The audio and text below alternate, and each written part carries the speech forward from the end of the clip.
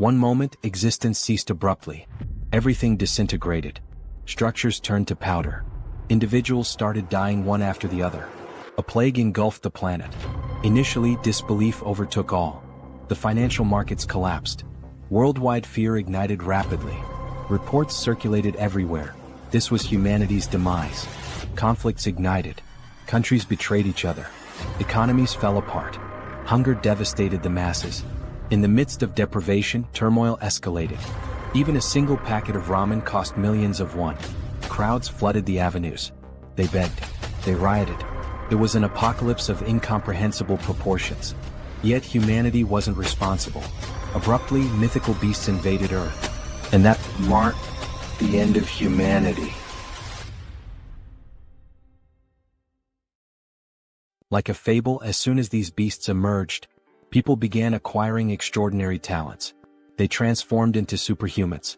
Digital alerts started materializing, providing resources to confront these entities. At first glance, it mirrored a recognizable scenario. But here was the deviation. Despite newfound skills, the creatures were pure nightmare fuel. The so-labeled superhuman abilities were nearly ineffectual. The beasts annihilated humans as if they were insignificant. In under 72 hours, the planet was nearly eradicated. 3 days after the beginning of the apocalypse, the scene shifts to the introduction of a building amidst destruction, surrounded by rubble but intact. The building stands out, a solitary structure amid the wasteland, bearing witness to the chaos that has unfolded. Inside this building there is a man, the protagonist, who is eating some snacks. He reflects while eating that the world has not completely ended, and that is the reason he is still living normally. The taste of the snacks is a small comfort, a semblance of the mundane in a world turned upside down. However, he also reflects that, despite being alive, he is alone in his apartment, without the company of any other survivor, locked in an environment of 100 square meters. The silence of the apartment is deafening, reminding him constantly of his isolation. His mother, father, grandfather, and grandmother are all outside, somewhere in the vast expanse of the destroyed world. He also thinks about the high cost of acquiring the building he is in, stating that it cost 200 million wons, arising from the bank account, and another family belongings totaling 200 million wons. The memories of the sacrifices made to secure this refuge weigh heavily on his mind. The reason he is in this apartment now and alone is explained as being the need for someone to live in the apartment for 2 years to benefit from the purchase taxes.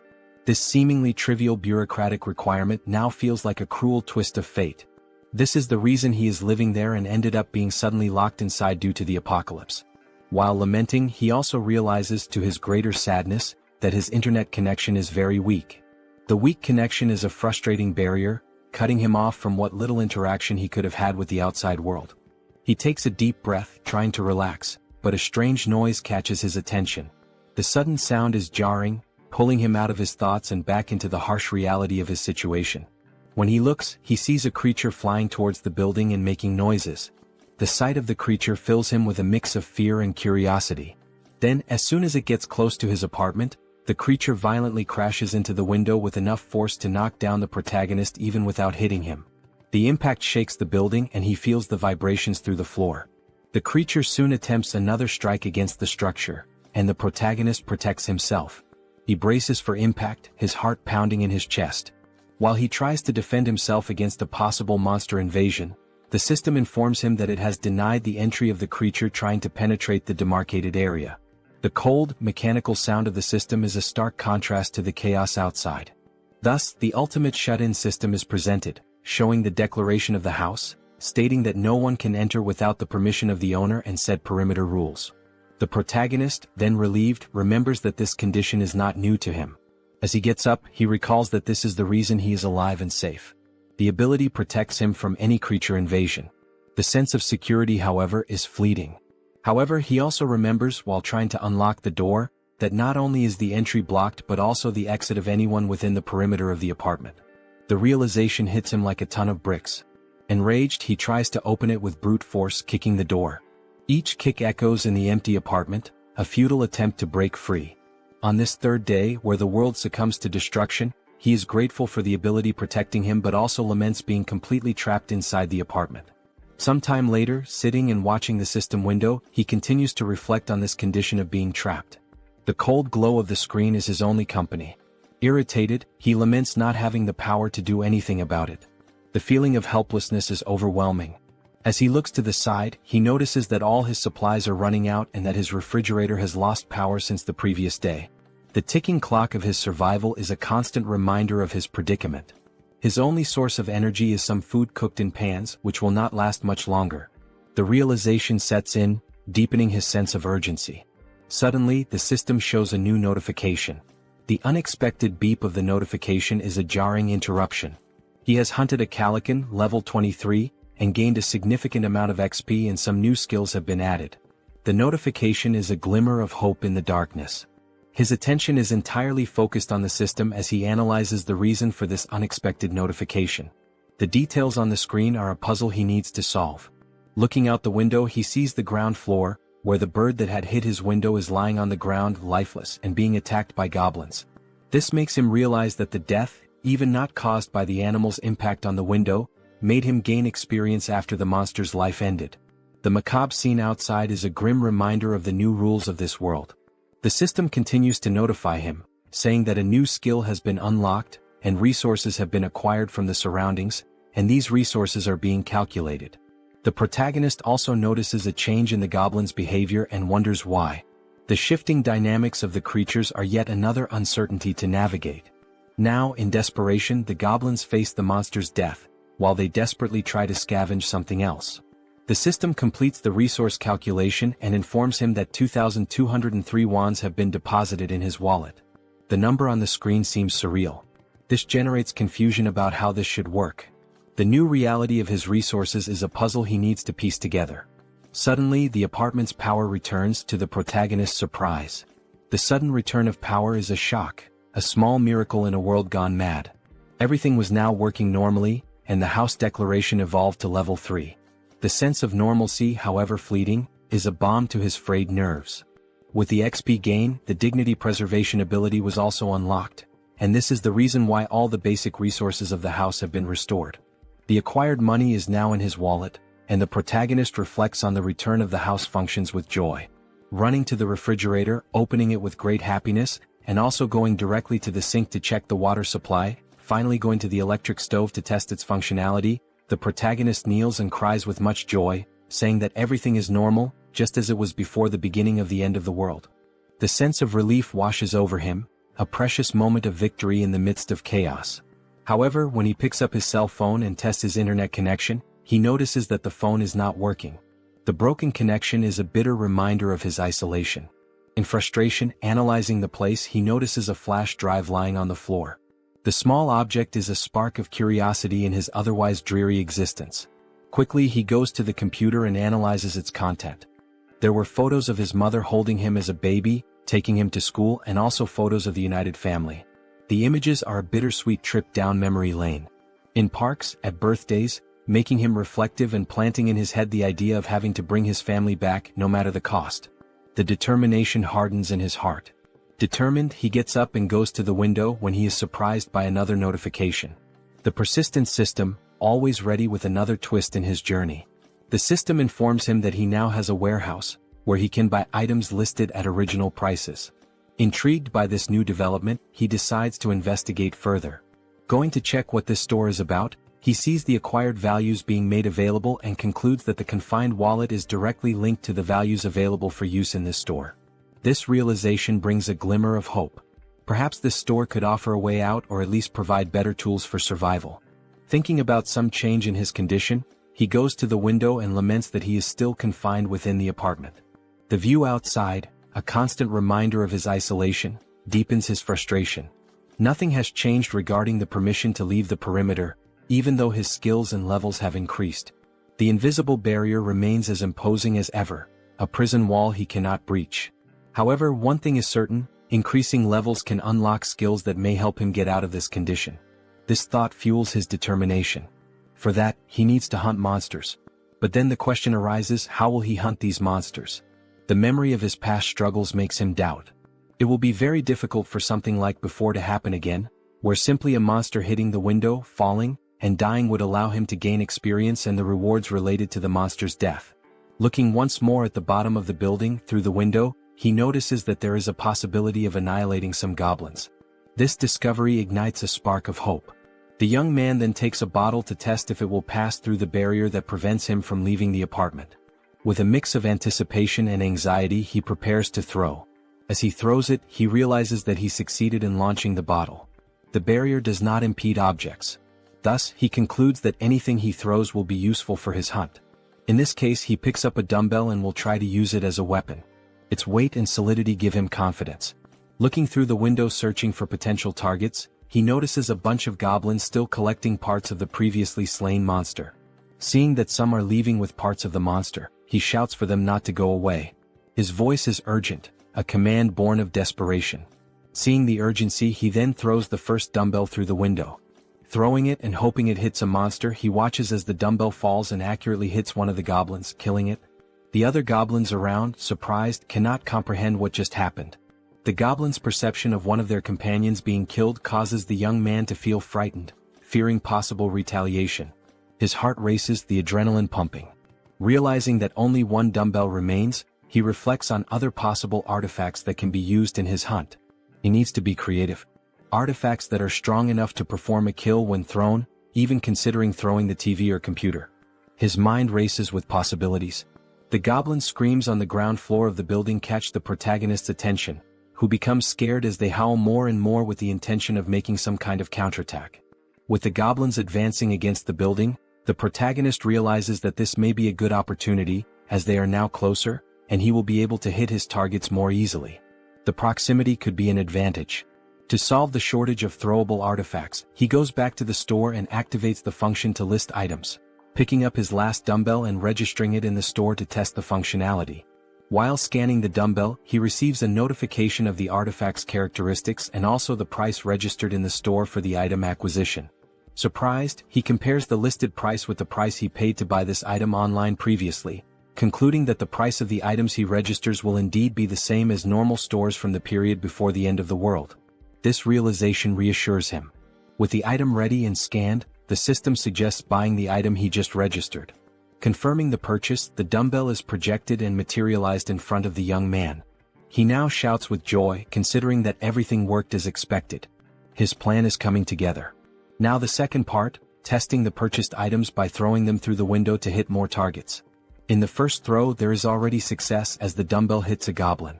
The thrill of the successful hit fills him with confidence. The system confirms the hit by showing the EXP obtained and the ones from the goblin's death. Meanwhile, the group of goblins watch the lifeless body. Not having much time to lament, they are surprised by more dumbbells falling from the sky, literally, a rain of dumbbells. Some, now smart, try to run to avoid being hit, causing the protagonist to become irritated with the situation and decide to take other strategies. He cannot afford to waste any more time. Buying now 3 dumbbells at once, he quickly uses them, generating more hits and gaining more XP and more one. Now happy, the protagonist is surprised by another notification from the system. The messages keep coming.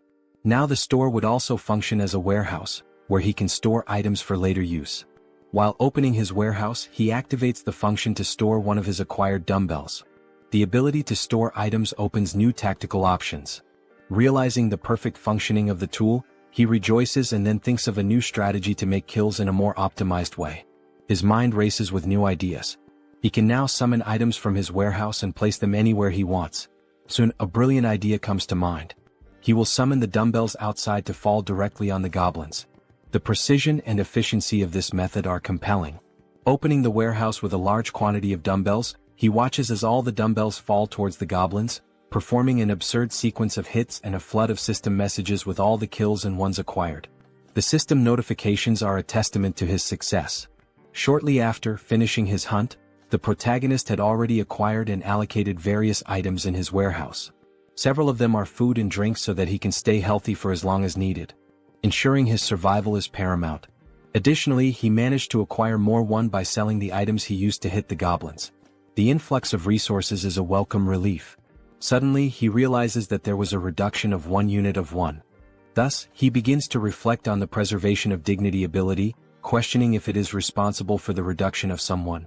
He then starts to scan his apartment, meticulously observing the electricity, gas and water expenses. He realizes, with a growing sense of frustration, that the only active thing at the moment is his refrigerator. The thought nags at him, why just the refrigerator? Could it be this is what's consuming the precious resources he so desperately needs? In frustration, he recalls his hunt against the goblins, a memory that brings a fresh wave of irritation. He reflects on how, later, several goblins fled, abandoning their former home, and since then he had managed to hit only 2. His efforts had yielded such meager results, leaving him to wonder if all this exertion was worth it. His mind races as he then wonders if there are other creatures he can hunt out there. Remembering the previous flying monster, a formidable foe that had tested his mettle, he recalls that no similar creature appeared near the apartment since then. This reflection leads him to ponder seeking other methods for his hunt, different strategies that could yield better results. He also wishes to be lucky enough for another flying monster, whose name is Calican, to fly nearby. A beast that had once promised a bounty of rewards if only he could master the tactics to bring it down. Then, almost like a miracle, he notices a Calican flying around the area. His heart races with a mixture of fear and excitement. This could be the opportunity he has been waiting for. Seeing the monster's presence, he then begins to act quickly, thanking God for not abandoning him in this dire time of need. With a metal structure and a mirror attached to it, he uses this makeshift tool he created to attract the Calican's attention. He focuses, aiming carefully, hitting the monster's vision with a precise beam of light. His strategy works, drawing the monster's attention, which advances toward him fiercely. The beast's sudden violent approach, hitting the barrier and knocking him down with a gust of wind, reminds him all too clearly of the previous attack. Happy with the success of his plan to attract the monster's attention, he contemplates the gain of another level with the Calican's kill. The monster, undeterred, then launches an attack with its powerful wings, hitting the protagonist with another gust of wind. With some effort, he manages to remain standing, his resolve unwavering. At the end of the attack, the protagonist looks to where the monster was and realizes with a sinking feeling that it is no longer there. Quickly, the monster reveals its position, as if playing a cruel game of hide and seek. It was attacking the building structure, seeking an opportunity to strike the protagonist once more. While the system alerts that an unauthorized entity is trying to enter the zone, the protagonist observes, his mind racing. He wonders if the creature will be strong enough to break the ability's barrier. Opening his storage, he knows the urgency of taking some action. Each second feels like an eternity as he methodically scans his list, reflecting on the calculation of the spoils. He understands that if the spoils are not close enough, they will not be counted. This critical understanding dawns on him, as he recalls how several of the spoils that would come from goblins were not counted.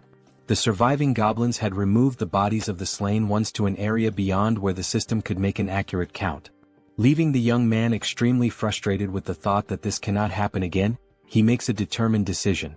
Reflecting on the possibility of killing the monster with just one strike, he scrutinizes his list of available items and storage. His attention turns to the canola oil, an unconventional choice but one that sparks a cunning plan. He immediately acquires 10 bottles, thinking through each step meticulously. After the system delivers the bottles, he quickly grabs them and heads to the kitchen, his pace quickening with purpose. He picks up a pan and fills it with the liquid from the bottles, setting it to heat. His goal is to heat this oil sufficiently. While that happens, he ties a cloth to a stick, improvising a tool that will serve as part of his plan. Bathing the stick with the cloth in the boiling oil, he then stores the pan with enough heated liquid in the storage. He knows that timing and preparation are crucial. After pouring all the oil into the storage, the system confirms the listing of the item, and the protagonist goes in search of a lighter, which he uses on his stick to ignite it. His weapon is ready. Now at the window, observing the Calican, the protagonist waits for a good opportunity to invoke the canola oil on the bird. He watches, his pulse quickening as the bird starts flapping its wings against the hot oil. Once it begins to descend, the protagonist sets the monster on fire. The flames engulf the creature almost immediately, a sight that fills the protagonist with a sense of grim satisfaction. The protagonist is pleased with the success of his plan while observing the Calican in its final moments. As the flames do their work and the Calican is indeed dead, the system returns the results to the protagonist. It indicates a level increase in abilities and also the unlocking of a new skill while calculating the spoils. With the calculation complete, an additional 9,347,487 won is directed to the confined person's wallet. He, surprised by the large amount of won, did not expect to receive 10 million in a single kill. This unexpected fortune catches him off guard. Now turning his attention to the gain of the new skill called territory expansion, the protagonist suffers changes in his body, making him wonder what is happening. Now, with black eyes and everything around him being seen differently, almost like an X-ray, he tries to adapt to the change. He notices that his eyes scan the entire building structure, revealing the hidden intricacies and finally leading him to 4 survivors in a room in the building. Clearly a surprise to him, as he did not imagine that there would be surviving neighbors so close. This revelation opens new possibilities and uncertainties, his mind racing with potential outcomes. Attempting to understand the situation, the young man, still with his eyes blackened, is overwhelmed by feelings of despair, confusion, and doubt. Suddenly, his eyes perceive the presence of people inside the building in a strange manner, leading him to a single question. What is happening? How is it possible that there are other survivors inside this building? And how does this ability work? As the effects of the ability fade, and while recovering from the changes it caused, the system emits several notifications.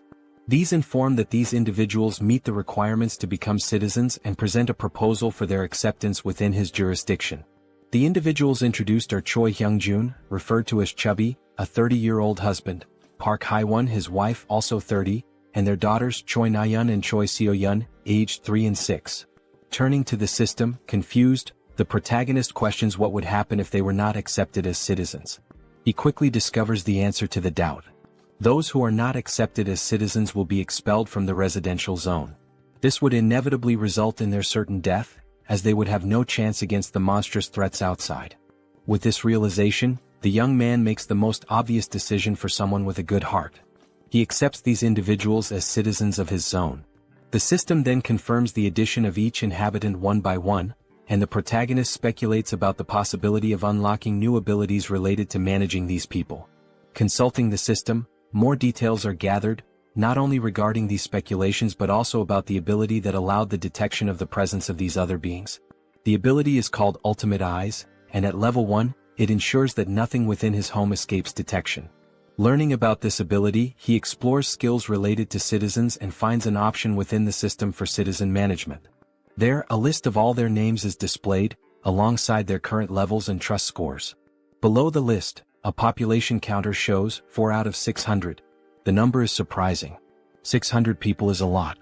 Diving into the details about Chubby, information is found about awakened skills. Currently none, XP distribution at 0%, and money distribution also at 0%, with options to assign a mission to Chubby or remove him from the citizen list. Data such as XP and money distribution rates raise questions about the possibility of sharing gains with the host of the house, sparking curiosity about how much control there might be over these rates. Could this also be a way to grow stronger? Returning to the system, under the option to assign a mission to Chubby, the system presents a form requesting details such as description, time limit, mission rewards, and penalties for failure. This detail is surprising, especially the need to specify all these elements. In this case, the mission is described as Goblin Hunt, giving Chubby 168 hours to complete it. The reward is a small amount of XP with no penalties for failure. When confirming the mission, considerations are made to alter the form's details, balancing penalties for failure with the mission's complexity and its rewards, even contemplating imposing elimination as a failure penalty. However, back at the confirmation screen, the assignment is cancelled, deemed too dangerous and unfair to arbitrarily decide the lives of citizens. Reflective, the protagonist wonders what should be done with this ability. Then, an idea arises: use Ultimate Eyes again to check what is happening in the room where the citizens are. Observing everything, the family, sitting around a table, seemingly desolate, begins a dialogue with the wife questioning what they can do now. The reasoning behind her question soon becomes clear. Chubby intends to leave the safe zone to search for basic supplies such as water. Though he wishes to stay with his family and daughters, he knows the necessity of obtaining essentials for their survival. The wife shouts that he cannot do this, emphasizing the extreme danger involved. Chubby understands but, given their circumstances, fears they have no other choice. He wonders aloud if there might be any place with at least water. He answers that even if there isn't, it is necessary to try the nearby convenience stores, mentioning one particularly large store that will surely have something usable. Before much reflection, one of the daughters exclaims, "I'm thirsty." The mother, realizing this is not a good time to voice concerns, tries to hush the child, knowing such a statement would act as a trigger for Chubby's decision.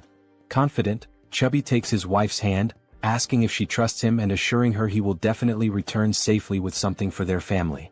Saddened, the wife finds no further arguments to stop him. Back in his room, the protagonist ends the ability and reflects on the family's situation. The decision is then made to open the store and check the list of items. It appears that the maximum item storage capacity is limited, and it is wished that this could be expanded.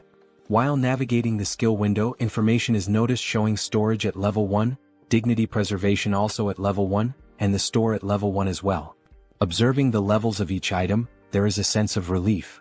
If there are levels, there must be a way to increase them and, consequently, enhance the capacities of these abilities. With points available for immediate upgrades, the store's level is raised to 2, increasing its capacity by 20 items. Additionally, the system applies a 10% discount to the total price of all used items. The protagonist, with enthusiasm, evaluates the given data and wonders what to do with the 2 remaining points. He considers investing in the shop or in the preservation of dignity, recognizing that these skills might help him encounter more citizens in the future. His shop, now at level 3 with a maximum capacity of 40, also has a new function: item recovery. This function enables him to restore old items and turn them into new ones. This was undoubtedly an excellent choice. Without further ado, he visits his shop again to acquire water and some fruits. With the remaining points, he decides to allocate them to other skills, particularly the preservation of dignity. Still at level 1, the choice to upgrade is based on the ability to request various things in return if he provides energy and water. With the preservation of dignity skill at level 2, he can now register vassals, leaving the protagonist puzzled about what vassals might be. The scene shifts to the living room where the family is gathered, and Chubby is seen preparing for his journey. Looking back, his wife and daughters appear distressed, wishing he would reconsider before it's too late. However, Chubby responds with a display of affection and protection, promising that he will return and asking the children to protect the house while he is away. The children ask if he really plans to go, and he responds as if it's a simple task, saying he is merely going to fetch some food and water. He also requests that they obey their mother in the meantime. The eldest daughter, however, knows it won't be that simple. She cries and screams about the monsters outside. Her memories take over, revealing details of day 1 of the apocalypse. The children had been playing in a sandbox in a park when monstrous creatures suddenly appeared, catching their attention.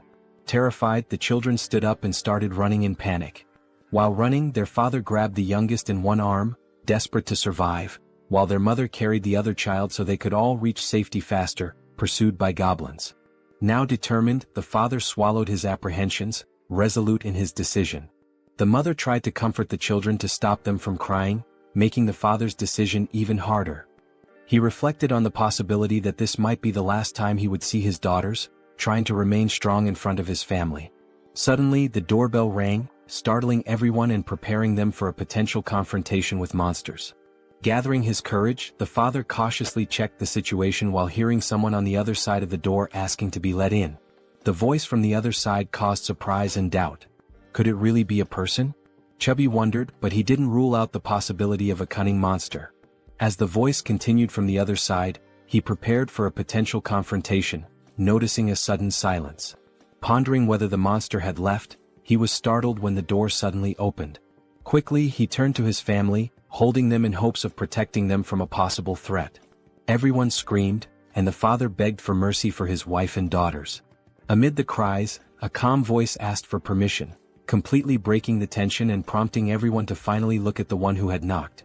It was the protagonist, holding a bag of items, creating a pleasantly surprising moment for everyone. The question, "Who are you?" arose naturally. Then the protagonist's real name, Kim Jaehyeon, was revealed, although he would henceforth be known as June. After introducing himself, he explained that he lived nearby. Handing over the bag of items, he informed them it contained water and fruits, requesting a small conversation once everyone was settled. Both happy and apprehensive, the father looked at his family, seeing the worry in their eyes, and declared that there was no reason to refuse, given June's sincere demeanor. He then invited June into the house. Once everyone was seated, the children stared at the visitor with a mix of curiosity and suspicion. June wondered if the children were shocked by his arrival but quickly turned his attention to the dark curtains covering the windows.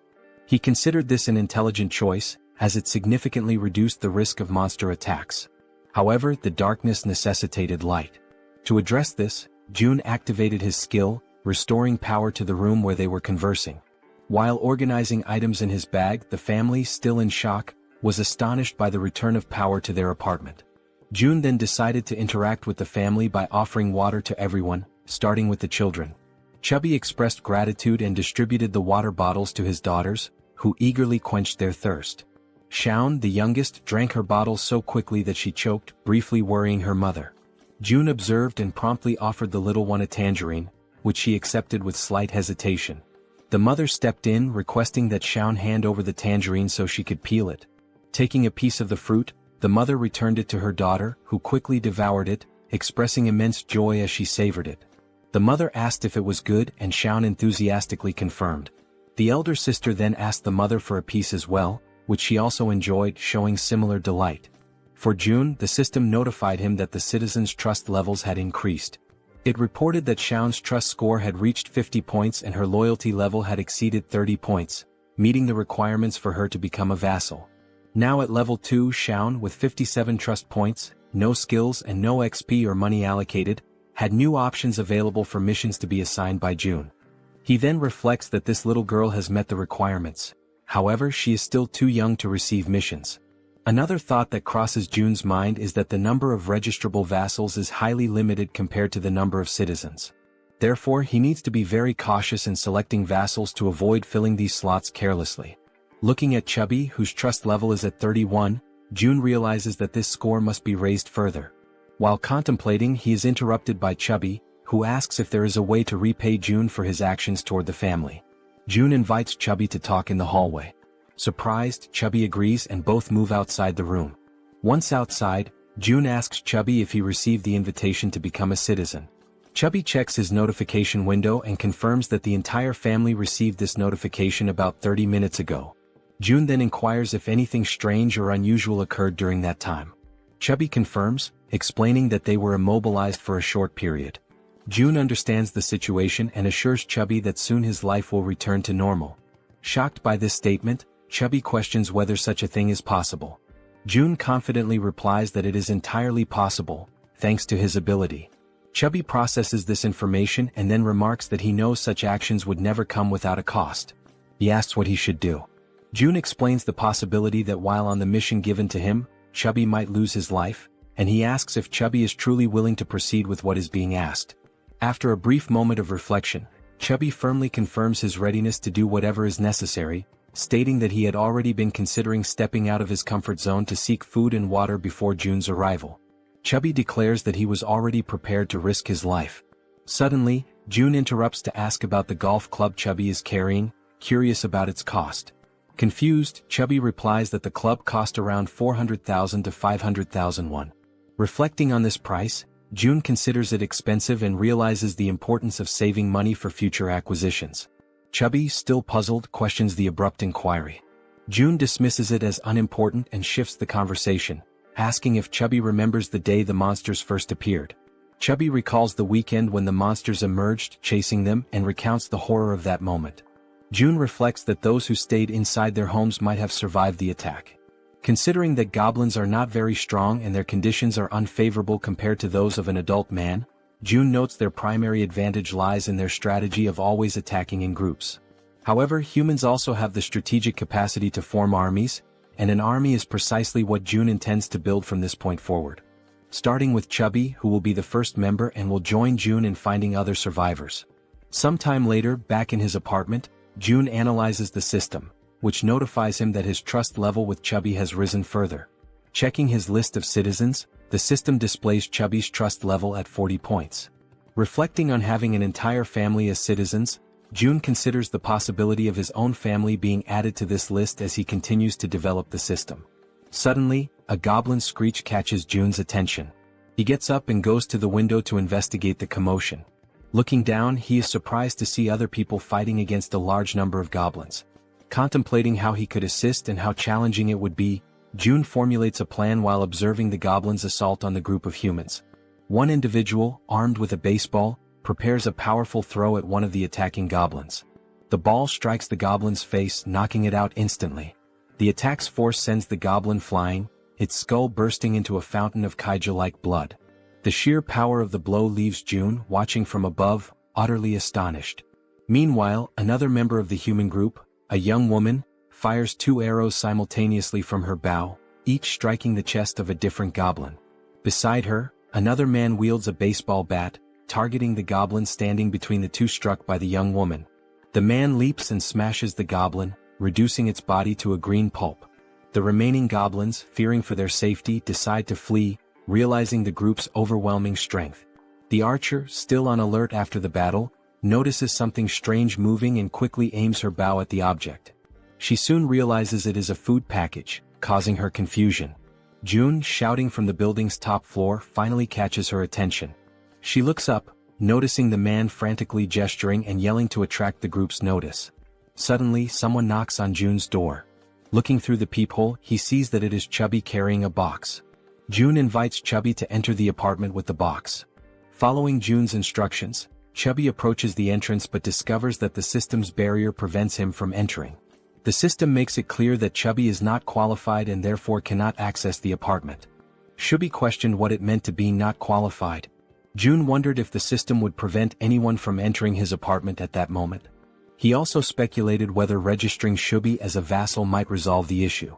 However, he decided to postpone addressing the matter of entry and instead focused on receiving the box, which contained items that could be used as weapons.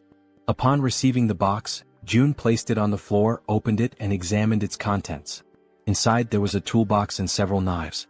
June activated the system, accessed the store, and ordered 5 bottles of water and 5 packs of instant noodles. As the store projected June's order, Chubby watched in disbelief, amazed at how such a thing was even possible. Without dwelling too much on the situation, June packed all the requested items into the box and handed it back to Chubby, instructing him to take the box to the building's entrance on the 1st floor. Chubby accepted the box but questioned whether this task might be too dangerous. June replied that, based on his brief observations, the goblin's behavior became more active during daylight hours. He also thought to himself that the people fighting downstairs could be vital additions to his group of citizens.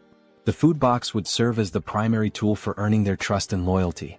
Speaking aloud to Chubby, June revealed that he had a plan and emphasized the importance of delivering the box to the 1st floor.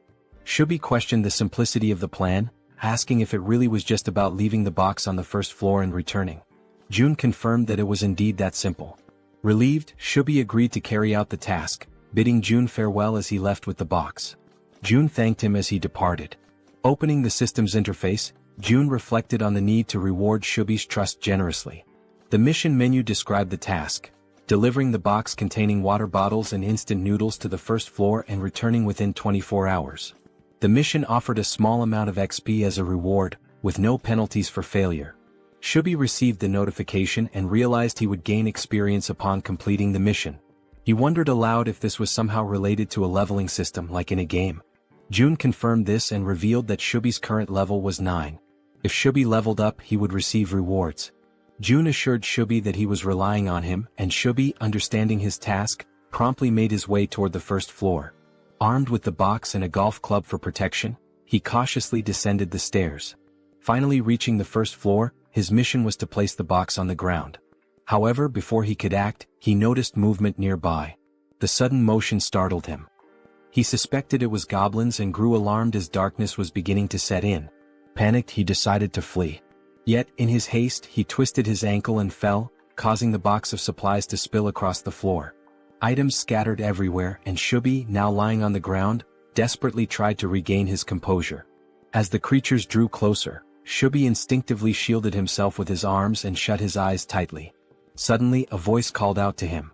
Opening his eyes, he saw a group of humans approaching, asking if he was okay. While in June's apartment, the system issued an alert about an unauthorized attempt to enter. June began to wonder what it could be, speculating that it might involve an invasion by the group. Activating his ultimate eyes ability, he scanned the building and noticed Chubby with a group of people, leading them as they conversed among themselves. The group questioned how it was possible for someone in the building to throw a package of noodles. This raised their hopes, thinking the building might have an abundance of food while they were on the brink of exhaustion. Deactivating his observational ability, June recognized everyone in the group. The system then notified him that they met the requirements to become citizens and proposed adding them. However, June realized the risks of accepting outsiders as members of his group. He also considered the possibility that these people might reject his offer to join, which made him anxious and stressed. While contemplating the best course of action, June was interrupted by Chubby's voice calling out from nearby, trying to communicate with him. Responding to Chubby, June received a system notification indicating that this citizen had an ongoing mission.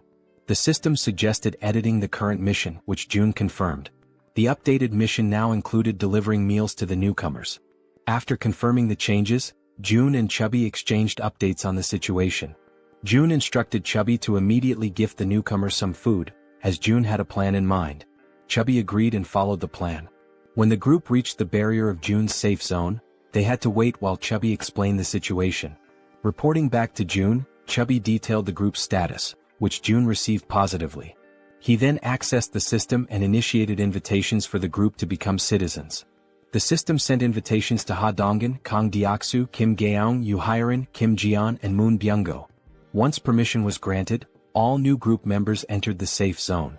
The system announced that the citizen count had increased to 10, granting a 10% bonus to XP and monetary rewards.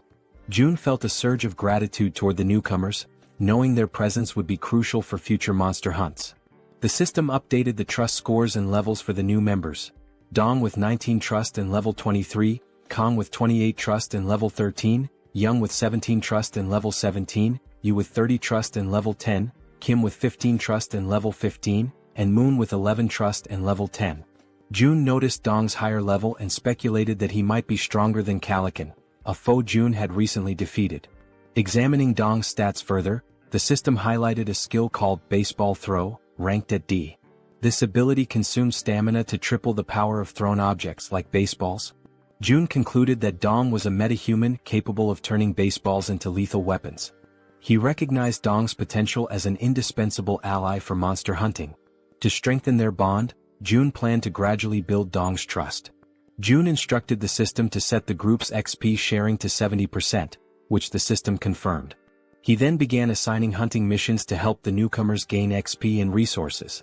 June likened his strategy to an auto-hunting system in games. Beyond logistics, June acknowledged the importance of establishing personal relationships with the group. He believed a good rapport was essential to eventually locating and reuniting with his family. Unexpectedly, the system notified him that the trust scores of Dong, Young, and Yu had increased, leaving June surprised and curious about the cause. The scene shifted to Chubby's apartment, where he invited the group inside. The archer, Gaeong, expressed her gratitude. Chubby's wife, confused by the situation, questioned what was happening. Chubby reassured her to stay calm and promised to explain soon. He also requested that she prepare food for everyone. Initially startled, Chubby's wife pointed out that there was no food ready and that everything would need to be made from scratch. Chubby urged her to proceed, explaining it was part of June's plan. After some hesitation, she agreed and began cooking. Han, previously referred to as Dong, expressed his gratitude and shifted his focus to Chubby, asking about June. Chubby admitted he didn't know much about June, except that he was their neighbor. Surprised, Han listened as Chubby described June as someone mysterious yet immensely resourceful, providing them with everything they needed. Han concluded that June must be a metahuman, possessing the extraordinary ability to solve everyone's problems with essentials like food and water. Determined to make a good impression on June, Han believed that June's abilities were almost miraculous.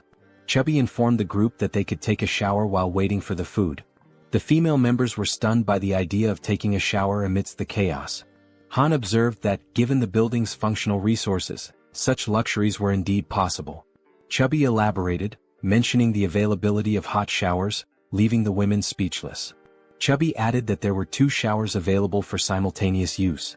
Another group member, who bore a resemblance to Toji, jokingly suggested challenging June to a fight.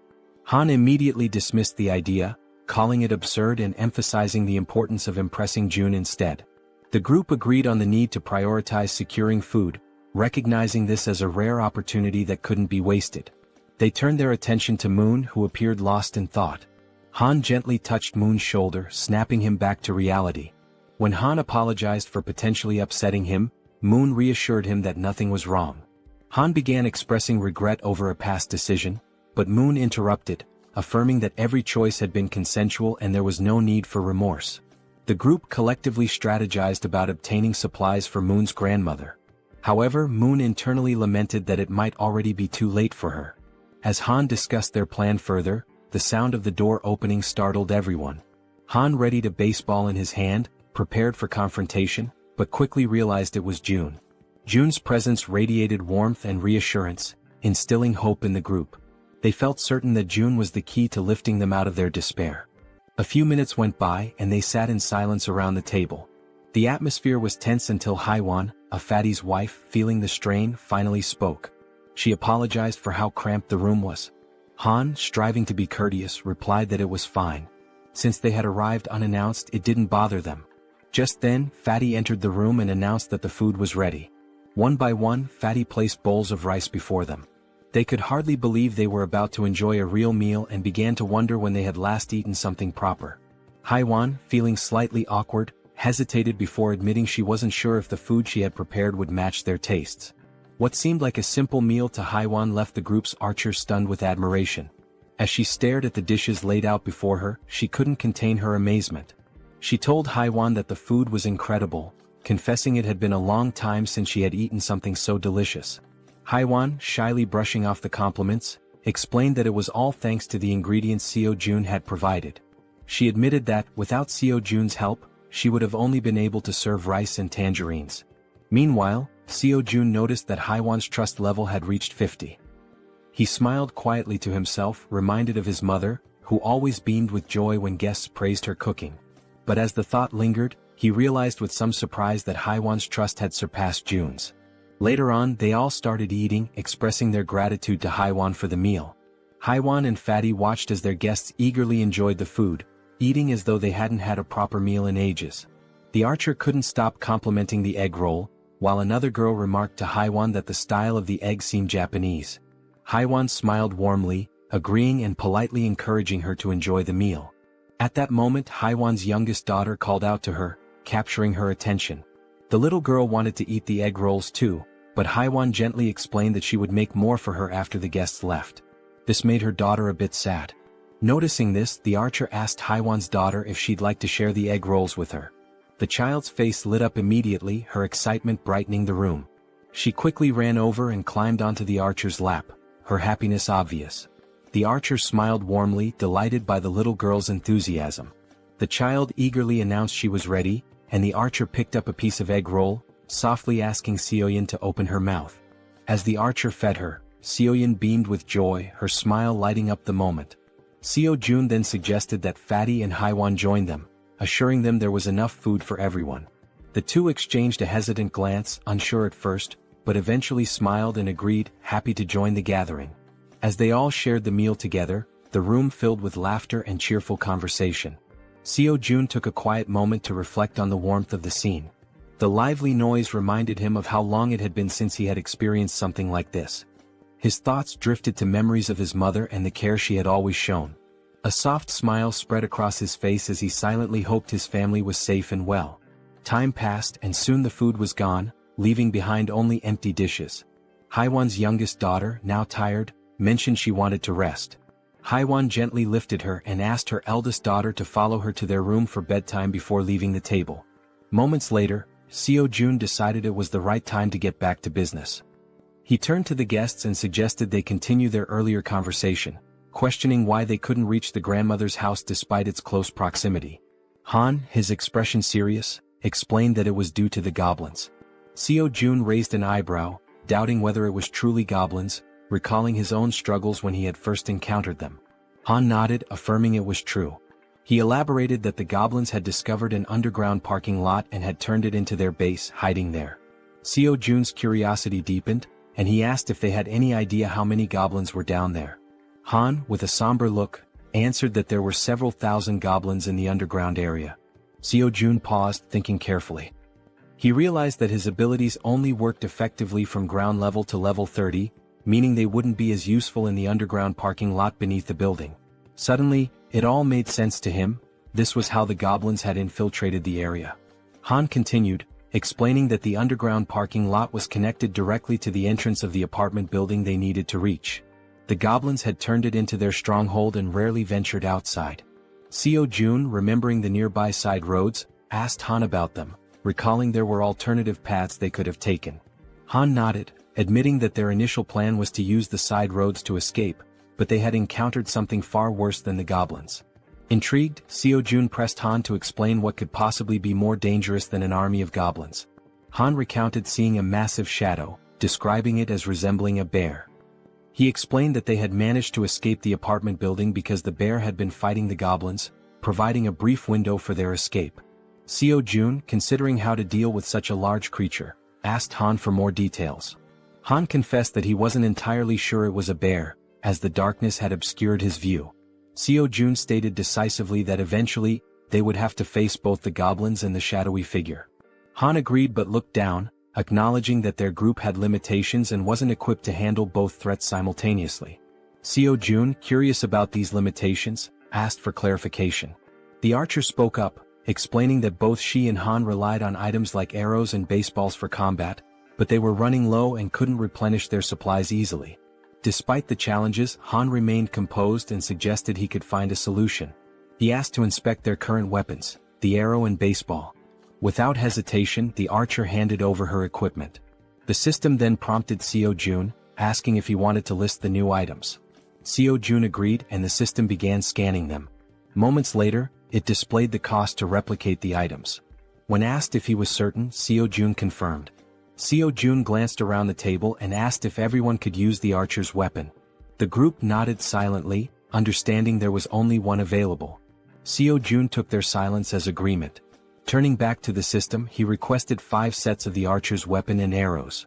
The newly created items appeared on the table, and Seo-jun addressed the group, encouraging anyone unfamiliar with weapons to take this opportunity to learn. "These will be your primary weapons from now on," he stated firmly. As the items materialized, the system notified Seo-jun that several members of Han's group had increased their trust in him. Meanwhile, Moon's gaze was fixed on the weapons. He couldn't help but marvel at Seo-jun's resourcefulness, realizing that with Seo-jun on their side, they might actually save his grandmother. The system confirmed that Moon's trust in Seo-jun had grown significantly. Han broke the silence, commenting that with Seo-jun's support, their hunting speed would improve dramatically. Another girl chimed in, noting that Seo-jun's assistance would make their tasks safer, as they wouldn't have to risk themselves to collect arrows anymore. Seo-jun then gathered everyone's attention and announced that before they could move forward, they needed to reduce the number of goblins in the area. Han agreed and asked when they would begin hunting. Seo-jun replied decisively, "Tomorrow?" Han seemed hesitant, questioning the urgency, but Seo-jun explained that the sooner they acted, the better their chances of success. Han eventually nodded, though he still appeared uncertain. Seo-jun turned to Moon and assured him, "Tomorrow we're going to rescue your grandmother." Moon's face lit up with hope and excitement at the thought of seeing his grandmother again.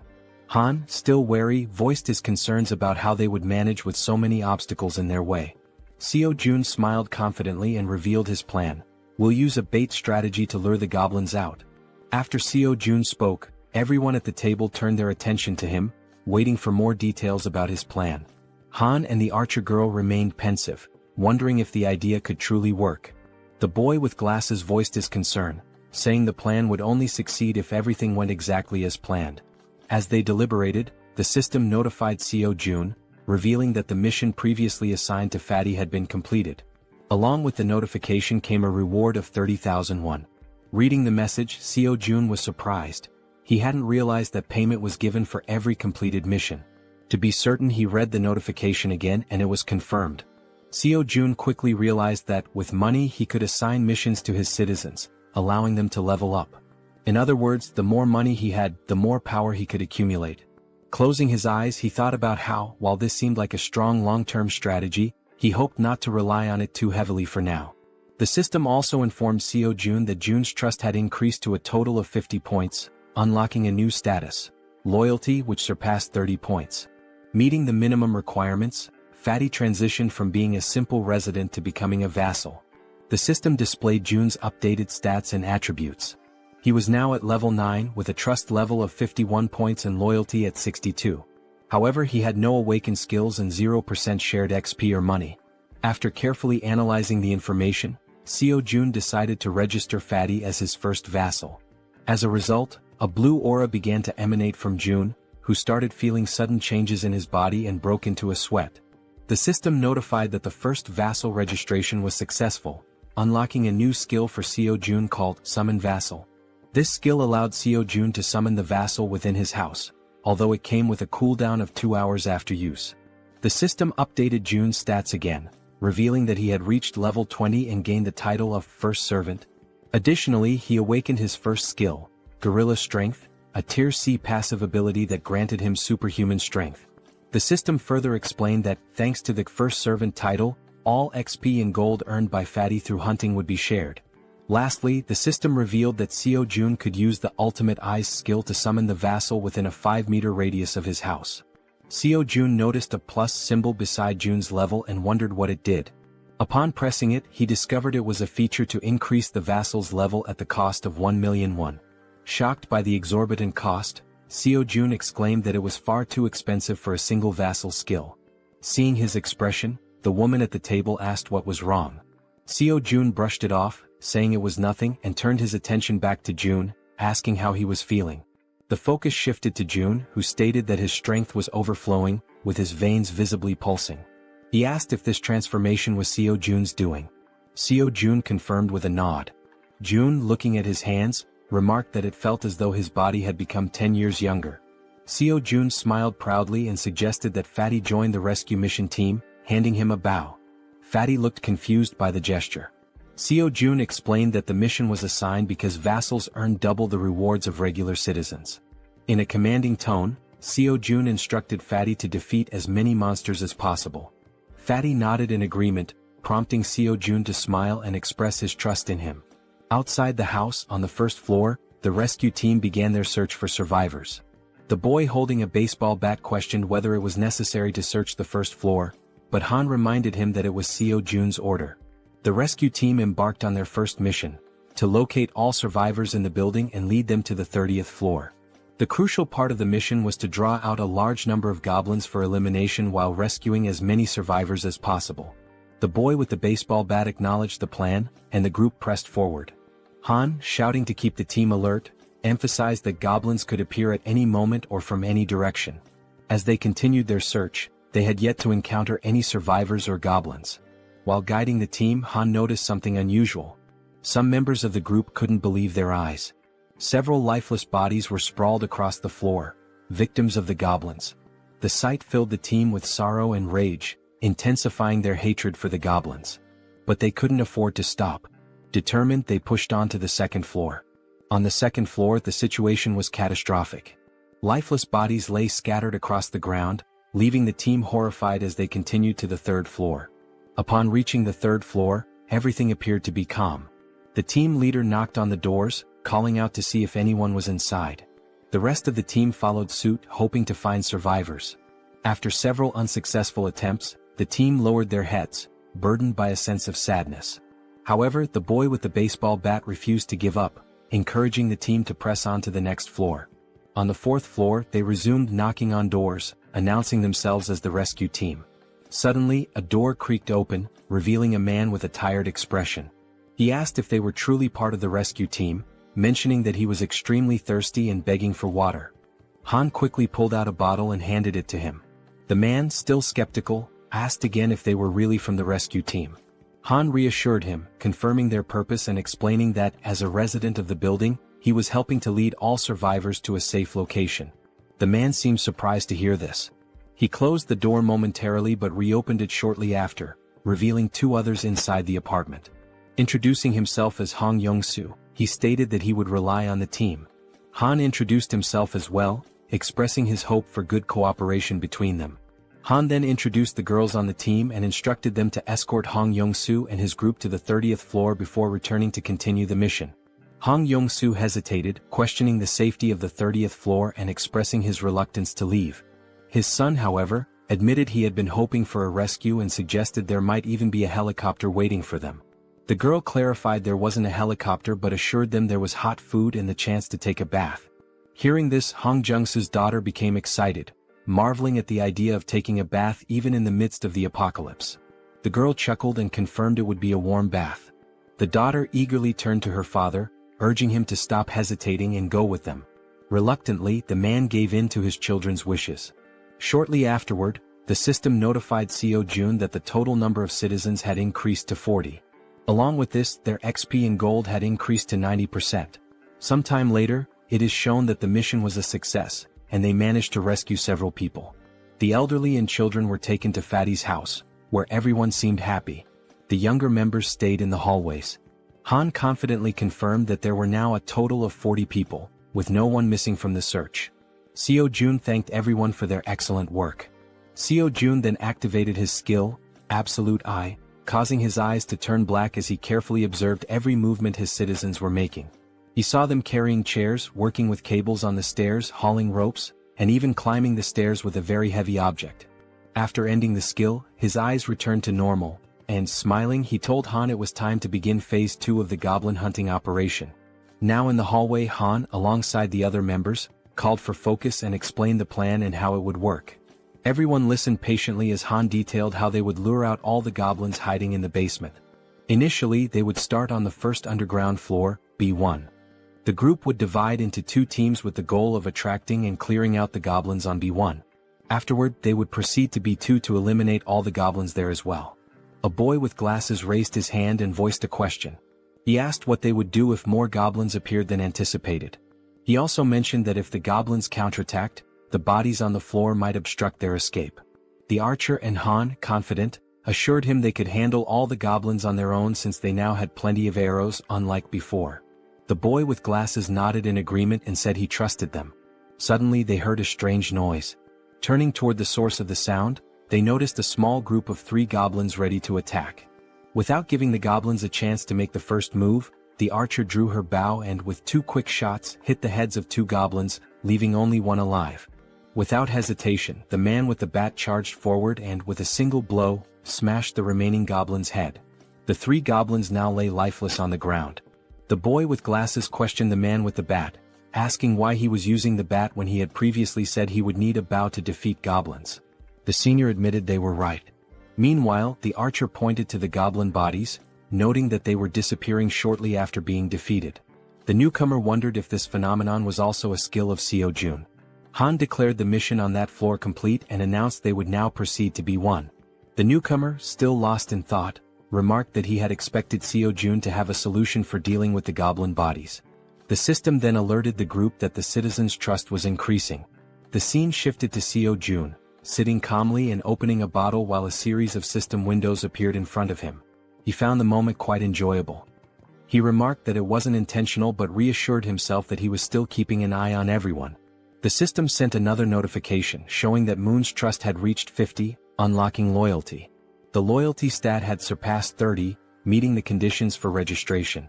Jaehyeon was surprised by how quickly he had achieved these stats. However, he noted that the faster this happened, the better it would be in the long run.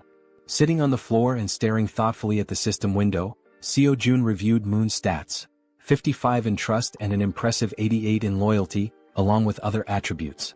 Jaehyeon was surprised by the 88 loyalty but remained calm, considering it a positive outcome. With an ironic smile, he pressed a button on the system window, declaring that the time for retention registration was complete. Back in the basement on B1, the entire group was fighting fiercely against the goblins. Suddenly, the newcomer began to emit a blue light, similar to what Fatty had done before. Holding his bow, Moon, the newcomer, was stunned as lightning surrounded him. The other group members were equally shocked, questioning what was happening. Even the goblins were confused, unable to see due to the intense glow radiating from Moon. After revealing his red eyes in the darkness, it was also shown that the goblins couldn't withstand the brightness emitted by the newcomer, leaving them momentarily blinded. Han shouted that he didn't know what was happening, but it was an opportunity they couldn't afford to miss. Part of the group quickly ran to create distance, while others stayed behind to eliminate the goblins using their bows from a long distance. Both archers had deadly accuracy, aiming only for the goblins' heads. The archer, visibly furious, performed a swift maneuver that took down several more goblins. Seeing what had just unfolded before them, the goblins became enraged and charged forward to attack. Despite the number of goblins they had already killed, their numbers only seemed to increase. While running, the group realized the sheer aggressiveness of their opponents and remarked how they hadn't expected them to be so relentless. The archer shouted, ordering everyone to retreat to the emergency stairwell, while the man with the baseball bat speculated that all the goblins from the B2 floor had likely converged on their current location. Reaching the emergency stairs, the group ascended frantically without daring to look back. To slow the goblins' advance, Han held the door shut. One of the goblins managed to wedge its hand through the gap and sarcastically asked if Han was holding the door by himself. Hearing this, the boy with glasses and the man with the bat joined Han to push the door shut. The goblins, however, were slowly forcing the door open. While the group struggled, they admitted it was getting increasingly difficult to hold it shut due to the overwhelming number of goblins. Suddenly, a voice from behind reassured them of help. It was Fatty, using the gorilla strength ability Jaehyeon had granted him earlier. As he channeled the ability, Fatty single-handedly held the door and managed to block the goblins' advance. Han asked if he would be okay and Fatty urged them to hurry up the stairs. Despite his superhuman strength, Fatty was sweating and straining to hold the door with all his might. He focused and declared that it was his duty, one he had to fulfill. Finally, Han called out to him, letting him know everyone was safe and telling him to come up the stairs as well. Without hesitation, Fatty turned his back to the door and began running up the stairs. However, midway up, he tripped on a step and fell to the ground, just as the goblins were about to catch up to him. Lying on the ground and almost within the goblins' reach, Fatty shouted at his friends to leave him behind and continue the evacuation. While Han hesitated, trying to decide what to do, someone suddenly and without hesitation rushed down the stairs to help. It was the boy with the baseball bat who, with a single powerful swing, smashed the goblin threatening Fatty. He called out to June, urging him to hurry, and extended a hand to help. Still on the ground, Fatty tried to crawl closer to his rescuer, but one of the goblins managed to grab his leg. Before he could even react, Fatty vanished without a trace, leaving his savior stunned and speechless, unable to comprehend what had just happened. Looking ahead, however, the goblins continued advancing in an unrelenting horde. Suddenly, one of them leaped toward the boy with the bat, but he swung his weapon and struck it down mid-air. Meanwhile, the other group members provided support with their bows, urging Deok-su, the boy with the bat, to move faster. Running in desperation as the goblins closed in, Han and the archer shouted frantically, pleading with him to hurry. Clutching his bat and without looking back, Deok-su pushed forward, racing up the stairs. Meanwhile, outside, under a full moon, the scene unfolds.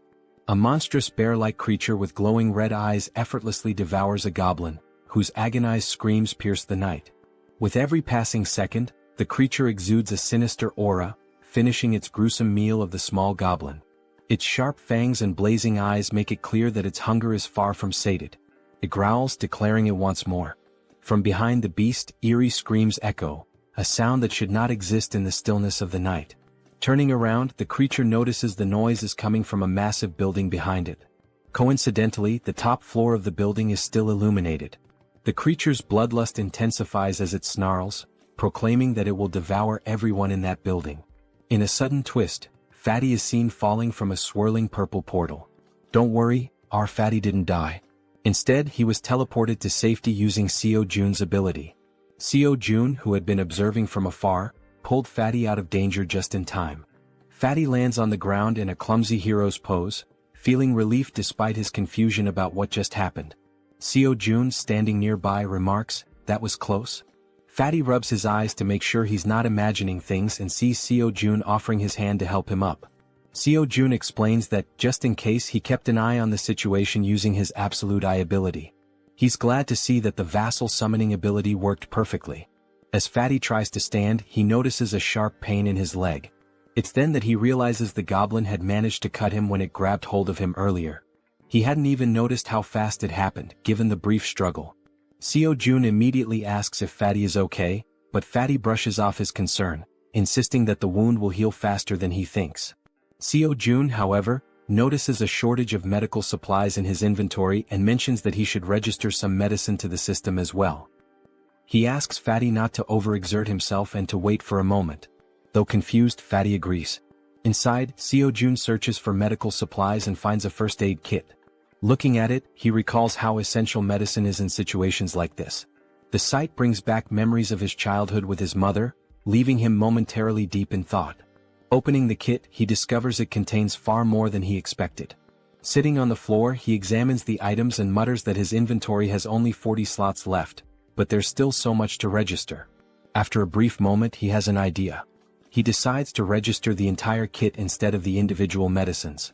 The system initiates the registration process, scanning the kit. A system notification pops up, confirming that it's a standard first aid kit valued at 77,331. Without hesitation, Seo-jun accepts.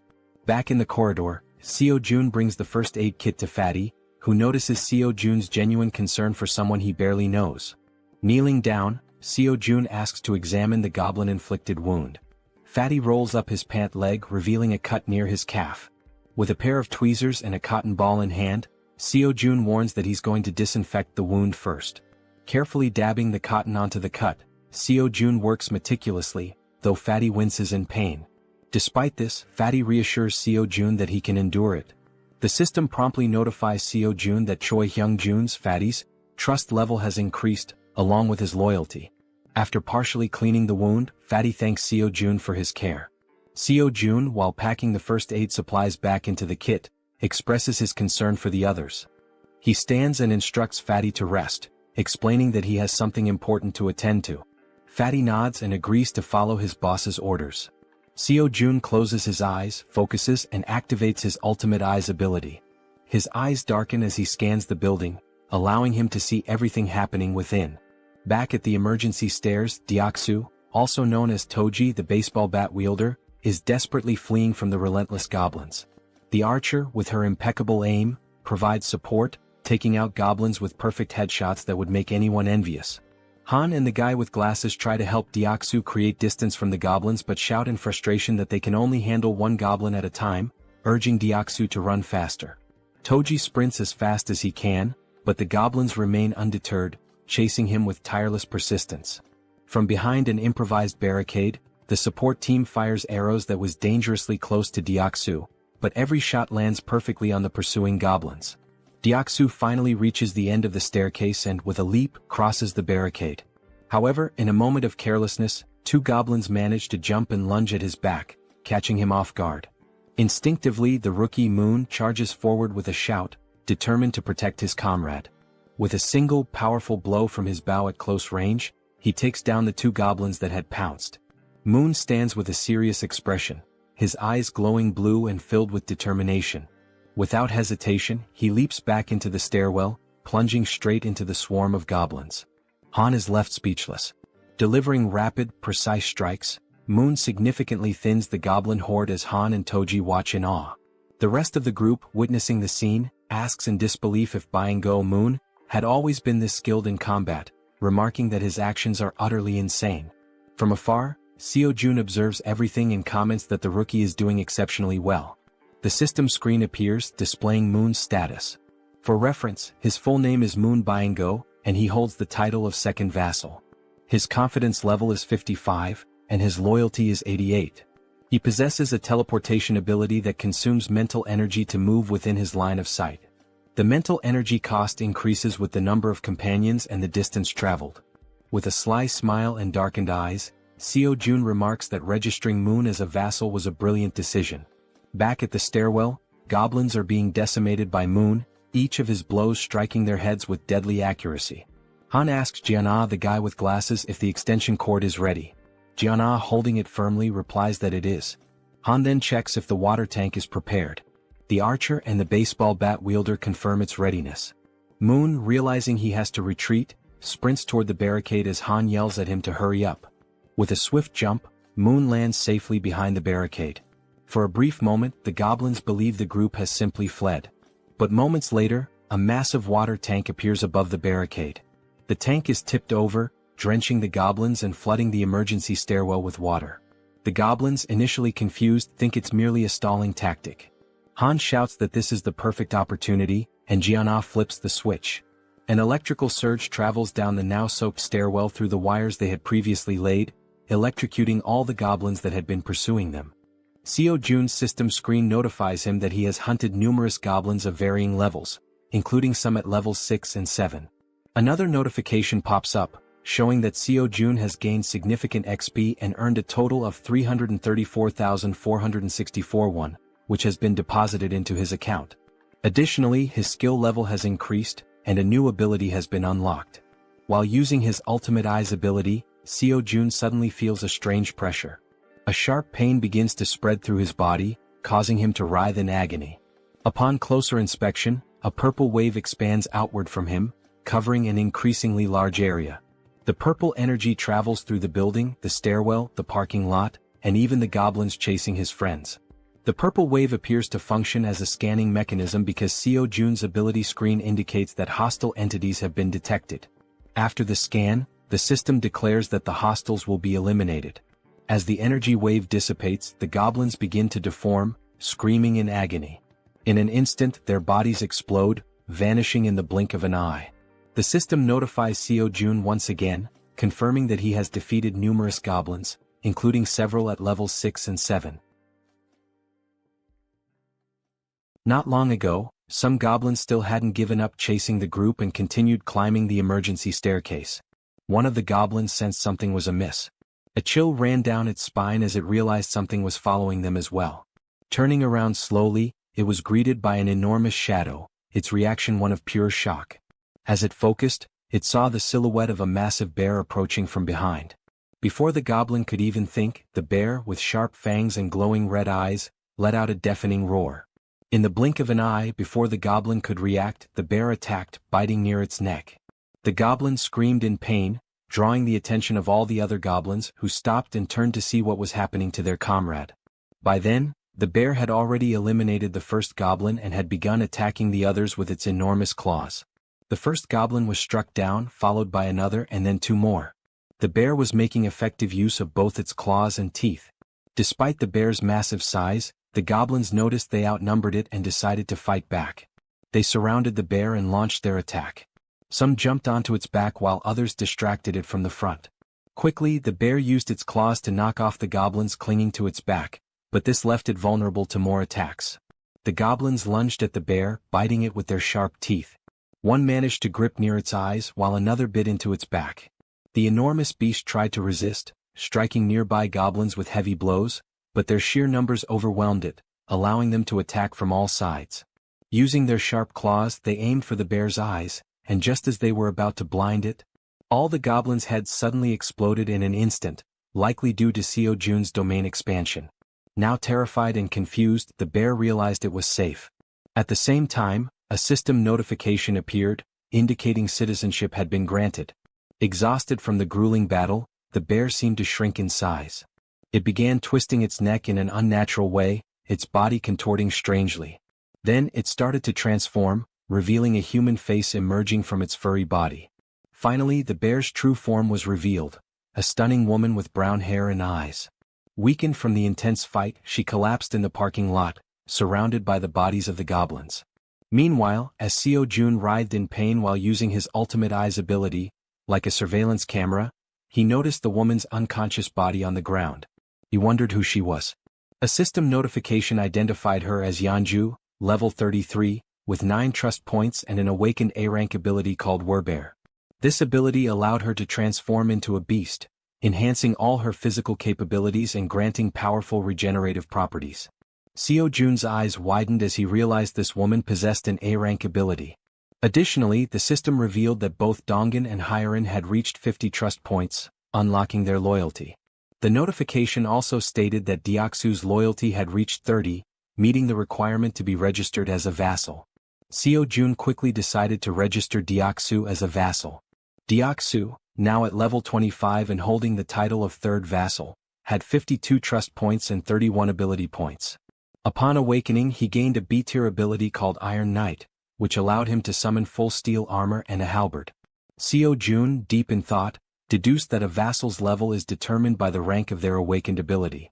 He recalled that Fatty had awakened the strength of the gorilla, a C-rank ability, and was at level 20. Deoksu's Iron Knight was a B-rank ability, placing him at level 25. Moon's A-rank teleportation ability had placed him at level 30. Seo Jun concluded that when a vassal is registered, their level corresponds to the rank of their awakened ability. Yet, one question lingered: is the ability selection random like a roll of the dice? He wonders if Moon received an A-rank ability due to his loyalty. If that's the case, then Fatty, who has higher loyalty, should have awakened a B-rank ability instead of a C-rank one. This thought becomes even more puzzling considering that Deoksu, the baseball bat wielder, has only 31 loyalty yet already possesses a B-tier ability.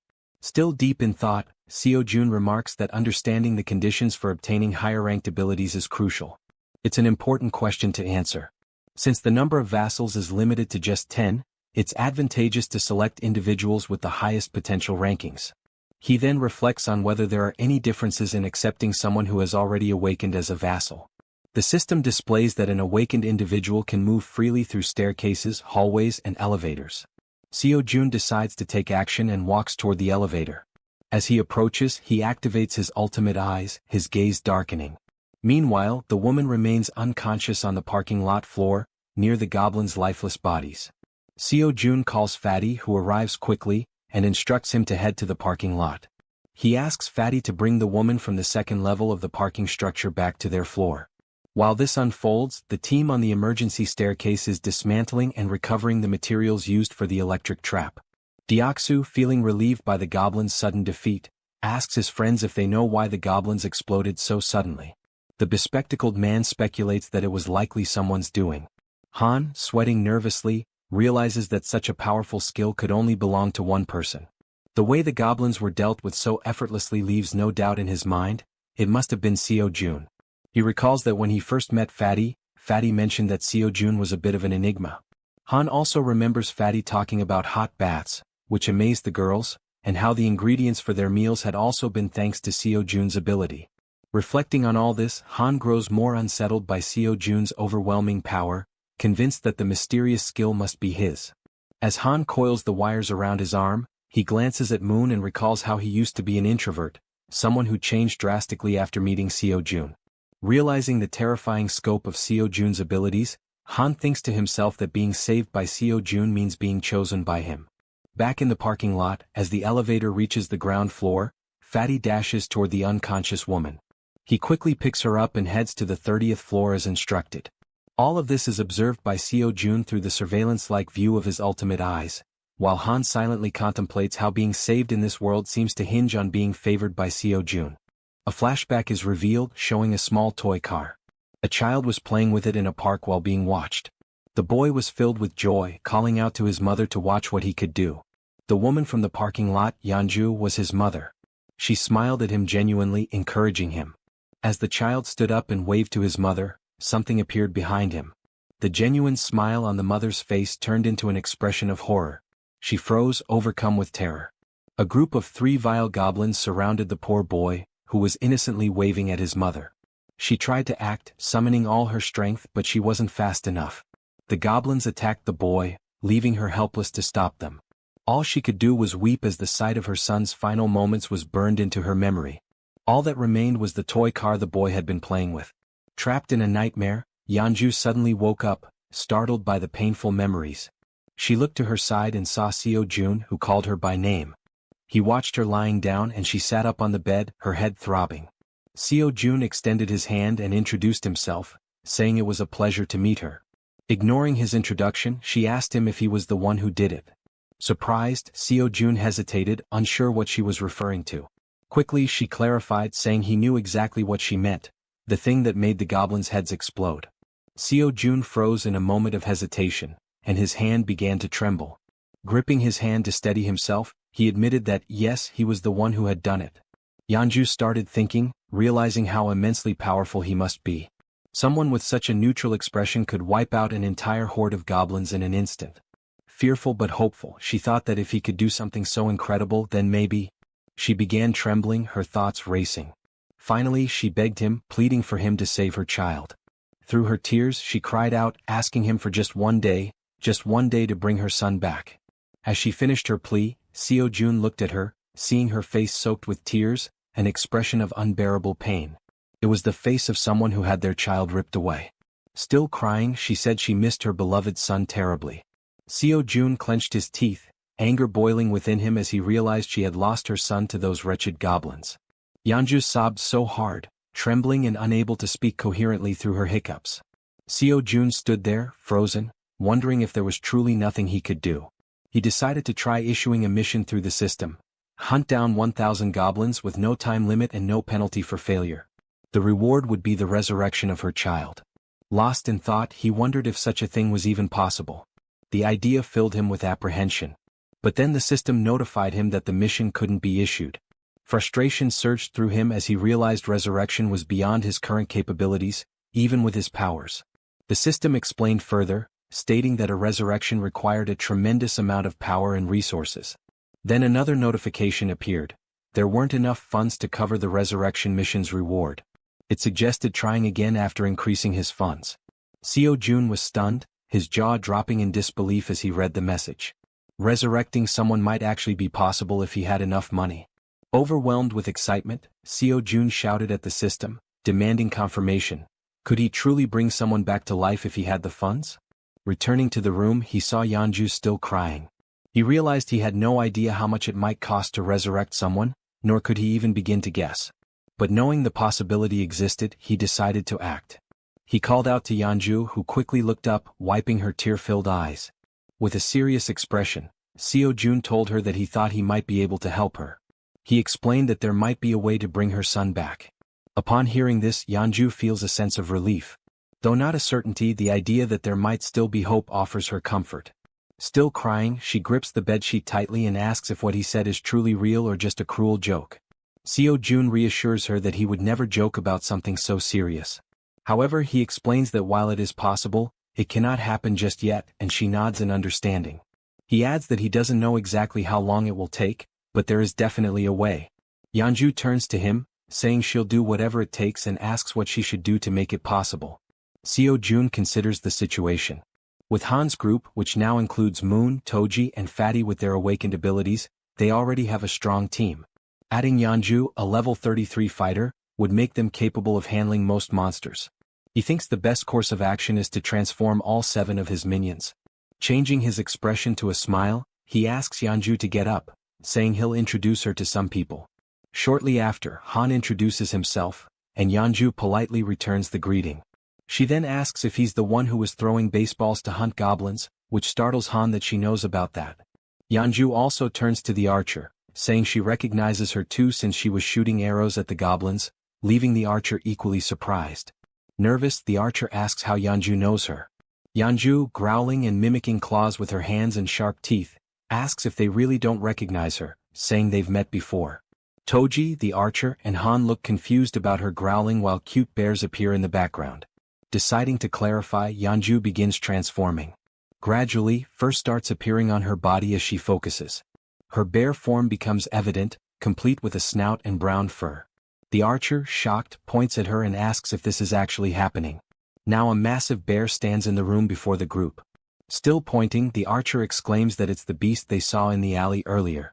Yeonju, laughing awkwardly, corrects her, saying it's actually a bear, not a beast, leaving the archer dumbfounded. The bear woman explains that she had helped them deal with the goblins a few times before, though they hadn't realized it until now.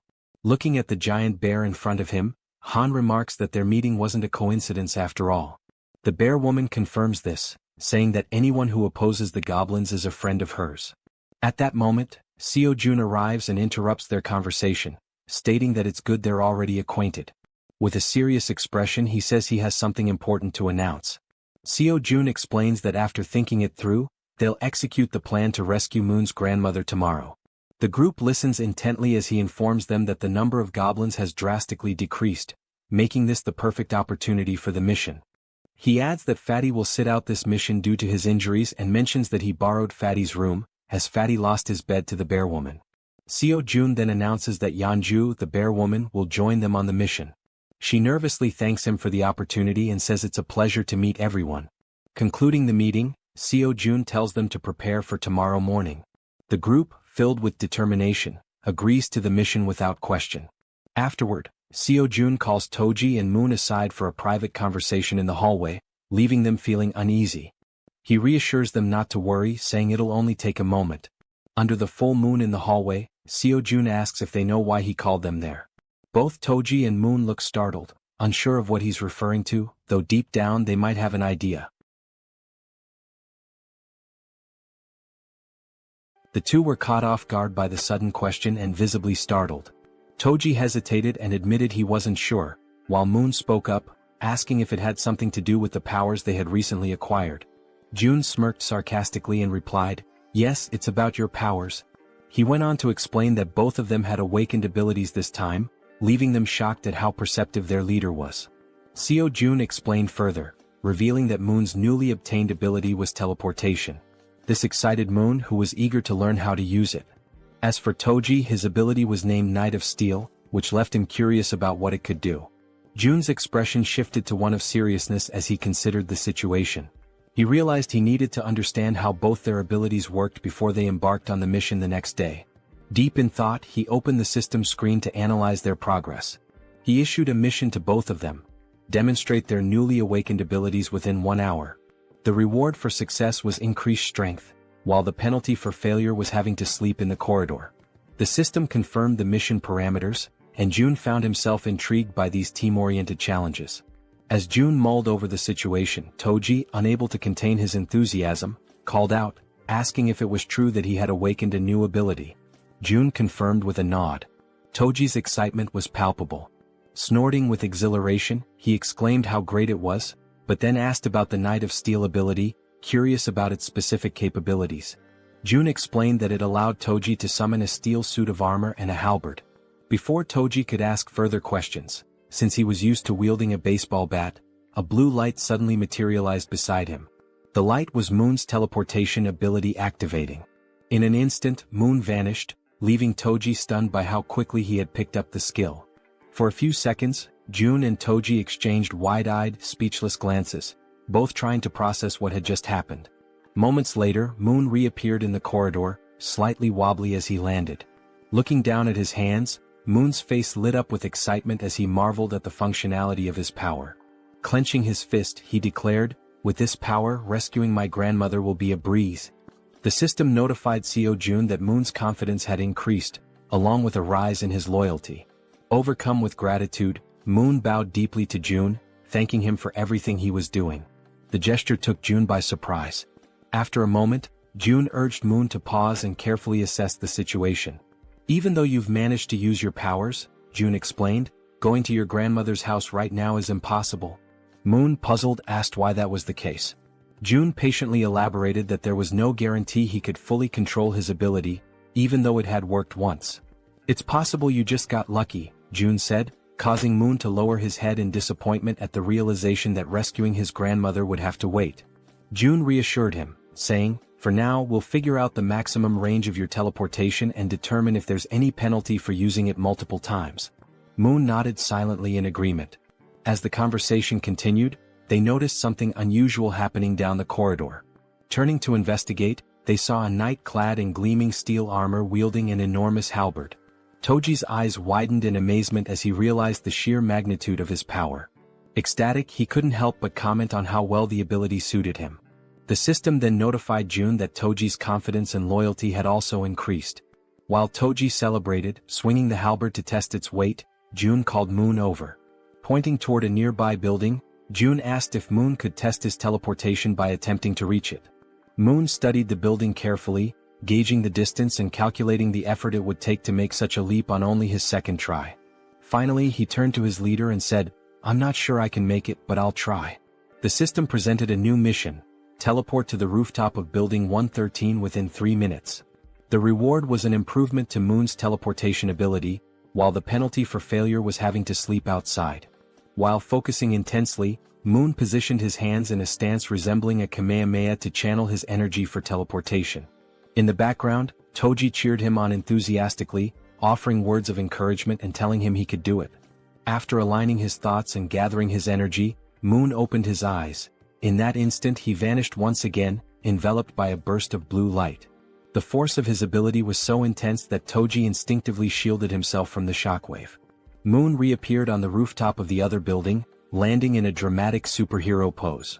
However, his face contorted in pain, and his eyes turned completely white. From his new vantage point, Moon felt a wave of relief knowing the teleportation had worked. Looking across at his friends, he waved to ensure they saw him and shouted that everything went as planned.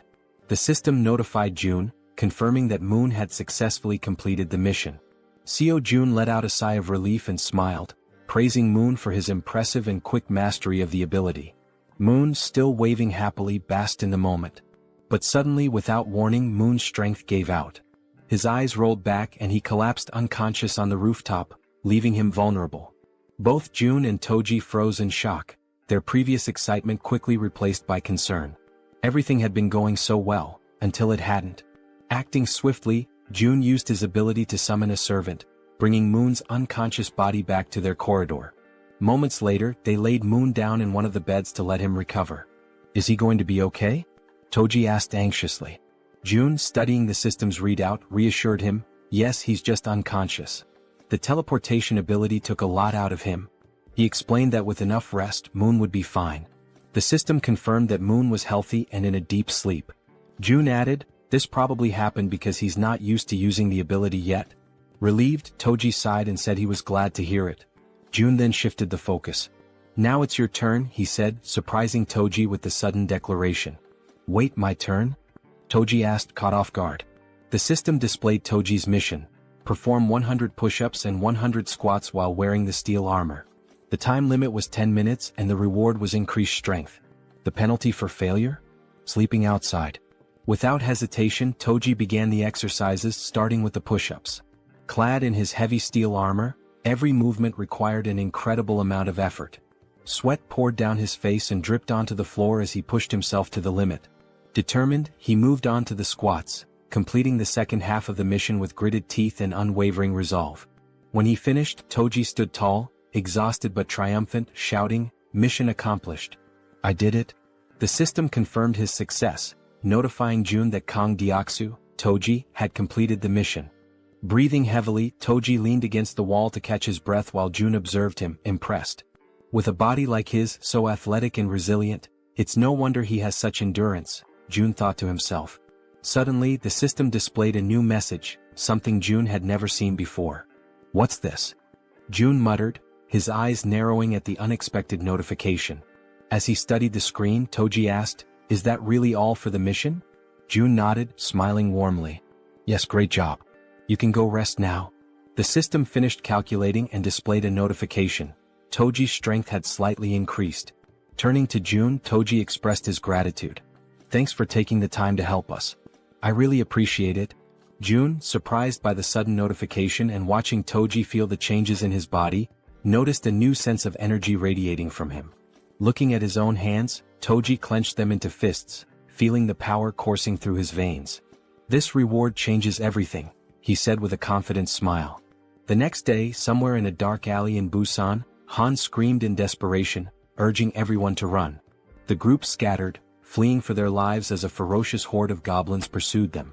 Toji, however, stopped running and turned around, his fury evident. Assessing the situation, he decided to act. The goblins, focused on their chase, were suddenly blinded by a brilliant light shining in front of them. As they adjusted their vision, they saw a towering figure clad in a steel suit of armor wielding a massive halberd. Without hesitation, Toji charged forward and struck the nearest goblin, impaling it with his halberd in one swift, powerful motion. Then Toji unleashed a flurry of diagonal strikes in rapid succession, cutting down goblins one after another. But the goblins, fueled by rage, refused to give up and surged forward with a determined attack. Expecting a direct assault, Toji braced himself, but the goblins cunningly outmaneuvered him, slipping past to target the more vulnerable backline. In an instant, arrows struck the goblins' heads in swift succession, ending their rampage permanently. Toji turned to see what had happened and spotted Moon wielding a bow and arrow. "Don't worry," Moon called out confidently. "I'll handle any goblins that get past you. Focus on the ones ahead." Gripping his halberd tightly, Toji turned back to the remaining goblins. A smirk spread across his face as he responded, "Got it?" Seeing Toji's renewed focus, the goblins froze, hesitating in their attack. One by one they began to retreat, turning back to where they came from. Frustrated, Toji yelled at them to come back and face him. As the goblins retreated, terror gripped them when a massive shadow appeared before them. It was the bear girl, her glowing red eyes piercing through the chaos. This was her dramatic first appearance, emerging from an ambush prepared for the retreating goblins. The goblins had no choice but to surrender to their fate, collapsing in despair and lamenting their past misdeeds. The group showed no mercy. Moon's arrows flew with precision, Toji's halberd struck powerfully, and the bear girl slashed through the goblins with her razor-sharp claws. Together they defeated the goblins one by one. Seizing the opportunity, Han shouted to Moon, "Now's your chance. Go." Moon, understanding the urgency, broke into a sprint toward his grandmother's house. "Thank you, Han," he called back as he ran, grateful for the opening created by his comrades. Meanwhile, the system notified Jaehyeon that the citizen Moon had completed his mission. A pop-up appeared, stating that it was now evaluating the missions Moon had completed. Back in the comfort of his room, Jaehyeon sat with his ultimate eyes ability activated, observing the system screen while slurping on cup noodles. The system pinged again, declaring the evaluation complete and awarding him 132,966 won, which was deposited into his Shutin's wallet. June paused mid-bite, stunned by the reward. This time it was actual money. Returning to his meal, June reflected on the situation. When Toji completed his mission, the reward had been strength, suggesting that additional rewards were now randomized. It makes sense, June thought. The missions are getting harder, so the rewards should scale with the difficulty. The system chimed again, confirming that Moon had completed all the missions available to him for the day. It also announced it would begin evaluating the rewards for Moon's completed tasks. The assessment concluded instantly. Still savoring his noodles, June grinned and said, "All right, let's see what the reward is." The system congratulated him for hitting the jackpot. For those unfamiliar, it clarified that a jackpot is the maximum prize accumulated in games of chance like slot machines or lotteries. Reading this, Jaehyeon froze, momentarily stunned. Paralyzed with anticipation, he stared at the screen, waiting to see what incredible reward the jackpot would bring. Still staring at the system notification, June remained frozen in shock, his cup noodles stuck in his throat as he tried to process what the jackpot could possibly be. Then the system displayed the reward, a skill point granted as part of the jackpot. Upon reading this, Jaehyeon's lips curled into a satisfied smile. This was perfect. He could choose exactly where to use the point. Back on the streets, Moon sprinted toward his grandmother's house at such an incredible speed that a faint blue aura trailed behind him. As he drew closer, exhaustion crept in, sweat dripping down his forehead. His mind raced with anxious thoughts. What if something had happened to her? Upon arrival, the house came into view, a small, simple home, completely unprotected against monster attacks. There were no barriers, no fortifications, just an ordinary house standing vulnerably amidst the chaos. Moon didn't hesitate. He rushed to the door and pushed it open, but a deep fear clawed at his chest. Frantically, he dashed through the house, checking every room as he called out, "Grandma, where are you?" Then he reached the bedroom. His eyes widened in shock. There she was, lying on a futon mattress, peacefully asleep, far calmer than Moon had ever imagined she would be. Cautiously, he approached, gently placing a hand on her shoulder. "Grandma," he whispered, shaking her lightly, hoping for any sign of response. Slowly, her eyelids fluttered open. Her voice was faint and drowsy as she murmured, "Who is there?" She reached out, her frail fingers brushing against his hand. "Moon, is that you?" And at that moment, ninjas cutting onions must have passed through the room, because Moon's vision blurred as he choked up, his chest tightening with overwhelming relief. Tears streamed down his face. His body trembled as he sobbed uncontrollably, overwhelmed by the sheer relief that she was still alive. Unable to hold back, he threw his arms around her in a warm, desperate embrace, whispering apologies between his sobs. "I'm sorry, Grandma. I'm so sorry it took me so long to come back for you." Despite his tears, the old woman smiled kindly and patted his back. "You're such a brave and kind boy, Moon. I knew you would come for me." At that exact moment, a system notification appeared in front of Jaehyeon. Moon's loyalty had reached 100. Moon was now officially registered as a vassal. The number of available vassal slots had increased. June squinted at the system window in confusion. "Huh? What's this?" Apparently, reaching a certain level of trust unlocked an additional vassal slot. The system then displayed his current vassals. Choi Hyungjin aka Fatty, level 20, Moon level 30, and Kang Deoksu aka Toji level 25. Scratching his chin, June was taken aback. "Wait, so I can level them up too?" Curious, he decided to check how much it would cost to upgrade Moon's level. He tapped the plus symbol next to Moon's name. A new notification popped up. Insufficient funds to level up. Then another window appeared, showing the required amount. 100 million won is needed to upgrade Vassal Moon to the next level. June's jaw nearly hit the floor. His hands clenched into fists. 100 million won? His face twisted in frustration as he rubbed his temples. That's insane. Just for one vassal? With a sigh, he ran a hand through his hair and lightly punched the table. I'm sorry, Moon, he muttered under his breath. I'll make it up to you by assigning you missions every single day. At that moment, a noise snapped June out of his thoughts, his senses going on high alert. The elevator was moving. His brow furrowed. Who the hell could that be? His comrades were still out in the streets, fighting goblins. Narrowing his eyes, he activated Ultimate Eyes. His pupils darkened as his vision extended, scanning the entire building. Two people stood outside one of the apartment doors. A man and a woman. The man carried a box on his shoulder, while the woman knocked on the door, asking if anyone was inside. Something felt off. Their expressions weren't exactly friendly, and their dark under-eye circles hinted at exhaustion or something more sinister. June immediately recognized the apartment. Inside was Fatty's wife. From the other side of the door, she hesitated. Hearing the knocking and voices, she called out cautiously, "Who is it?" Assuming it was urgent, she made a quick decision and opened the door. Standing there was the young woman, who greeted her with a bright smile. "Hello," she said cheerfully. "I'm Kim Dabin." Then she gestured toward the man beside her. "And this is my younger brother, Kim Miho."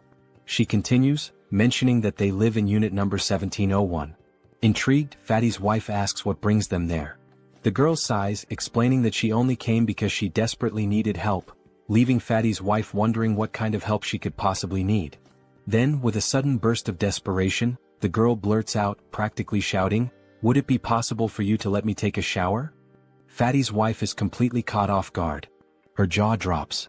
Of all the things she had expected to hear, this was the absolute last. Still trying to process it, she blinks in disbelief and asks if she heard correctly. "Did you really just ask to take a shower? And that's all you need?" The girl nods eagerly. "Yes, that's all. I just want a shower." Relieved that the request wasn't anything too complicated, Fatty's wife lets out a small chuckle and waves them inside. "Well, that's easy enough. Come in." The two enter, expressing their gratitude. The man, still carrying the box on his shoulder, also thanks her before asking where he should put it. Curious, Fatty's wife asks what's inside. As he places it down on the floor, the girl, still grateful, explains that it's just canned food and some miscellaneous supplies. The man opens the box, revealing various types of canned goods, exactly as she had said. Seeing this, Fatty's wife smiles and thanks them, mentioning that they really didn't have to go through all that trouble. The girl waves it off. "It's nothing really. If you think about it, I just walked into a stranger's house and made a pretty weird request." Just as she finishes speaking, something catches her attention from the corner of her eye. She turns her head slightly, her gaze landing on the collection of bows lined up against the wall, alongside Toji's baseball bat. Curious, she can't help but ask, "Do these bows and that bat belong to the owner of this apartment?" Fatty's wife wasn't expecting that question. Still, after a brief pause, she shakes her head. "No, actually. These don't belong to the apartment's owner. The real owners live in another unit, but it's kind of a complicated situation to explain in just a few words." The girl nods in understanding. "I see." Watching everything unfold, Seo Jun deactivates his ability and thinks to himself that so far they don't seem like bad people. He then shifts his gaze toward the window and murmurs to himself, "I'll go check it out later." After a brief moment of thought, he adds, "I also need to talk to them. I want to ask if they'd be willing to help rescue other survivors from the nearby apartments." Before he can dwell on it further, a sudden system notification pops up. June blinks in surprise as the message appears before him. "You have successfully hunted a red tiger." A second notification follows immediately after. "You have gained a large amount of XP." Then another. 39,783,201 has been deposited into the Ultimate Shut-in's wallet. And finally, one last message. "Your skill level has increased and you have acquired a new ability." June stares at the notifications, his eyes widening in shock. What just happened out there? He hadn't even been paying attention for that long. How could so much have changed in such a short time?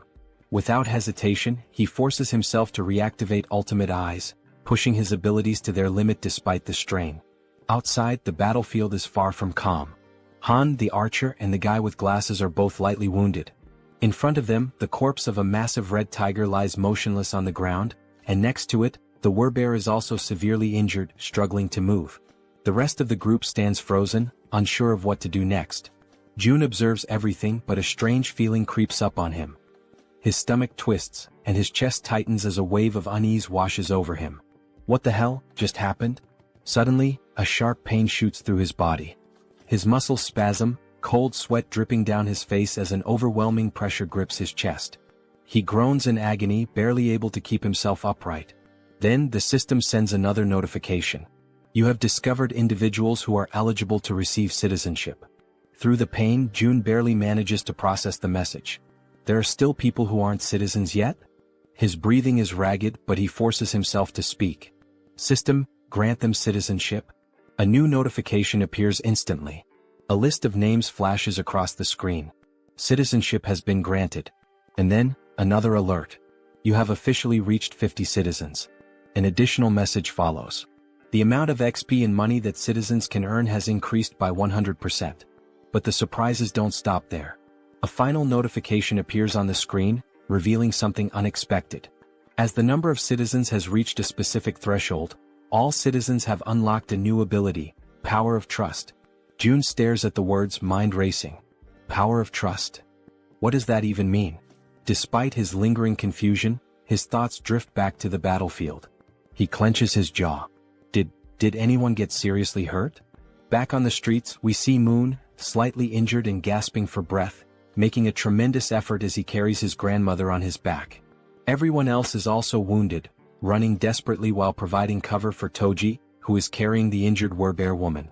Observing this, June quickly realizes that the situation outside is far worse than he had imagined.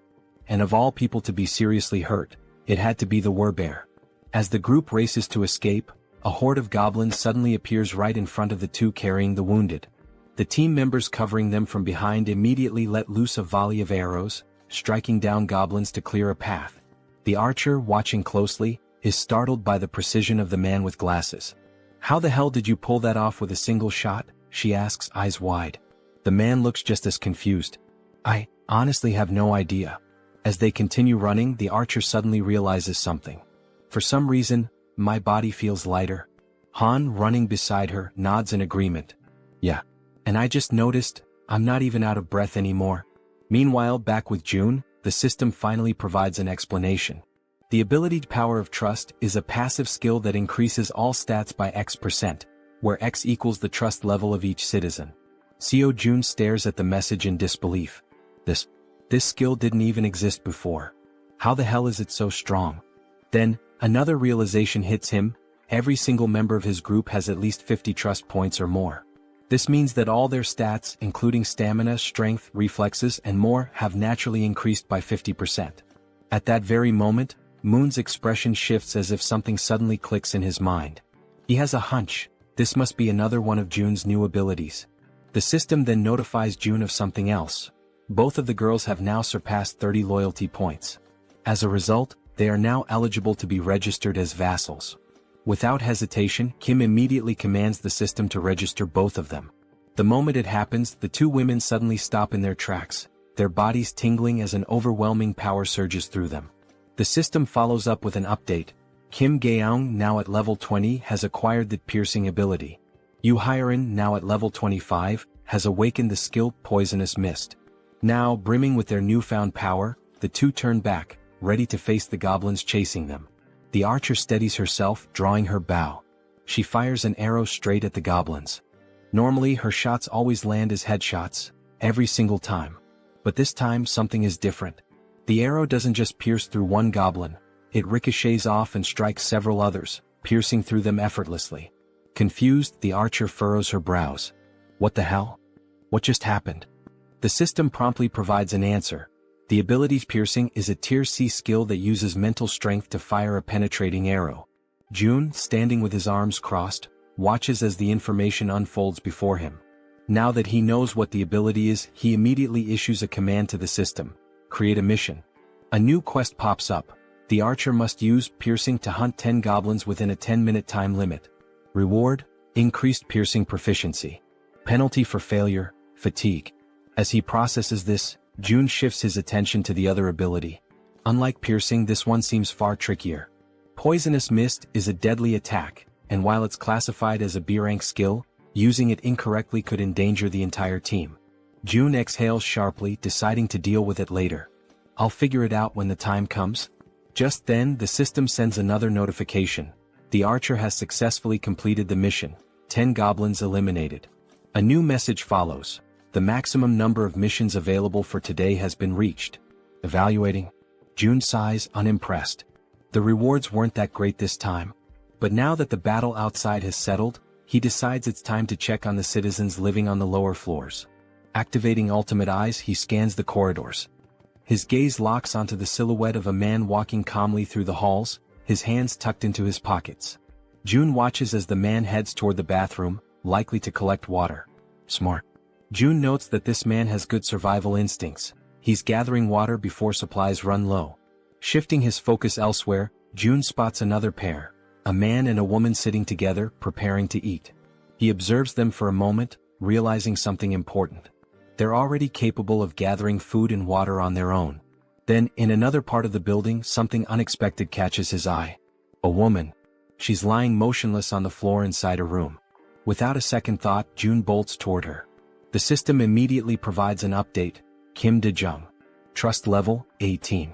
Ability, healing, awakened. June's heart pounds in his chest. Healing? His eyes dart between the system message and the unconscious woman on the floor. He reads the ability description. She can heal wounds. A surge of urgency floods through him. She's the first healer they've found, and they desperately need her. Without hesitation, June sprints forward. He has to help her, no matter what. After sprinting through the hallways, June finally arrives in front of the door to the room where the woman had collapsed. His breathing is still heavy from the run, but he quickly composes himself and reaches for the doorknob. Slowly, he tries to turn it, hoping to gain access without any trouble. However, to his surprise, the door is locked from the inside. A deep frown settles on his face as he realizes there is no way for him to open it from the outside. The sudden obstacle causes his shoulders to slump slightly, and he takes a step back, frustration creeping into his thoughts. But just as he starts to contemplate another course of action, something unexpected happens. His eyes widen momentarily as a new notification from the system appears before him. By sheer coincidence, or perhaps fate itself, he has just acquired a new skill. The system promptly displays its details. The ability is called Invisible Hand, and it is currently at level 1. According to the description, it allows him to summon and control an invisible hand at will. Reading the notification, a surge of newfound determination fills his chest. His grip tightens into fists as he mentally acknowledges the absurd but undeniable reality of his newfound power. Silently, he expresses his gratitude for this sudden stroke of fortune. Closing his eyes for a brief moment, June focuses his thoughts entirely on the locked door before him. He visualizes himself breaking the lock, willing it to yield under his command. When he finally opens his eyes, he is met with an unexpected yet welcome sight. Right before him, materialized out of shut-in energy, is a lock-breaking tool, a sturdy bolt cutter formed entirely of the same strange energy he has come to rely on. Without hesitation, he reaches forward, taking hold of the newly formed tool. The cold sensation of the manifested object in his grip confirms its existence. Without wasting another second, he positions it against the lock and applies pressure. A sharp snap echoes through the quiet hallway as the lock gives way effortlessly. With a swift motion, he pushes the door open and rushes inside. The moment he steps into the dimly lit room, his gaze immediately lands on the unmoving woman lying on the floor. Now that he is seeing her up close, the eerie stillness of her body makes the entire scene feel unsettling. June quickly kneels beside her, concern evident in his expression. Reaching out, he gently nudges her shoulder, his voice calm yet firm as he speaks. He asks if she can hear him, if she is all right, urging her to wake up. There is no response. A deep sense of unease washes over him. He carefully observes her condition, scanning for any visible injuries. But what he notices instead sends a wave of worry through him. Her face is unnaturally pale, her lips dry and cracked. Severe dehydration. His mind races. Dehydration this extreme could be dangerous. She needs help, immediately. He quickly shifts his attention to the surroundings, searching for anything that might assist in stabilizing her condition. His eyes dart around the room, taking in every detail. Then, something catches his attention, something that makes him pause, confusion flickering across his face. There is water in the room. Yet, despite the presence of water, she is still in this critical state. It makes no sense. The contradiction unsettles him, sending a cold shiver down his spine. Glancing back at the woman, he forces himself to push aside the troubling thoughts. Now is not the time to question the situation. The priority right now is saving her. A sudden idea forms in his mind. Without hesitation, he opens the system interface. There is a chance this might work. June quickly assigns her a mission, a simple yet crucial task. The mission objective: breathe. The reward: immediate recovery from dehydration. The system processes the command, deducting 10,000 won as the cost for activating the mission. Almost instantly, a soft blue aura begins to envelop the woman's body. June watches intently, his pulse quickening as the energy works through her. Then faint sounds escape her lips, a weak, breathy noise, but a clear sign that she is beginning to stir. Relief floods through him. It worked. Slowly, her eyelids flutter open, her gaze hazy and unfocused. A blurred silhouette of a figure stands before her, a voice reaching her ears, asking if she is awake. Her mind struggles to process the situation. Her voice, weak but laced with confusion, manages to form a question. Who is he? And why is he in her room? June straightens slightly, meeting her dazed gaze. He introduces himself, explaining that he lives in a unit just above hers in the building. She blinks, her expression still foggy with exhaustion. The information doesn't seem to register right away. Still lying on the floor, she questions him again, her voice laced with uncertainty. How did he get inside?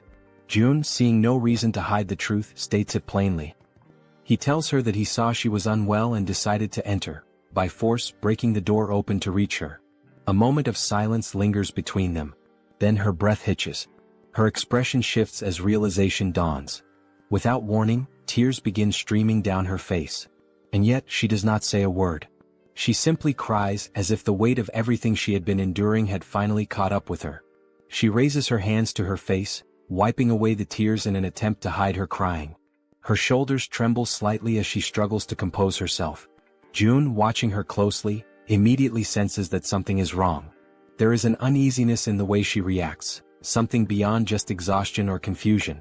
Taking a deep breath, he calls her name, Kim Dae-jung, his voice firm yet gentle. As she slowly pushes herself up from the floor, still visibly shaken, he speaks again. He apologizes for being so abrupt, for barging into her life so suddenly, but he makes it clear that he needs her help. There is urgency in his tone, something that makes her pause despite her lingering distress. Now sitting upright, her tear-filled eyes meet his, though her expression remains guarded. Her lips, still cracked from dehydration, barely part as she listens to him speak. June wastes no time in explaining, one of his allies is severely injured. The words seem to take a moment to register. Dae-jung slowly turns her body toward him, staring as if trying to process what he just said. Silence stretches between them.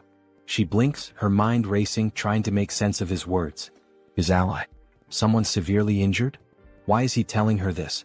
She doesn't understand, she doesn't even know this man. Panic begins to rise in her chest. He wants her to save someone? Why her? Doubt and fear intertwine within her thoughts. Her hands tremble slightly as she lowers them to her lap. It seems impossible, an absurd request thrown at her out of nowhere. He's putting his faith in the wrong person. And then another realization strikes her like a bolt of lightning. How does he know she's a nurse? Her breath catches. She has never told him that. No one in this building should even know. A wave of unease washes over her, yet at the same time, something about the way he speaks, the way he asks for help, doesn't feel threatening. There is no malice in his words, no ill intent in his eyes. Still hesitant, still uncertain, she makes a decision. She has to see for herself. Slowly she turns to face him completely. Though suspicion lingers in her gaze, she swallows down her doubts and agrees to help. Her voice, though weak, carries a firm resolve as she asks where exactly she is supposed to go. June doesn't answer right away. Instead, he opens the system interface, his fingers moving swiftly across the translucent screen in front of him. He asks her to wait just a moment. He assigns her a mission, one that instructs her to use healing magic to cure the wounded warbear.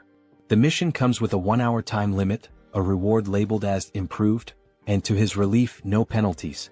His eyes flicker with determination as he reads the details. He must save the warbear no matter what. Turning back to Dae-jung, he tells her that for now she should rest. He will personally bring the injured person to her. He then instructs her to find something to help with her own dehydration.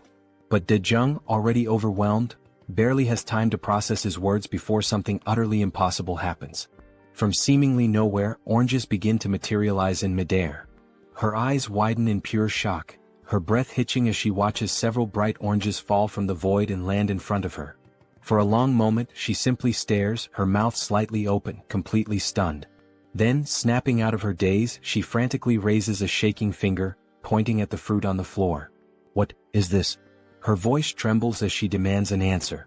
June, realizing how bizarre this must seem to her, quickly apologizes. But Daejung isn't satisfied. Her heartbeat pounds in her ears as she watches more oranges drop into existence. Where are these coming from? How is this happening? What kind of person is this man? Before she can demand further explanations, June simply turns his back to her. A slight smirk plays on his lips as he tells her, he'll explain everything later, once things have calmed down. And with that he walks away. Leaving her still kneeling on the floor, still staring in disbelief, he exits the room with a final request. He reminds her that she is still weak, that her body needs to recover, and he asks, no, insists, that she prioritize her own rest. As soon as June is gone, Daejung lowers her gaze to the scattered oranges. Slowly she reaches out, picking one up. The texture, the weight, the coolness against her fingertips. It all feels real. She squeezes the fruit gently, expecting it to vanish like an illusion, but it remains solid in her grasp. A shiver runs down her spine. What is this? Still overwhelmed, she hesitantly mutters to herself, wondering if she's dreaming. Because never, in her life has she seen anything like this before. Meanwhile, June wastes no time. He rushes back to his shut-in apartment, moving with quick, determined strides. His mind is already focused on helping his allies outside as fast as possible. The system chimes with a notification. The healer's trust level has increased. He stops for a brief moment, narrowing his eyes at the message. She hadn't trusted him before. That much was obvious. But now, it seems like her perception of him has changed, even if only slightly. Still, it isn't enough for him to let his guard down. Trust takes time. And honestly, he can't blame her.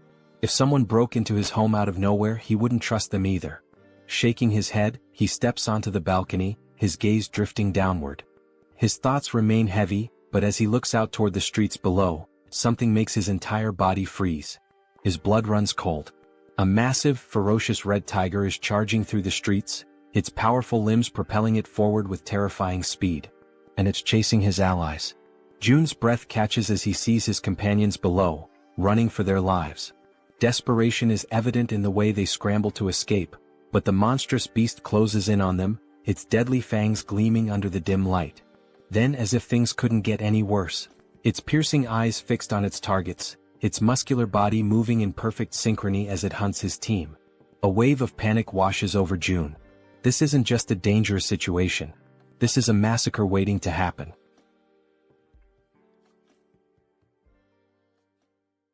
June stood frozen in shock as he took in the sight before him. There wasn't just one red tiger. Another had appeared, a second ferocious beast, separate from the one that had already fought the Werbear woman and left her gravely wounded. Down below, chaos continued to unfold. The massive red tiger prowled menacingly, striking fear into the hearts of the remaining group members, who were now running desperately, not daring to look back. Fear gripped them entirely, their survival instincts pushing them forward. Amidst the frantic escape, Hyerin, the girl who had received the power of poison, misstepped. Her foot twisted unnaturally, and pain exploded through her leg as she collapsed onto the hard ground. A sharp, involuntary cry of agony tore from her throat. Both the archer woman and Han immediately stopped in their tracks, their faces contorted with panic. Their eyes darted back to her, calling out her name with pure desperation. Gritting her teeth, Hyerin struggled to push herself up, trying to fight through the pain. But her body was already beyond exhaustion, her limbs heavy, refusing to obey her will. No matter how much she willed herself to move, she couldn't. The archer's voice rang out through the air, a raw scream of distress. Because the enormous red tiger was already preparing to strike. Its muscles coiled, eyes locked onto Hyerin like a predator savoring its helpless prey. It was ready to devour her, its powerful body lunging forward just as she finally managed to stagger back onto her feet. But she had yet to realize how dangerously close the beast truly was. Her mind was occupied by something else, perhaps a last-ditch plan or sheer disbelief at her predicament. Then at last she turned her head. And in that instant she understood. The beast was right there. The realization hit her like a tidal wave, crashing down and swallowing her whole. A cruel truth settled into her bones: there was no escape. For a brief, soul-crushing moment she stopped resisting. The fight drained from her eyes and she surrendered to the inevitable. She stood still, bracing for the end, waiting for the red tiger's jaws to clamp down and rip her apart. And then, in a sudden flash of light and violet smoke, she was gone. The tiger's gaping maw snapped shut on empty air. A growl rumbled deep in its throat, confusion flickering through its burning eyes. It didn't understand what had just happened. A heartbeat ago, its prey had been right there. And now, vanished. The frustration of the failed kill sent the beast into a deeper fury. At the same moment, Jaehyeon reappeared, disoriented, drenched in sweat, her breath ragged and uneven. Her mind reeled as she tried to comprehend what had just occurred. Had she died? Was this the afterlife? Pain surged through her limbs, sharp and unrelenting, reminding her that she was still very much alive. That was when she saw him. Jaehyeon. He was standing there watching her closely. It had been too close. A fraction of a second later and she wouldn't have survived. The weight of that realization pressed down on him. Jaehyeon, still trembling, looked up at him, but no words came. She was too exhausted, too overwhelmed to speak. Meanwhile, outside, the others were still running for their lives. June took a deep breath, his mind racing. At the very least, he had bought them some time. One less person in immediate danger meant the group below had a slightly better chance of escaping. Then his system screen flashed with a new notification. He had discovered individuals who met the criteria to be granted citizenship. The system prompted him: did he wish to approve their citizenship? Before he could process this, another sudden movement caught his eye. Moon appeared, using his teleportation ability to warp into the apartment, carrying his grandmother in his arms. As soon as he landed, he turned to June, his expression frantic. His breathing was unsteady, but his grip on the elderly woman remained firm as he pleaded for June to take care of her. June glanced at Moon, then at the frail woman in his arms. The concern in Moon's eyes was unmistakable, but June's mind was already occupied with something far more urgent. Raising a hand, he told Moon to wait. There was a bigger problem right now. Moon parted his lips, ready to argue, ready to demand an explanation. But then he looked at June's face, at the seriousness in his expression. And he understood. Whatever June was dealing with, it was far worse than he had realized. Without another word, Moon nodded. He could tell that, at this moment, his grandmother was not the priority. Down below, the relentless red tiger was still in pursuit, refusing to let up. It chased the remaining group members without mercy, its predatory instincts fully awakened. June clenched his fists, forcing himself to focus. He needed to act. Activating his new ability, Invisible Hand, he made a decision. That tiger needed to die, and he had to find a way to kill it. Down in the streets, the archer, Han, and Togi, who was still carrying the injured Werbear, kept running. But no matter how hard they pushed themselves, the red tiger was catching up. Han risked a glance over his shoulder, his stomach twisting with dread. If this continued, they were all going to be devoured. He had to do something. Instinct took over. Without a second thought, Han skidded to a stop, planting his foot firmly on the ground. His fingers tightened around one of his baseballs. His heart pounded in his chest as he raised his arm, channeling everything he had into one throw. A faint blue glow began to radiate around him, intensifying with each passing second. He poured everything into it. Then, he hurled the ball with all the force he could muster. It soared through the air, cutting through the night like a bullet. For a moment, hope flickered. Maybe, just maybe, it would hit. But in the blink of an eye, the tiger dodged. The ball shot past it, colliding uselessly with the ground. A low, guttural growl rumbled through the air. Then, the red tiger threw back its head and roared, a deafening sound that reverberated through the city streets, a declaration of its dominance. The archer's voice rang out in terror as she screamed for Han, begging him to run. But it was too late.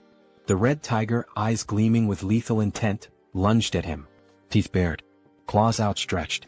Han gritted his teeth, knowing he was out of time. There was nothing he could do to stop it. But there was one thing he could still do. A single desperate choice. He turned his head and shouted for his friends to keep running. Then, without hesitation, he broke into a full sprint in the opposite direction. If he could lead the tiger away, even if it cost him his life, then at least the others might make it out alive. His chest heaved. His legs burned. Every step was fueled by sheer willpower. But deep down he knew.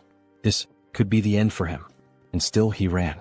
As he approached a parking lot, hoping against all odds that goblins or some other kind of monster would appear to distract the red tiger. Han continued to run with all the strength he had left. But once again the relentless beast was far too close behind him. It was undeniable now, this was truly the end for him. While sprinting, he risked a glance over his shoulder, his breath catching in his throat as he took in the sight of the enormous glistening fangs of the red tiger. They were massive, sharp, and deadly, a testament to the inevitable doom that awaited him. At that moment, his gaze locked with the tiger's, and an unspoken understanding passed between them. This was it. There was no escape. His fate was sealed. Just when all hope seemed lost, when every fiber of his being prepared to accept his tragic demise, something unexpected happened. A strange, pulsating purple force suddenly materialized and coiled tightly around the red tiger's neck. It appeared out of nowhere, wrapping around the beast with a speed and intensity that defied comprehension. In an instant, the force pulled downward with such overwhelming strength that the tiger's head was violently slammed into the ground. The impact was so powerful that the very pavement beneath them cracked and shattered, sending debris flying in every direction. The tiger let out a guttural snarl of frustration, struggling against the mysterious force. Its powerful limbs instinctively clawed at the ground, attempting to regain stability, but the unseen energy was relentless. Slowly, its paws began to lift off the ground, its body suspended as if an invisible hand were hoisting it up. The purple force continued to constrict, tightening mercilessly around the tiger's throat, squeezing the life out of the monstrous creature. It was unmistakable. This wasn't a natural occurrence. This was someone's doing. And Han, still frozen in shock from witnessing the impossible, knew exactly whose work this was. There was no doubt in his mind, this was Jun's power. Moments later, the archer woman and the bespectacled man arrived at the scene, their breaths ragged from the exhausting chase. They had rushed there, fearing for Han's safety, but what they found left them momentarily speechless. Their eyes widened in disbelief as they beheld the red tiger, still writhing in agony, its body dangling helplessly as the mysterious force continued to choke the life out of it. As the archer took in the scene, a system screen suddenly appeared before her, glowing softly in the dim light. She hesitated for a brief moment before focusing her attention on the text displayed before her. Her expression shifted almost instantly. Her eyes widened in shock as she absorbed the information. Then, as though gaining a newfound sense of understanding, she took a deep breath, regaining her composure. With a newfound calmness, she turned to her companions and, without hesitation, stepped forward. High above, watching the events unfold from his vantage point, Jun observed everything with sharp, calculating eyes. There was no need for him to intervene any further. He had already done what was necessary. Now, as long as Jaehyeon, the archer, landed the final blow, he would receive 4 times the loot. Below, the red tiger, still trapped and gasping for air, thrashed desperately in a futile attempt to escape.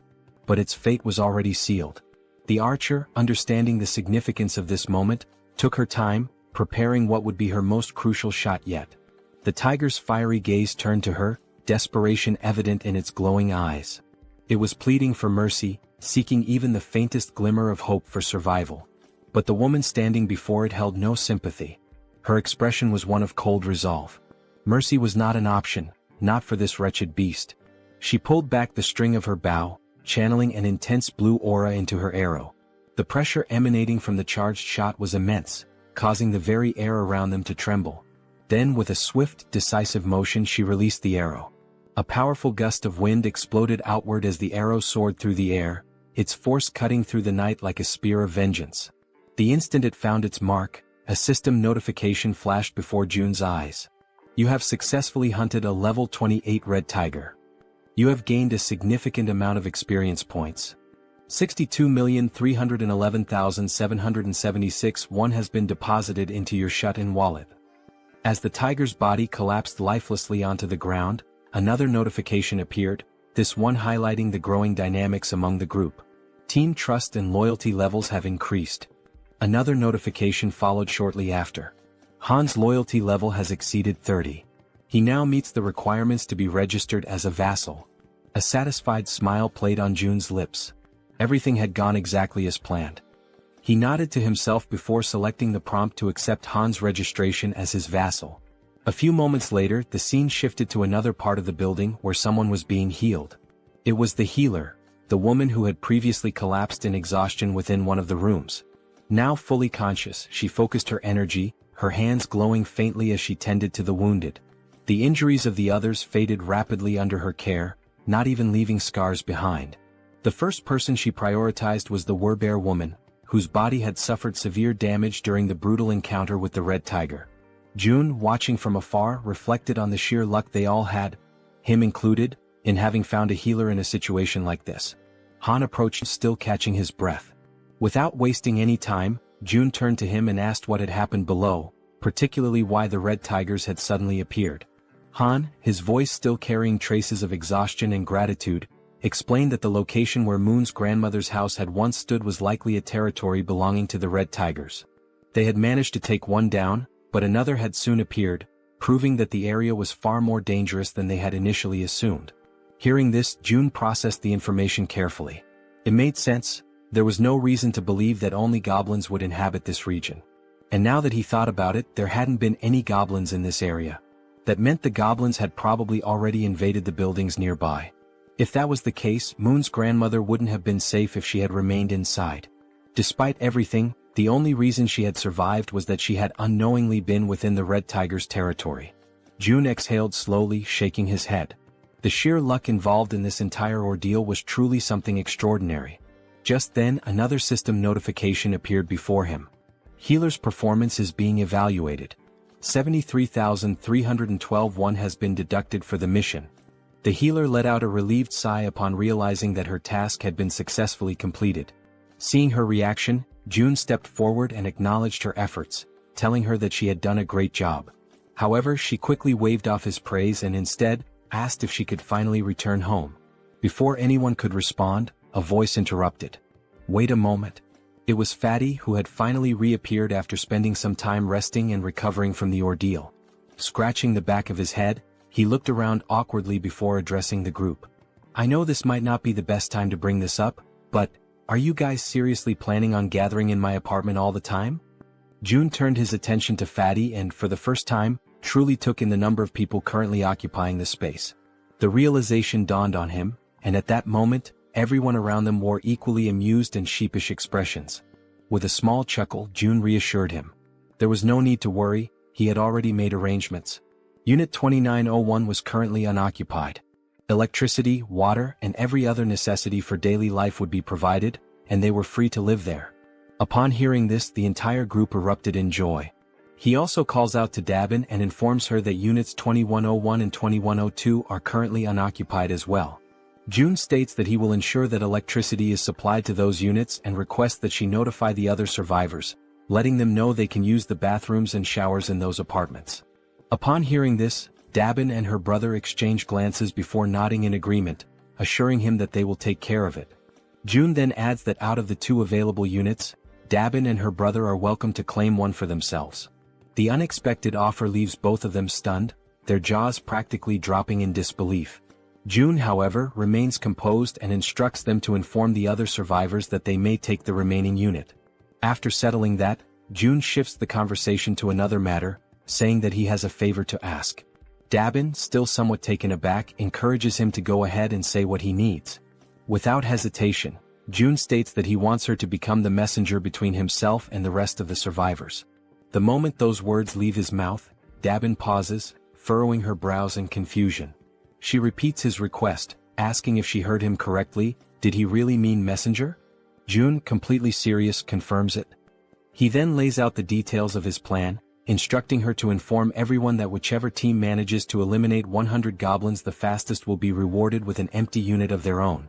Furthermore, he emphasizes that in addition to securing a place to live, the winning team will also receive essential supplies, unlimited electricity, running water, gas, and food, ensuring their survival and comfort. But there's more. June goes on to clarify that if the team agrees to take in 10 additional survivors, those individuals will also be granted access to the same benefits. For a brief moment, the atmosphere in the room grows heavy with tension. The weight of June's words settles over them, and everyone seems to grasp the implications of what he is proposing. Then, as if anticipating concerns, June adds one final note.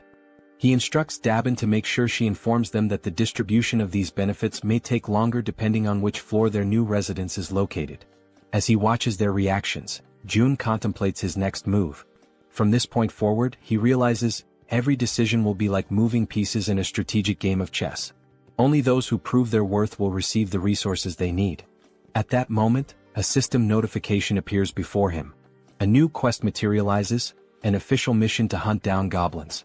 The quest has a strict time limit of 168 hours, a modest reward of experience points, and a harsh penalty for failure, being barred from using any shared facilities. A final message flashes before his eyes. Will you grant this quest? Yes or no?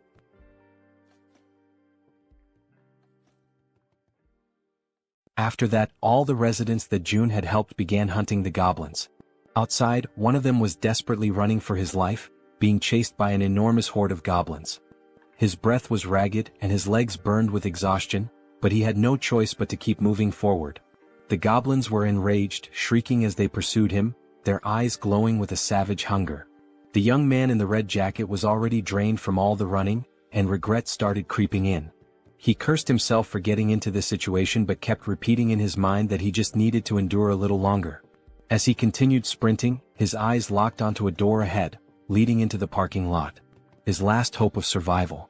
Behind him, the goblins, with their sharp claws outstretched, were closing in rapidly, almost managing to grasp him. But at the last second, the young man threw himself forward, sliding across the ground as if making a desperate soccer tackle. His body barely squeezed through the doorway just before the goblins could reach him. With whatever breath he had left, he screamed in desperation, urging the others to attack immediately. His voice rang with panic as he warned them that the whole thing had been a trap.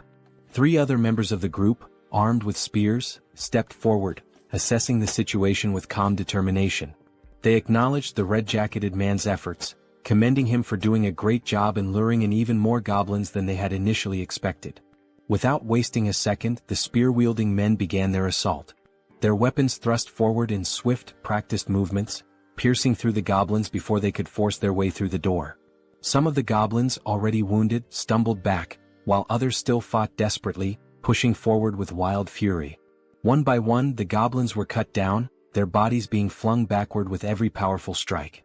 Realizing the overwhelming disadvantage, one of the goblins, seemingly higher in rank, let out a sharp, commanding screech, a call for retreat. Upon hearing it, several goblins turned tail and began fleeing without even looking back. Noticing their retreat, the spear-wielding men shouted for everyone to attack faster before they could escape. One of the men suddenly grinned, a glint of mischief in his eyes, as if he had just come up with something interesting. He turned to the others and asked if they wanted to see something cool. His teammates, unsure of what he was planning but intrigued nonetheless, nodded in agreement. The red-haired man took a deep breath, steadying himself, his focus entirely on his target. Holding his spear tightly, he aimed at the fleeing goblins and, with a force that almost seemed superhuman, hurled it forward. The sheer speed and strength behind the throw made it seem as if he possessed some hidden power. But in reality it was pure brute strength. The spear flew past the twin brothers, slicing through the air at an incredible speed, heading straight for the escaping goblins. One of the goblins, foolishly thinking it had made it to safety, was struck squarely in the back. Its body convulsed for a brief moment before falling lifelessly to the ground. The red-haired man turned back to the twins, a triumphant grin spreading across his face as he asked if they thought that was amazing. The twins, eyes wide in awe, immediately agreed, saying it was absolutely badass. Stretching his arms as if shaking off the tension, the red-haired man then casually asked how many goblins each of them had managed to kill.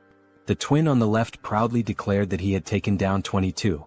The twin on the right smirked and smugly announced that he had won, having slain 23.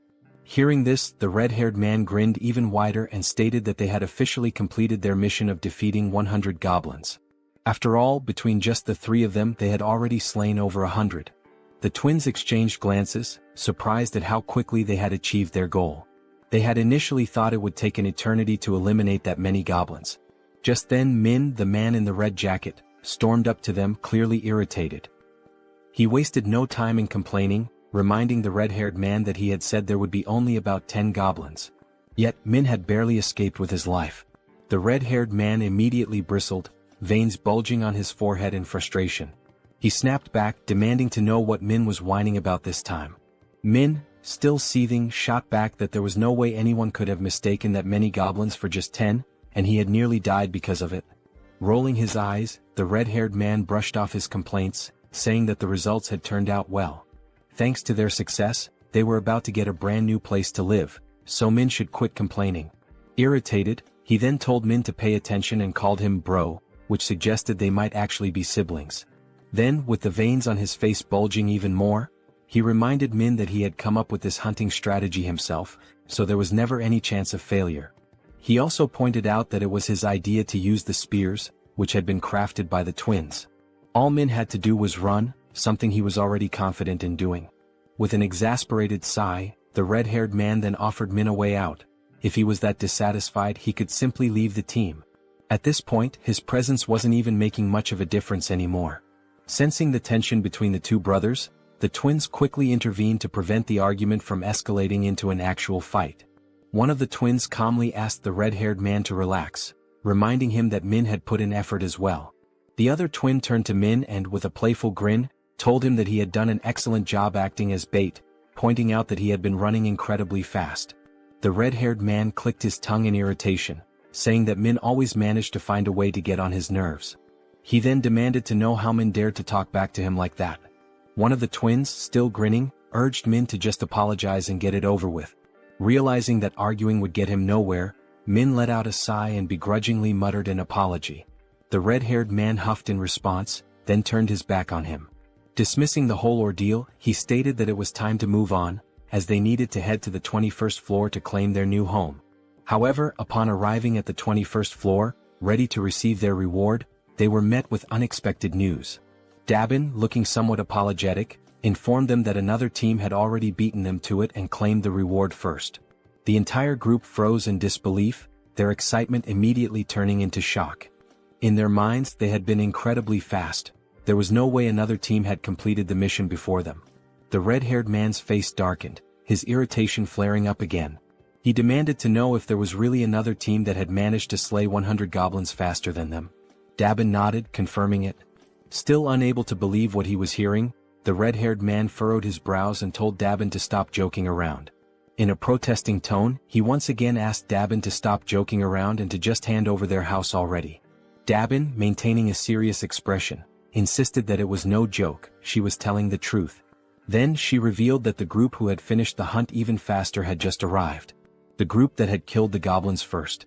Seeing who they were made the red-haired man even more irritated. The group consisted of Dabin's brother and an elderly couple, both of whom were smiling cheerfully as if nothing had happened. Dabin turned to her brother and asked how things went with June. In response, her brother explained that they had made a deal. In exchange for giving up the new house, his own home and the elderly couple's home would now have electricity, food, and other necessities. On top of that, their daughters would no longer have to take part in missions.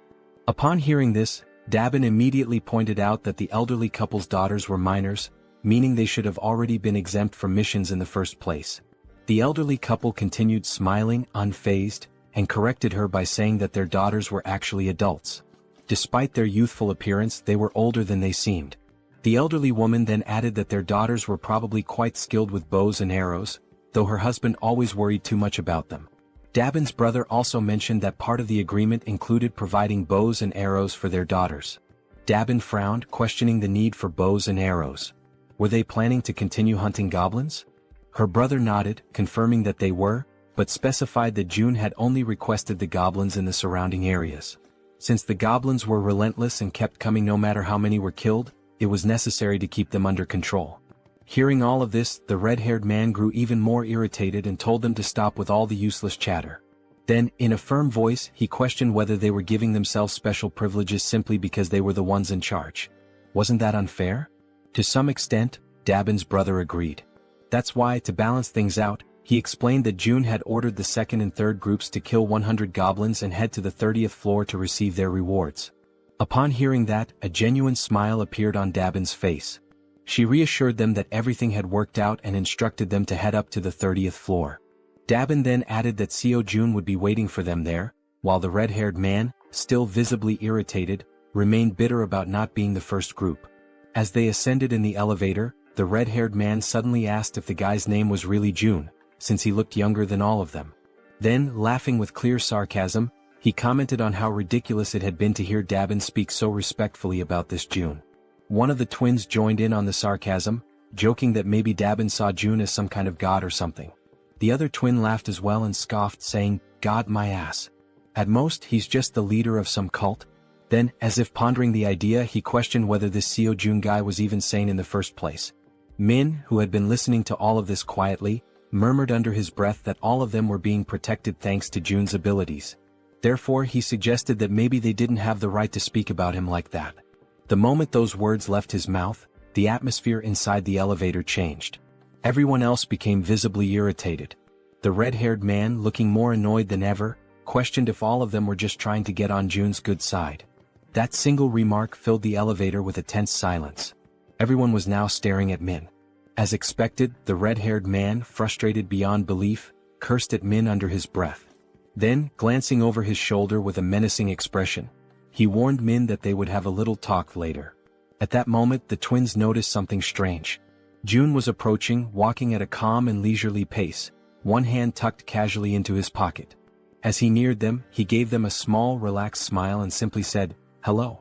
That simple greeting, combined with the way Jun carried himself, sent a wave of shock through all four members of the group. Feeling a sudden nervousness creeping over him, the red-haired man extended his hand hesitantly, introducing himself as Baek Sunjeob. Jun shook his hand in a firm yet casual manner, acknowledging him before commenting that he had observed how Sunjeob and his team had hunted. He noted that they had made excellent use of the barrier and that their strategy had been quite effective. Hearing that sent another chill down Sunjeob's spine. His voice slightly unsteady, he asked how Jun could possibly know that. Jun completely ignored the question. Instead, he simply smiled and stated that from now on, he would be providing electricity, water and gas to units 1301 and 1502.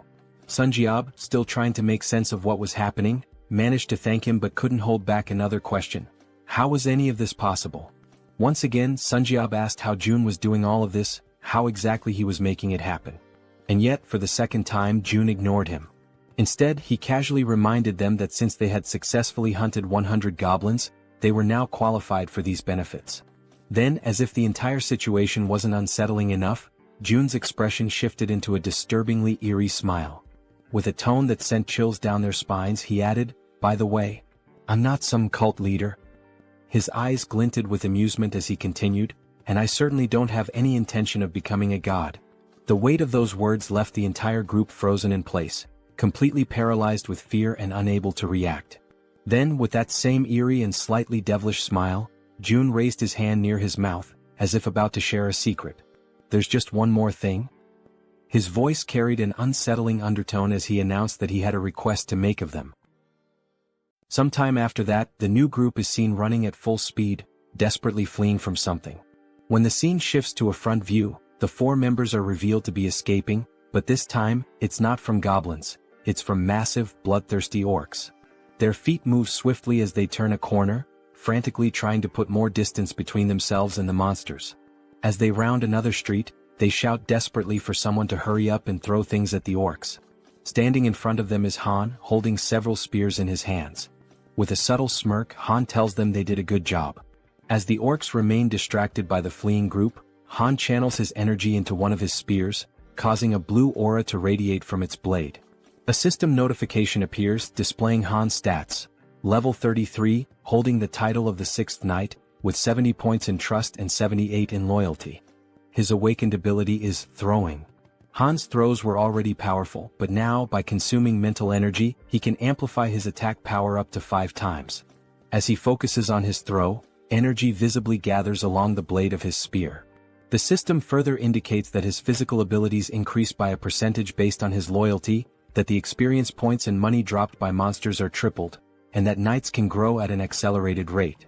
Then, with immense force, Han hurls the spear, striking one of the leading orcs directly. Upon witnessing its companion fall, another orc becomes enraged. Gripping a massive machete, it lunges forward, ready to strike Han with a devastating blow. Despite facing such a formidable enemy, Han remains completely calm. That's because, from the back line, a well-aimed arrow infused with energy is already soaring toward the orc. The arrow pierces the orc's head, and with that, it's clear who fired the shot. The archer had been providing cover from the rear all along, and that was precisely why Han could remain so composed. As the second orc collapses, Han swiftly draws another spear and hurls it toward the third orc. The moment it lands, Han finally exhales and says that it's all over. At that moment, a notification appears for June, informing him that he has successfully hunted a level 19 orc and earned wands as a reward for the mission to eliminate 100 orcs. With the mission now complete, 3 people who had been hiding from the orcs in that region are rescued. Han approaches them, reassuring them that there is a safe place they can go. As they move toward the main group, the system suddenly issues an alert. Unauthorized individuals are attempting to enter. The system then prompts Seo Jun, asking if he would like to grant them citizenship. Having just deactivated his Ultimate Eyes ability, Jun notices that this time, there are 3 new individuals. When he looks at the system's interface, he realizes that by accepting them, the total number of citizens under his care has now reached 200. A new system notification appears, confirming that citizenship has been granted to the 3 newcomers, bringing the total to 200. The system further reveals that as the number of citizens reaches certain thresholds, new abilities are unlocked. This time the ability Tax Collection has been activated. This newly unlocked ability allows him to collect 10% of all the money his citizens possess. However, it comes with a cooldown period of 30 days. Realizing this, Jun understands that the tax collection ability essentially returns a portion of the citizens' money to him. As he contemplates it, he notes that these kinds of actions are not something he can freely reverse whenever he wants. Biting his finger anxiously, he acknowledges that he will have to wait for a long time before he can actually benefit from it. But time is a luxury he does not have. He is running out of time to save his parents and must send Han's team to where they are as soon as possible. Scrolling through the system, Jun considers redistributing only 30% of the collected funds, seeing it as an investment. Upon executing this command, the system notifies him that the ability's level has increased, reaching level 10 and granting him 3 additional skill points. At that moment, Jun feels a sharp tightness in his chest, accompanied by an intense pain. A deep purple domain expansion begins spreading beyond the building. Another system notification appears, displaying a congratulatory message. It states that with this expansion, an official declaration has been made across every corner of the apartment complex. Additionally, a fund of 1 billion wands has been deposited into his wallet. Furthermore, the construction function has been activated. Still clutching his chest from the lingering pain, Jun looks at the system screen, reading the new notification. His mind immediately starts racing, questioning what exactly this construction function entails. The system then displays a list of available facilities that can be built, along with their respective costs. It also shows the value of the fund and an annual production revenue of 30 million wands. The available construction options include a solar power generator, a store, and a training facility. As he reads through the details, Jun is visibly shocked. The annual revenue is only 30 million wands, yet installing a solar generator alone costs 130 million wands. That means he would need to maintain the solar power system for nearly 5 years just to break even. Following this realization, the system asks if he would like to proceed with installing the solar generator. For now, Jun declines, stating that his current priority lies elsewhere. The money needs to be allocated toward more immediate necessities, such as increasing the levels of his vassals. At that moment, Jun notices something different, something unusual. The system displays the total amount in the fund, exactly 1 billion wands, the same amount he had received upon leveling up. After investigating further, the system clarifies that this amount is exclusively available for construction purposes. Trying to process what he was reading, it takes Jun a moment for everything to click. But when it finally does, he smiles, realizing just how significant this is. This money is entirely separate from the funds in his personal wallet. Seeing this as an extremely positive thing, Jun quickly understands that there's no reason to hold back from using it all. Without hesitation, he accepts the installation of the solar power system. The system then informs him that the process will take 24 hours to complete and updates his remaining balance, which now stands at 867 million wands. Looking at the cost, Jun realizes that it was surprisingly cheap. This leads him to ask whether the system is capable of installing an additional solar generator. The system responds that only 1 solar generator can be installed per apartment building. With that in mind, Jun shifts his attention to the store option. As he selects it, he is met with an unexpected but pleasant surprise. The feature is far more impressive than he had initially thought. This store is directly linked to the one he already owns, allowing him to sell registered items to his citizens. However, what truly makes this ability unique is that it is not a physical store. Instead, the system produces items in real time, and as long as there are funds available, the system itself will handle the transactions. Up until recently, managing and distributing supplies had been a tedious and time-consuming task, with Dabin having to handle most of the distribution. But now, with a system-operated store in place, the citizens will be able to purchase what they need on their own. As he reflects on this, Jun realizes that he can personally set the prices, increasing overall liquidation rates even further. Without hesitation, he issues the command to install the store immediately. The system prompts him to select a location for the store's installation. He carefully considers the available locations before deciding to place it on the 101st floor. The system then displays the remaining construction time, 48 hours until completion. Finally, the third option, the training facility. The system notifies him that this training facility will allow citizens to improve their strength and endurance through basic training exercises, with a 200% efficiency boost. Additionally, for those below level 15, an extra 300% efficiency bonus will apply. Reading this, Jun feels a surge of excitement. He already knew that leveling up through training was possible, but with these additional boosts, progress would be significantly faster, making it even easier to reap mission rewards. The system also prompts him to choose a location for the training facility. Jun decides to install it across the entire second floor, converting the entire level into a dedicated training center. The system then updates, displaying a 72-hour countdown for its completion. Lastly, there are also the 3 skill points he had acquired. However, something new has also been unlocked, the itemization feature. This allows registered products to be purchased in different sizes and quantities. Intrigued, Jun taps on the system interface to learn more details. Until now, package deals were available, but individual purchases had only just become possible. Looking through the list, he sees various liquid-based items and notes that while not everything is there yet, the range of available options has expanded significantly. There are now different types of food and additional product variations. Now, with a slightly mischievous smile and a new plan forming in his mind, Jun realizes just how useful this could be. Meanwhile, back on the battlefield, Toji is clad in his knight armor, engaged in combat against an orc wielding a large knife. The orc lands a strike, but Toji's armor absorbs the impact, leaving him completely unharmed. Spotting an opening, Toji seizes the moment and delivers a decisive blow, eliminating the orc with a single strike. After defeating his opponent, Toki sighs in relief, muttering that it was a close call and that this battle is far more exhausting than expected.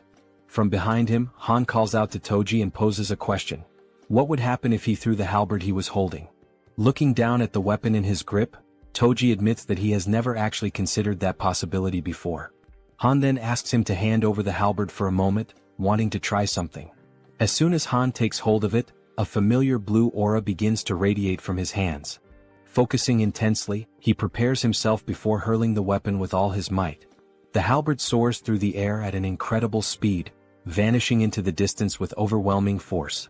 Toji, wide-eyed in shock, watches in disbelief before finally speaking. He had assumed Han was joking when he mentioned throwing the halberd. Now, however, the weapon was far beyond their reach. Crossing his arms, Han simply responds that he has already thrown it. Now he suggests that Toji deactivate the weapon's summoning and call it back again. Only then does Toji finally understand what Han had been thinking when he proposed the idea. Focusing, Toji channels his energy and cancels the summoning of the halberd before reactivating it. Instantly, another halberd materializes in his hands. Toji stares at the weapon in awe, his surprise quickly turning into exhilaration. Overcome with excitement, he turns to Han, calling him a genius.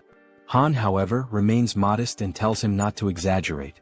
Just then, the female archer arrives, looking somewhat tense. She informs them that they need to leave as her supply of arrows is running low. However, just as she finishes speaking, something completely unexpected catches her attention. Glancing down at the ground, the archer spots something unusual. Confused, she asks what it is, because right before their eyes, a fresh quiver filled with new arrows is materializing out of nowhere. It was as if the Jun himself was telling them that they were meant to continue the mission. Retreat was not an option. The system displays a new ability called Omni-Focus, which allows the user to activate another ability while observing an area using the Ultimate Eyes ability. After collecting the new arrows, the archer continues hunting creatures alongside the group. The system keeps notifying them of the orc kills, showing that the last one was level 19 and the amount of one deposited into the shut-in wallet. Additionally, the system indicates that some citizens have completed the mission assigned to them, resulting in more ones being spent. Furthermore, some citizens are leveling up. With his arms crossed, Jun looks at the system and realizes that he has always been right. It is indeed possible to increase attributes through mission rewards as well. A glimmer of hope begins to appear in his thoughts. Staring out the window, he notes that his parents' house is about 10 kilometers away, which would take approximately 3 hours on foot to reach. After considering this, he decides to take a walk around the building and heads toward the elevator. Upon stepping out, he makes his way toward the rooftop, approaching the highest point of the structure. Observing the state of the city in the aftermath of the apocalypse, he takes in the sight of the ruins, every single building reduced to rubble except for his own. The devastation is overwhelming, and he mutters that this is truly horrifying. Thoughts race through Jun's mind and he quickly comes to a realization. He needs to act fast as soon as possible. Opening the system window, he decides to start with Han's group. The first person the system highlights is the bespectacled man Jaehyeon. He holds the title of 7th servant, with a trust level of 59 and a loyalty level of 33, and his awakened ability is the Raven Pact. Seeing this, Jun realizes that as long as Jaehyeon's ability is being effectively utilized for reconnaissance, it would be best for him to team up with the Warbear and the healer. The Warbear, Yeonju, is at level 33 and has awakened the Warrior Bear ability, but her loyalty remains low at only 12. Meanwhile, the healer, Kim Dae-jung, is at level 30 and has the awakened abilities of healing, blessing, and magic armor. Examining the details, Jun notes that unlike the healer, who is already registered as a vassal, the Warbear does not yet possess the necessary trust to qualify for vassal status. Beyond her healing ability, the healer also possesses an A-tier blessing, which enhances physical abilities by 70%. Additionally, she has a B-tier magic armor, which generates a magical barrier that protects a chosen target. Kim recognizes that those who had an awakened ability from the beginning hold a tremendous advantage and begins to wonder how he could gain the Warbear woman's trust. Recalling her desperate goal of resurrecting her son, Jun questions whether that might be the only way. He opens the system's resurrection tab and immediately, the system informs him that he does not have enough money to grant the reward, instructing him to acquire more funds. Kim clenches his fists in frustration, irritated that he still lacks the necessary amount. An idea sparks in his mind, to drastically increase the difficulty of the missions to the highest level possible. He then declares that he will set up a mission to hunt a level 40 monster, knowing that such a monster must be incredibly powerful, which in turn would yield a far greater reward. With a serious expression, he sets the time limit to 24 hours. The penalty? Yet, once again the system notifies him that he does not have enough money to provide the resurrection reward. Despite the harsh penalty of death upon failure, Jun is infuriated that the system still deems it insufficient. Then, another notification appears, momentarily catching him off guard. The system announces that he has slain a level 18 orc. An idea suddenly takes root in his mind, perhaps a group mission might work. Without hesitation, he reopens the system and attempts to issue a mission to hunt a level 40 or higher monster, with the same 24-hour time limit and the same penalty of death upon failure. However, this time the reward is modified. The Werebear's son will be resurrected, but only for 1 day. Jun accepts the mission, determining that for now, he must ensure the Werebear woman fully commits to his cause.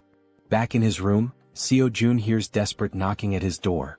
A frantic voice from the other side pleads for him to open it.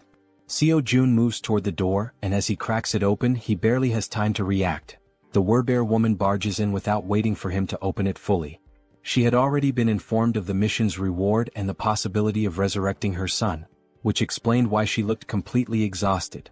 Her eyes brim with tears as she declares, with a trembling voice, that she will do anything, anything at all, and she is willing to start immediately. Jun tells her that it is indeed possible, but there is a strict time limit, 24 hours to complete the mission and 24 hours for the resurrection itself. Upon hearing this, the Werebear woman collapses into uncontrollable sobs, overwhelmed by the mere possibility of something she had long believed to be impossible. Tears stream down her face as she expresses her heartfelt gratitude to Jun, telling him that she is truly happy, ecstatic, to have even just 1 day with her son. With unwavering determination, she promises that she will do whatever it takes to make it happen. After that, the system notifies that she has surpassed 30 loyalty points and can now be registered as a vassal. Sometime later, Jun is seen lying in his room, staring at the ceiling. And with nothing but the power of his mind, he manages to turn on the light. Realizing that he succeeded, he shifts his focus to the faucet and attempts to do the same. He concentrates, directing his thoughts toward opening the faucet until water begins to flow. At first, only a few droplets trickle out, barely noticeable. He concentrates a little harder, and this time he manages to fully open the faucet, allowing water to gush out at maximum flow. Feeling somewhat relieved, June comments that this is pretty cool, but at the same time he has already grown somewhat accustomed to it. Now he feels as if he has become a mage, like something straight out of Harry Potter, wielding a wand and controlling electricity, water and gas with precise mastery. The system then displays an update, indicating that the store's earnings are being calculated. A total of 320,981 wons has been deposited into the shut-in wallet. Glancing at the system, June does some quick calculations and realizes that a profit of 320,000 wons suggests that today's total sales have exceeded 1.5 million won. He activates the ultimate eye's ability to check on the people within the building, observing what they are doing on the different floors. On another floor, a man asks how much they need to save. Another man, holding a bow, responds that the bow itself cost 150,000 won, and today they only earn 10,000 won, meaning it will take roughly 15 days. The first man calls the other an idiot, pointing out that he didn't even factor in the cost of water and food for the next 15 days. Frustrated, the man with the bow turns his back and says that since the other is so smart, he should calculate everything on his own. Observing the interactions and dynamics between the people, June notes how much the atmosphere has shifted ever since he started distributing the reward money. He also realizes that ever since the mysterious place known as the store appeared on the first floor of the building, the small amount of money earned from hunting goblins has begun to ignite a growing desire among the people to hunt even more. And now that there are no longer enough goblins left within the apartment complex, people are being forced to venture outside in search of prey. Looking at the system, he feels a certain satisfaction, as level-ups are progressing steadily, and the number of new citizens has grown significantly. The system shows that the current population is 789, with XP and money bonuses now at 100%. Fixated on the system screen, Seo Jun realizes that things are about to expand exponentially from this point forward. Then once again another notification appears. Another level 18 orc has been slain. Sometime later, down below, the Werbear woman, with her immense superhuman strength, is tearing through wave after wave of goblins, crushing them without hesitation. Now she is emitting a golden aura, striking fear into the goblins before they even have a chance to fight back. Without wasting a single second, her thoughts consumed by the possibility of seeing her son again, she charges forward, completely obliterating the remaining goblins. Once no more goblins are left standing, she begins to revert to her human form. The exhaustion catches up with her, and she breathes heavily, struggling to steady herself. From a distance, the healer calls out to her, asking if she is okay and whether she is injured anywhere.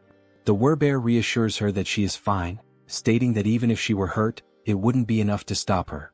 The healer, concerned, urges her not to push herself too hard, mentioning that she is eliminating all the monsters before anyone else even has a chance to fight them.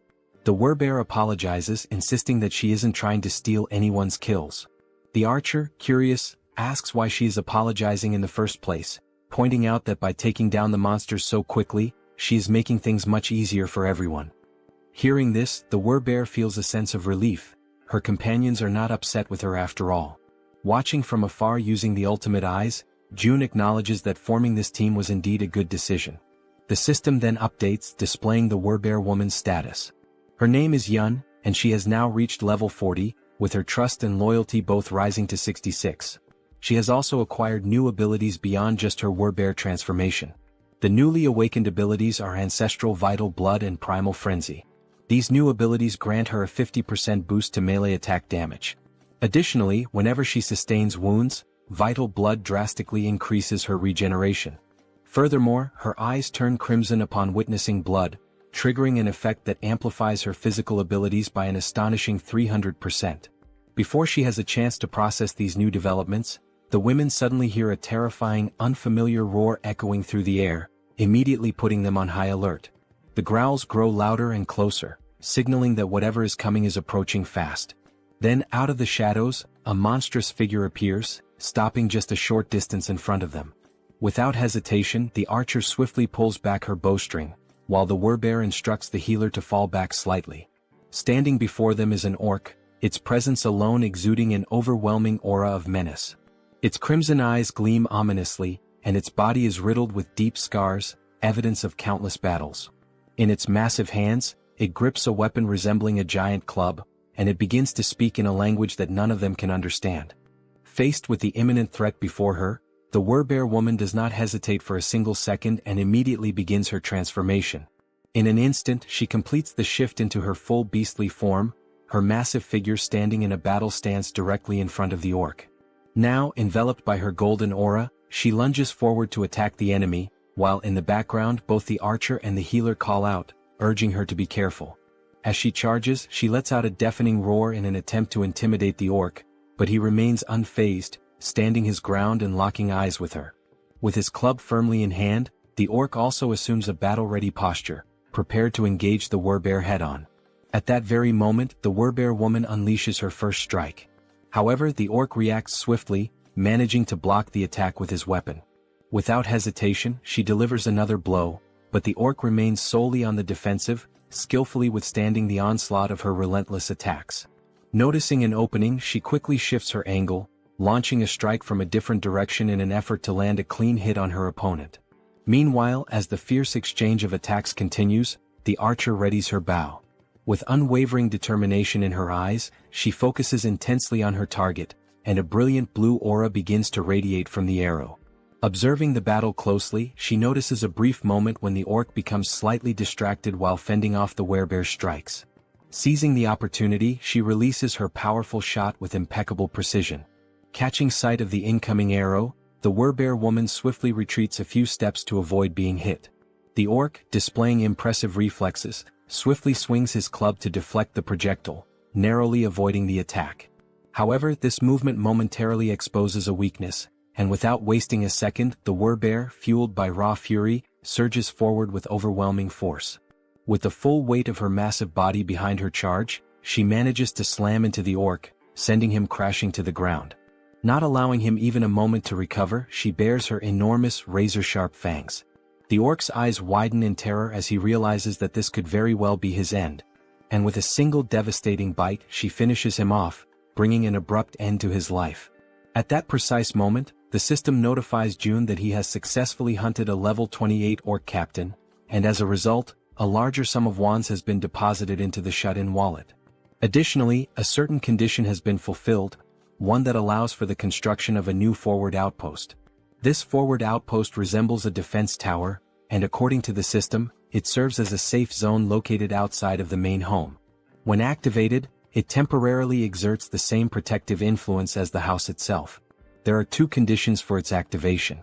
The first is that it will only be operational if a citizen holding the rank of knight or higher resides there. The second condition states that if an unauthorized individual remains inside for more than a day, the outpost will automatically be destroyed. Reading this information, June is caught off guard, surprised by the realization that he now has the ability to construct something entirely new. A grin spreads across his face as he remarks that, despite the staggering cost of 1.3 billion wands, his bank account has more than enough funds now that all the orcs have been dealt with. He decides that this forward outpost is well worth the investment. The system also displays additional details, revealing that the construction process will take 7 full days and will require 3 citizens of knight rank or higher to be stationed there. With that in mind, June realizes that his only option is to wait for those 7 days while the 3 necessary members return to occupy the outpost. As various thoughts race through his mind, the one that troubles him most is the sheer amount of time that will be lost, an entire week spent waiting. Deep in thought, he acknowledges that he cannot afford to waste too much time.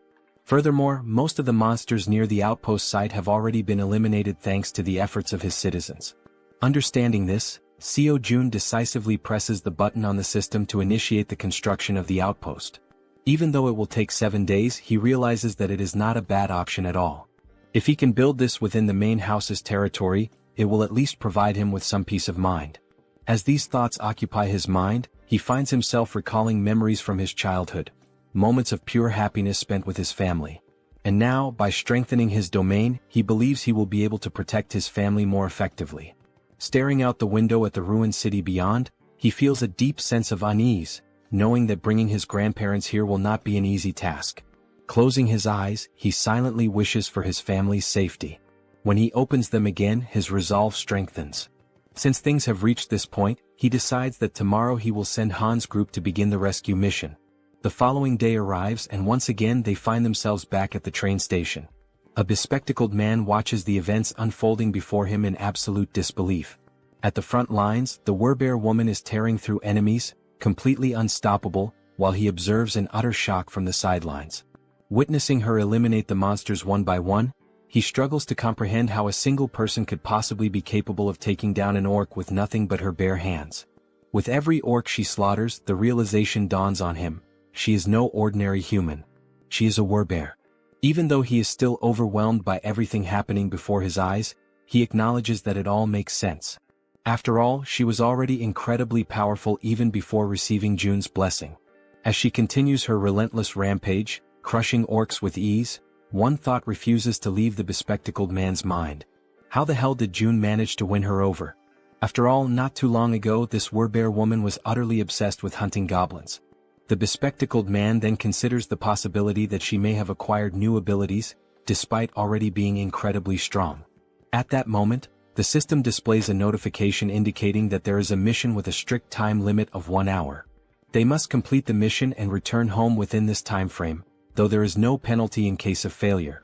Back at the station, the bespectacled man takes position at the front to scout the area, carefully scanning his surroundings. Not far from him, he spots the rest of the group who had accompanied him on this mission. Han calls out to him, suggesting that it would be best to head back home. The bespectacled man turns around, briefly considering the suggestion, and ultimately nods in agreement. As he waits, his raven, an extension of his newly acquired ability, returns from its reconnaissance flight. The bird lands gracefully on his arm, having completed its task, and the bespectacled man gazes at it with pride. Gently stroking the raven's sleek feathers, he decides to name it Black and expresses his gratitude for its good work. Han steps closer, placing a firm hand on his shoulder before asking if he can now take the lead in patrolling ahead, given his new ability. The bespectacled man turns to Black, instructing it to be cautious before sending it forward on a new scouting mission. The raven, its dark eyes filled with an eerie intelligence, silently observes its surroundings before taking flight once more. With a powerful beat of its wings, Black soars high above the station, climbing as high as possible among the towering buildings to gain a broad vantage point of the area. It moves in calculated circles, carefully surveying the entire perimeter. Thanks to the bespectacled man's new ability, he is able to access everything the raven sees as if their visions are linked, distance proving to be no obstacle to their connection. Once he fully processes the information relayed by Black, the bespectacled man turns to Han and reports that the area outside appears to be clear, confirming that it is safe to proceed. Han acknowledges the report with a nod and promptly signals the rest of the group. Upon receiving the order, everyone quickly moves into formation, positioning the strongest members at the outer edges while the healer remains securely in the center. As they march forward, the bespectacled man suddenly senses an unusual presence near his back. His instincts kick in and without hesitation he whirls around to check for any threats. A faint rustling sound reaches his ears and after a brief moment he identifies the source, a small rat scurrying along the path. Since he is positioned at the back line, the bespectacled man swiftly climbs onto the platform, stepping away from the train tracks to avoid obstructing the others. His companions continue moving ahead, yet an uneasy feeling lingers. Unable to shake it off, he turns once more to scan the area behind them, double-checking to ensure that they are not being followed. In the dimly lit tunnel, just beyond the tracks, something catches his attention, a pair of gleaming eyes watching from the shadows. The eyes belong to a rat. Without hesitation, the small creature leaps forward, mirroring the group's path with uncanny precision. Relentlessly, despite its diminutive size, the rat pursues them, its glowing eyes locked onto their trail. Carefully and persistently, it follows their every move, all the way to the station's exit.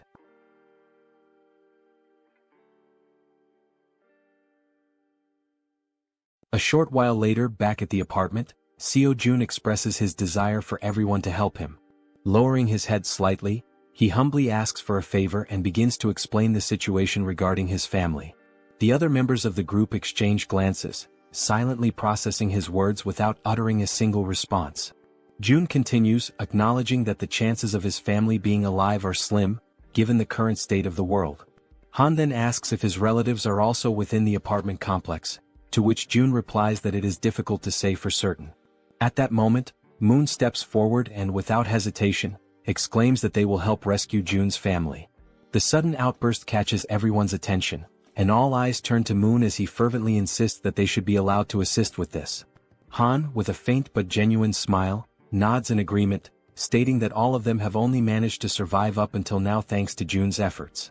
Turning to face Jun directly, Han firmly declares that they will help, but only if Jun provides clear instructions on what needs to be done. Hearing this, Jun lets out a small, relieved smile and expresses his heartfelt gratitude for their willingness to assist him. With everyone watching attentively, he explains that now that they have successfully eliminated all the orcs occupying the station, their next move should be to follow the subway tracks leading to the next station. He then elaborates further, saying that this station is the closest one to his home. However, they can exit through exit number 2, and once outside he will provide them with more specific instructions.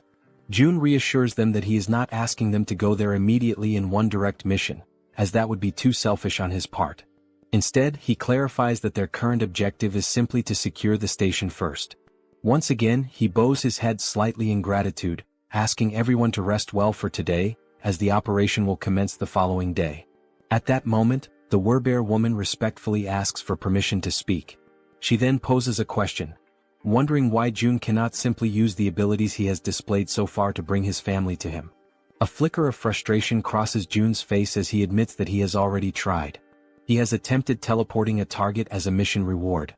Furthermore, he had been excited when Moon awakened his teleportation ability, thinking it might allow them to bring his family back instantly.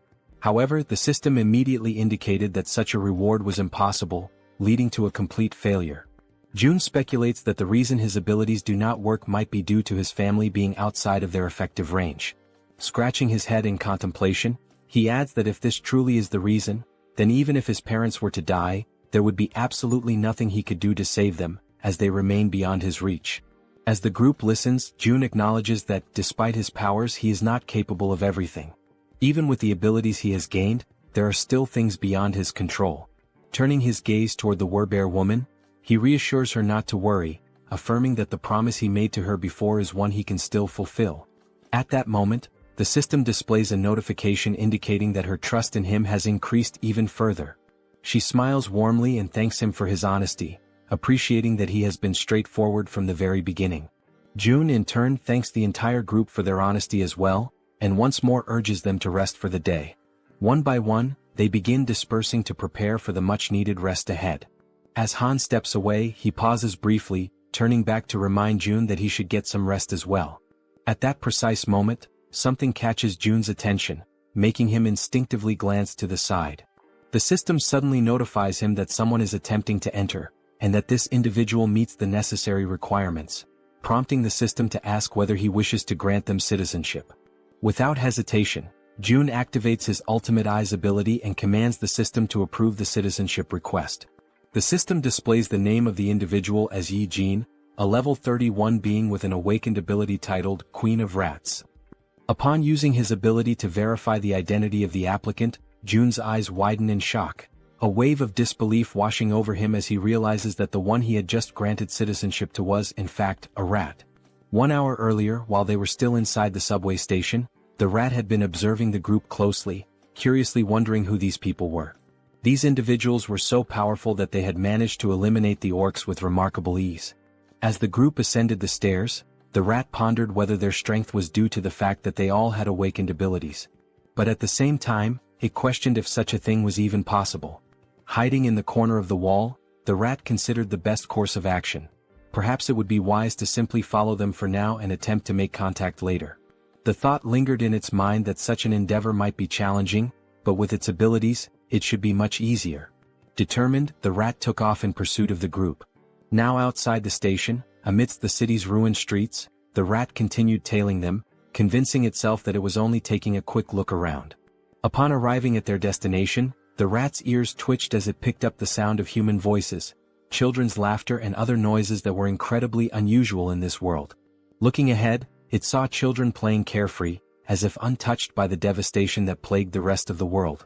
The sight left the rat in complete shock. In a post-apocalyptic world, such a scene was simply unnatural. Turning its gaze to the other side, the rat found itself questioning why so many people were gathered inside that particular building. Fixating on the only structure that remained completely intact, it wondered what in the world that place was. With a deep sense of curiosity, it decided to take a closer look. However, as it attempted to leap up the steps and enter, it slammed its head into something invisible. A dull ache surged through its skull, and a large lump immediately began forming on its tiny head.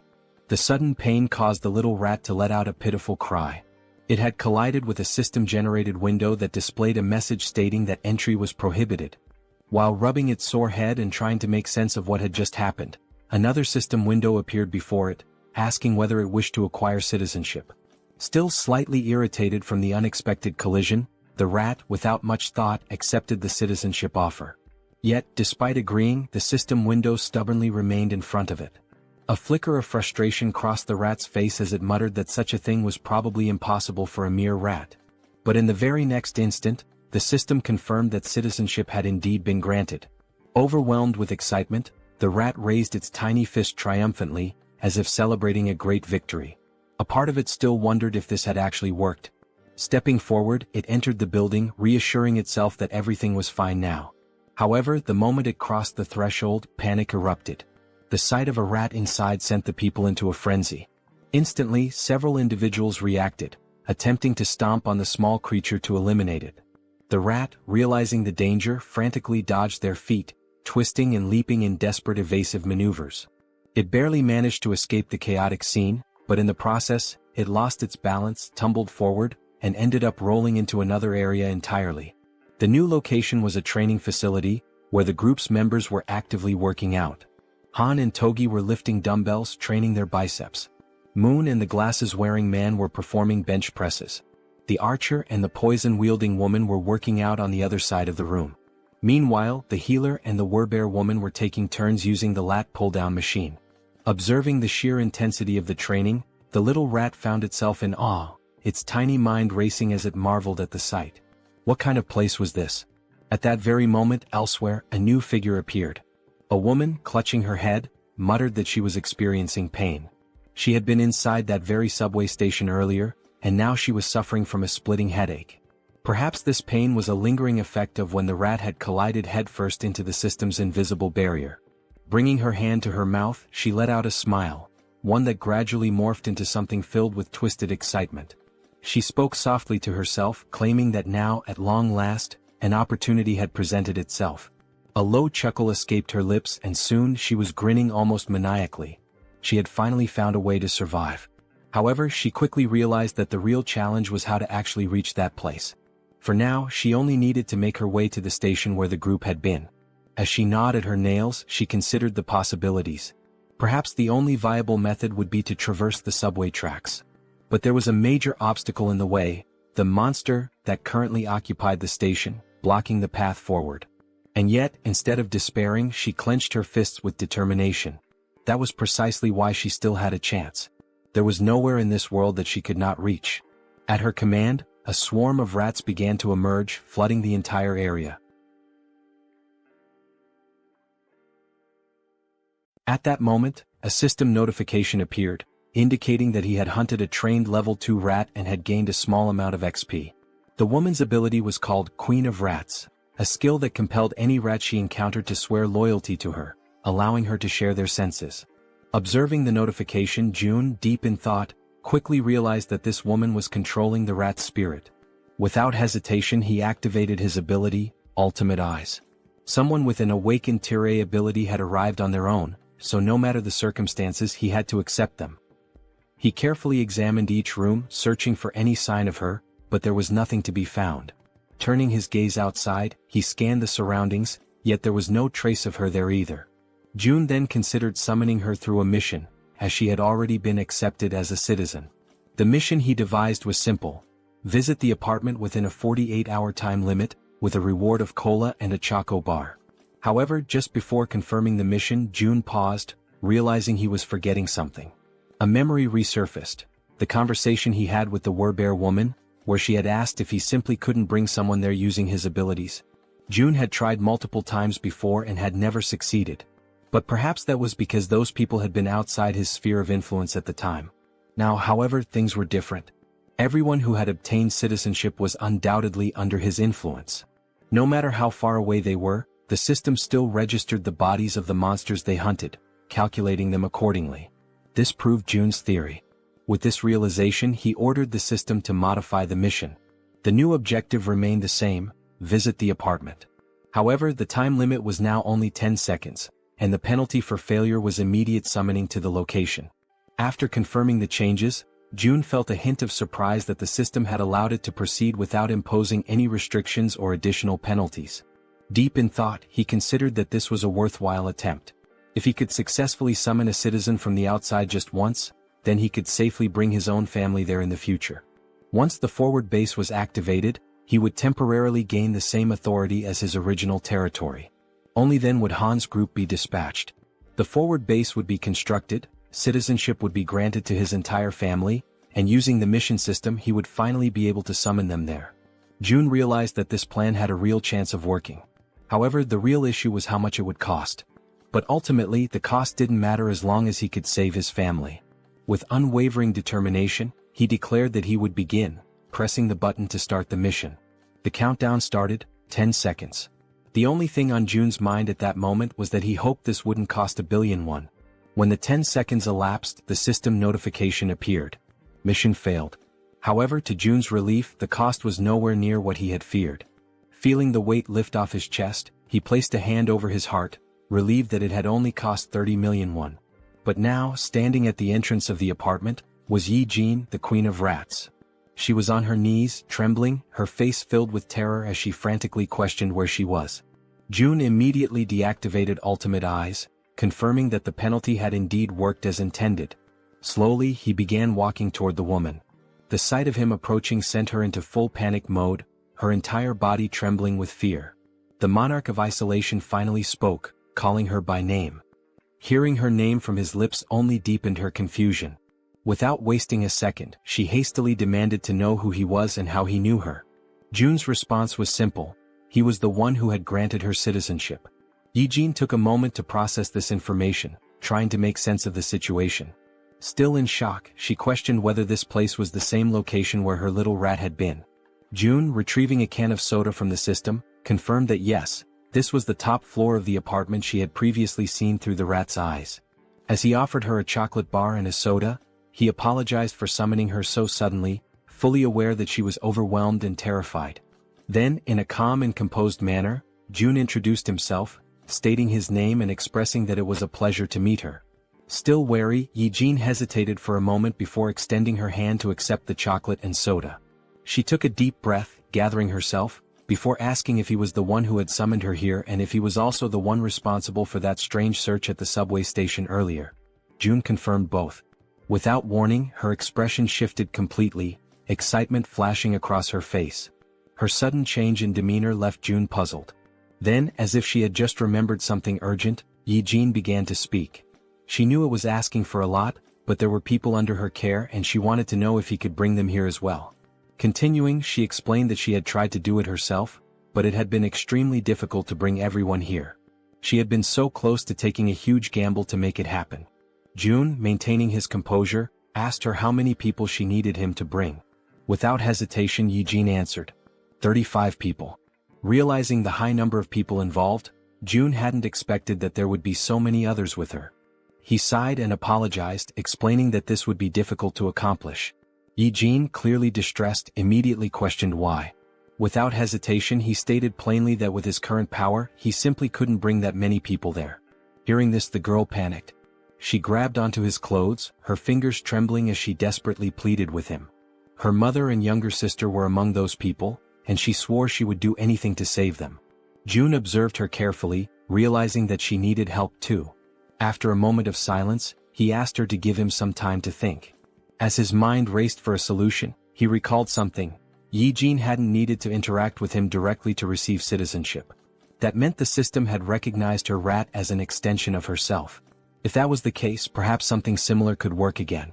A system window appeared before Jun, displaying Jaehyeon's current stats. Her trust level was at 37, and she was at level 31. Seeing this, he noted that her trust had already increased, and given her situation and everything she had just said, it was only natural for her to trust him even more. Still kneeling in front of him, her eyes full of desperation, she listened as he called her name. She immediately asked if she really could do anything. Without hesitation, Jaehyeon confirmed that she would. she would do absolutely anything. June took a deep breath before finally speaking. There was a way to make what she wanted possible. But first she had to trust him completely, 100%. He asked her if she understood. Then, speaking in a calm and steady voice, he told her that if she placed her absolute trust in him, he would undoubtedly save them. Hearing those words, the girl's eyes lit up with hope. She clasped her hands together, almost as if in prayer, and shouted that she truly trusted him. With unwavering determination, she declared once more that she would do anything if it meant saving her family. At that moment, the system notification appeared. Yi-jin's trust level had reached 50, and her loyalty had surpassed 30. This fulfilled the conditions for her to be registered as a vassal. June grinned. This was good, very good. And what came next would be even better. Without hesitation, he pressed the system window, selecting the option to register her as his vassal. At that exact moment, a blue aura surged forth, enveloping Yi-jin's entire body. For a brief instant, the unexpected sensation startled her. Then another system window appeared. Yi-jin was now officially recognized as 10th Seed, Knight and Tamer. Her awakened abilities were listed as Queen of Rats, Evolution. June read through the details carefully. The Tamer title granted her the ability to enhance the stats of her tamed creatures based on their loyalty. Additionally, their growth speed would accelerate according to her trust level. On top of that, the evolution ability was classified as Tier A+. It allowed her tamed creatures to continuously grow, and once they reached a certain threshold, they would evolve. As he watched the glowing energy flow through her body, June asked her a critical question. Were there tamed rats near where her family was located? Yi-jin, still feeling the power coursing through her, nodded quickly. June immediately issued an order. She was to send those rats to where her family was right now. Without hesitation, the Rat Queen confirmed she would do it. She sat down cross-legged, closing her eyes in deep concentration. She needed to direct her consciousness to her rats, guiding them to her family's location. June seized the moment and activated Ultimate Eyes. As soon as he did, his vision expanded and he was able to see through the eyes of the rat. The system recognized it as an extension of Yi-jin herself. A system window popped up, identifying the creature. Tame Mouse, Level 2. The small rat scurried forward, stopping in front of a group of people. They watched it carefully, recognizing it almost immediately. Whispers spread among them. Was this one of Yi-jin's rats? Then, to their surprise, a system window appeared above the rat. The unexpected sight made the people uneasy. And then, something even more shocking happened. One after another, various supplies began to materialize from the system. Food, water, necessities, all appearing out of thin air. The people stared in disbelief, struggling to comprehend what they were witnessing. Someone muttered a question. Was this Yi-jin's doing? With this, the system updated once more. Yi-jin's trust level skyrocketed, increasing several times over. From a distance, June observed it all. This was exactly what he had anticipated. He continued watching as the rats moved. A realization struck him. Yi-jin's ability and his absolute eyes were a perfect combination. From this moment on, the tens of thousands of rats crawling through the sewers would now serve as his eyes. June couldn't help but smile. This was insane. And now he had acquired the ultimate scout. The Rat Queen politely asks for permission to speak, her voice calm but firm. She then inquires if the place June wants to know about is the one located near the beach. June nods in confirmation, stating that yes, that is indeed the place he is referring to. A realization dawns upon him. Coincidentally, Yi-jin had gone to Nambu-Mindong, which happens to be where his family's house is located. Naturally, this puts her in a far better position than Han's team, who are still unfamiliar with the area. On top of that, all she needs to do is send a single rat. Even just one rat alone makes it possible to confirm his family's survival, and now with her abilities, it will also be much easier to send supplies. After June explains the plan to her, Yi-jin smiles, confidence shining in her expression, and assures him that he can leave everything to her. Right at that moment, the system notifies that both her loyalty and trust have increased. Not wanting to waste any more time, June immediately asks if she can go right now. Yi-jin, still smiling playfully as she absent-mindedly plays with one of her rats, confirms without hesitation that she can. June then gives her a specific request. He asks if she could follow the subway tracks on her way. Her expression shifts slightly, and she asks if he is seriously suggesting that. June confirms without hesitation. His plan is to use that route for the rescue mission later. However, Yijin's expression changes drastically. A look of sheer panic washes over her face as she quickly exclaims that this will not work. June is momentarily taken aback by her sudden reaction and questions why his plan would fail. Yijin, still visibly shaken, explains that a monster lives inside Siamayan Station. June freezes for a moment, completely caught off guard by the unexpected information. In disbelief, he asks her if she is serious. Yijin simply nods, her expression grim. June raises a hand to his chin, deep in thought. After several seconds of contemplation, an idea forms in his mind. He then asks Yijin if she can send just one rat to where the monster is. Though she is visibly hesitant, no doubt because of her traumatic experiences, she steadies herself, takes a deep breath, and focuses. As the blue aura flows through her body, she confirms that she can do it. The perspective shifts, and now it is through the eyes of a rat inside the subway. The tiny creature scurries forward, navigating the abandoned station. Then, it suddenly stops, completely frozen in place. Something up ahead catches its attention. As its gaze slowly rises, it sees a massive figure lifting the lifeless body of an orc as if it were nothing but a rag doll. The rat's vision continues to rise, revealing the true form of the creature. It is a gigantic snake. The monstrous serpent effortlessly takes the life of the orc, devouring it with frightening ease. Despite being small and trying to remain hidden, the rat's subtle movements attract the snake's attention. The giant serpent's head snaps in its direction, instantly recognizing something unusual in the surroundings. It swiftly swallows the orc, and without wasting a second, it shifts its focus entirely to the rat. Realizing it has been discovered, the rat trembles in fear, its tiny body shaking as it scurries behind a pillar, desperately trying to stay out of sight. For a brief moment, it feels safe, believing it has managed to hide successfully. But its relief is short-lived. The gigantic snake moves with terrifying speed, heading directly toward the spot where the rat is hiding. The serpent's enormous mouth opens, revealing its razor-sharp fangs, poised and ready to end the tiny creature's life. As the attack closes in, the rat is paralyzed with fear, a cold chill running through its entire body. At the very last second, it manages to leap away, barely escaping the deadly strike. Now, its only chance of survival is to run as far and as fast as possible. However, the snake does not relent. It hunts mercilessly, pursuing the rat with unstoppable determination. For a brief moment, the gigantic serpent appears to hesitate, and the rat uses that single opportunity to flee for its life. Back in the apartment, June watches in complete silence, his ultimate eyes ability fully activated. After seeing just how massive and powerful the snake is, June wonders what level the monster could be. He has a strong suspicion that it is at least above level 40. Yijin, her voice trembling slightly, asks June if he saw that thing. Then, without waiting for a response, she states firmly that this is exactly why they cannot use Siamayan Station. She then offers an alternative plan. They should skip that station entirely and move on to the next one instead. Yijin adds that she has seen the strength of June's companions firsthand. She is confident that getting to the next station won't be a problem for them. June ponders for a moment and then realizes that Yijin is absolutely right. He nods in agreement, thanks her, and states that her idea sounds like a good plan. With a grin, he then tells her that she can head to Unit 2701, which is the next station. From today onward, that will be her base. However, she will need to do some cleaning up first. Yijin nods in understanding, then stands up and expresses her gratitude. She asks for permission to leave and informs him that she is heading out now. June reminds her to be careful.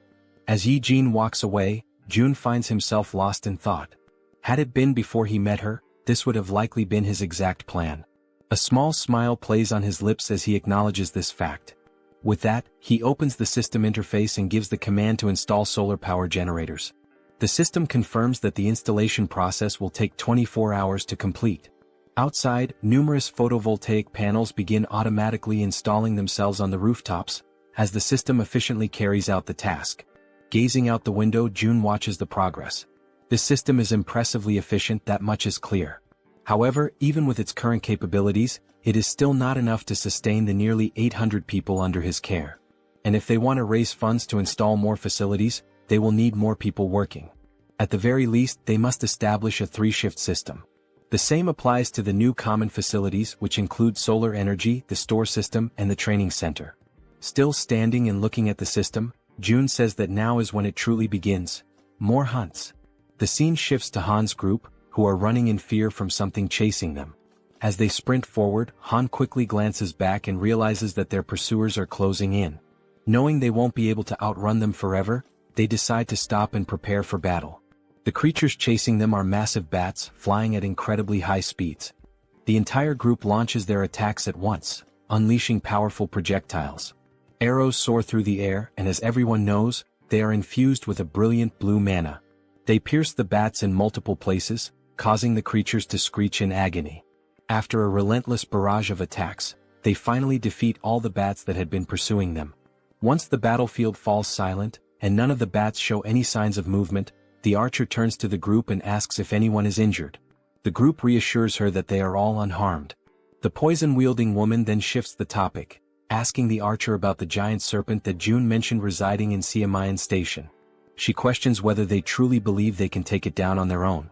The archer responds confidently, saying that everything should be fine since, if things go south, June can summon them back to the apartment at any moment.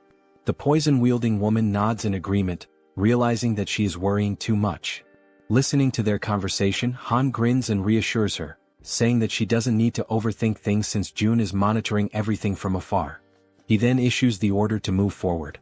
After walking for some time, they finally arrive at the station where the giant serpent is lurking.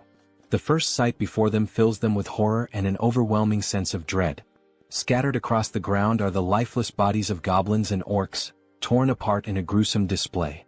Among the carnage, a train car has been derailed, lying on its side off the tracks. The grotesque sight is enough to make the poison-wielding girl gag, barely able to hold back her nausea. Han orders the rest of the group to proceed while she takes a moment to recover. As they advance slowly, exercising extreme caution, Han suddenly senses something off, an eerie, unsettling feeling, accompanied by the distinct sound of a snake hissing. His instincts scream at him, and he immediately shouts for everyone to stop and be on high alert. The group tenses up, readying themselves for whatever might come next. Being at the front, Han is the first to see it, and his body freezes in terror. Emerging before them is the giant serpent.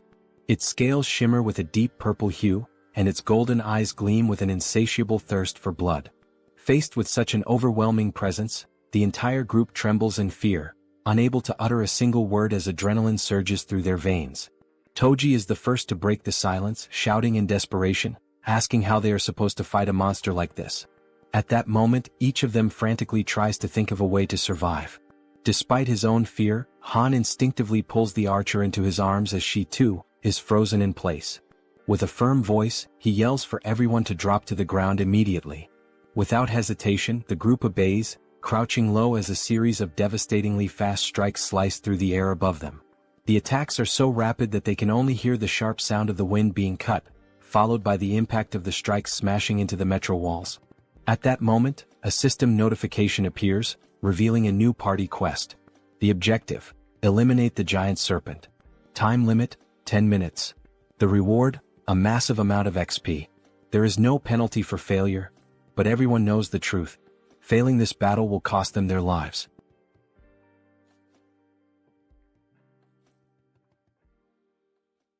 After the possible attack, while still shielding the archer with his body, Han realizes, deep down and with absolute certainty, that this might truly be the end for them.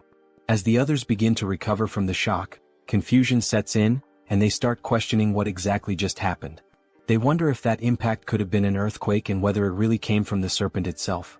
At that precise moment, a system notification appears before Han's eyes, causing them to widen in shock and disbelief.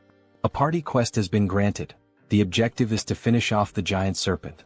Staring at the notification, Han questions aloud why the system used the term "finish off the snake," rather than simply instructing them to fight or defeat it. But when he turns his attention back to the creature, he notices something has changed. Observing from a distance, with the archer still kneeling by his side, Han wonders aloud what in the world is happening and why the serpent is behaving so strangely. The serpent's scales are soaked in blood, and parts of its flesh seem to be melting, as if it is dissolving from the inside. Han glances over at the Werbear woman, and they exchange a meaningful nod, silently agreeing to take initiative. Frowning, Han admits he has no idea what's going on. As equipment materializes across his back, he draws a spear and, summoning all his strength, hurls it with great force. The spear strikes the serpent squarely in the center of its massive head, already weakened and writhing, and the beast lets out a final echoing cry of pain. At this point, it is revealed to us that giant serpents have a habit of consuming their prey while it is still alive. And this detail is far from insignificant. A living creature swallowed whole poses a real and serious threat if it manages to act or strike in the final moment. This is precisely why the giant serpent uses venom to completely subdue its prey or strangles it until it suffocates before swallowing. However, this rule only applies to prey of a certain size. Something as small as a mouse, in comparison to its enormous body, is not a concern. Then we see a flashback, how the mouse deliberately and with striking precision leapt directly into the serpent's mouth, allowing itself to be swallowed in less than a second. And this small, calculated move would bring about consequences no one could have ever imagined. However, June had been clever enough to come up with such a plan, and now he lets out a quiet laugh while giving the command to open the warehouse. Watching the little mouse with his ultimate eyes ability, he notices two skills that are now available: warehouse and shop. With the mouse already inside the serpent's body, June issues the command to summon gas, causing the serpent's belly to bloat and swell. On top of that, he also summons burning papers, already ignited. The combination of gas and fire results in a massive internal implosion. In other words, the serpent explodes from the inside out, unable to withstand the pain and pressure building within. After the blast, the Queen of Rats experiences a sharp discomfort, as if she is directly connected to the pain the little mouse suffered. June walks over to her, noticing her unease, and asks if she's all right. She responds that she is. It just startled her a bit. June acknowledges her efforts, saying she did a good job, and she exhales in relief, finally relaxing a little. With ultimate eyes still active, he shifts his attention back to the metro and reflects on the fact that he wasn't the one who delivered the final blow to the serpent. Rather, he wants this creature to be slain by his vassals who have earned the title of Knight, Han and the Werbear Woman. By doing this, he knows he will receive 6 times the amount of experience points and profit.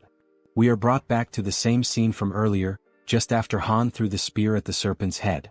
The Werbear Woman, wasting no time, charges forward while her transformation nears completion. With her powerful claws, she delivers a series of fierce slashes against the serpent, who still struggles to fight back despite its injuries. Finally, the Werbear focuses her strength, leaps into the air, and strikes down with tremendous force, landing a blow directly to the serpent's head. The impact creates a large crater, and once she lands back on the ground, now almost fully transformed, she turns to look over her shoulder, just to confirm that the giant serpent has truly been defeated. Right then, the system notifies them that the king snake has been vanquished, and a substantial amount of experience has been granted. Additionally, since it was a level 40 monster, a large quantity of one has also been deposited into the Shutin's wallet. Now that Han and the Werbear Woman have defeated the boss of Siamayan Station, it becomes possible to construct an outpost at that very location. System messages continue to flood in, showing that multiple skills have leveled up. Among them, a domestic domain declaration has reached level 15, granting June 3 additional skill points. As always, after each evolution, June experiences that familiar sharp pain, a tightness in his chest that signals the price of his advancement. Outside, his domain continues to grow, stretching farther and farther without pause. The system then alerts that a being has been discovered that meets the citizenship requirements, asking whether June would like to grant it. Still clutching his chest in pain, June gives the command to grant citizenship to the candidate.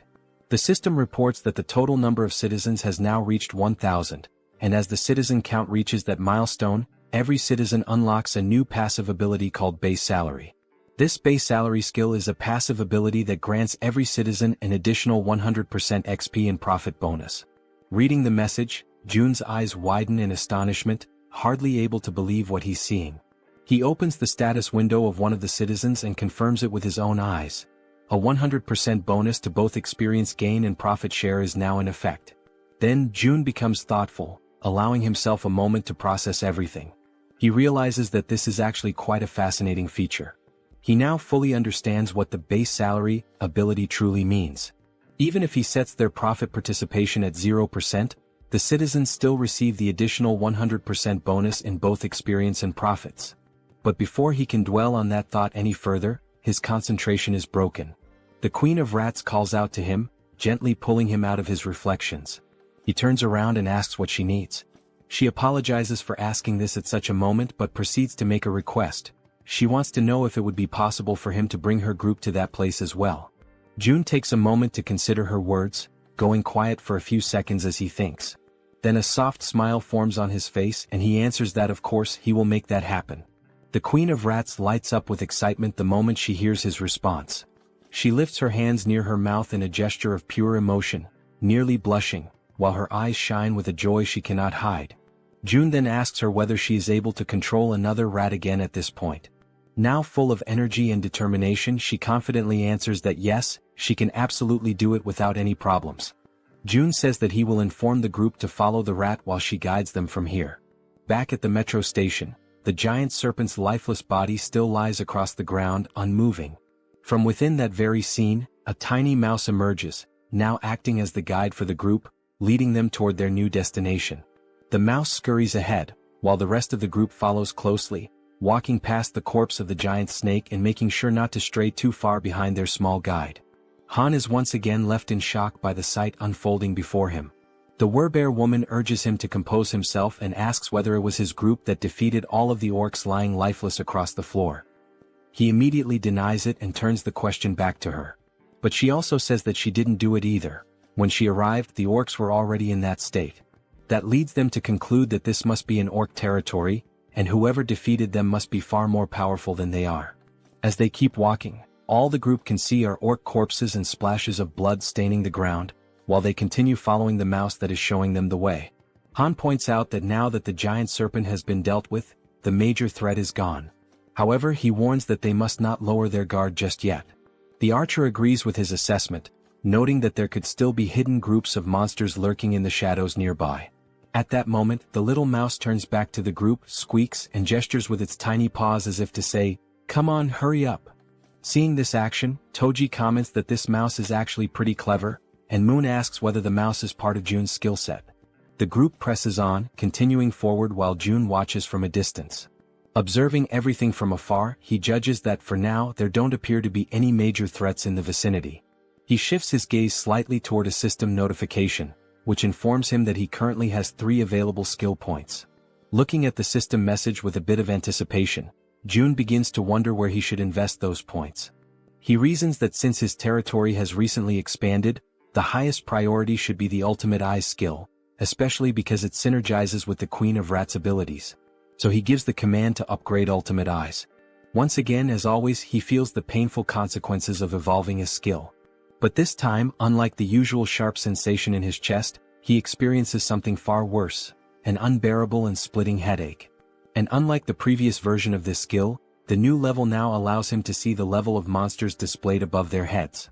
In addition to level, he can now see other data as well, such as height, behavior, intelligence, and even specific attributes or traits that make each monster stand out. Realizing how much easier this will make things moving forward, he affirms to himself that he definitely needed this ability. Because first, he needs to identify monsters of the correct level in order to assign suitable quests to people. This way he can reduce the cost of resurrection. Already aware of how useful this tool will be, he decides to use his remaining points. The next skill he chooses is dignity maintenance because now that he is meeting and managing more people, trust and loyalty are becoming increasingly important. He gives the command to level up that skill as well. However, just at that moment, right in the middle of his planning, something interrupts Seo Jun, throwing him completely off balance and into a state of panic. A deafening sound crashes through the area, abruptly ending his moment of reflection. That's when he realizes that the noises he just heard were similar to gunshots, sharp, loud, and unmistakably threatening. Since June had his Ultimate Eyes skill activated at that moment, he was able to quickly realize that the gunshots had not originated from the apartment complex, but rather from the metro station. He immediately redirects his gaze back toward the metro and sees several goblins wielding revolvers in their hands. The goblins wear malicious, twisted smiles, clearly aware of the immense power they now hold with such weapons. Watching the scene unfold before him, the only question running through June's mind is why on earth goblins have firearms, and more importantly, how they managed to get their hands on them. Because it wasn't just one goblin with a gun, there were several of them, causing chaos and panic as they wildly fired their revolvers, spreading terror through the metro. Han and his group had already faced countless formidable enemies in the past, but never had they encountered a threat that escalated in danger so quickly and so unexpectedly. The suddenness of it put the entire group on high alert. Realizing the goblins were opening fire, Han immediately shouts out, commanding the group to run for cover and hide behind whatever protection they can find. The gunfire continued echoing throughout the metro station as the entire group managed to temporarily hide. From their cover, Han and the archer peek out cautiously, watching the scene unfold. Clearly frightened, the archer asks how the hell those damned goblins got their hands on firearms. Han responds grimly, saying the only thing he knows for certain is that it's not possible to fight them head-on under these conditions. But then Han allows a small smile to appear on his face, because he suddenly remembers, Moon is on their team. Without hesitation, Moon uses his teleportation ability, aiming to catch the goblins completely off guard and not give them a single second to react. His expression is fierce, filled with anger, and his eyes radiate pure determination. Without the slightest bit of remorse, he pierces the back of one of the armed goblins with his spear, driving it through the creature and silencing it with one final scream. That agonized cry is enough to alert the rest of the goblins, who immediately turn their attention to Moon, now fully aware that he's standing in the middle of them. But Moon is far from weak, certainly not as weak as the goblins had imagined.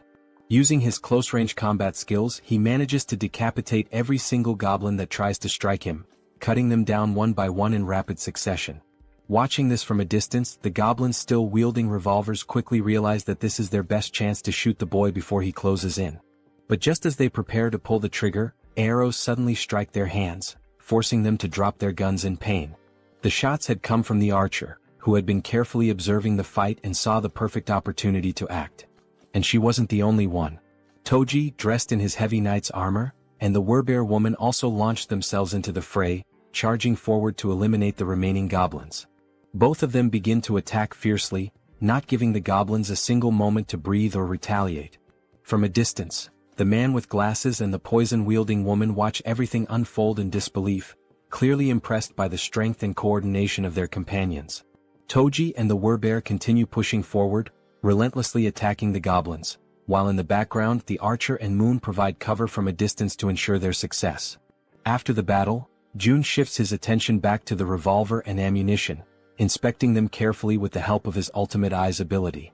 He then gives the system the command to register both items. The system promptly displays a confirmation that the revolver and its specific ammunition have now been successfully registered. Realizing what he just did, Jun stands silent for a moment, stunned by the fact that he has now added a firearm to the system's inventory. He quickly recognizes that he cannot display this item in the store for the general public to purchase. On the other hand, offering firearms in the shop would come with clear advantages. People would instantly become more active in hunting monsters, and even ordinary individuals below level 10 might start regularly hunting orcs. That means the citizens would bring in significantly more XP and profits overall. However, Jun is also aware of one major problem. He cannot trust all the citizens yet. At this point, he's still welcoming people indiscriminately. In other words, there's no real standard, no vetting process. He's been accepting everyone and providing them with supplies without screening them first, operating under the belief that he can control everyone, no matter what might happen. Of course, the rapid growth of the citizen population has brought many benefits. But everyone knows that things change drastically when firearms are involved. There's no guarantee that someone among this growing crowd won't turn out to be a serious problem. Beyond the obvious issue of supply shortages in the midst of an apocalypse, there are also the feelings of envy, resentment, and jealousy that could easily escalate into something dangerous once firearms are introduced into the equation. Regardless of motive, accidents happen, and in the worst-case scenario, someone could die. That's when Jun concludes that firearms will indeed be incredibly helpful, but they must only be handed out to verified individuals. As he opens the system menu once again, he notes that, on top of verification, firearms will also be made available only to those with high loyalty levels. With that decision made, Jun already knows who the first person will be to receive one. Back at the metro station, the group now stands among the lifeless bodies of goblins scattered across the ground. Suddenly and without warning, a gun begins to materialize, forming in midair before dropping right in front of Moon, startling him with how sudden and unexpected it was. Cautiously, he begins to approach the weapon, taking slow and deliberate steps as he draws nearer. Then, with a faint smile appearing on his face and his finger already resting gently on the trigger, Moon picks up the gun, clearly aware of who had orchestrated this. Without needing to see him, he offers a silent thank you to Jun, already knowing it was his doing. After that, the group resumes their journey through the metro tunnels, continuing to follow the little mouse that was guiding them toward the Rat Queen's group. After walking for a while through the underground passageways, they finally arrive at a place that seemed to be the destination the mouse had in mind. They hesitate briefly upon arrival, as the location is closed off by a heavy door that clearly separates and isolates the inside from any outside threats or creatures. Then, as the leader of the group, Han steps forward without hesitation and makes the decision to open the door himself. As the door slowly creaks open, they immediately spot several people inside. The first ones to lay eyes on the newly arrived group begin trembling in fear, uncertain of who these newcomers are. For all they knew, it could easily be goblins or another kind of terrifying monster. Sometime later, the day turns out to be perfect for a walk. Apparently, June notices this and decides to get some fresh air. As he strolls along the sidewalks, he reflects on how nice it is that the territory now includes the walking trail just outside the apartment complex. He thinks to himself that it's been quite a while since he's gone out for a proper walk, and he quietly expresses his gratitude to Jaehyeon for coming along with him. While enjoying the peaceful moment, the system suddenly notifies him that an unauthorized entity is attempting to enter. Upon seeing that notification, June smiles and casually remarks that it seems they have arrived. Jaehyeon, intrigued, becomes curious to know who they are.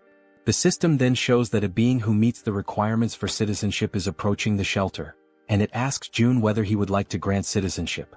Without hesitation, he accepts. Moments later, Jaehyeon hears someone calling out her name and is met with a heartwarming surprise. In the distance, her mother and her sister Yeojin are excitedly calling out to her, waving with joy. In a moment of pure euphoria, the three of them run into each other's arms, embracing in a tight, emotional group hug.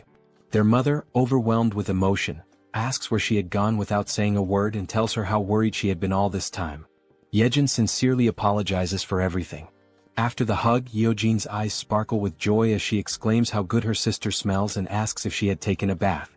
Jaehyeon replies with a smile, saying yes, and not only that, they even have hot water here, and now her mother and sister will also be able to enjoy a warm bath. From a short distance away, June watches the heartfelt scene unfold, happy to hear them chatting about how the place has beds and hot meals as well. Then June calls out to the Rat Queen, and she quickly turns around, asking if something has happened. June informs her that Unit 2701 has now been assigned to her, and she is completely free to use it however she wishes. However, he warns that it might feel a bit cramped for 30 people. Upon hearing this, the girl turns back toward her mother and sister again. But they were not alone. All 30 individuals who had been trapped in the metro were rescued and brought safely to the shelter. Jaehyeon lowers her head for a moment, visibly deep in thought as she tries to come up with a solution to accommodate everyone. Interrupting her train of thought, June steps in and says that he'll provide 3 extra rooms for her, because she is more than worth it and truly deserves it. Hearing this makes her feel a little flustered and she offers a heartfelt thank you. June adds that she can also use units 2402, 2301, and 1902, all within the same building. Hearing that causes her eyes to fill with tears, and in the background her mother and sister smile with happiness and relief. Jaehyeon expresses her gratitude and says she will always do her best. After this emotional moment, the system displays a notification showing that the loyalty and trust levels of many citizens have significantly increased in an instant. Seeing this on the interface, June feels a small spark of excitement, pleased with the outcome. However, something soon catches his attention. He remembers a system feature that was unlocked when he leveled up, but he had never taken the time to check it. The feature is called Guardian Beast Management, and it has a usage limit of 10 times. Just from the name alone, June gets a vague idea of what this skill might involve. But when he finally checks the cost of activating it, he is completely stunned. The cost is 1 billion, and the number leaves his jaw hanging in disbelief. Still trying to process this, someone suddenly calls his name and asks if he has a moment to talk in private. They head toward a nearby room and June opens the door, motioning for the person to come in. The person in question is none other than Jaehyeon, the girl known for using poisons, and she appears hesitant, clearly uncomfortable about what she's about to say. June gently asks her what she would like to talk about.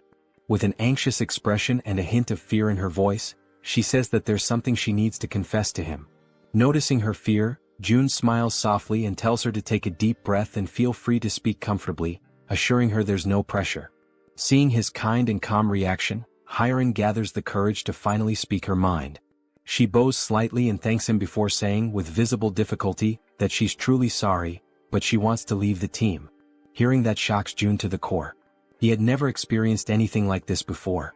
So, with disbelief he asks if she really just said what he thinks she said. With an expression filled with guilt, the poison girl once again says she is very sorry, but insists that she needs to leave the party. June hears her words, but remains silent for a moment, as it was all so sudden that he is still struggling to fully process the situation. The girl then begins to explain herself, saying that her ability is one of the reasons she feels so useless within the team. She confesses that she often thinks that her presence doesn't make any real difference. Whether she is there or not, things would likely remain the same. June gently tells her to stay calm and to speak freely, reassuring her that she can always be honest with him about anything. The girl then clenches her teeth tightly, as if she is bracing herself with fear and hesitation. Gathering her courage, she finally admits that she is afraid. The way she says it, the trembling in her voice, leaves June momentarily speechless. She goes on, repeating that she really is scared, truly terrified. The goblins were terrifying, the orcs were just as frightening, and the giant snake they faced had been utterly horrifying. She even recalls the terrifying moment when they were being chased by that red tiger. There were so many instances when she could have lost her life, that just thinking about it brings tears to her eyes and she starts to cry. Once again she apologizes to June, saying she knows he saved her many times, while she could only watch helplessly, remaining silent. Wiping the tears from her face with trembling hands, she continues, saying that she is nothing but a useless person, someone who has failed to live up to June's expectations. June, quietly listening, reflects that deep down, he had already started to notice this before.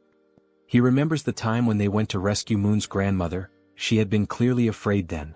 He also recalls how fearful she was when they were hunting orcs, and especially during the confrontation with the giant snake. And he remembers vividly that during the chase involving the red tiger, she had nearly lost her life. June knows that, in truth, she hadn't had much impact on the group's overall efforts. But even so, he also understands that none of this is something she should be blamed for. After all, her ability, Poison Mist, is extremely risky to use. If handled incorrectly, it could harm her own teammates, making it difficult for her to use it effectively in battle. And despite not being able to use her ability to its full potential, she had still risked her life countless times alongside everyone else. When results turn out poorly, of course, disappointment can arise, but it doesn't diminish her bravery. Watching Hyeon crying and sobbing in front of him, June decides to speak up, telling her that this is actually perfect, because he has something he needs help with. Hearing that, the girl wipes her tears and looks at him, asking what he means. June then asks her if she knows Dabin, who is currently living on the 21st floor of the shared facility. He explains that Dabin has been struggling to handle everything alone, burdened with an overwhelming amount of responsibilities. June further mentions that he plans to create and manage shared facilities on every floor, not just the 21st, and that he's looking for someone trustworthy to help manage them. Stepping closer, he asks if he can entrust this task to her, assuring her that she would be a huge help if she agrees to accept it. When he notices that no immediate answer comes from her, he simply scratches his cheek awkwardly. He then continues, saying that if someone is willing to move and help even in small ways, he could never see them as useless. Seeing that Hyeon is still looking downcast, June reflects internally on how powerful her ability actually is. And because it is a control-type poison ability, June feels certain that someday her true value will shine brightly. He tells her that if stepping outside the apartment complex is too overwhelming for her right now, there is absolutely no problem with her working indoors for a while. And when the day comes when her power is truly needed again. June leans forward slightly and tells her that when that moment arrives, he will absolutely count on her.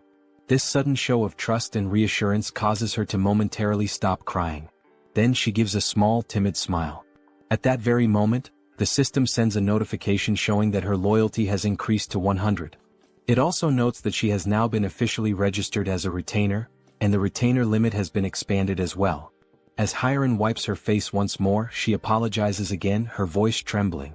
But now, she gives a genuine smile, saying that she showed him a weak side of herself, but promises that she will do her best to help from now on. Hearing this lifts June's spirits as well, as he realizes that she has been working hard all this time and that he can continue to count on her. Sometime later, still inside the room, June's attention is again drawn back to a lingering system notification. The option to summon a guardian beast, at the exorbitant cost of 1 billion won.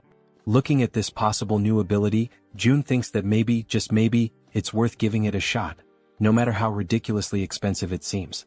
So, throwing caution to the wind, he presses the confirmation button and requests the system to summon the guardian beast. The system promptly notifies him that 1 billion won has been deducted. Then at that very moment, a brilliant light bursts forth, startling June. The light emerges directly from the ground, which makes the whole situation feel even stranger and leaves him frozen in place. It quickly becomes clear that this light is coming from a magical circle, glowing with a powerful yellow hue. The magic was so intense that it forced June to close his eyes for a moment, just to avoid being blinded. And then, from the center of the magical circle, something unexpected appears. A large egg, leaving June wondering in amazement. What kind of guardian beast could possibly hatch from that? Even after the magical circle stops radiating light, the magical egg continues to emit a strong and vivid glow. Unlike the usual situation where a magic egg would take an eternity to hatch, this time the egg immediately begins to crack open. All the while, it continues to shine so brightly that June has to shield his eyes with his hand to protect his vision. Very quickly, the egg finishes breaking apart, and what emerges from within leaves June absolutely stunned. The creature that appears is covered in black feathers, with large, expressive eyes, a sharp beak and sleek plumage. It is clearly a bird. A small black bird with strikingly large eyes and a stylish crest on top of its head has just emerged from that magical circle. Without hesitation, June activates his ultimate eye's ability to inspect the status and details of his new guardian beast. The system immediately displays information. The creature's name is Samjoko and it is a level 1 crow. The system further explains that this crow is a divine beast with 3 legs, born with the power of the sun itself. It also states that Samjoko is currently just a hatchling, a baby who still needs protection, and that for it to grow properly, it must be bathed in high-quality sunlight regularly. June waves cheerfully at his new pet and, smiling warmly, says a genuine, heartfelt, "Hello."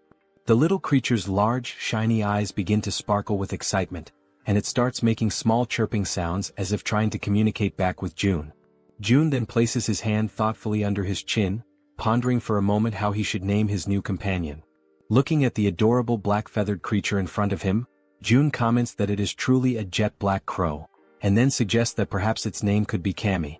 Upon hearing the name, the crow's eyes light up even brighter, practically gleaming with happiness. The tiny bird immediately celebrates, chirping excitedly as if shouting out its new name in pure joy. June leans closer and asks the bird if it really likes the name. The 3-legged crow, Cami, responds with even more enthusiastic chirping sounds, almost as if it were trying to say yes, which makes June feel a wave of relief and happiness.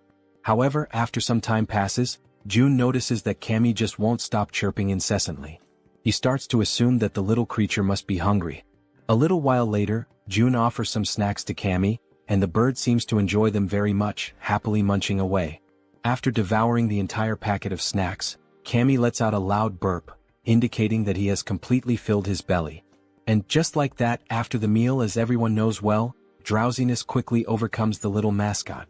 Watching the scene, June realizes how easily Cami can fall asleep after eating, and he muses to himself that someday this tiny being will surely grow into a true guardian beast. Crouching down beside him, June says aloud that he wishes he could also fall asleep as easily as Cami does after eating. Just then, something suddenly appears in front of June, a system notification. It shows that Cami's level has increased, and that the efficiency of the solar generator has also increased by 100%. Another screen pops up explaining that the solar generator is a facility that produces electricity using solar energy, generating between 80,000 to 100,000 won per day, and that any excess energy is credited back to the shut-in wallet. Reading this, June has a sudden spark of inspiration, and if things go the way he thinks. He recalls that the 10 new buildings he recently acquired still do not have any solar generators installed. He had already used most of the financing for other projects, and at the time he thought it would be a waste to invest 130 million won for just a 30 million won annual return. But now he chuckles quietly to himself, realizing that with this new change the situation is completely different. As more time passes, the system continues to notify him that Cami's level keeps increasing, and along with it, the efficiency of the solar generator continues to rise. Reading the latest notification, June realizes that the generator's efficiency has tripled almost instantly, going from a 30 million won annual return to 90 million won per year. With a broad smile spreading across his face, June understands that there is no reason to hesitate any longer. Without wasting a second, he gives the command to the system to install solar generators in all 10 of the new buildings. The system promptly displays that the installation will be completed within 24 hours. Sometime later in room 3001, someone rings the doorbell of that room. It is June. From inside, the occupant asks who it is, and June calmly replies that it's him. The door swings open quickly and Fatty appears, asking if something is wrong. June replies with a serious expression that he needs to ask a favor. Still looking surprised, Fatty asks what kind of favor June could possibly need.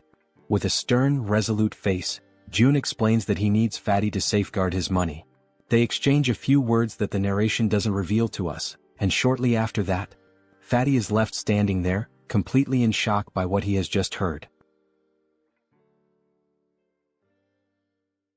Before all of that, the conclusion that June came to while thinking carefully about the tax collection ability was as follows. If he entrusts a sum of money to a trustworthy citizen and simply lets it sit idle, it will generate profit for him over time. There is an initial 10% tax fee when he donates the money for the first time, but after that, the money starts to produce a 10% profit every month. So, June began to consider carefully whom he could trust enough to handle that money. He went through the status screens of various citizens and then stopped when he reached Choi, also known as Fatty, and noticed the 89 points in trust and 98 points in loyalty. It became absolutely clear to June that it had to be Fatty. His level of trust and loyalty were on an entirely different scale, significantly higher than that of any other citizen. Immediately, the system notified June that he had successfully donated 1 billion won to Fatty, with a 10% fee deducted from the total amount. Right after the donation, the system also showed that Fatty's loyalty and trust had increased even further. Still visibly nervous but wanting to confirm, Fatty asked if he really was only supposed to hold on to the money, or if he could maybe use just a little bit of it. That had actually been June's original plan all along, but he had not expected Fatty's loyalty to reach 100, so in the end he replied that yes, Fatty has permission to use a small portion of the money. Still in shock over what he had just heard, Fatty bowed deeply in gratitude, offering a sincere thank you. June in turn told him to stop bowing and said that he trusted him completely. With that matter taken care of, it was now time to move on to the next thing he needed to handle. June went to talk with Dabin, and she asked if she was allowed to choose whoever she wanted. He replied that yes, it was fine, she could choose freely. Then he introduced her to Hyerin, the so-called poison girl, and said she could include her in the team. He added that now that Dabin would be the team leader, he would be paying her double the regular weekly salary. At that moment, Dabin's loyalty increased a bit more. Excited by the sudden raise, Dabin pulled Hyerin close to her and gratefully said she would do her best. Overflowing with energy, she then dashed off with the poison girl, calling out to her and saying they were about to go on their first delivery. Hyerin, trying to keep up, asked Dabin to slow down a little. Watching the whole scene unfold, June felt glad, knowing that the two of them would likely get along very well. And then he realized it was time for a difficult conversation. Over at apartment 2109, June arrived and told everyone that he knew they had all worked hard today, and he asked how they were feeling. Everyone came out to greet June, and Han spoke up to say that they were all doing completely fine, then asked what had brought June to visit them. June explained that, thanks to the monster at Siamayan Station, the surrounding area was now considered a monster-free zone, especially the subway tracks. Everyone listened as June said that from Siamayan to the next station, there were almost no monsters, and that this was their opportunity, before another monster appears and claims the area. He told them they would have to act first. There was one thing June realized, especially after witnessing Hyerin begging with tears in her eyes. Looking at these people now, he saw that they were risking their lives to fulfill the tasks he gave them. And thanks to Jaehyeon, the queen of rats, they had been able to identify the giant snake at the station ahead of time. If they hadn't, the situation would have been unimaginably dangerous. In a world where death at any moment is a constant possibility, June understood that wanting to keep his family safe, wanting to protect them, could be seen as selfish. But even so, he gave the order. Han's group would go to Jigalki station tomorrow, because he could not give up. The next morning, Cammy was stretching after waking up, and June was having his breakfast. The system displayed that the efficiency of the solar generator had increased, and that Cammy's level had also gone up. As he ate, June felt excited to see that Cammy had already reached level 5.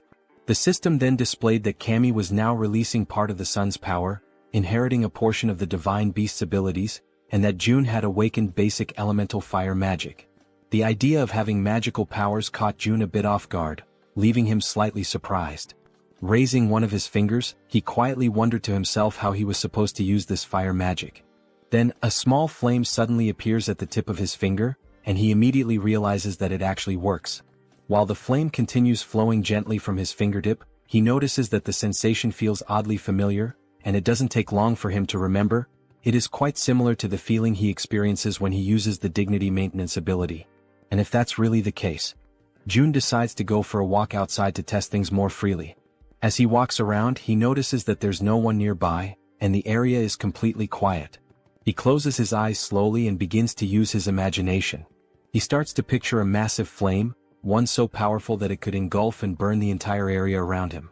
Soon, a flame begins to form and grow in the palm of his hand. The flame starts expanding and he can feel the power coursing through his body, spreading from his hand to the rest of him. Then, with a determined movement, he throws the fireball forward. However, this action leaves him disappointed, to the point that all of Jun's earlier enthusiasm seems to vanish in an instant. He stares at the tiny, underwhelming fireball floating in the air, and still feeling let down, he questions to himself whether this small result is really his current limit. It becomes clear to him that this is not a particularly powerful ability, at least not at this stage. But even so, he acknowledges that some things can already be done with it. He summons his gas and then it hits him. If he combines this fire ability with the gas produced by the dignity maintenance skill, it could become a truly threatening force. For now, that is the current level of what he can do, but the potential is absolutely limitless. With this, he can now fuel everything he needs, still have electricity left over, and eventually this surplus can be converted into money, which will then be deposited directly into his shut-in wallet. At that moment, someone arrives singing some kind of tune, and catches the attention of our secluded monarch. It's Jaehyeon, the Queen of Rats, and she's expressing her gratitude for the rest period he allowed her. She says that thanks to him she was able to rest well. Jun replies that he simply gave her the treatment her ability deserved. And besides that, thanks to her help, the range of his own abilities had expanded significantly. Of course he should support her. Smiling, he says that he'll be counting on her again today. He informs her that Han's group is currently waiting at Siamayan Station, and that she should go guide them as soon as possible. Jaehyeon responds that she has already sent rats along the subway tracks, since the rats are capable of reaching Koryang Station without any trouble. Hearing that, Jun's eyes widen as he asks her if something happened beyond Koryang Station. She confirms that yes, something did happen, specifically at Busan Station. She says she thinks it would be better if he saw it for himself. She sits down on the ground and begins to concentrate deeply, activating her ability to control one of her rats over there. Through the rat's vision, they can see that the station is completely destroyed, with debris and rubble possibly blocking access. And on top of that, the area appears to be flooded with water. Seeing this through his ultimate eyes, Jun quickly realizes that there's no way to get through that place in its current condition. Jaehyeon comments that now that he has seen how the tracks are, that's precisely why she sent rats ahead. But then, she saw something far more alarming, a scene of chaos and total destruction. Using his own abilities, Jun sees the same thing. Not a single building remains standing over there. Everything is destroyed. He asks himself, stunned, what on earth happened in that place. One of the rats moves closer to a hole in the ground, which turns out to be some kind of crater. Jun wonders what that thing could possibly be. Then the rat adjusts its position, and only at that moment does it become clear. That crater is actually a footprint, likely left behind by some kind of giant. Only then does Jun understand that the problem in that area is far more serious than he had imagined. That explains why there are no intact buildings and why even the roads are completely destroyed. Then suddenly, Jun feels a tremor at that exact moment, something that resembles an earthquake. Both he and Jaehyeon are startled and immediately on alert as everything begins to shake violently, just like during a real earthquake. The Queen of Rats drops to the ground, crouching in fear and screaming from terror. Jun quickly moves closer, trying to reach her in order to calm her down. But at that moment he begins to feel deep discomfort, realizing that if this continues with the tremors growing stronger, all the buildings will eventually collapse. The earthquake continues to grow stronger, shaking the buildings more violently with each passing moment. Still visibly shaken, Jun turns to Jaehyeon and asks if she is all right. Jaehyeon reassures him that she is, but then with a worried expression, she asks what is really happening. Jun starts to explain that it is a tremor, but before he can finish, he is interrupted by a loud, booming voice shouting his name.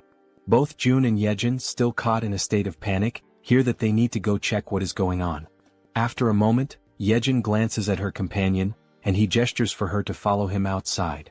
Meanwhile, Fatty, visibly shaken and fearful, mutters in disbelief, questioning what all this chaos could be about. He adds that June needs to head to his house first. Without a second thought, both of them dash towards Fatty's house, despite the obvious danger all around. As they run, Fatty explains that from his place in Siamayan, they can get a clear view of the station area and assess the situation better. As they move swiftly through the quaking streets, June can't help but recall the loud crash from earlier, wondering why Fatty is dragging him to his place with such urgency. After some time they finally reach the destination. Upon opening the door, June is met with the sight of Fatty and his wife, both overwhelmed with fear and anxiety. Fatty quickly points towards the balcony, urging June to take a look. As June steps out onto the balcony and takes in the view, he becomes utterly shocked and paralyzed, his mind racing as he wonders why it always has to be some kind of madness. Outside, a gigantic, fearsome cyclops looms over the city, with sharp fangs and imposing horns, mercilessly destroying everything in its path. As the monstrous creature continues to demolish buildings with sheer brute force, June, still in a state of disbelief, summons everyone back to regroup. The group, now gathered, looks at one another in confusion, uncertain about the reason behind June's sudden call. When they reach Fatty's house, Han and Moon speculate about whether the earthquake from earlier might be linked to what's happening now. But suddenly when they glance ahead, they are all left frozen in terror as they spot the terrifying Cyclops approaching. While they helplessly watch the giant creature crush and topple massive buildings, the group can only question in disbelief what that monstrous being in front of them could possibly be. The Cyclops, consumed by unbridled rage, continues to smash and pulverize everything in its vicinity with its powerful fists. Then Han shouts out, desperately wondering what on earth is going on, while Fatty points out that the Cyclops is moving closer to their location, urging June to take a look. Feeling overwhelmed, June, in a state of panic, acknowledges that they have to do something, but he has no idea where to even begin. From the balcony, June glances down at his hands, unsure whether his abilities would be enough to withstand the Cyclops' attack. Nervous and trembling, June clenches his teeth, trying to keep his composure despite the dread creeping in. Suddenly, June hears someone calling his name and he freezes. Turning around, he sees the Werbear woman, her expression resolute and unwavering. With fierce determination, she requests a chance to take on the Cyclops. Hearing her words, June is initially taken aback and a bit fearful, unsure of what to think. However, the Werbear woman remains focused, her fiery resolve to battle the gigantic beast evident in her eyes. June, still anxious, manages to muster a faint smile after hearing her confident plea. Then he turns to her and asks if she is truly willing to confront the Cyclops. With unwavering courage, the Werbear woman firmly declares that she will make it happen right away. Just then, the system interface pops up, displaying that a mission has been granted. The objective is to hunt the Cyclops within a 24-hour time limit. If the mission succeeds, the reward will be 1 day of resurrection for the sun. However, if they fail, the penalty will be a full day of excruciating pain. June immediately calls for the group to assemble, stating that he will give a quick rundown of the plan. Standing before them, June asks everyone to pay close attention. To begin, he divides the group into 3 teams. The first team consists of Han, the Werbear woman, the healer, and Toji. The second team includes Moon, the archer woman, and Jaehyeon, the guy with glasses. The third team consists of June himself and Jaehyeon. June states that he will take charge of their current area, while the others must quickly move to their designated positions, emphasizing that he is counting on their effort and bravery. Following this, the group members race through the streets, each heading to their respective locations with a determined focus. Somewhere else, June hears his name being called again. When he turns around, he sees Jaehyeon, who, after surveying the area, confirms that June was right. The individuals with military experience are positioned at the main gate, while the other residents are gathered in the underground parking lot. Smiling in relief, June thanks her for the efficient work and suggests that she move to the underground parking lot as well to continue assisting the others. However, Jaehyeon, with her gaze fixed firmly on June, states that she wants to contribute more, despite her body, especially her trembling hands, clearly revealing her fear and nervousness. Hearing this unexpected declaration, June is momentarily taken aback and, with a hint of concern, asks her if she is really sure that she will be okay. Jaehyeon, lowering her head while tears well up in her eyes, admits that she is indeed scared. Yet, almost immediately, she lifts her head with newfound resolve and declares with a spirited voice that she will strive to be brave. Feeling a sense of relief and admiration, June allows a faint smile to appear on his face. He then turns around and calls for Jaehyeon and Hyerin to accompany him to the main gate.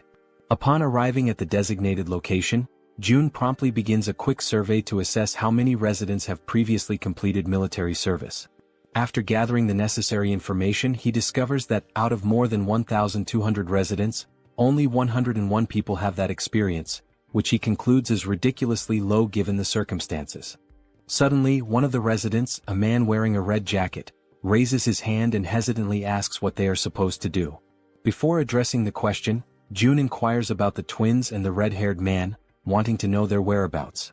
As soon as he hears this question, the man in the red jacket scratches his head nervously, his entire demeanor shifting as unease visibly takes over his body. In that instant, June, with a sharp intuition, realizes something that catches him completely off guard. They ran away.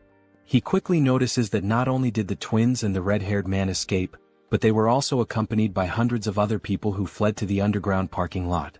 Anger immediately surges through June's veins, and he clenches his teeth, feeling utterly furious at their cowardice.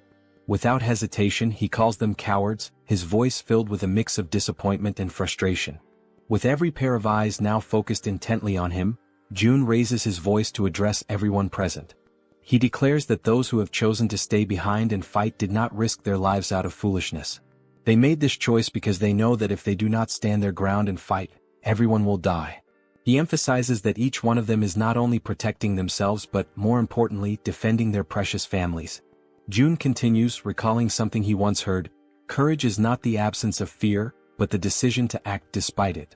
It is a choice, a conscious decision to face danger despite being afraid. He then concludes by stating that in a world overtaken by fear, survival depends on the brave. And these people standing here today are precisely those brave individuals. Finally, he thanks everyone for their presence and willingness to stand their ground.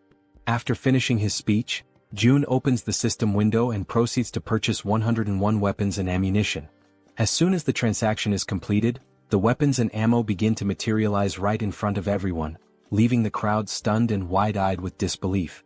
At that moment, the system promptly notifies that XP and participation in the liquefaction process have increased by 100%, indicating that their efforts and willingness to fight have been recognized. June instructs the residents to pick up the weapons and ammunition that have appeared before them. One by one, they cautiously reach out and take the weapons, their expressions reflecting a mix of shock and awe as they hold the newly acquired firearms in their hands. Then, with a firm and resolute tone, June assures them that those who have chosen to face their fears will be duly rewarded. Turning around sharply, he activates his absolute eyes ability, his gaze now burning with unwavering determination. In a calm yet commanding voice, he declares that the chaos is only just beginning. Meanwhile, the Cyclops, with his fangs bared and overflowing with uncontainable fury, charged forward into the attack without a moment's hesitation, driven entirely by instinct and rage.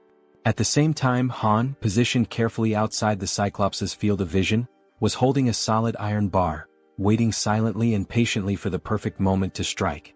With a fierce and determined expression etched across his face, Han gripped the iron bar tightly and raised it with both hands, initiating his carefully calculated attack.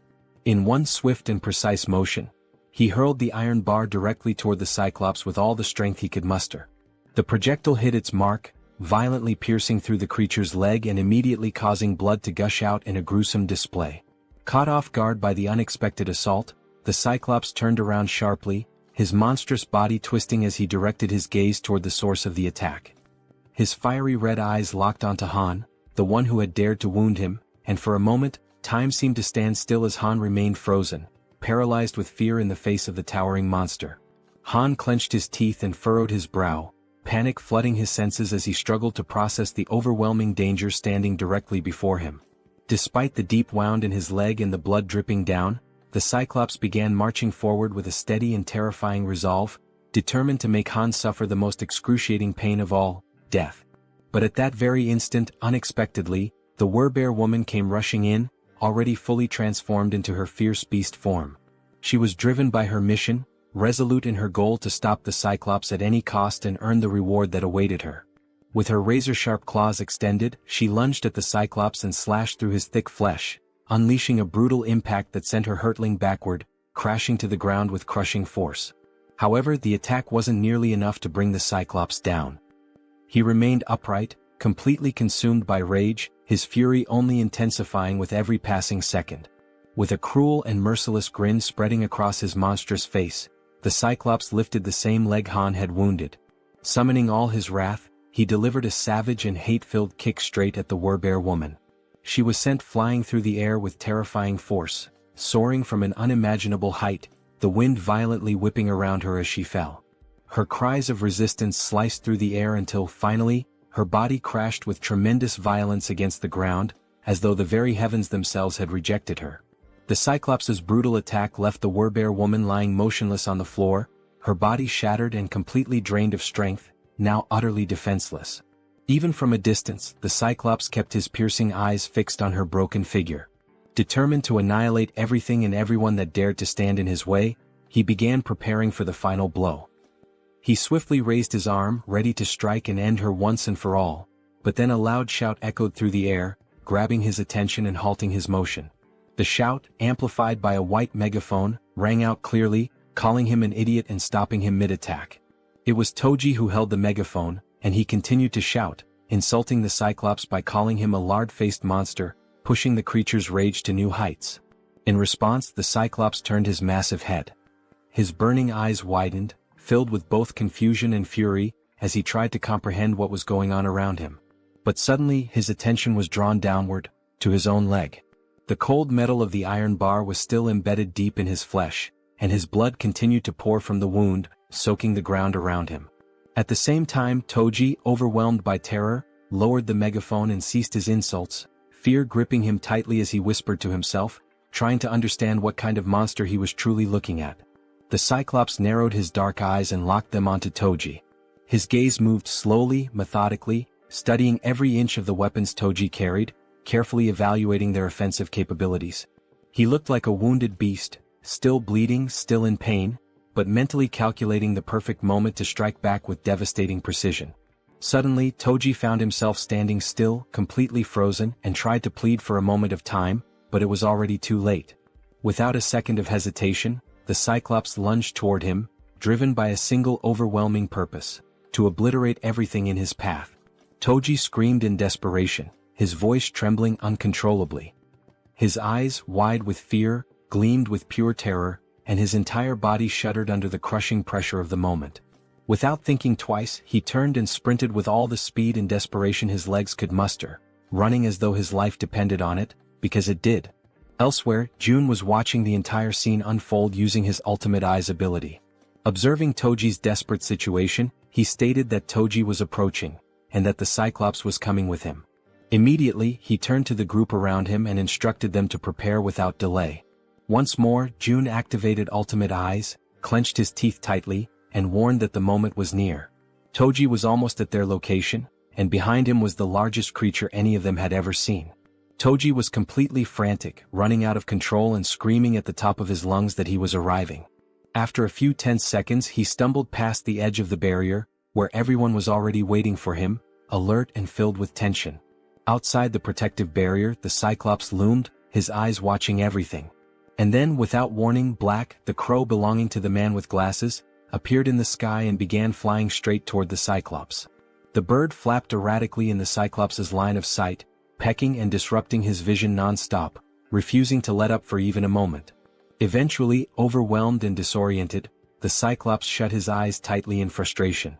Without wasting a second, the archer woman was already in position, her body firm, unwavering, and fully prepared for the perfect moment to strike. Then, with unwavering focus, she aimed her bow with precise calculation, her eyes locked on the monstrous figure ahead, while Black, the intelligent crow, gracefully landed on the arm of his master, perching with familiarity and calm. Without a single trace of hesitation, the exact moment had finally arrived. The archer woman pulled back the bowstring with strength and confidence and released her arrow in one swift and fluid motion. The arrow shot forth with incredible speed and force. The Cyclops, in a desperate attempt to defend himself, raised his massive hand to shield his face, but it was in vain. The arrow not only pierced straight through his outstretched hand but also struck directly and with perfect accuracy into the very center of his head. Immediately after, Moon appeared, soaring high above the Cyclops with steady flight. Without wasting any time, he reached into his clothes and retrieved 4 rats, each one alive and squirming. Then, with firm resolve and no hesitation, he hurled all 4 rats directly toward the Cyclops' mouth, which was wide open as the creature roared in agony from the arrow embedded in his face. With all the power in his lungs, Moon screamed out Jun's name, his voice ringing through the battlefield, demanding immediate action. Up until that moment, everything had been unfolding exactly as planned. Now, with his ability already activated, Jun initiated the release of the gas that had been hidden inside the Cyclops' body. At that exact instant, the creature's eyes flew open, and despite the intense pain radiating from the arrow lodged within them, he seemed to forcefully ignore it. The Cyclops slowly lowered his massive head and looked down at his abdomen with a focused and steady gaze, as if noticing something unfamiliar. He took in a long breath, bracing himself for whatever was about to come next. Soon after, Jun raised his arm firmly and pointed it straight at the Cyclops. His face remained calm, composed, entirely devoid of fear. In his mind, there was an unshakable conviction.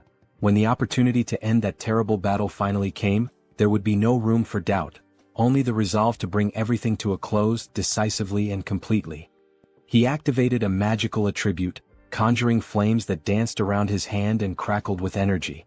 After a tense heartbeat of silence, a massive explosion erupted from within the Cyclops' body, sending thick, dark smoke billowing into the sky and spreading outward like a storm cloud.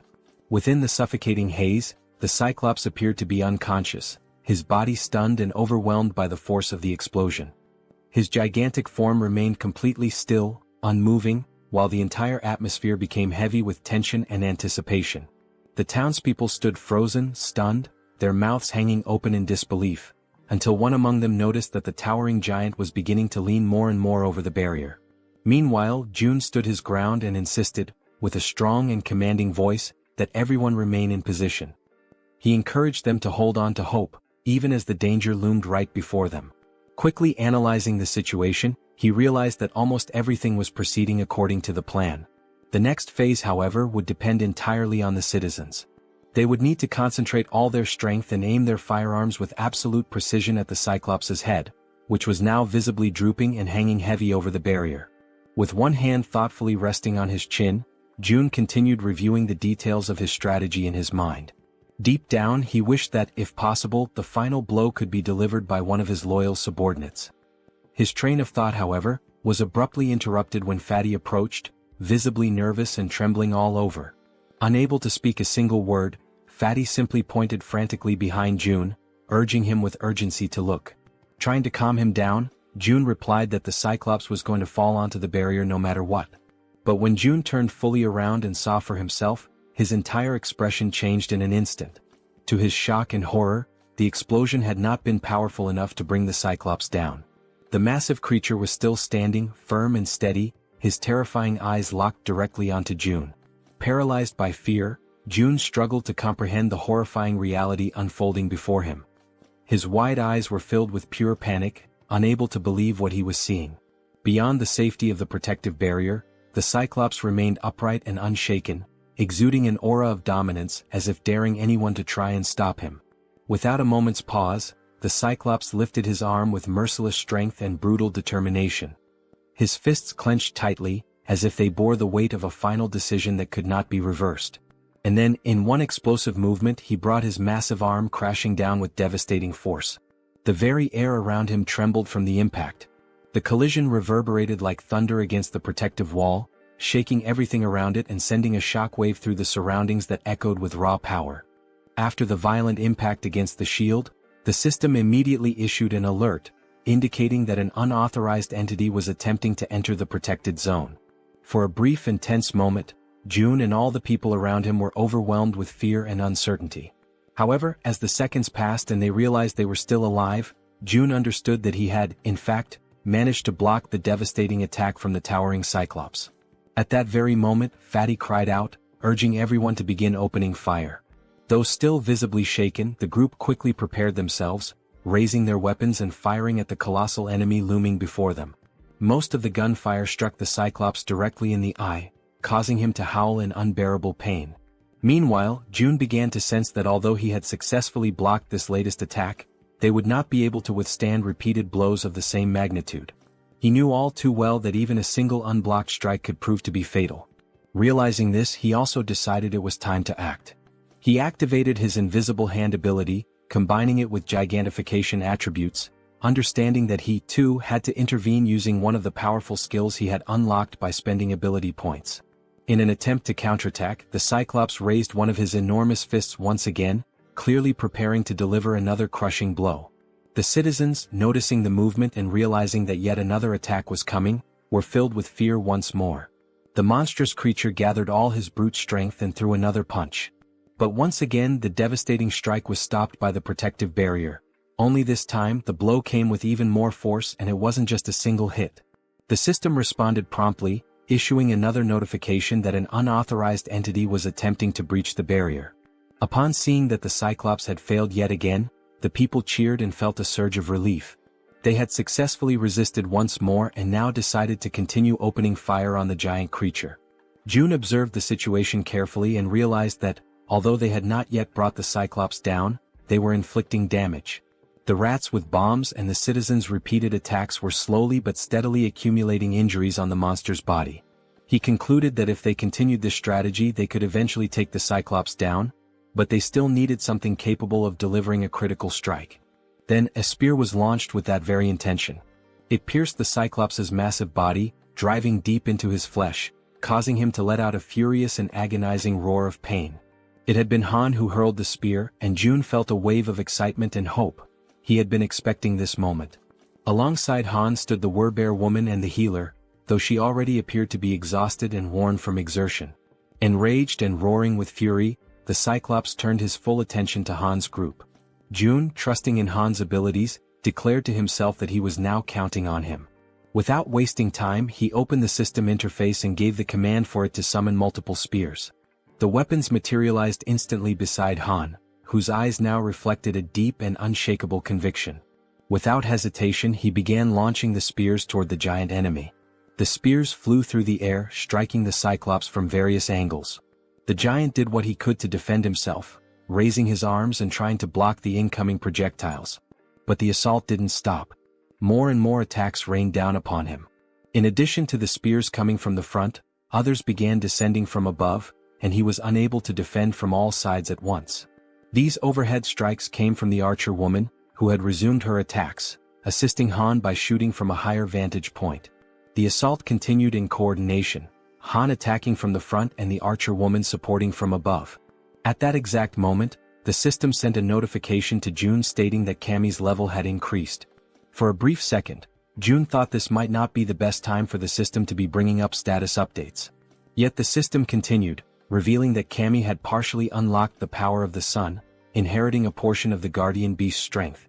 Furthermore, Cammy's basic fire magic had evolved into intermediate level fire magic. The system also reported that Cammy had detected an intruder trying to enter the territory and was requesting energy release. Reading this, June paused, reflecting deeply on the energy release request. He was almost certain that the intruder being referenced was the Cyclops. Now he wondered what Cammy would be able to do with the energy. Despite his uncertainty, June gave the command to authorize the energy release, and just like that, 300 million won were consumed. Cammy then began drawing in power from the solar generators. All June could think about at that moment was how extremely expensive that decision had just been.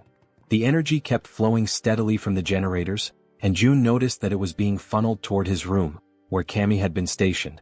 After a moment, the transfer of energy finally stopped. And when June turned to look behind him, he saw something he hadn't expected.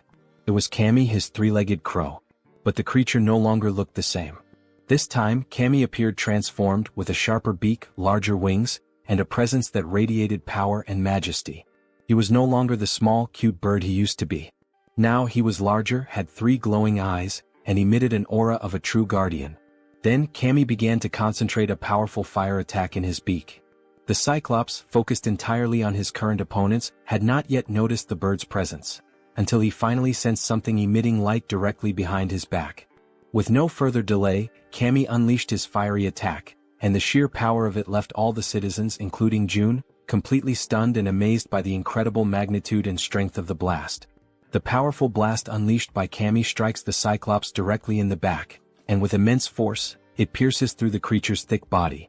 Immediately after the impact, the enormous Cyclops begins to collapse, crashing heavily onto the ground. He lets out a guttural scream of agony as blood starts pouring from his mouth, a sign of just how fatal the attack had been. While Han stands still, watching everything unfold without any visible reaction, someone else takes the initiative and moves forward without hesitation. The Werbear woman leaps toward the fallen Cyclops, aiming to deliver the final blow and end the creature once and for all. From the Cyclops' limited point of view, all he can see is an enormous, furious bear charging at him with full speed and fury. In just a matter of seconds, the Werbear woman successfully finishes the Cyclops, ensuring that the threat is completely eliminated. The system then sends out a notification: a level 51 Cyclops has been hunted down. As a result, a massive amount of experience points and a large sum of one have been awarded. Additionally, the system displays that several skill levels have also increased as a consequence of the battle. Seeing this, Jun is immediately reminded of what always happens to him whenever his skill levels increase like this. As expected, he begins to feel the familiar and agonizing pain that always accompanies the evolution of his abilities. The effective range of his skills expands even further, now reaching much farther than it did before, giving him more influence and control. The system then flashes another message on the screen, congratulating Jun for successfully declaring the entire apartment complex as a unified refuge, and confirming that a large deposit of one has been transferred to his account. Unable to bear the overwhelming pain, Jun falls to his knees on the ground, clutching his body as the surge of new power courses through him. At that moment, Cammy lands right beside him, having returned to his normal, small form. The three-legged crow begins to emit a series of proud, chirping sounds, clearly boasting about his role in defeating such a ferocious enemy. Jun, still kneeling and catching his breath, mentions that it cost him 300 million won for that outcome, prompting Cammy to fall silent, now visibly embarrassed that the price for his attack had been so high. Despite the expense, Jun feels genuinely happy and grateful that Cammy's strike was so decisive. It had been a critical and essential blow in taking the enemy down. With a soft smile, Jun gently strokes the top of Cammy's head and acknowledges that he did a great job. Although the summoning of the guardian beast seems to be unavailable within the refuge, Jun reflects on the outcome. He had spent 300 million won, but in return he profited 30 billion. This makes him start to wonder if it might be time to consider summoning all 10 guardian beasts, because if their performance is anything like Cammy's, there's really no reason to hold back. Then the system displays a new update. The current cost to summon a guardian beast has increased to 10 billion won. Seeing that, Jun immediately questions why the cost had skyrocketed so dramatically. But before he has time to fully process the situation, he hears the sound of someone's voice. It sounds faint and emotional, like someone crying. What he sees next brings back a delicate and emotionally complex memory for him. Both he and Cammy turn to look toward the source of the sound. It's Yeonju, the Werbear woman. And at that very moment, Jun realizes something unexpected. Just for a brief instant, the faint alert sound from the system window transforms into something else entirely, the very sound that Yeonju had long been wishing to hear. A little while before all of that unfolded, inside a certain abandoned building, someone was quietly using his special ability to fill a small bottle with water. The people around him were deeply grateful, genuinely thankful, to finally have clean water to drink. The man with the ability stood there, silently thinking to himself, troubled by the fact that they were now completely out of food. He had carefully formed a line, allowing the people to come forward and receive the precious water he was able to generate, but there was no denying it. Their food supply was nearly gone. And that, he understood clearly, was the absolute limit of what they could achieve with just these few resources they had managed to gather. The man felt a deep, growing sense of unease because at the end of the day, it seemed they would have no choice but to leave that place. A place that had seemed, until now, relatively safe. Then, at that very exact moment, he and everyone else inside the building felt the entire structure tremble. Like anyone would in that situation, he immediately asked those around him whether that had been an earthquake. Right then, another man came rushing in, shouting frantically and begging everyone to come see something that was happening up above. When the man mentioned the word monster, the one with the water ability was stunned, completely frozen for a second. Without wasting any more time, he began running, dashing up the staircase to reach the top floor and see what was going on with his own eyes. Once he arrived at the rooftop, what he saw left him breathless. The enormous Cyclops was still standing tall, radiating overwhelming fury and power. While the white-haired man trembled beside him, anxiously asking what they were supposed to do now, the one with purple hair, Jun Hyuk, was already thinking ahead, telling the other to go and hide everyone else in the basement to keep them safe. Jun-hyuk, overwhelmed and desperate, ran his hands through his hair in frustration, desperately trying to think of a plan. But the truth was undeniable: facing off against the Cyclops was utterly impossible. He tried to offer a bit of comfort to the other man, explaining that there was nothing they could do against something like that. In the background, without them realizing, the powerful light of Kami's upcoming attack had begun to form. The men could only speak in hushed, fearful tones, saying that all they could do now was pray that the monster wouldn't find its way to them. And in the background once again the Cyclops was being obliterated. That moment caught them completely off guard. They had no idea what had just happened, what kind of power had been unleashed. But when Hyuk saw it, when his eyes truly grasped the scene in front of him, he knew right then and there that this power, it too came from an awakened but someone on a level far beyond his own. Hyuk then called out to the silver-haired man, addressing him as Hyun, and told him to gather the people. Hyun, utterly shocked, asked him if he had lost his mind. Was he really suggesting they go toward that? But Hyuk was certain. Even though he didn't know who the awakened one was, he had no doubt about what needed to be done. If they truly wanted to survive in this wretched, merciless world, they had to stand beside the person who possessed the kind of power capable of bringing down a creature like that Cyclops. As they began walking toward Jun's location, the people silently hoped, prayed, that whoever they were going to meet would be someone good-hearted, because they had no other options left. Their fate was entirely in the hands of chance now. They eventually arrived at the apartment complex and immediately suspected that this must be the place. After all, the buildings were still intact, completely untouched in a world otherwise devastated. Hyun, walking ahead of the group, remarked with disbelief, wondering how such buildings could remain standing in a world that had fallen apart. But then he suddenly smacked right into some kind of invisible barrier. Right after that, a message appeared in front of them from the system, declaring that entry was prohibited. Another message followed immediately, asking them whether they would like to obtain citizenship. They confirmed the prompt, and the system quickly responded, showing that they had been successfully granted citizenship. However, along with their new status came an initial quest. They were instructed to proceed to Jun's apartment on the 30th floor. Once they arrived there, Jun was already waiting to receive them. Strangely, he was already calling them by their names, despite the fact that they had never met before. Jun introduced himself as well, calmly stating his own name. At that moment, Hyuk felt something deep within, an instinctual certainty that this man standing before them was the one responsible for forcing the towering Cyclops to its knees. And now that he was face to face with him, his instincts were screaming louder than ever. Without hesitation, Hyuk reached out, took Jun's hand in his own, and introduced himself, earnestly asking Jun to take care of them. Because in his heart, he knew this was a moment he must never let slip away. Elsewhere, in a quiet and peaceful place, Yeonju, the were-bear, was gently serving a warm meal. This time, a bright and genuine happiness could be seen in her eyes as she cheerfully called out the name of Siwoo. Siwoo was her little boy, her beloved child, who was happily eating, and she lovingly asked him if the food tasted good. With a big smile he replied that it was absolutely delicious. The small boy then turned to his mother with innocent curiosity and asked whose birthday it was, because they were having seaweed soup, a dish traditionally served on birthdays. She responded with a warm and affectionate embrace, hugging him tightly while he told her how much he loved that particular food. At that very moment someone opened the door. It was Jun. Upon seeing him, the little boy excitedly called him Wizard Uncle. Yeonju asked Jun whether everything went smoothly with the new residents, and he confirmed that it did. He had already provided them with food and a place to stay. Then Jun apologized for something and Yeonju, curious, asked why he was suddenly saying sorry.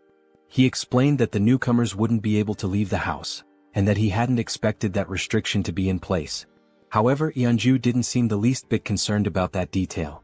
She calmly replied that just being there, together like that with her little boy, was more than enough for her. Holding her son even more tightly in her arms, she said with sincerity that she was truly content now. Right after that, the system displayed a message stating that her loyalty had increased significantly, officially registering her as a retainer. But even if the system had said nothing, Jun could already tell, through her expression, her voice and her gentle actions, that her heart was full. He could feel Yeonju's emotions clearly, without any need for confirmation. More time passed in peace. Mother and son continued enjoying their time together, now watching television side by side, smiling and sharing laughter. And during that simple, tranquil moment, Jun found himself reflecting deeply on his own family, on how long it had been since he had last seen them. He wondered how they were doing, if they were eating well or if they were possibly sick. He closed his eyes and imagined the worst, thinking that something terrible might have happened to them in this chaotic world. Right then Cammy appeared, making a bit of noise. The small creature began playing and having fun alongside the werbear and her son. Watching them all together like that, June felt a quiet realization settle in. There was no need to rush. It was just one day. One peaceful, ordinary day. And he understood how hard Yeonju had worked for this day to finally come. At the same time, he also thought about how Yijin's rats were, at that very moment, heading toward the main house. When the rat reached the house, he would be able to deliver whatever his family needed. So today, looking at mother and child, smiling and content, June made a choice. He would focus only on taking care of them. Because this was the moment when Yeonju's one and only dream was finally shining brightly. Then June suggested that they sleep in the master bedroom. However, with her child still wrapped around her body in a loving embrace, Yeonju gently declined, saying that they could settle down in another room instead. Even so, June insisted that they stay in the master bedroom, emphasizing that it was the coziest and most comfortable place for them to rest. With a warm and reassuring smile on his face, he added that it was an order. Without hesitation, Yeonju lovingly stroked her son's hair, and together, they expressed their gratitude to June for his kindness and thoughtfulness. Soon after, they headed toward the room, wished him a good night, and the little boy waved sweetly at June before going in. June, watching them go with a deep sense of fulfillment in his heart, allowed a faint, content smile to appear on his face. The lights in the house slowly dimmed, and a gentle lullaby began to softly echo through the home, drifting from the bedroom as the child, still awake, listened in silence. Meanwhile, in the living room, June lay on the sofa, quietly listening to the sweet lullaby that continued for a long while, tenderly sung by Yeonju's voice. It had been a very long time since he had heard a melody like that. Yet somehow, just by hearing it, his body began to relax and his eyes gently closed, just like a child falling asleep in their mother's lap. A new day dawned quietly and peacefully. June began the morning enjoying a breakfast lovingly prepared by Yeonju and her little boy. Afterward, they all settled comfortably in the living room to watch the boy's favorite cartoons. The child could barely contain his excitement, laughing at every scene as if he were seeing it all for the very first time. Soon, Saiwa began chasing after Cammy, who had been peacefully basking in the sunlight, until being abruptly interrupted, which clearly did not please the creature. Later, after exploring every new toy they had, Yeonju, her son, and June laid down on the floor together for a brief nap. Between colorful scribbles and laughter, they drew pictures, and every second of the day was filled with joy and cherished with genuine happiness. But time waits for no one. With Cammy perched on his shoulder, June quietly wept, consumed by the silent grief of having only been able to offer a single day of life to Yeonju's beloved son. Soon after, Yeonju knelt down on the floor, saying her final goodbyes while holding her son tightly, pouring all her love and strength into that embrace. Still too young to fully understand the intensity of that moment, the boy asked innocently if she was crying. With tears already streaming down her face, she struggled to keep her voice steady and calmly whispered that she wasn't crying. But with his tiny hand resting gently against her cheek, he could feel the tears slipping down her face.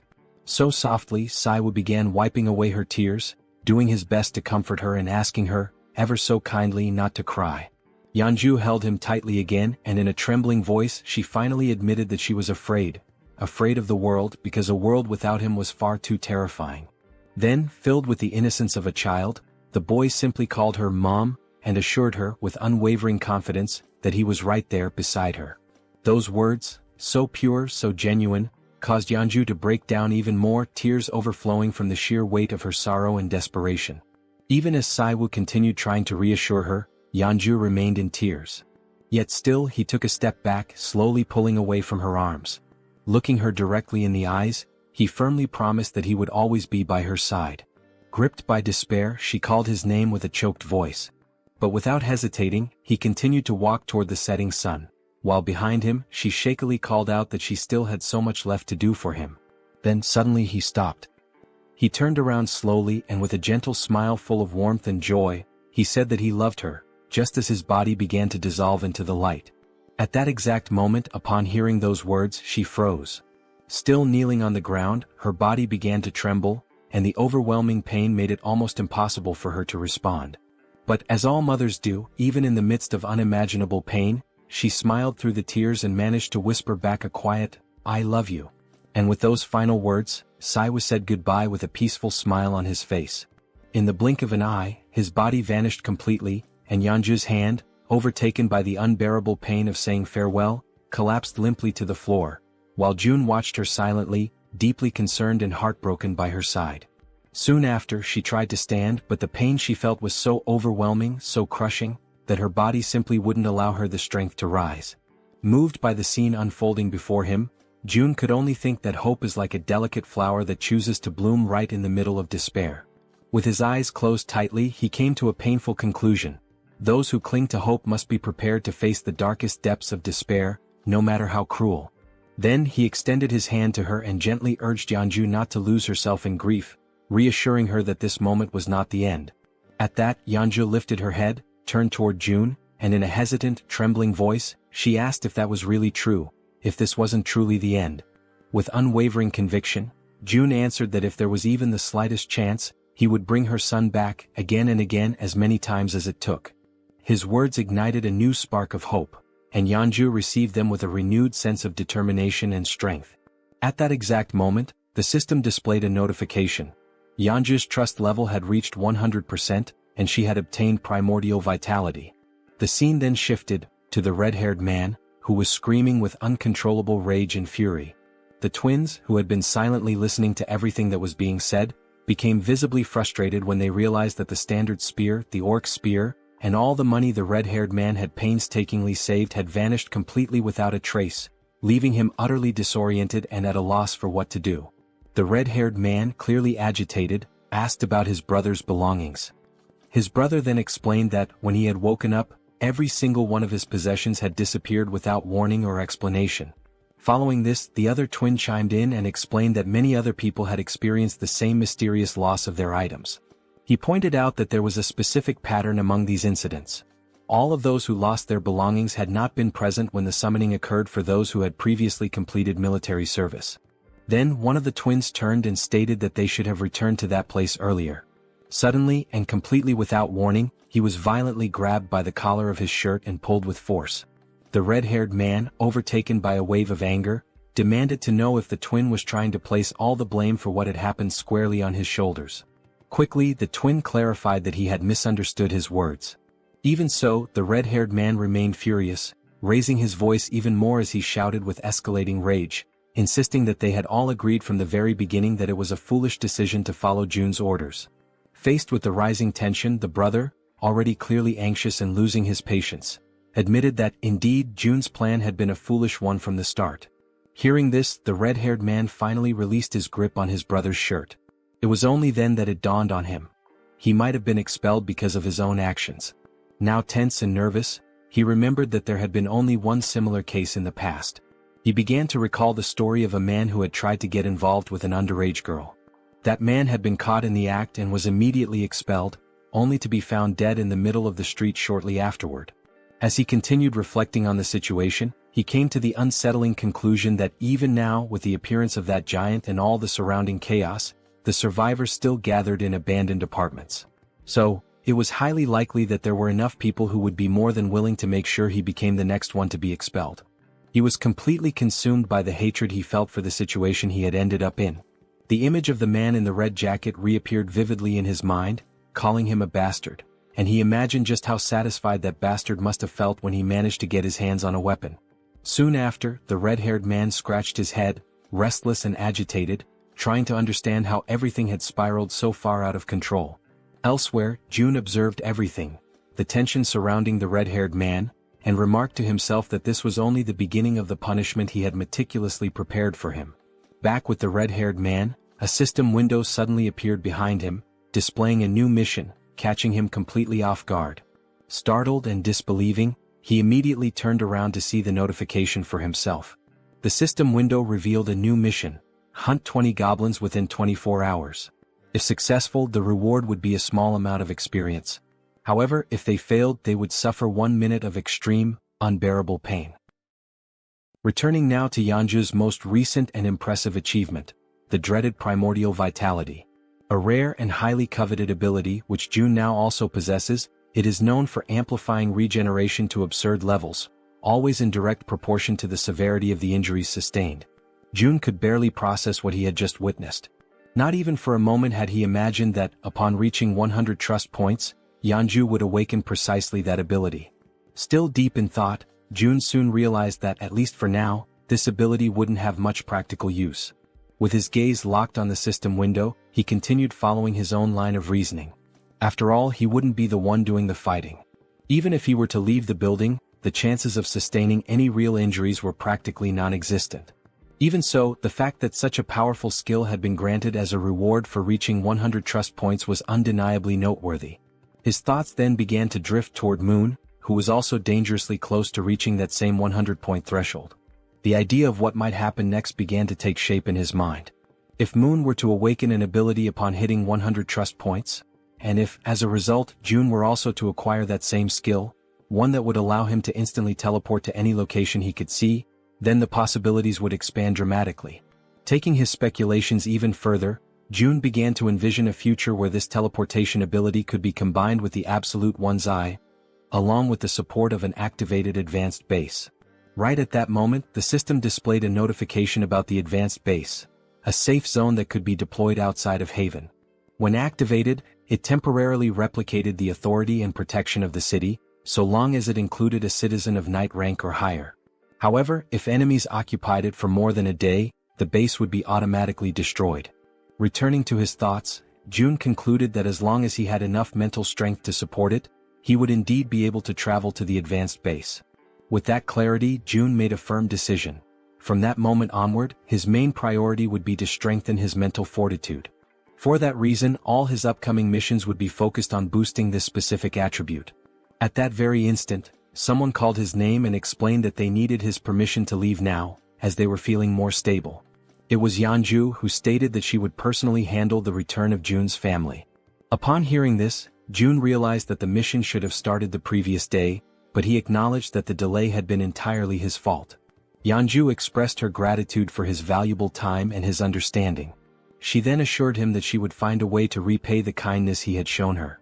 Without displaying any particular expression, June couldn't help but think that she had read his thoughts precisely.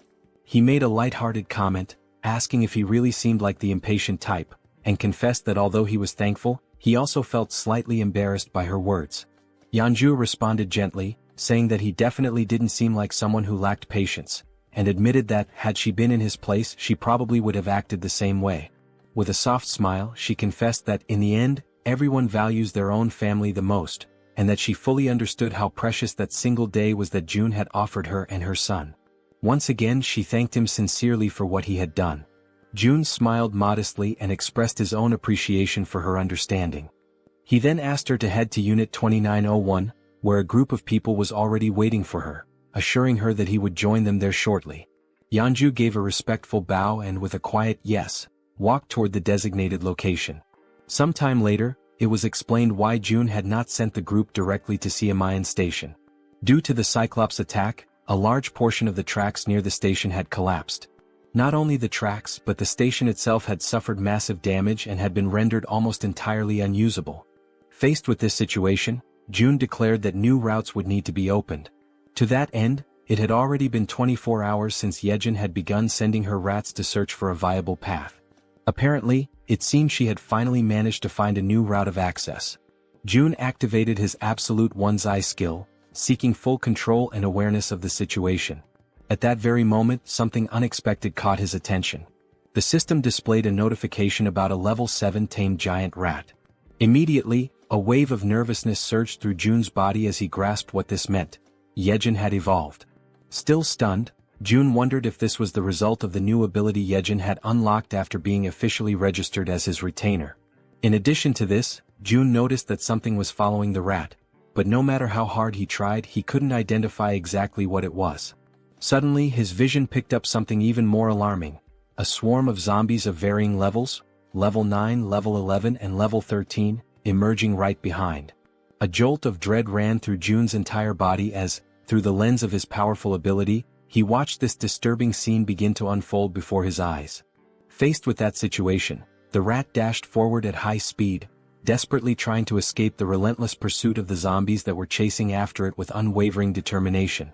However, in a completely unexpected turn of events, the rat suddenly stopped in its tracks. It turned to face the incoming enemies and, without showing even the slightest hint of fear, growled aggressively at them, baring its teeth with a ferocity that contradicted its size. The zombies quickly surrounded the rat from every possible angle, closing off any potential route of escape.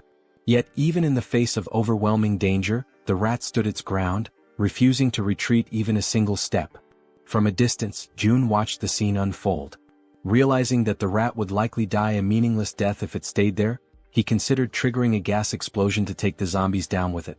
Nevertheless, even with the threat closing in, the rat remained unwavering, assuming an even more aggressive posture.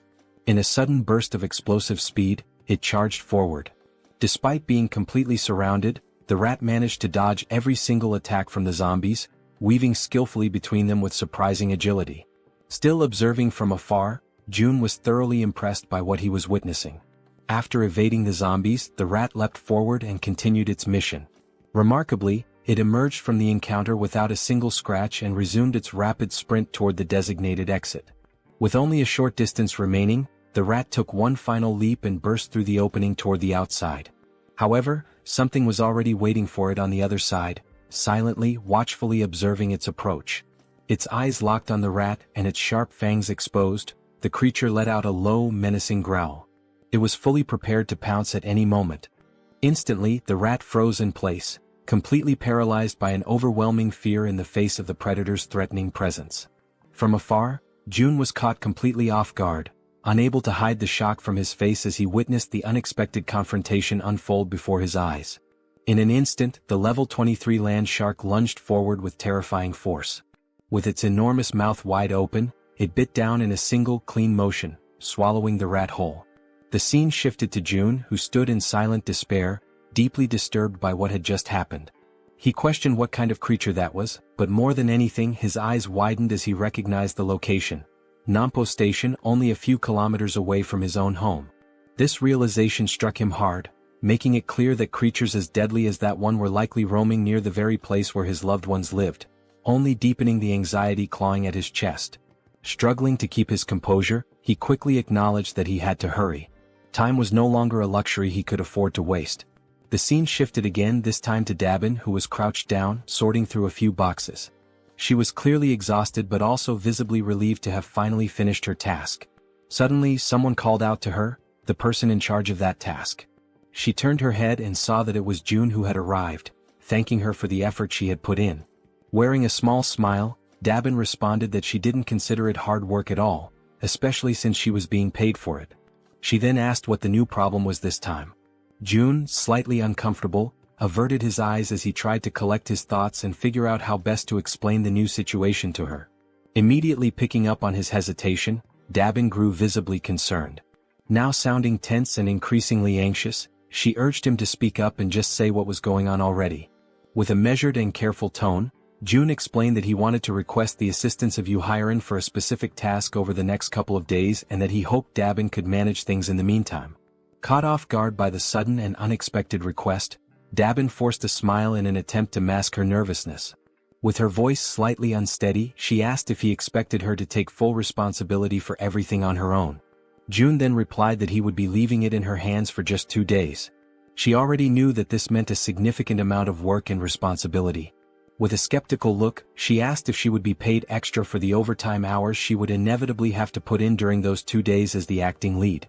Upon hearing her question, June offered a subtle smile. Then, with an enthusiastic tone, he confirmed that he would pay her double for the overtime. The moment he gave his answer, Dabin's face lit up with joy. She could barely contain her excitement, now completely energized and ready to handle whatever came next. Elsewhere, a wave of thick green mist, released directly by the system, completely envelopes Hyren's body. The scene swiftly transitions to another location, where everyone in the group is now seated around a table, all eyes fixed on June as he prepares to begin the mission briefing. June begins by explaining that, due to the appearance of the massive Cyclops, navigating through Jaehyeon Station had become significantly more difficult. He expresses regret, saying it would be a shame to abandon the use of the subway line altogether. Soon after, Jaehyeon steps in to clarify that the section between Jaehyeon Station and Byumnaegol, all the way through to Koryang Station, is still fully intact. According to her, there are no monsters positioned along that part of the route, so the group can cross it without much concern. She then places a sheet of paper on the table, which outlines the first main objective of the mission: to secure the route to Byumnagal Station. The man with glasses, visibly uneasy, starts thinking that the best way to get through the current route would be by flying over it. Suddenly and somewhat unexpectedly, Toji interrupts the discussion, not to contribute anything urgent, but merely to compliment Jaehyeon on her impressive talent for drawing maps. June quickly cuts through the mood and brings the conversation back to focus. He recaps Yeon's explanation and then points to a specific area on the map, noting that they must proceed with extreme caution before reaching their final destination. He then informs the group that approximately 500 orcs are currently active in the vicinity of a large supermarket complex. Upon hearing this, Han immediately asks whether they'll have to engage in direct combat with the orcs. Jaehyeon responds clearly, stating that fighting the orcs is not part of the plan. They only need to reach Byumnagal Station and use the underground subway line. She assures them that she has identified a route completely free of orcs, with only a few lower-level monsters needing to be cleared along the way.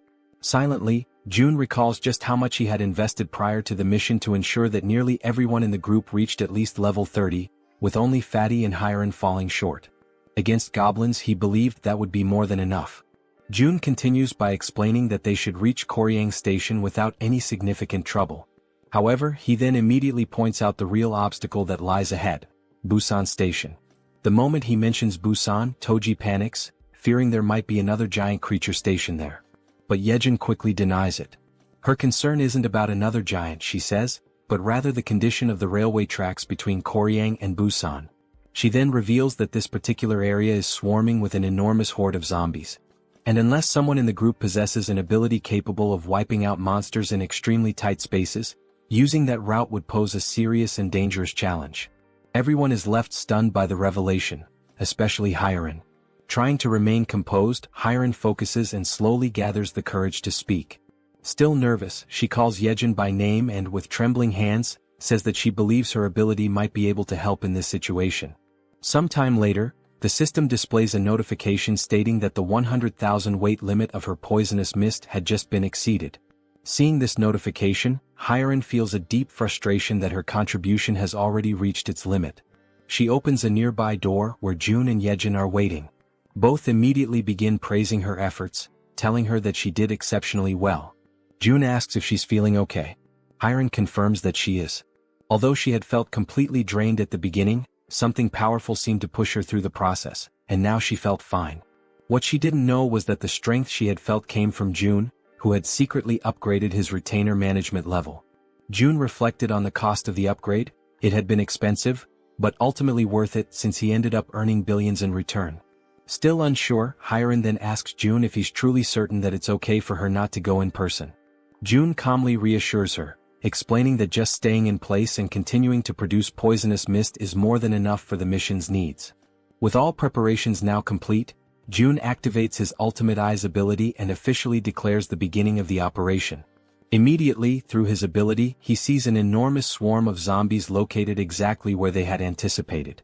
Suddenly, something catches the attention of the zombies, and they all turn simultaneously to face whatever is approaching them. It's a level 3 rat charging rapidly toward them at full speed. The zombies are momentarily stunned the instant they realize what, or rather who, is approaching them. Following the plan with careful precision, June opens his inventory within the system. A dense and toxic green mist is released, spreading swiftly over the horde of undead. In perfect coordination, the rat dashes forward at high speed, weaving through the crowd of bodies and leaving the zombies behind in its wake. Hiren's poisonous mist, upon being inhaled, induces paralysis by targeting muscles such as the diaphragm, ultimately causing suffocation. However, the targets this time are zombies, creatures that are already dead and no longer require breathing to function. That is why June had already anticipated this limitation and had prepared a contingency, Plan B. He had instructed Jaehyeon in advance to take over the operation when necessary. Soon, amid the group of undead, several rats waited patiently, alert for Jaehyeon's command. As soon as the order was given, one of the rats lunged toward a fallen zombie. Through the reflection in the zombie's still open eye, the system captured the exact moment the rat bared its fangs and sank them mercilessly into the creature. At that precise instant, a system notification appeared. A level 11 zombie had been successfully hunted. Along with the experience gained, a deposit of 120,085 won was transferred directly to the digital wallet. But the momentum is quickly interrupted when Jaehyeon suddenly calls out to June in distress. With urgency in her voice, she informs him that something seems to be wrong with the rats. In that exact moment, the system displays a troubling notification. A rat has reached level 9. This revelation sets June instantly on edge. He quickly realizes the potential danger. If that rat were to come into contact with zombie blood, it might become infected and transform into one of them. Even more alarming is a far more terrifying thought. Jaehyeon herself may have been exposed to contamination through bites or claw wounds during the battle. In response, June immediately asks whether the rats are still obeying her commands. Jaehyeon confirms that they are, although she notes they have become noticeably more aggressive. Relieved, June lets out a soft breath and remarks that everything seems to be going well, at least for now. Internally, he begins to reflect on what's ahead. If they can make it safely to Jaehyeon Station, then maybe, just maybe, he'll finally have the chance to reunite with his family. But just as this thought forms in his mind, it is abruptly interrupted by a system notification. An unauthorized individual is attempting to access the shelter through the main entrance. Baffled and alarmed, June stares at the message, struggling to grasp what is happening. Before he has time to act, a second notification appears. The system states that a group of 157 individuals meets the requirements for citizenship and asks if he wishes to grant it. Relying on his instincts, June gives his confirmation. Immediately, another system message is displayed. The total population has now reached 3,000 residents. As a result, a new ability has been unlocked, Economic Activity Subsidy. Reading this new development, June feels a brief moment of apprehension, uncertain of what the implications might be. But then gradually, a small smile forms on his lips. After all, this might actually turn out to be a good thing. The system continues to display new information, this time announcing that salaries will now be paid to citizens, with the amount determined by the titles or positions they hold. The wages will be disbursed separately from the chief's wallet, depending solely on the person's assigned role within the community. Reading this update carefully, June realizes that this would be the perfect opportunity to assign official titles to Dabin and the entire team responsible for managing public facilities. After all, a weekly salary of 700,000 won neatly aligns with a daily wage of 100,000 won, making the accounting straightforward.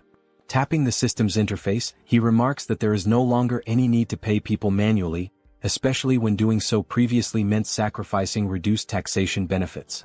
At the pace things are advancing, it becomes clear to him that they need to expand the department responsible for public facilities management.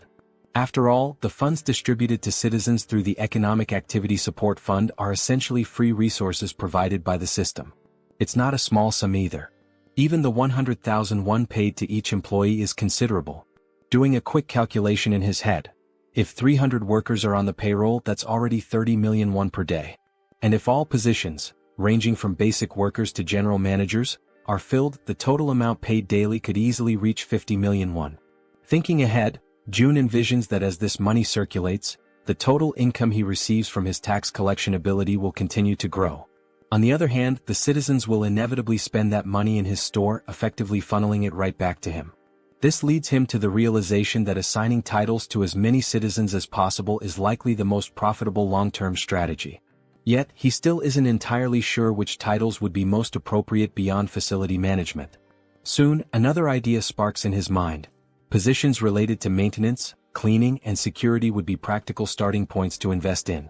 So, before doing anything else, he goes ahead and appoints Dabin as the general manager.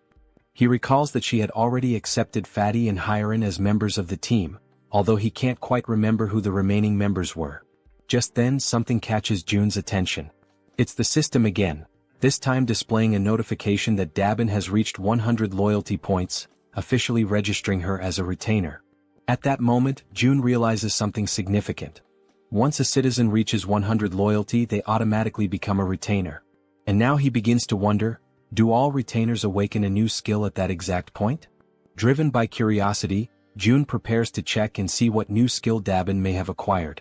But just as he's about to click on the system, he's interrupted by an unexpected sight. Hyren, completely relaxed, sound asleep on the sofa to the point of drooling. Watching the scene, Jaehyeon appears slightly uncertain and asks if they should wake her up. June replies that they should let her rest, she's completed her duty and she must be completely worn out. Smiling faintly, he acknowledges to himself that although she tried to appear fine, she likely went through something difficult and pushed herself right up to the edge of collapse. If anyone deserved a break, it was her.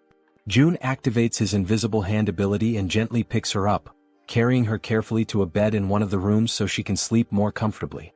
Returning to the living room, the two of them talk quietly, agreeing that Hyran may indeed be going through a rough time. June then turns to Jaehyeon and asks how she herself is doing. Jaehyeon responds calmly that nothing is difficult for her, that she's doing perfectly fine, especially now that they've reached the tracks near the station.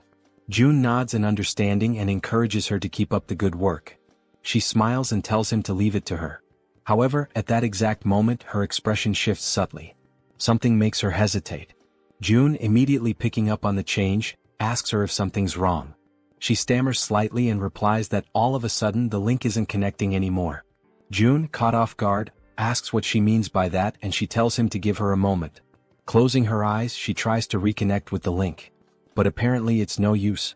She then explains that it's probably the distance. It seems to be just too far this time. June asks whether the link had been working properly before. She responds that it's possible to go a little beyond the maximum range if the link was already established beforehand. However, the reach of the link currently only extends as far as the central station. She then turns to him and asks what they're supposed to do now. Without an immediate answer, June falls into thought. He realizes that something always seems to go wrong at a critical moment, and just beyond the station lies the house where his family is supposed to be. He had been counting on using one of Jaehyeon's rats to check the house before making a move. Clenching his fist tightly, June mutters that this is a complication. Still, he asks Jaehyeon to try re-establishing the link from the central station in any way she can. She agrees, saying she'll give it her best shot. Closing her eyes once again, she begins to focus her powers in an effort to restore the connection. With the vision of zombie rats moving through the station still lingering in his ultimate eyes, June reminds himself that they have to explore every possible option available to them, and until then, all Kim can do is hope, with all his heart, that his family is still safe. The system now displays the current locations of everyone participating in the mission. Jaehyeon's rats are moving ahead to scout the path, while Han's group remains further back, following at a safer distance. The scene then shifts to the station where Han's group has just arrived. Everyone stands frozen, completely overwhelmed by what they see before them. The entire area is a scene of utter devastation. All the surrounding buildings have been reduced to rubble, and massive footprints, far larger than anything human, are deeply embedded in the ground, scattered across the terrain. Jaehyeon, the bespectacled man, stares at the destruction in disbelief and finally mutters that the sight is incredible. The archer, noticing that he's distracted and not focused on their task, prompts him to begin scouting the area immediately. Obeying her prompt, Jaehyeon commands his raven, named Black, to begin aerial reconnaissance of the area. After some time observing through the raven's vision as it flies overhead, he reports that there appear to be no monsters nearby. Toji then speaks up, saying that the station itself also seems to be clear of any goblins, and that thanks to the massive avalanche that occurred earlier, they should be able to move through the area with little resistance. Jaehyeon agrees and comments that it's likely the case because no sane person, or creature, would dare approach a place marked by such overwhelming destruction. With a hint of concern in her voice, the healer mentions that night is falling fast and that they should find somewhere safe to stay until morning. The archer quickly reassures her, explaining that, based on known goblin behavior patterns, nighttime is actually the safest period, since goblins tend to hide away or go dormant once darkness sets in. At this point, Han appears deep in thought. After a moment of silence, he speaks, saying that they should keep moving. If anything truly dangerous happens, there's a high chance June will summon them back right away. Suddenly, one of Jaehyeon's small rats appears, making faint gestures as if trying to communicate something important. The entire team comes to a halt, recognizing it immediately as one of Jaehyeon's specially trained rats. They take this as a sign to follow it without question. Quietly and cautiously, they begin to trail the rat as it scurries ahead, guiding them through the eerily silent night in the ruined city. As they move along the path, someone comments that the station up ahead looks like it's been turned into a shallow lake. Jaehyeon asks aloud if that might be a result of the giant's rampage. The archer responds that it's quite likely. The terrain had shifted significantly when the buildings collapsed, which could have easily led to the formation of sunken, water-filled areas. While they continue walking near the edge of the water, something begins to stir beneath the surface of the lake. Slowly, almost imperceptibly at first, something large begins to rise, emerging completely from the water before their eyes. Both Jaehyeon and Toji immediately sense that something is wrong. They notice strange movements in the ripples, something that doesn't match the natural motion of water. The others ask them what's going on, and Jaehyeon replies that he just heard something that didn't sound like it belonged there. He narrows his eyes and looks carefully ahead, straining to make out details through the dim light. Suddenly, he points toward a distant figure and says that there's someone up ahead. As they all focus their gaze, they try to make sense of what they're seeing. The silhouette appears humanoid at first, and they question whether it might be a woman. But as their eyes adjust and they examine the figure more closely, they notice something strange, something moving behind her. It's a tail. The creature stares directly at them with an unnatural intensity, and then it opens its mouth wide and releases a deafening, high-pitched scream that pierces the still night air. In immediate panic, the healer shouts out a warning to everyone, urging them to cover their ears as fast as they can. The creature, despite her appearance resembling that of a woman, is no ordinary monster. What stands before them, shrieking in a voice that seems capable of tearing through their very minds, is, in truth, a siren. In a sudden, desperate reaction, everyone in the group instinctively raises their hands to tightly cover their ears, trying to block out the piercing, bone-shaking scream of the siren. Toji quickly begins to show visible signs of exhaustion, struggling to keep his hands pressed firmly against his head, his arms trembling under the strain. Meanwhile, Yeonju looks around in shock, unable to comprehend what's happening, her voice filled with disbelief as she questions the situation unfolding around her. Toji, even more bewildered, realizes with growing horror that his body is starting to move involuntarily, his limbs betraying him as if something else is controlling them. Moments later, as if pulled by some unseen force, both he and Yeonju begin to slide helplessly toward the edge of the lake. The pull is strong and unrelenting, and they're dragged across the ground without being able to resist. When Yeonju hits the ground and feels the cold touch of water, she immediately understands the danger. Watching Toji move toward the depths at such a rapid pace, she senses that if he continues like that, he'll be in serious danger. Suddenly, at that very moment, sharp fangs emerge from the water and lunge toward her feet, forcing her instincts into high alert. Reacting instantly, she tries to swim upward toward the surface, but the monstrous creatures grasp her legs with vicious strength, pulling her back down into the water with raw, furious force. Meanwhile, back above the surface, Han and the others are still locked in a battle of endurance, struggling to withstand the siren's excruciating scream. Their faces contorted with pain, their bodies weakened, they try to hold out just a little longer. Amid the chaos and panic, the healer closes her eyes and focuses, summoning all her remaining strength. With a surge of energy, she casts a protective magical armor over the group, enveloping them in a glowing, defensive aura. Now shielded by the magical barrier, Han feels a noticeable difference. He comments that he feels much stronger, more capable of resisting the siren's debilitating scream. The man with glasses then asks, almost breathless, what exactly the young healer's power is. Exhausted and barely able to stay on her feet, she pleads with them to hurry and save Toji and Yeonju before it's too late. But just as she finishes speaking, something in the water catches her eye. A dreadful blue creature, barely visible beneath the surface, begins to emerge from the depths of the lake. From a distance, the rest of the group watches the movement and begins to question, what are those bastards? Before anyone can respond, the creatures launch a sudden, brutal assault, moving with terrifying speed and aggression. Sensing the incoming clash, Han immediately calls out to everyone, urging them to prepare themselves for battle. He warns them that the creatures are closing in fast. Without a moment of hesitation, the monsters leap through the air, aiming directly at the group. Han quickly raises a steel rod in both hands, bracing for impact, ready to counterattack. With powerful force, his weapon collides with the creature's strike, sending shockwaves through the air. Just as the creature begins to recover, it's struck by a well-aimed arrow, finally going down. However, only one of the monsters is defeated, while several others continue to emerge from the shadows. The female archer, clearly frustrated, mutters under her breath about the relentless, never-ending wave of creatures. Without delay, the monsters reach the surface, surrounding the group from all sides with terrifying speed. In growing distress, Han insists that they can't afford to waste time, they have to save Toji and Yeonju now. Meanwhile, from the opposite side of the lake, something begins to draw the creature's attention. It's the werbear woman returning from the depths, carrying Toji in her strong arms. As she surfaces, Toji gasps and coughs, expelling the water from his lungs. He mutters that he genuinely believed he was going to die. Overcome with relief, the group's faces light up with joy at the sight of their safe return. Toji then turns to Yeonju and, with deep sincerity, thanks her for saving him. But their moment of reunion is abruptly interrupted. The bastards resume their relentless assault without giving the group a second to breathe. The team quickly realizes the creatures aren't going to let up, not even for a moment. Toji immediately activates his magical armor, his body lighting up with protective energy.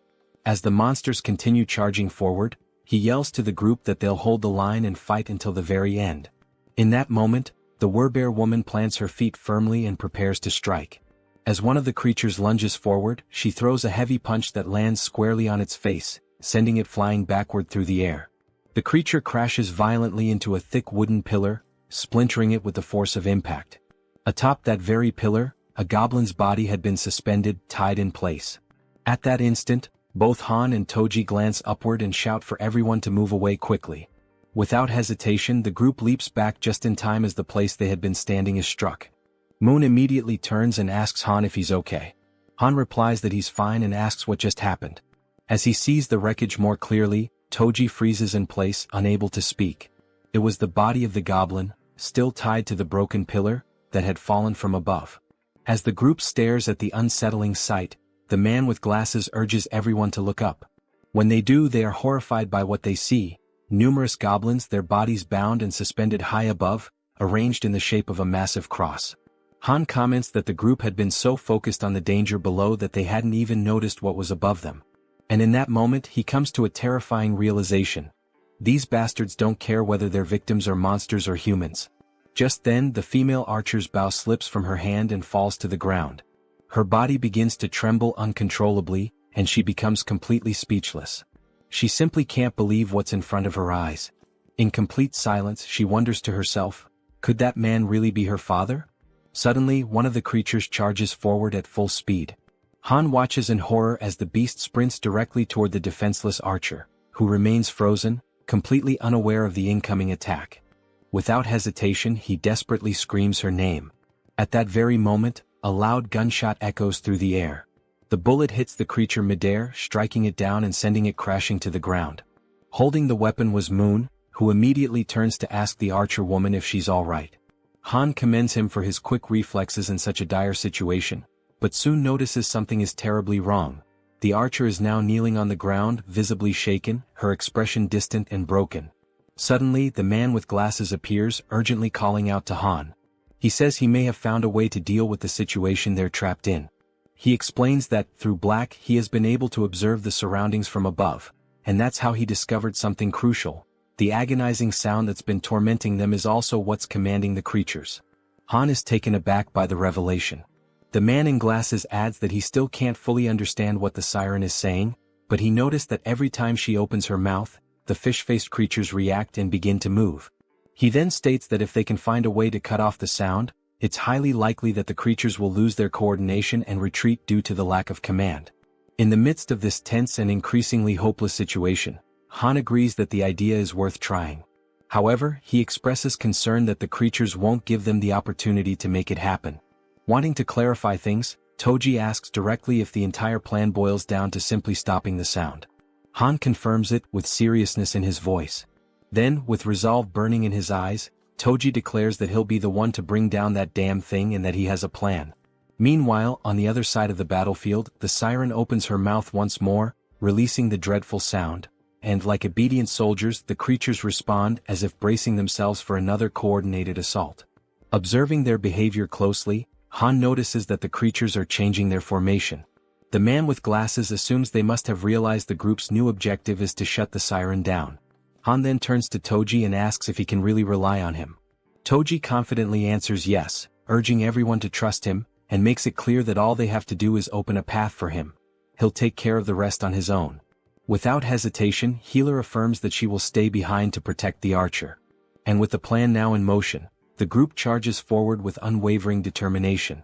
Each member of the team focuses solely on creating that crucial opening for Toji, attacking the enemy forces without mercy and taking down one creature after another with relentless resolve. Han pauses for a brief moment, glances back at Toji and shouts for him to move now. This is the chance.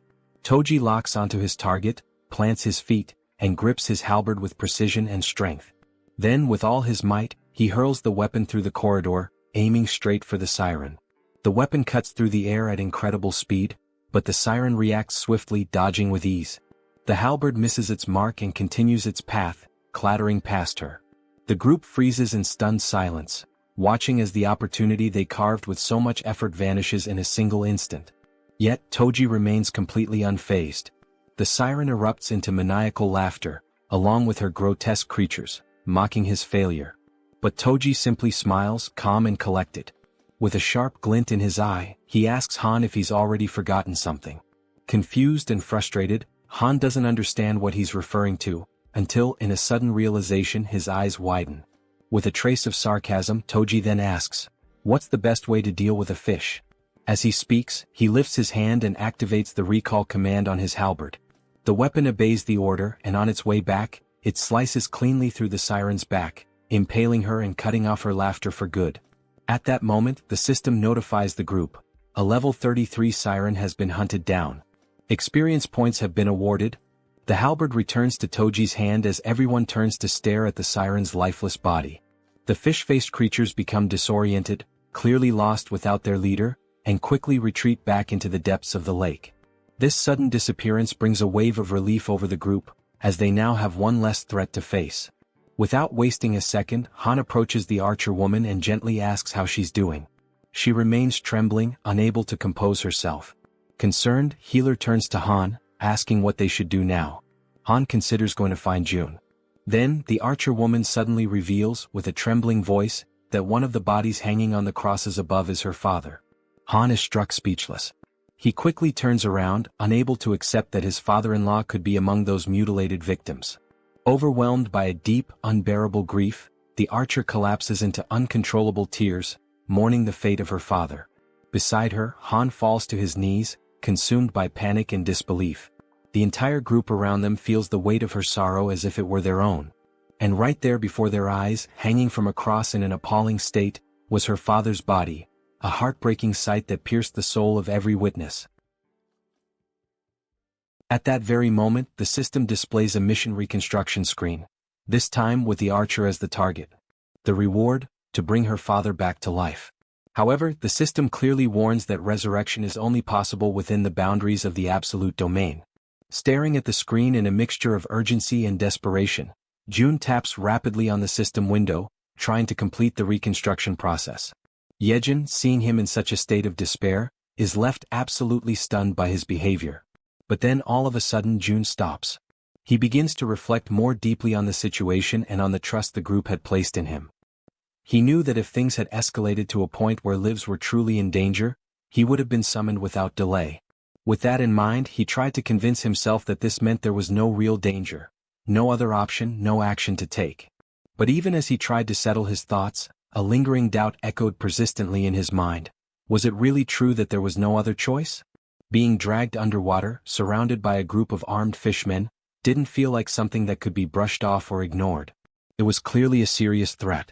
June couldn't help but worry about his own family, filled with a desire to see them again as soon as possible. But he also recognized that this longing wasn't his alone. The others had their loved ones and personal stakes too. Even so, he tried to suppress that reality, convincing himself that saving his own family had to come first, above everything and everyone else. His hands trembling, he finally selects an option from the system window. A new mission is created for the group. The goal is to build a tomb within a 1-hour limit. The reward is a small amount of experience and the mission comes with no penalties. When the archer reads the notification, she becomes even more shaken. A sense of hopelessness and deep grief takes over her body, weighing down her spirit. Meanwhile, from afar, June watches silently, filled with regret, observing the entire painful scene through the lens of his ultimate eyes ability. Eventually the tomb is completed. The entire group now stands in front of it, solemn and silent. Han turns to the archer and gently asks if she's truly okay with all of this. She replies firmly that her father would have wanted it this way. She explains that he was obsessed with his job, constantly speaking of how he wanted to be buried near the railway tracks when he died. Then, holding a metal plate with her father's name engraved on it, she remembers how, as a child, she thought that wish was ridiculous. But now she's fulfilled it, He is resting exactly where he always said he wanted to be. And the metal plate bearing his name marks the place. From a distance, June finds himself struck by a sudden, unsettling thought. Maybe one day this same pain might become his own. He can only hope that their sorrow never becomes his. It's precisely because of that fear that he makes a decision, to protect them no matter what. Looking back at the system screen, he realizes something. To do that, he's going to need stronger people by his side. And so, in that moment he makes up his mind, the person who matters most now is... But the scene shifts before the thought is completed. Somewhere else, a goblin is struck by a man who possesses the power of water. At that instant, the system displays a notification. The loyalty of citizen Jun Hyuk has surpassed 30, and he now qualifies for registration as a vassal.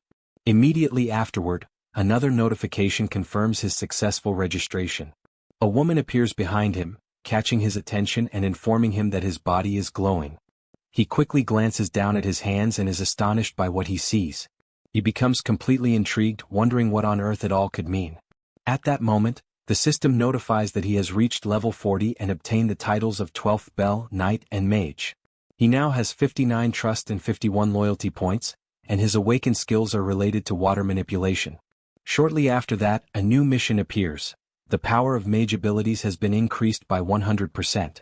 One of his new skills, Water Bomb A rank, allows him to summon high-temperature compressed water that explodes with force proportional to the amount of mana used.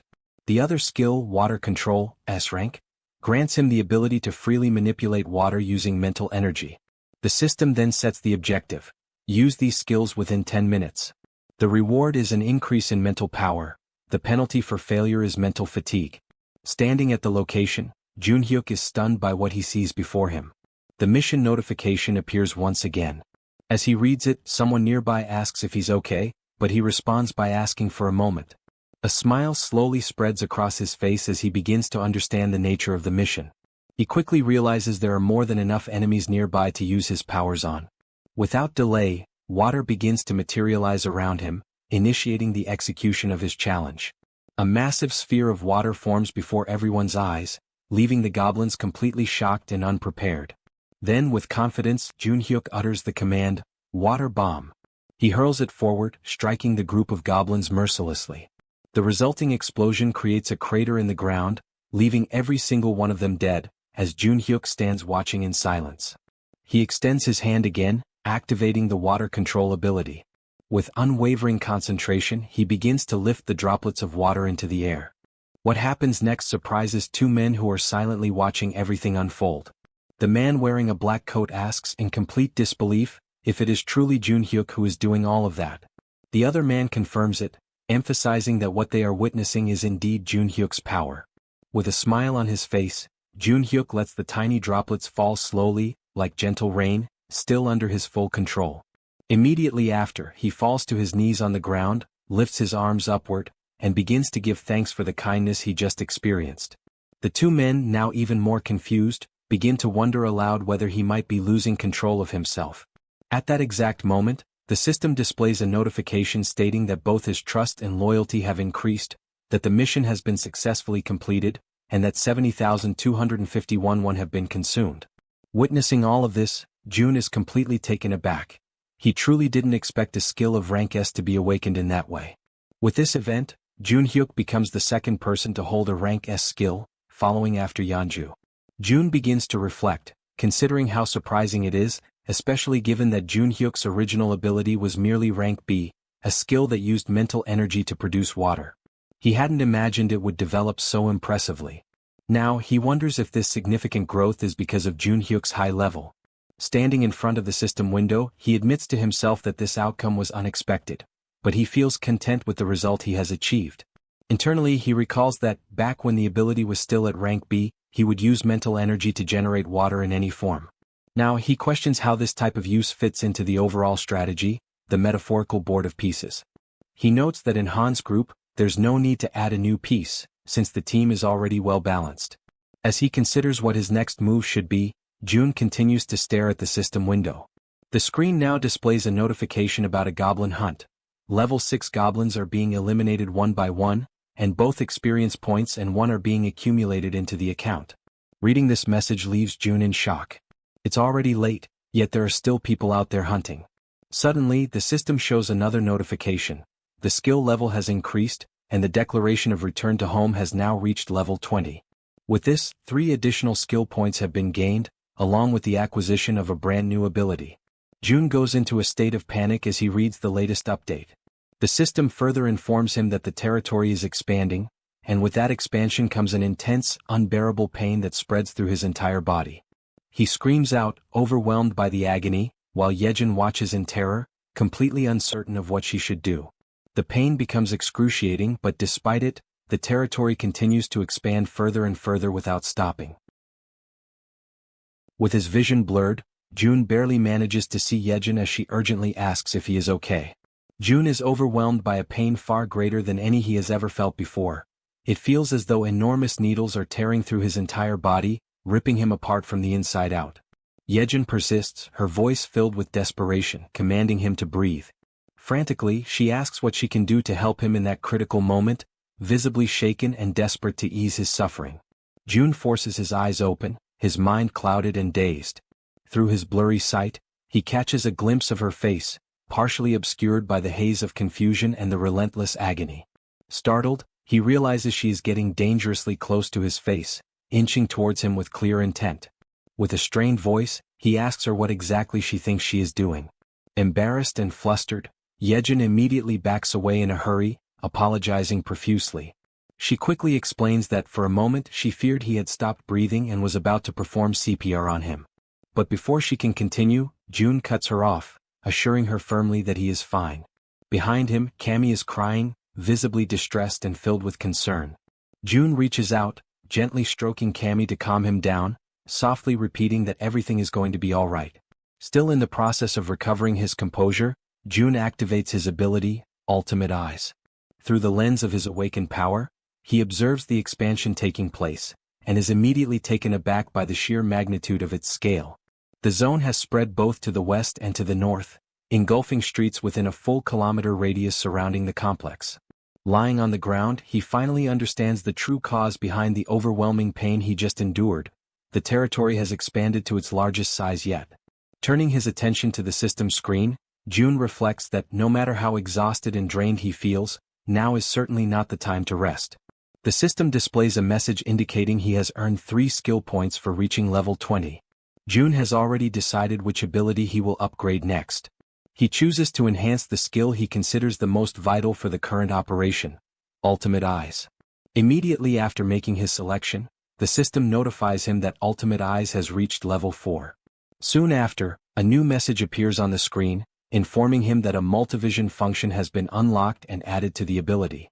With this newly acquired attribute, Jun feels his field of vision expand dramatically, as though he is now surrounded by countless CCTV monitors, each displaying different angles.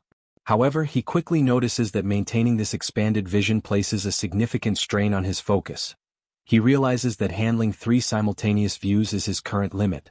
Once again, Jun checks the system and sees that he still has 2 remaining skill points to allocate. He decides to invest them in enhancing the skill known as Preservation of Dignity. Moments later, the system displays an update stating that the skill has now reached level 5 and that a new feature called Mystic Draw has been activated. In addition, he is granted a reward of 300 crystals, which catches him completely by surprise. Shortly after, the system clarifies that it was through this Mystic Draw feature that he has received those 300 crystals. Jun finds no reason to reject the unexpected gift, so he clicks on the notification to accept them. As soon as he does, a bright circle forms on the ground beneath him. The circle emits a radiant light so intense that it causes discomfort to Jaehyeon, Cammy, and even Jun himself, forcing them to shield their eyes. After a few moments, the circle of light vanishes, yet a concentrated, powerful glow remains suspended in the air. From within this brilliant light, an object begins to materialize. It is a ring.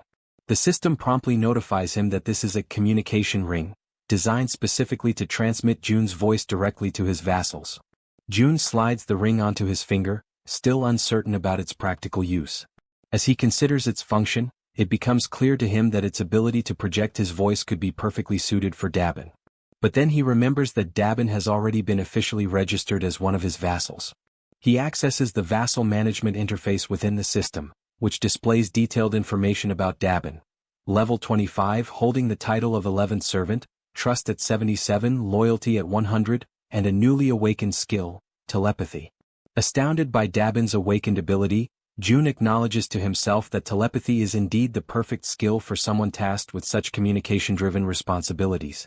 Suddenly, through the multivision function of his ability, June sees a disturbing scene. 50 people are crammed together, sharing a single housing unit to sleep in. Inside that crowded unit, Dabin tries to explain to the agitated group that the situation is only temporary. However, her words are met with anger and indignation, as if she were treating them like they were insignificant, like they were nothing. One man, visibly furious, raises his voice and shouts, reminding her that they've all seen countless empty houses along the way. He demands to know what she's even talking about, as though her excuses were entirely unreasonable. Clenching their fists in frustration, several others step forward, insisting that at least the children should be allowed to sleep comfortably. They demand that some of the vacant rooms be opened up so everyone can rest properly after enduring so much. Overwhelmed by the escalating situation spiraling out of control, Dabin hurriedly apologizes, struggling to maintain her composure as she explains that current policy does not permit such allocations. All the while, from a distance, June watches everything unfold in silence through his ultimate eyes. At that moment, the system displays a new notification. A skill named Ultimate Shut-in's Door has been activated. With this, June is now able to connect to and control all doors within the territory he has declared as his own domain. Back inside the unit, just as Dabin desperately tries to regain control of the situation, a door suddenly swings open on its own. Annoyed and suspicious, one of the men immediately questions the audacity of barging into someone else's home during an emergency. He reminds everyone that in times like these, people should be helping each other, not creating pointless conflicts and divisions. He demands to know why so much unnecessary resistance is being put up against such a basic request. At that precise moment, June steps through the open door, catching Dabin completely by surprise. He turns to the man, his expression unwavering, and declares bluntly that if the man disagrees with the house policies, then he is more than welcome to leave his house immediately. The man, stunned by June's words, demands that he repeat what he just said. But June, without the slightest hesitation, simply proceeds to evict him on the spot. Witnessing this abrupt and firm action, the rest of the group begins murmuring among themselves, remarking how things have suddenly calmed down.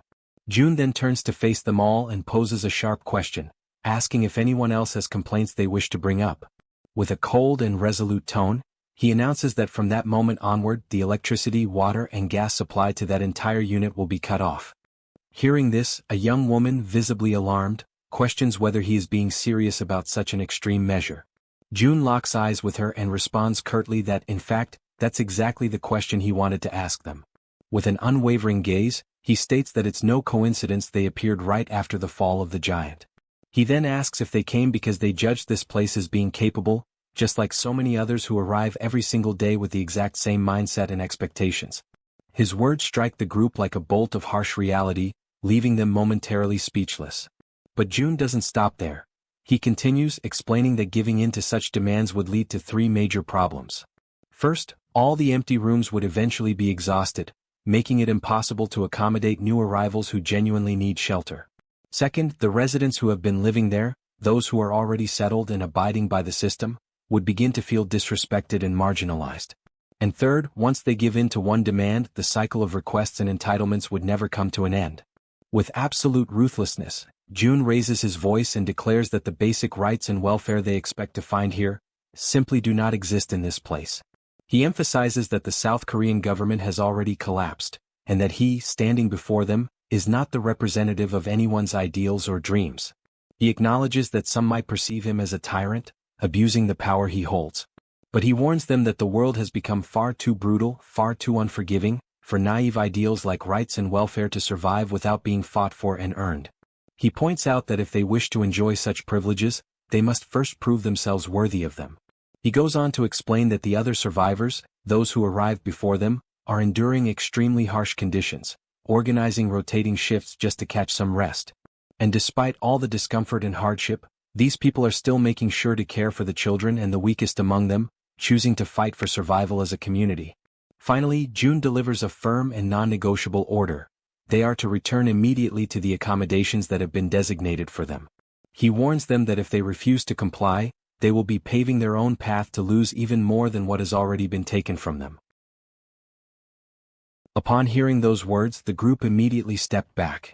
Dabin, feeling a wave of relief, let out a soft sigh and expressed her gratitude to June for helping her in that situation. However, he replied that there was no need for thanks. In fact, he insisted that he was the one who should be grateful to her. His unexpected response left Dabin momentarily taken aback, trying to understand what he truly meant by that remark. It was then that June pointed out that perhaps she, too, might be capable of doing something similar to what he had just done. He asked if she was familiar with the concept of telepathy, and then instructed her to think of a person with whom she would like to communicate, picturing herself speaking to them mentally, as though having a conversation inside her own mind. Dabin closed her eyes, focusing all her concentration. A short while later, a faint aura began to surround her body. Pleased with the result, June emphasized that she would need to learn the exact conditions and limitations of this ability, and the best way to do so was through frequent practice. At that moment, someone with trembling hands gave a small wave and called out for June. Both he and Dabin turned to see a figure who appeared nervous, standing with his head lowered. June asked if the man still had something he wished to say. The man, clearly frustrated yet determined, admitted that he knew he was being bold, but he needed to ask if June might consider forgiving the friend who had been expelled earlier. June questioned why he would do such a thing. The man explained that Yoon-sik, the one who had been expelled, was the only person who dared to speak aloud what everyone else was already thinking, and he didn't think it was fair for Yoon-sik to be the only one punished. He then leaned forward respectfully and stated that he would accept any punishment himself, but begged June to show mercy toward Yoon-sik. June silently considered whether it was time to bring Sung Yoon-sik back, knowing deep down that it was not right to take someone's life simply to serve as an example to others.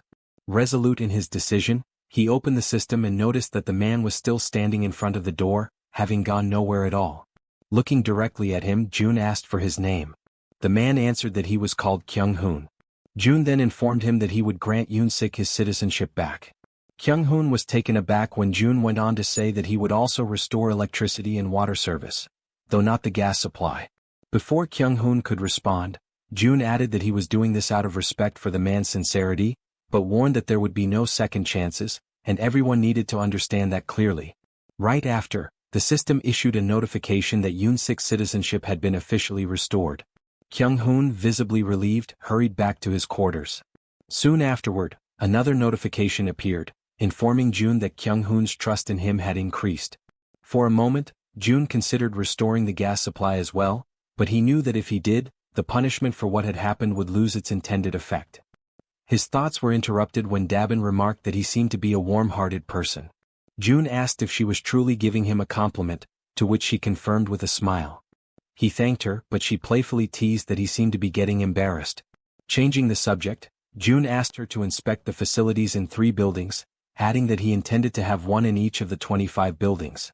The idea left Dabin utterly surprised. Without hesitation, she asked how many members he currently had. June explained that if it became possible to expand to 100 people, he could assign 4 to manage each building. Dabin's eyes lit up with interest, and she declared that she would be willing to pay 100,000 won per day for each person, assuring him that with such a scale, everything would run smoothly. As they spoke, someone approached from behind. June and Dabin turned and asked if the newcomer was new to the area. The man confirmed and asked if June might need a medical team on site. He then introduced himself as Sung Min, an associate professor of nephrology at Busan Park Hospital. After hearing his introduction, June commented that he had dismissed the medical team for the time being, as he believed high-ranking individuals required proper treatment. He then turned to Dabin and asked what she thought about offering a room for the team and converting it into a hospital. She responded that it seemed like a good idea. Seizing the moment, June noted that if they looked around carefully, they could probably find a fair number of nurses. He also said that assembling the medical team and managing it would be her responsibility. Dabin, clearly enthusiastic, assured him that he could count on her for that.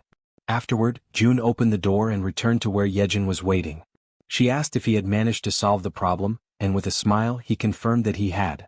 Without wasting any time, he activated his Eyes of the Absolute ability. When Jaehyeon saw the Han group, she asked if they had already left. June quickly realized they were on their way to Jigalki Station and that there were no issues there. He then opened the system again to finish what he had been working on. As he had expected, the final location available for investing his skill points was the Absolute Warehouse. The system issued a notification stating that the skill had reached level 2, increasing its capacity to 200 kilograms and adding a new feature called state preservation. The description clarified that this function would maintain the exact movement and condition of an item as it was at the very moment it was stored. Upon realizing that the capacity had now doubled, Jun immediately understood that he could make far freer and more strategic use of the warehouse. His thoughts quickly drifted toward the true potential of this newly acquired function. It did not take long for him to realize that, if used correctly, it could become something extremely powerful. Without hesitation, he opened the store and purchased an S&W revolver along with 100 rounds of .38 caliber ammunition, which began to materialize before him. He reasoned that, if the movement of the firing mechanism were preserved, then upon summoning the warehouse, the action would resume precisely from where it had been paused. With the firearm in his hand, he extended his arm and calmly instructed Jaehyeon to cover her ears for a moment. She stared at him in alarm, her unease growing rapidly when she noticed that he was holding a gun. Jun reassured her that it would be over quickly, and with his finger on the trigger, he gave the command, "Store in the warehouse." Immediately afterward he pulled the trigger. The gunshot cracked loudly through the room, reverberating with force, but almost instantly, the system confirmed that the bullet had been successfully stored. It worked exactly as he had envisioned. Flawless. Feeling a surge of excitement, Jun stepped out onto the balcony of the building, his mind already testing the possibilities of his prediction, while Jaehyeon remained frozen in shock at what she had just witnessed. Extending his hand, he focused intently and issued the command, "Summon." From the system's storage window, a stream of bullets began to pour out at remarkable speed. Jun watched, impressed, as his idea came to life exactly as planned. This, after all, was an absolutely foolproof way to provide support to Han's group, who were locked in battle at Jaehyeon Station. There, goblins were being struck one after another by the incoming bullets, collapsing to the ground in rapid succession. Those that survived the initial barrage turned and fled in terror, leaving Han's group finally unharassed. Now, with renewed conviction and confidence, Han declared that they had at last arrived at Jaehyeon Station. On the other side, Jun attempts to establish communication with the group, asking if they are able to hear his voice. Han is caught off guard, genuinely surprised to hear him so clearly. Observing Han's startled reaction, Jun quickly deduces that everyone in the group must be hearing his voice without difficulty. With that in mind, he explains that communication will continue in that manner from now on, and he instructs them all to proceed toward exit number 2. When they finally reach the indicated exit, Han casts a sharp and cautious look around, carefully observing the surroundings, which are now completely deteriorated and consumed by ruin. From a distance, Jun reflects silently on the fact that from this moment forward, they are stepping into truly unknown territory, where every path could hide a threat. Meanwhile, Jaehyeon is still struggling to re-establish the lost connection with the rats stationed at the central hub, but despite her efforts she has not managed to succeed. Without that crucial link, the group advances blindly, entirely unprepared for whatever might await them ahead. In the midst of this uncertainty, Han breaks the silence, voicing the question that weighs heavily on everyone's mind: where should they go now? Jun provides direction with calm determination, guiding them toward the large road that stretches to the left. He explains that if they follow it for about 1 kilometer, it should bring them closer to their intended destination. At that very moment, suddenly, something unexpected appears, drawing Han's immediate attention. Through the gleaming reflection in the eyes of the approaching creatures, it becomes clear that the group has fallen into panic. They scramble desperately, trying to put distance between themselves and the vicious fangs of the beast. Han, overwhelmed by discouragement, recalls how exhausting and perilous it had been to face the fishmen earlier, and how narrowly they had managed to escape alive. Now, standing before yet another daunting challenge, he finds himself face to face with a colossal shark. In an instant, the creature opens its massive jaws, revealing rows of razor-sharp teeth ready to tear them apart. Han reacts instinctively, seizing a heavy iron bar to shield himself from the imminent strike. The man with glasses raises his weapon and unleashes a storm of gunfire at the shark, the bullets hammering into its body, leaving the beast dazed and confused. Seizing this fleeting opportunity, Han charges forward with determination, delivering a decisive and powerful blow directly against the terrifying shark's fin. At the same time, the werbear woman hurls herself into the fray, leaping with unrestrained fury. She crashes down upon the monster's head with brutal force, inflicting a devastating wound. Almost instantly, The system issues a notification announcing that a level 24 shark has been successfully hunted. Experience points are added, and a sum of wands is automatically deposited as a reward. In the aftermath, Han signals to the man with glasses. She focuses intently, linking her consciousness to her raven, Black, and immediately gains a sweeping aerial view of the area. The man with glasses freezes, stunned by what he witnesses through the shared vision. Without hesitation, he alerts the group that the entire surrounding area seems to be overrun by fish. At that tense moment, yet another figure suddenly emerges, and the entire group finds themselves staring directly at an overwhelming presence. Almost simultaneously as Toji looks upward, he notices movement above them. It is not a single creature, but countless blue figures resembling swordfish swiftly closing in from the sky. The group steels themselves for yet another imminent clash. As the creatures approach dangerously close, Han calls upon Toji. He raises his halberd high, focusing his energy, and his armor activates with a flash of power. In the precise instant Toji strikes with deadly accuracy, his blow landing true. The system immediately notifies the successful hunt of a sky blue marlin, rewarding them with additional experience points and wands. Without a moment's pause, the archer woman unleashes a flurry of arrows, her shots rapid and unrelenting, cutting down the creatures that stubbornly linger in the air. Her voice rings out with unwavering conviction, declaring that the group will not move an inch until every last one of these enemies is eliminated. But suddenly something unexpected catches her attention. It is the healer. Despite firing directly at one of the sky blue marlins, the massive creature continues advancing steadily and unshaken, heading straight toward her. Her ammunition eventually runs out, and she realizes with growing dread that the creature continues to approach, drawing nearer with every passing second. At that precise moment, the system issues a notification announcing the summoning of storage. Immediately, bullets materialize and strike the creature with sharp precision. The system then reports that a level 17 sky blue marlin has been successfully hunted, awarding experience points and depositing the amount of 231,733 won into the account. Upon reading the notification, Jun notices with frustration that whenever he personally fires the weapon, the payment turns out to be lower than expected. With determination he calls out to Jaehyeon. He demands that she stop trying to connect with the rats and instead focus her efforts on shooting in his place.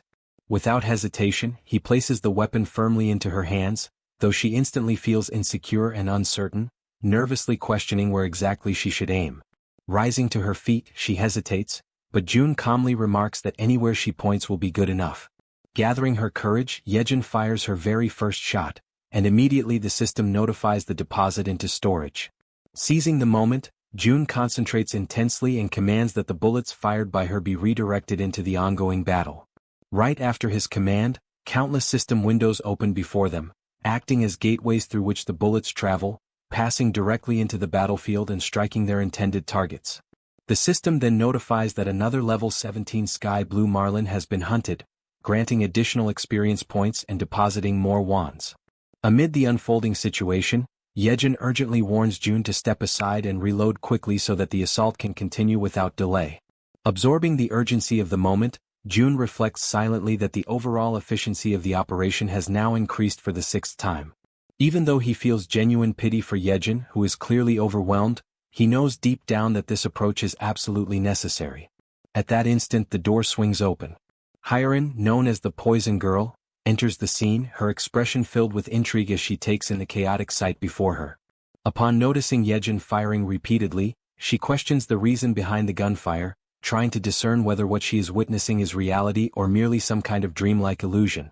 In the middle of the chaos, a massive creature suddenly attempts to strike at them. However, both Han and the werbear react swiftly, dodging the violent attack just in time. The creature reveals itself to be red in color, with the enormous and terrifying form of a monstrous crab. Distressed and exasperated, Han asks aloud whether this is some kind of twisted joke and desperately questions if they are truly expected to try and defeat such a horrifying monstrosity. The giant crab prepares to attack, raising its massive limbs with a menacing weight.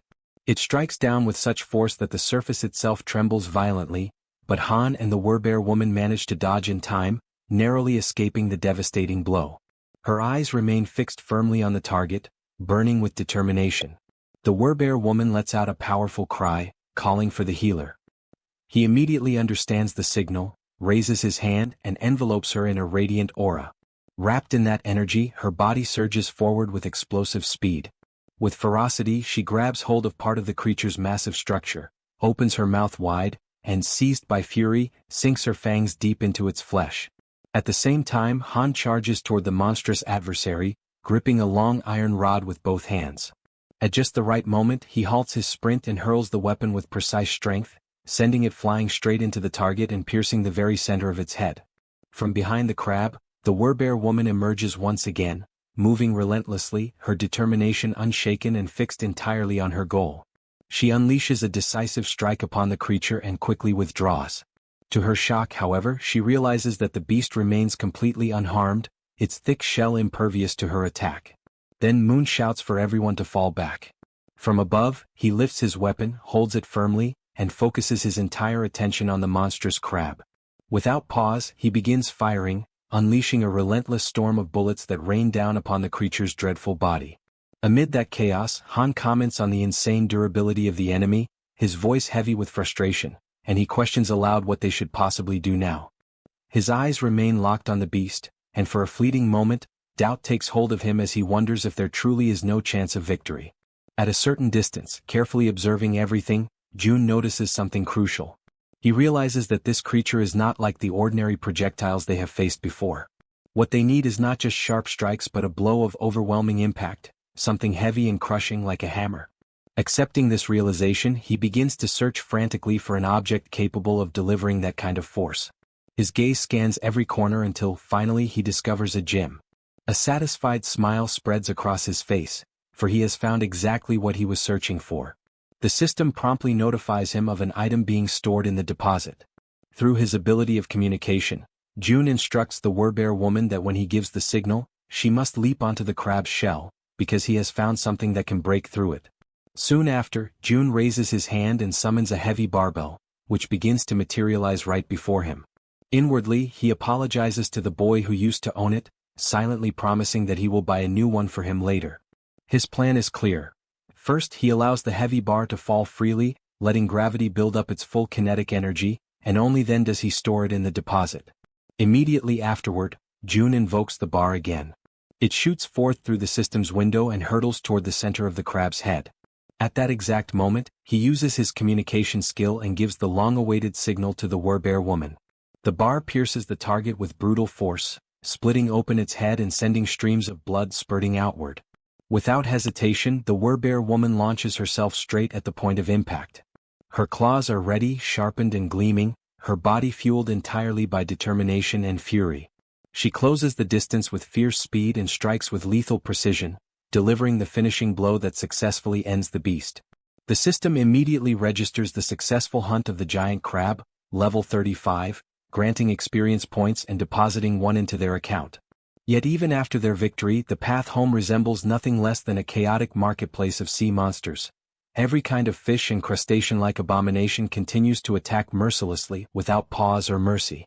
June understands that without his support, the group would have faced countless situations that could have ended in tragedy. He accepts, with heavy resignation, that this place is simply too much to handle, even for Han's group.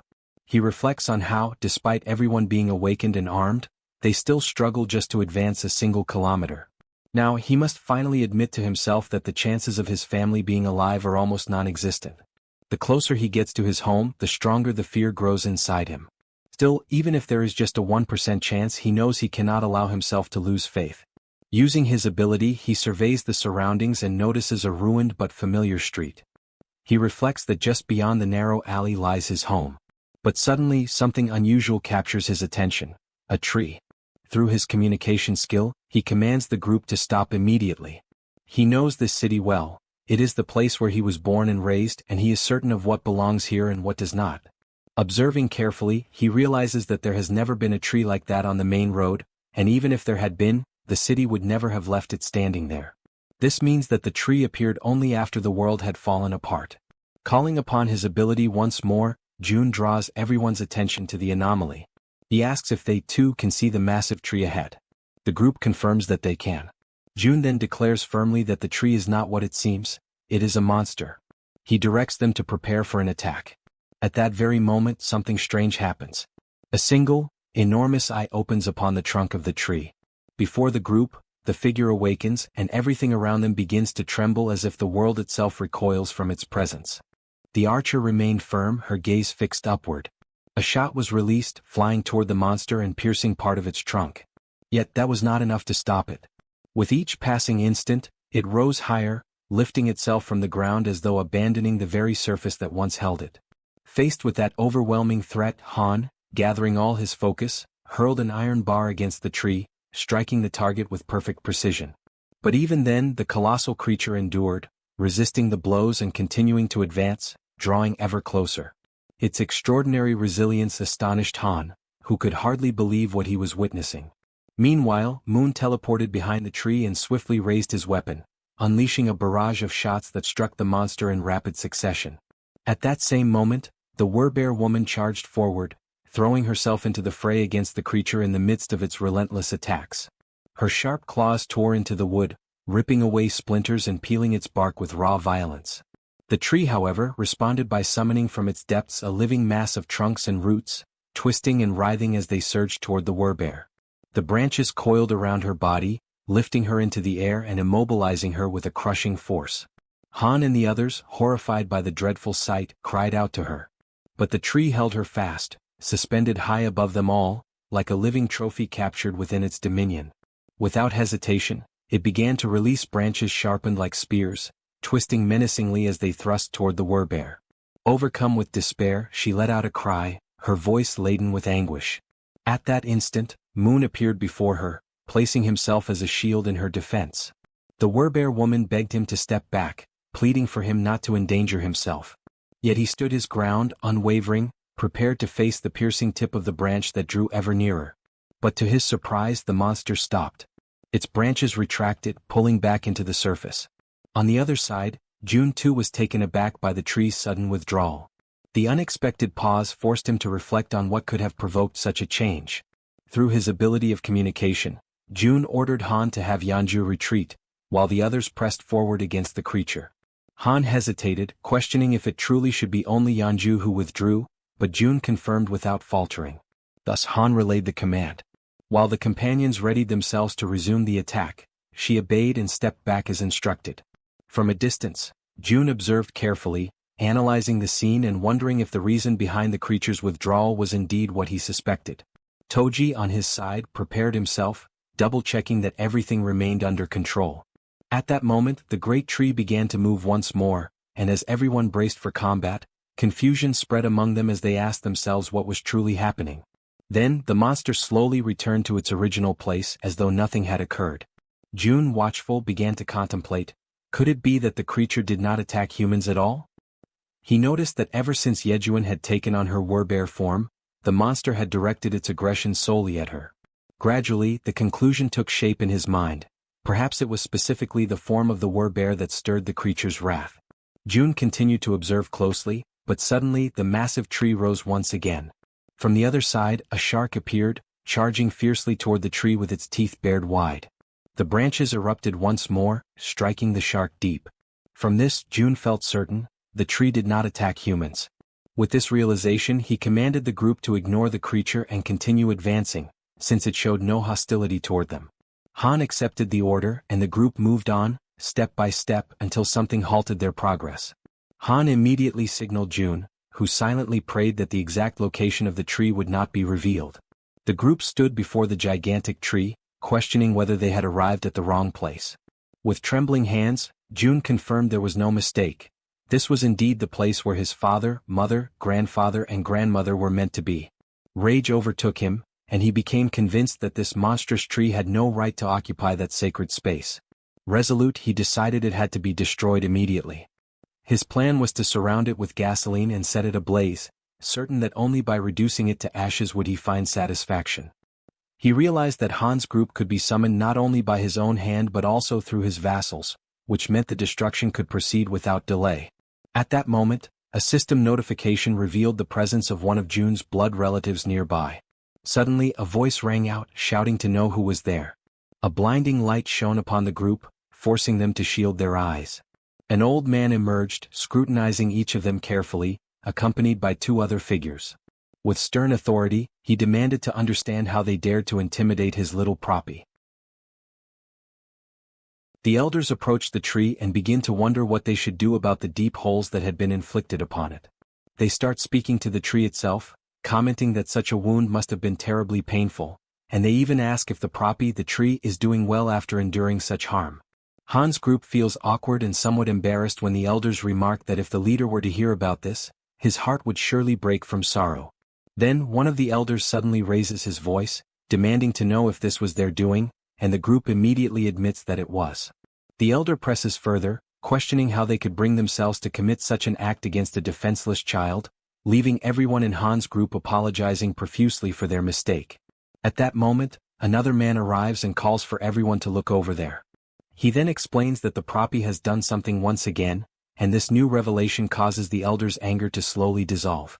The men then begin walking toward the location being pointed out. When they arrive, they see the shark that the tree had previously defeated, and several of the men are already busy cutting it apart in order to secure meat from its body. Astonished by the sight, one of the elders remarks that the flesh of the shark has grown plump, although he admits that the taste of shark meat is not particularly delicious.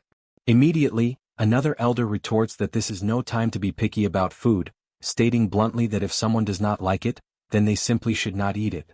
This pragmatic reaction surprises Han's group even more, leaving them somewhat speechless. From a distance, June quietly observes everything, and he feels as though his perception is sharpening, as if a veil has been lifted and everything suddenly makes sense. The existence of a monstrous tree that does not attack humans, combined with the enormous tree that continued to grow right where their home once stood, begins to form a clear picture in his mind. June recalls that ever since he was very young, their house had always been filled with plants. In the garden, the flowers would change beautifully with the seasons, and on the rooftop, several fruit trees would bear harvests at different times of the year. All of this had started after his grandfather retired, when he built a rooftop garden, and at times those very vegetables would appear on the dinner table, much to young June's delight. Piecing together these memories with the present reality, June concludes that the tree's refusal to harm humans and the giant tree occupying the place of their former house could not be a coincidence. He becomes convinced that these phenomena are the awakened abilities of someone, very likely powers on the same level as his own. An idea strikes him with sudden clarity.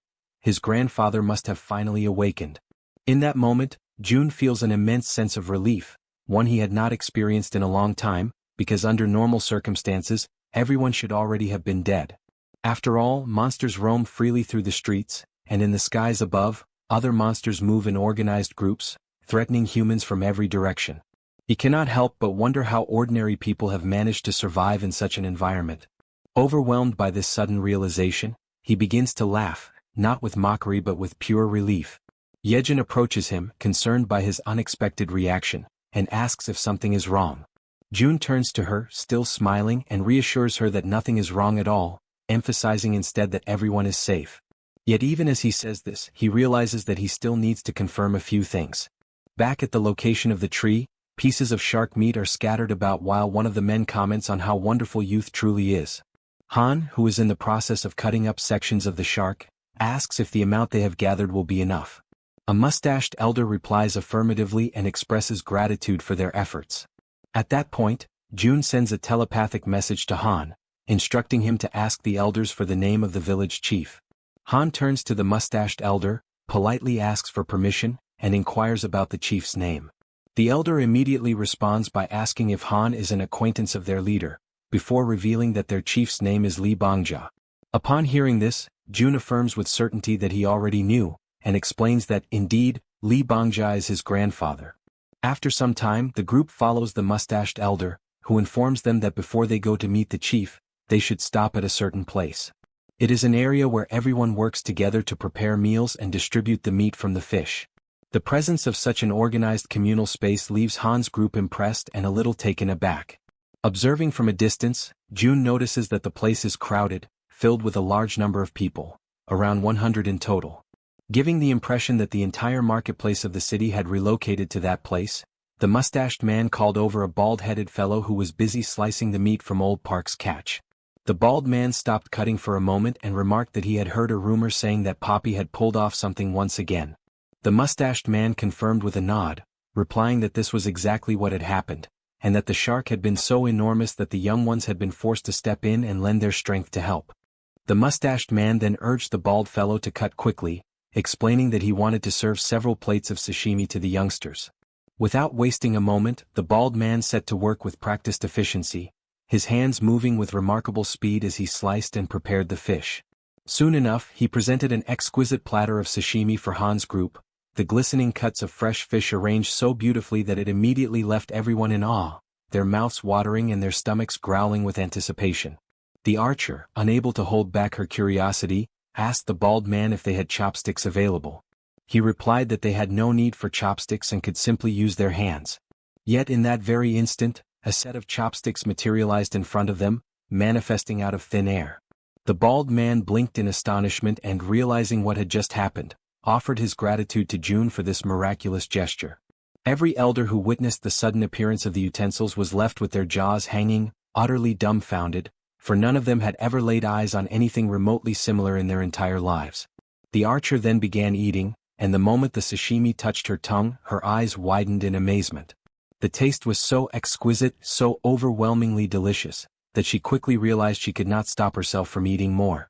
Soon, everyone joined in, devouring the sashimi until their bellies were completely full, all the while remarking that it had been centuries since they had last tasted a dish as fine as sashimi.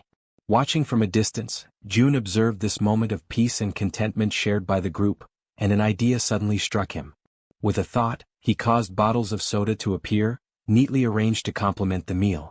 Once again, both the bald man and the mustached man were caught completely off guard, their expressions filled with disbelief at the sight. Han, noticing their surprise, asked kindly if they would like to have some as well. Almost at that same moment, several packages of food and provisions began to materialize one after another, stacking neatly in the area as though delivered by invisible hands. The elders, unable to contain their amazement, asked if all of that was truly meant for them. Han confirmed with a smile that it was, explaining that June must have taken a liking to them and was offering these gifts as a gesture of goodwill. From above, someone who had been silently observing all along finally spoke, wondering aloud whether this June, whom they kept mentioning, was something akin to a god. The mustached man turned to his companions, uncertain, and even asked if they should bow in reverence before such a being. But before the conversation could go any further, a voice rang out, demanding to know why the place had grown so noisy. All eyes turned toward the source, and there, standing high upon the massive root of a towering tree, was their chief, who had just arrived. At that moment, June's heart trembled, for he immediately recognized that figure. It was his grandfather, the very man he had not laid eyes on for what felt like an eternity. Then, as though to confirm this revelation, the system displayed information about his grandfather. It revealed that he possessed a mythical passive ability known as Guardian of the World Tree. The very name alone radiated power and grandeur, leaving no doubt in June's mind that it was an ability of overwhelming strength, one that could easily be described as overpowered. The grandfather observed the group intently from high atop the tree. At that same moment, the system issued a notification declaring that the servants had discovered June's blood relative, thereby unlocking the power of his lineage. His name was revealed as Li Bang Yeol, level 55, bearing the titles of lineage, relative, druid, with a trust rating of 88, and the awakening ability known as Guardian of the Tree and of the World. From his elevated position, he continued to watch in silence until, all of a sudden, he leapt gracefully down from the branches. When his feet touched the ground, June immediately noticed that his grandfather appeared far healthier than before. He recalled vividly how frail and aged the old man had once been, weakened by the toll of his declining body and the struggles caused by his cerebral condition. Yet now, before his eyes, there was a renewed vigor and vitality that could only have come from the awakening of such a powerful ability. Through the skill of communication, June informed the group that the man standing before them was indeed his grandfather. He asked them to offer their greetings and show respect in his name. Han stepped forward without hesitation, bowing respectfully and recognizing the importance of this encounter. Standing at the grandfather's side, the mustached man began to explain, describing to him how the group possessed extraordinary abilities, even capable of bringing forth things out of nothingness. The elder was astonished by the sheer quantity of food and water gathered in one place, immediately attributing the source of all this abundance to them. Moved to the point of deep emotion, he expressed his gratitude for their presence, recalling the difficult times of the past when even water had been a constant struggle. Yet Han, maintaining honesty, clarified that these resources were not the work of their group. Startled, the chief demanded to know where all of it originated. Han then revealed that every bit of the abundance came directly from Jun himself, and that their group had come here at his request. The grandfather was shaken by the revelation, his eyes widening as he comprehended that the source of such miraculous creation was none other than his own grandson. Han further explained that his grandson now lived in the Siamayan apartments. Faced with this truth, the chief wasted no time. He summoned everyone present, calling them to follow him as he began to ascend the massive tree step by step, leading the way upward. Watching this unfold, Jun reflected that his entire family must be somewhere up above. A flood of emotions filled him at the thought that very soon he might finally be able to see them again. Yet deep within, he acknowledged that the moment for such a reunion had not yet arrived. Still, he believed firmly that once he completed the outpost, he would be able to use the gate of the Absolute Seal to return directly to his home. As these thoughts passed through his mind, he shifted his focus back to the system's window, recalling how, at the very moment he first encountered his grandfather, a new constructible item had been added. Soon after, the system confirmed this with a notification. An annex had been added to the list of available items.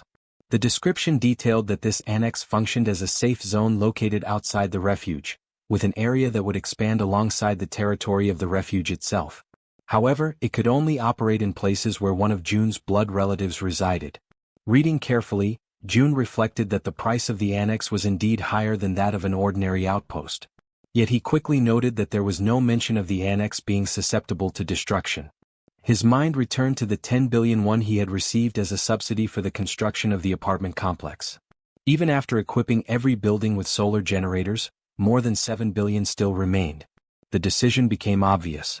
He calculated that investing only 3 billion in the installation would be sufficient, and compared to the vast sum he had at his disposal, that expense no longer seemed significant. Without hesitation, he issued the command to initiate construction.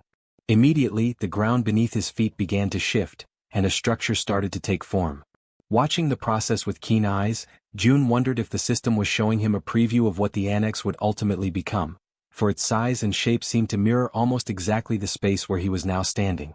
He concluded that the annex's expansion must directly follow the growth of the territory itself. When comparing the overall cost, he realized that the 10 billion price tag made the annex far more advantageous than a simple outpost with its limited reach. Then, another notification appeared. The annex required the presence of a blood relative for a duration of 7 full days. Jun confirmed and authorized the construction, prompting the system to update the timeline. The projected completion was set at 167 hours and 11 minutes. Quietly, Jun reflected that while the annex was being built, he should ask his grandfather not to leave the country. Yet before he could dwell on the thought for long, his focus was abruptly pulled away by another system notification. Another blood relative of Jun was revealed. The name disclosed was Kim In-sim, level 21, bearing the title of lineage with a trust rating of 99, but without any sign of an awakening ability. Inside the vast tree, an elderly woman lay upon a bed. The grandfather held her hand with firm gentleness and asked her to listen carefully to the words being spoken by the group. A faint aura spread over the connection formed by their joined hands, and he softly informed her that their grandson Jun was still alive, and that these people had been sent there directly by him. At that very moment, Jun communicated with his companions and instructed them to ask his grandfather what had happened to his grandmother. Yejuan faithfully conveyed the question in Jun's name. Yet the elder turned abruptly, his expression tense, and demanded to know how Jun could possibly be aware of his grandmother's condition. Soon, however, it was explained that Jun was sharing his vision through them, perceiving everything they saw with his own eyes. Reassured, the grandfather tried to soothe their worry, explaining that the woman was not gravely ill but merely in a state of shock. Still, they pressed him further, asking since when the grandmother had failed to awaken. With a heavy and sorrowful face, he recalled that it had been since the very day the monsters appeared and the world itself began to collapse into chaos. From that moment onward, she had remained in a deep, unbroken sleep. Jun, watching through their perspective, noticed the expression etched onto his grandfather's face. It struck him powerfully, for it was the first time he had ever seen his grandfather like that, so burdened, so utterly weighed down by grief. The sight pierced him with an even deeper sense of the gravity of their situation. Tears welled up in his heart as he reflected that, despite everything, he felt an immense relief knowing his grandmother still lived, even though she had been in a coma for nearly a month. Outwardly, she appeared perfectly healthy as if peacefully asleep, and June concluded that this stability could only be maintained by his grandfather's awakened ability, which was undoubtedly sustaining her. Inwardly, however, he lamented that the system did not allow him to assign missions to blood relatives. If it had, perhaps he could have devised some way to improve her condition. Even if he tried to apply the power of a healer, he knew deep down that his own skill was insufficient for such a task. As his thoughts swirled in silence, he began to grow uneasy. It was strange. 7 people had entered the house and yet no one else had stepped out to investigate. The oddity gnawed at him, and so, through his group, he asked his grandfather about the fate of his parents. The old man, acknowledging that June was following everything closely, chose to speak as though addressing his grandson directly. He explained that, on that fateful day, June's mother had left for work, while his father also departed to earn money for the household. He expressed his belief that they had probably found refuge in some hidden, secure place, emphasizing firmly that June's father would never abandon his wife under any circumstances. Yet June recognized, in the undertones of his grandfather's words, that the man did not truly believe in the survival of his parents. And within himself, June felt the same grim certainty. Without a transcendent ability like the one his grandfather possessed, the chances that his parents had survived were almost non-existent. But still he refused to let go of hope. Through his ability, June issued a new order. The next target must be the Wawang Nursing Hospital, even if the chances of finding them there were small. Acknowledging the efforts of his group, he decided that they should rest for the night. He made it clear, however, that when dawn came, nothing else would matter. Tomorrow they would all go after them. At that instant, the system interrupted his stream of thoughts with yet another notification. To his shock, the message declared that a blood relative of the Absolute had been detected in the vicinity. Without hesitation, June issued a command to Jaehyeon, who quickly relayed his orders to the rats. The young woman asked what precisely she should convey, and June instructed that every single nearby survivor was to be located without delay. Then he noticed something crucial. The alert was not pointing toward Dongjian's, but rather toward his very own location. Conviction settled deep within him. The ones approaching could only be his mother and father. The scene shifts to a street where people are hard at work, cutting apart and stripping the hides of the animals and strange creatures they have captured. One man comments that the work is still far from over, even at such a late hour, while another replies that this only means there will be an abundance of food for everyone. Suddenly, something unusual catches the attention of one of them, and immediately all turn their eyes upward. High above in the sky, countless dreadful creatures are flying, each with a terrifying and distinct appearance, none resembling the other. Without warning, a bell begins to ring frantically, its rapid toll echoing like an urgent alarm across the area. From the top of a watchtower, a man spots the approaching swarm and shouts to announce the arrival of monsters. Chaos quickly spreads. People begin running in every direction, rushing to move everything into the seafood storage house and to close the shutters with haste. The order is unmistakably clear. Everyone must move as fast as possible. The panic intensifies when one of the men shouts for the village chief to come out immediately. The group accompanying June's grandfather turns toward him for guidance, and he promptly informs them that a massive horde of monsters is approaching. From a distance, the grandfather and the group gaze upon the advancing scene, watching in silence as the creatures flood across the horizon. Han, overwhelmed by the sight, questions aloud whether all those beings can truly be considered monsters. The grandfather raises his hand and confirms, his voice grave, while simultaneously giving the command for the trees to move. The command is obeyed without hesitation, the forest itself responding to his will. Meanwhile, Han recognizes the gravity of the situation and volunteers to join the fight. However, the grandfather firmly instructs them to stay back, explaining that the monsters are not targeting humans. He adds, with a grim tone, that everything suggests these creatures are actually fleeing from something far greater and far more dangerous than themselves. Yet he warns that even so, they will not pass without leaving destruction in their wake. A radiant green aura begins to envelop his body, spreading outward in waves of power. At that moment he connects with the surrounding forest, and numerous trees shift together, intertwining and forming a massive living barrier meant to shield them from harm. Inside the protective wall of trees, the group watches in astonishment as the winged creatures soar above them, passing over without striking. It becomes clear that the group was never their intended target. Still, those advancing by land charge relentlessly toward the barrier, forced to confront the trees that now stand as their obstacle.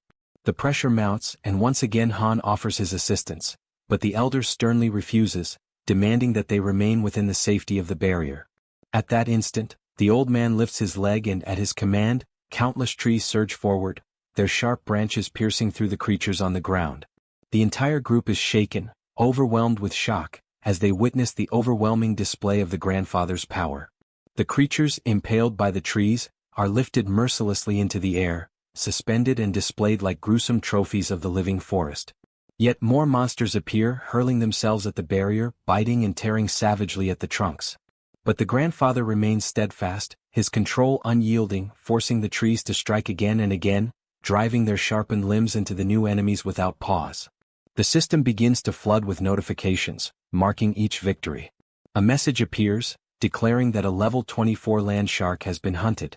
Shortly after, another states that a level 23 saw ray has been slain. Then comes a level 29 blue crab. The list continues endlessly, with each notification announcing new experience points and rewards. Another message informs that all attributes of the group increase in trust. Their gained experience is multiplied tenfold and evenly shared, although the ascent rewards remain monopolized by the hunter himself. Inside the building, June observes the entire scene with his mouth agape, stunned by the cascade of notifications piling up before his eyes. He realizes that the level of power displayed is comparable to someone at level 55. His grandfather, too, receives the notifications, though he does not fully comprehend their meaning. June reflects that, in the beginning, he believed his grandfather was merely being reckless, acting without thought for the danger. Yet with a single strike, hundreds of monsters are wiped out in an instant. Faced with such overwhelming power, he concludes that the best thing they can possibly do is to stay out of the way and avoid becoming a hindrance. In June's eyes, his grandfather transforms into a monster in his own right, a being so powerful that he could no longer be compared to ordinary humans. The notifications continue to flood in without pause. The system announces the successful hunt of a level 31 giant crab, followed shortly by a level 29 giant lobster, and then a level 30 sawtooth crab. Each message also confirms increases in skills and abilities. Suddenly, June realizes that he himself has just leveled up, but before he can process it, an intense and suffocating pain overwhelms his body. The agony spreads through every nerve, as though each part of him were being broken apart and reduced to dust, all while the school in the city continues to grow in influence and power. Amid this torment, a new notification appears before his eyes. The system announces that beings capable of receiving citizenship have been discovered, and the question is posed: grant it or not? June's mind clings desperately to a single crucial thought: whether among those names his parents might be included. He scrolls through the long list, painfully aware that the sheer number of new inhabitants is so vast it would be impossible to check each one individually. Yet even as he does, he reasons that if his parents were truly among them, the message would not have been one of citizenship. Instead, it would have been a notification of alignment. This realization strikes him like a heavy weight.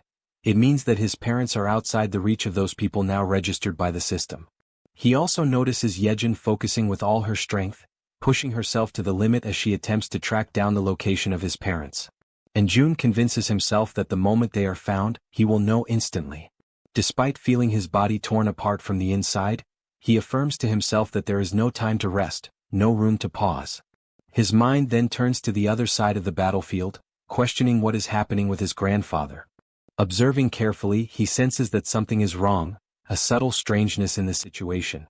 He shares this unease with Han's group, who quickly question the old man. The grandfather realizes the difference. Before, the monsters would leave remains scattered across the ground, but now they vanish completely, not even bones left behind. Han explains that this change is due to June's influence. Ever since the system manifested, the corpses no longer remain after death. Intrigued, the grandfather acknowledges that even the mysterious glowing letters appearing in the air are also the work of his grandson. With the immediate threat apparently under control, the old man decides to go to the warehouse to bring out some of the people hiding there. He explains that if they intend to consume the flesh of the monsters, the creatures must be slaughtered in the proper way, ensuring the meat stays fresh and edible. The group agrees, but June internally is struck with surprise at this detail. Never before had he thought of monsters as a source of food, and for the first time he begins to truly consider the possibility. He extends his hand and issues the order to register the item. Before him, a creature begins to materialize, its form gradually solidifying until its outlines are clear and distinct. The system then notifies the success of the registration, categorizing the item as fish. Pleased, June realizes that his attempt has worked, and that this could indeed feed hundreds of people. Jaehyeon suddenly gasps, her eyes widening in shock as she locates someone of immense importance. Without delay, she quickly announces her discovery. June turns at once, his entire body trembling with expectation. The system confirms it. Jaehyeon has found a blood relative, and the power of blood begins to unlock. Outside, amidst the rows of buildings, someone points toward a distant structure. A man and a woman are identified. The system reveals their names. Lin Jisuk, level 50, bearing the title of relative, with trust at 97 and the awakened ability of governance. Beside her stands Kim Donghyuk, level 42, also carrying the title of relative, with trust at 93 and the awakened ability of enhanced defensive aura. June recognizes them instantly, and his vision blurs with tears. After all this time, there can be no mistake, they are his father and his mother. The system notifies that citizenship has been granted to 23 individuals connected to the blood relative Lee. The announcement causes a wave of astonishment, yet June feels a surge of joy as he realizes that his parents are now very close to the newly expanded territory.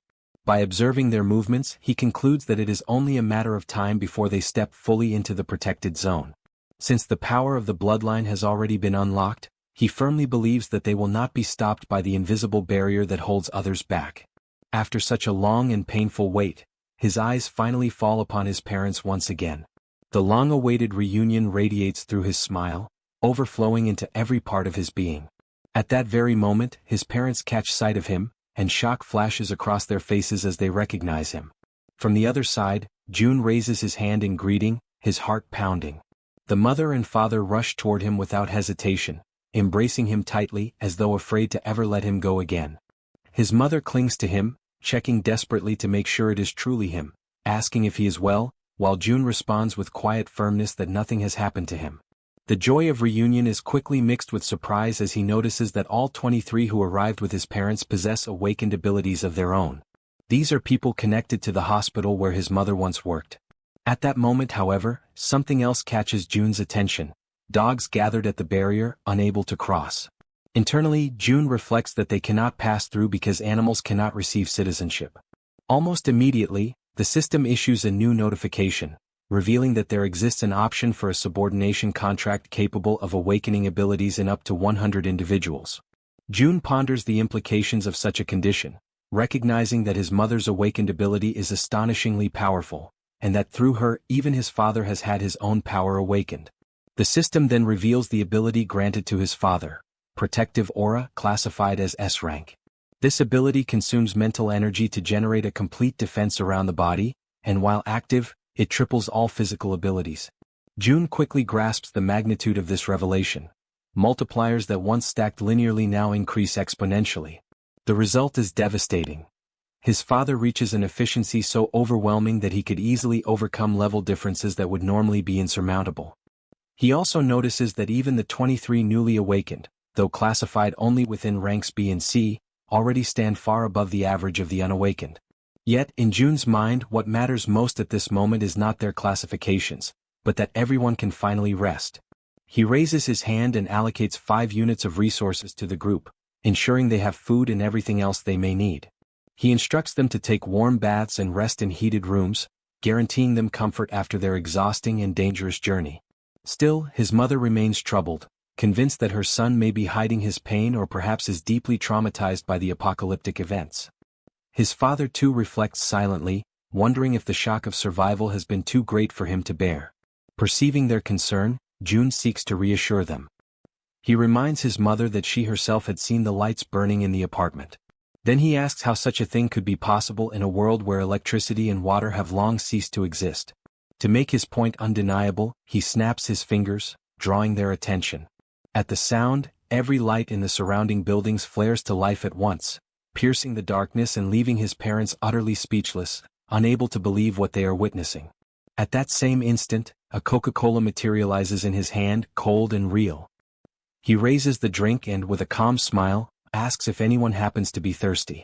A young girl rushes forward almost immediately, clutching the bottle with trembling hands, asking in disbelief if it is truly real and whether she can actually drink something so rare.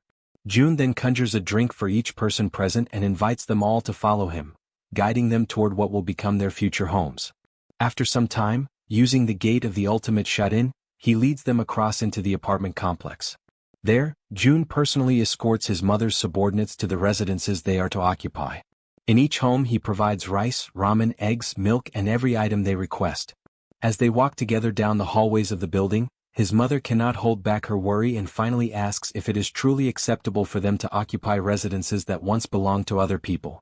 With a calm smile, he explains that if any resident eventually returns, they will immediately return the property, but for now no one has come back. He gently asks his mother not to worry, and then opens the door of one of the apartments, inviting them to step inside quickly. Once inside, two companions of the group lower themselves respectfully, bowing and greeting with polite gestures. The father and mother, astonished, remain frozen in place at the unexpected sight. The woman, overcome with curiosity, asks whether one of them might be her son's girlfriend. He denies it at once, and one of the young women firmly declares that both of them will serve his parents with dedication and care. However, he responds with firmness, questioning why they should be the only ones responsible for looking after his parents. Acknowledging the effort they had already put forth until now, he soon allows them to rest, and the two quietly withdraw in silence. Left alone as a family, they gather together at the table. June then begins to ask about everything that had happened to his parents since the beginning of the chaos. He recalls how his father, who worked as a taxi driver, had gone that day, as usual, to pick up his mother after her work shift. It was at that exact moment that the monsters suddenly appeared. Side by side, they managed to protect each other and, as a result of their determination, survived. And just as June had suspected, it was his mother who awakened her abilities first. After listening attentively to their account, he shares his own journey in return, the skills he had acquired, the dangers he had faced, and the ways in which he had managed to survive up to that point. He also tells them about the condition of his grandmother and the constant care his grandfather had been devoting to her. Their stories weave together, filling the night with memories and emotions. Time flows by, midnight approaches, yet the warmth of the long-awaited family reunion transforms their home into the safe refuge they had been yearning for all along. The scene shifts to the city hall of Nagasaki, where heavy rain was falling over the waters of a river. At its edge, a man lifted his eyes toward the sky, deeply intrigued, while his companion stood beside him, equally confused by what was unfolding before their eyes. From the dark depths of the river, a colossal monster began to emerge. Both of them watched the enormous creature moving before them, unable to hide the terror that gripped them. One of the men shouted in a mixture of ecstasy and fear, repeating over and over again that the monster was passing by. The sheer size of the beast made it clear that wherever it went, only destruction and ruin would remain in its wake. The scene then shifts to the following day. June immediately shares with his grandfather the astonishing news that he had found his parents, recording a quick video to show them. On the other side, through the screen of a phone, the grandfather beamed with radiant joy at the sight of them, while showing them to the grandmother at his side. The mother, overcome with emotion, asked if she could also see a recording of her father. Han responded without hesitation, filming the video that showed him. As she watched, her eyes quickly filled with tears, and June, trying to comfort her, reassured her that very soon they would all be able to reunite. The completion of the annex, combined with the power of the absolute gate, would allow them to reach the main house where the grandfather resided. In the meantime, he organized Han's group so that they would continue hunting monsters until the construction was finished, using the main house as their central base. The presence of Han Yoo-jun and Kim De-jong made the progress of the construction much more efficient. Soon, a notification appeared, revealing that 3 servants bearing the title of knight had joined the construction site, which instantly increased its efficiency by 50%. However, the wave of monsters from the previous night had significantly raised their numbers in the surroundings of the main house. Hunting in that region was proving to be far more profitable, since the monsters were now everywhere. He reflected that with the expansion of Haven, hunting within its borders had lessened, and many creatures continued to wander without realizing they had already entered the sanctuary's territory. All the goblins in that area had already been exterminated during the leveling up of the day before. Making a firm decision, June summoned his ability and called upon Dabin, instructing her to deliver a message. Focused and attentive, she stood silently, waiting for his words. He ordered her to inform everyone that with the new expansion, they were only allowed to hunt beyond Siamayan Station. In addition, he requested the formation of a rescue team to save survivors, including those who had specifically asked for medical assistance. Dabin accepted each order with absolute seriousness, determined to carry them out flawlessly. Inwardly, June reflected on the grim reality that within the newly expanded area there were still thousands of survivors living in terrible conditions. Even within the safety of the refuge, more than 10 people were dying due to the lack of water, since leaving the area was impossible. Humanitarian aid was arriving, but it was still far from sufficient. With renewed determination, he reaffirmed to himself that he had to save as many people as possible. He emphasized inwardly that if necessary the absolute gate must be used to reach them directly, or if not, other means must be found to heal and sustain them. The mother noticed the serious expression on her son's face, and even before he could explain the reason behind it, she immediately understood the situation. She offered her help without hesitation, a gesture that left him surprised. Among the people she had brought, some possessed healing abilities, particularly effective against dehydration, fainting, and poisoning. Because of this, she believed that by establishing subordination contracts with the team, they might be able to awaken proper healing abilities. Her intuition soon proved correct. More than 80% of the new subordinates manifested healing gifts, even if only at a basic or low level. Although they lacked significant offensive power, the rescue team quickly calmed the chaos, stabilizing those in distress with remarkable efficiency. For 3 full days and 3 long nights of continuous effort, they moved tirelessly from house to house, saving countless lives in the process. Only after this relentless work was completed did he finally throw himself onto the sofa, utterly exhausted, reflecting on how each day had been so overwhelming and filled with urgent demands that there was hardly even time to breathe. But the relief was short-lived. A sudden system notification announced that a being meeting the requirements for citizenship was approaching the refuge, offering him the option of granting it.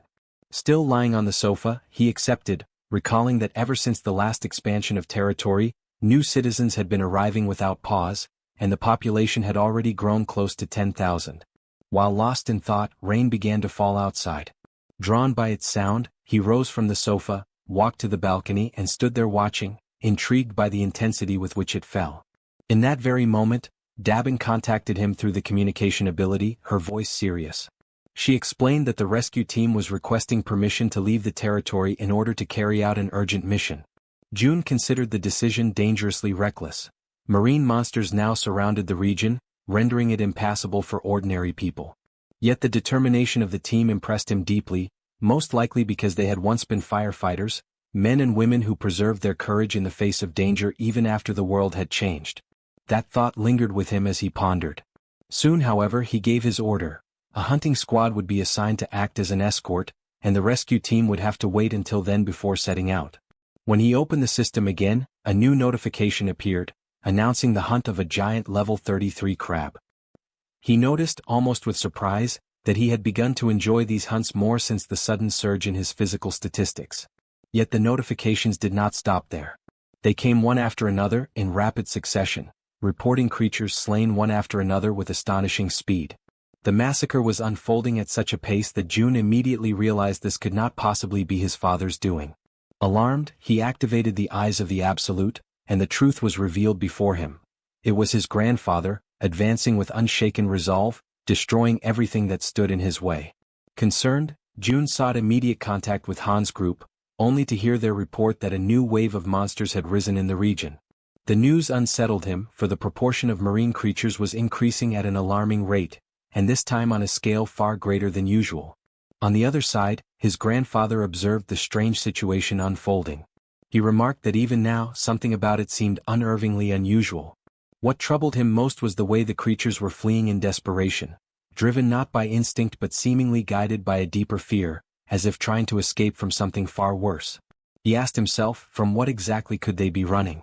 Elsewhere, June followed every detail through his ability, and the same haunting question tormented his thoughts. Fear of what, precisely? Before the answer could surface, a colossal marine monster suddenly rose before Han's group and his grandfather, leaving them paralyzed in horror. From afar, June watched the scene unfold in desperation, his heart racing with dread, as the same question echoed within him with greater force than ever before. What in the end could this terrifying thing that emerged possibly be? The creature before them was a white dragon, a colossal being of level 63. Everyone stared upward, their necks strained, their faces pale with dread, as fear and despair took hold of their hearts. The group questioned among themselves whether what they were seeing was truly a dragon, or something even more terrifying, something that defied understanding. From a distance, June observed the scene in tense silence. He knew that if he were to use the vassal summoning, he might be able to save Han's group from certain death. However, as the guardian of the world tree, he could not stray far from it. To do so would expose him, leaving both himself and the sacred tree vulnerable. Even so, he couldn't bring himself to order them to fight a white dragon. Doing so would be the same as sending them to their deaths. As doubt consumed him, the system emitted a notification. The remaining time until the completion of the annex construction was 38 hours.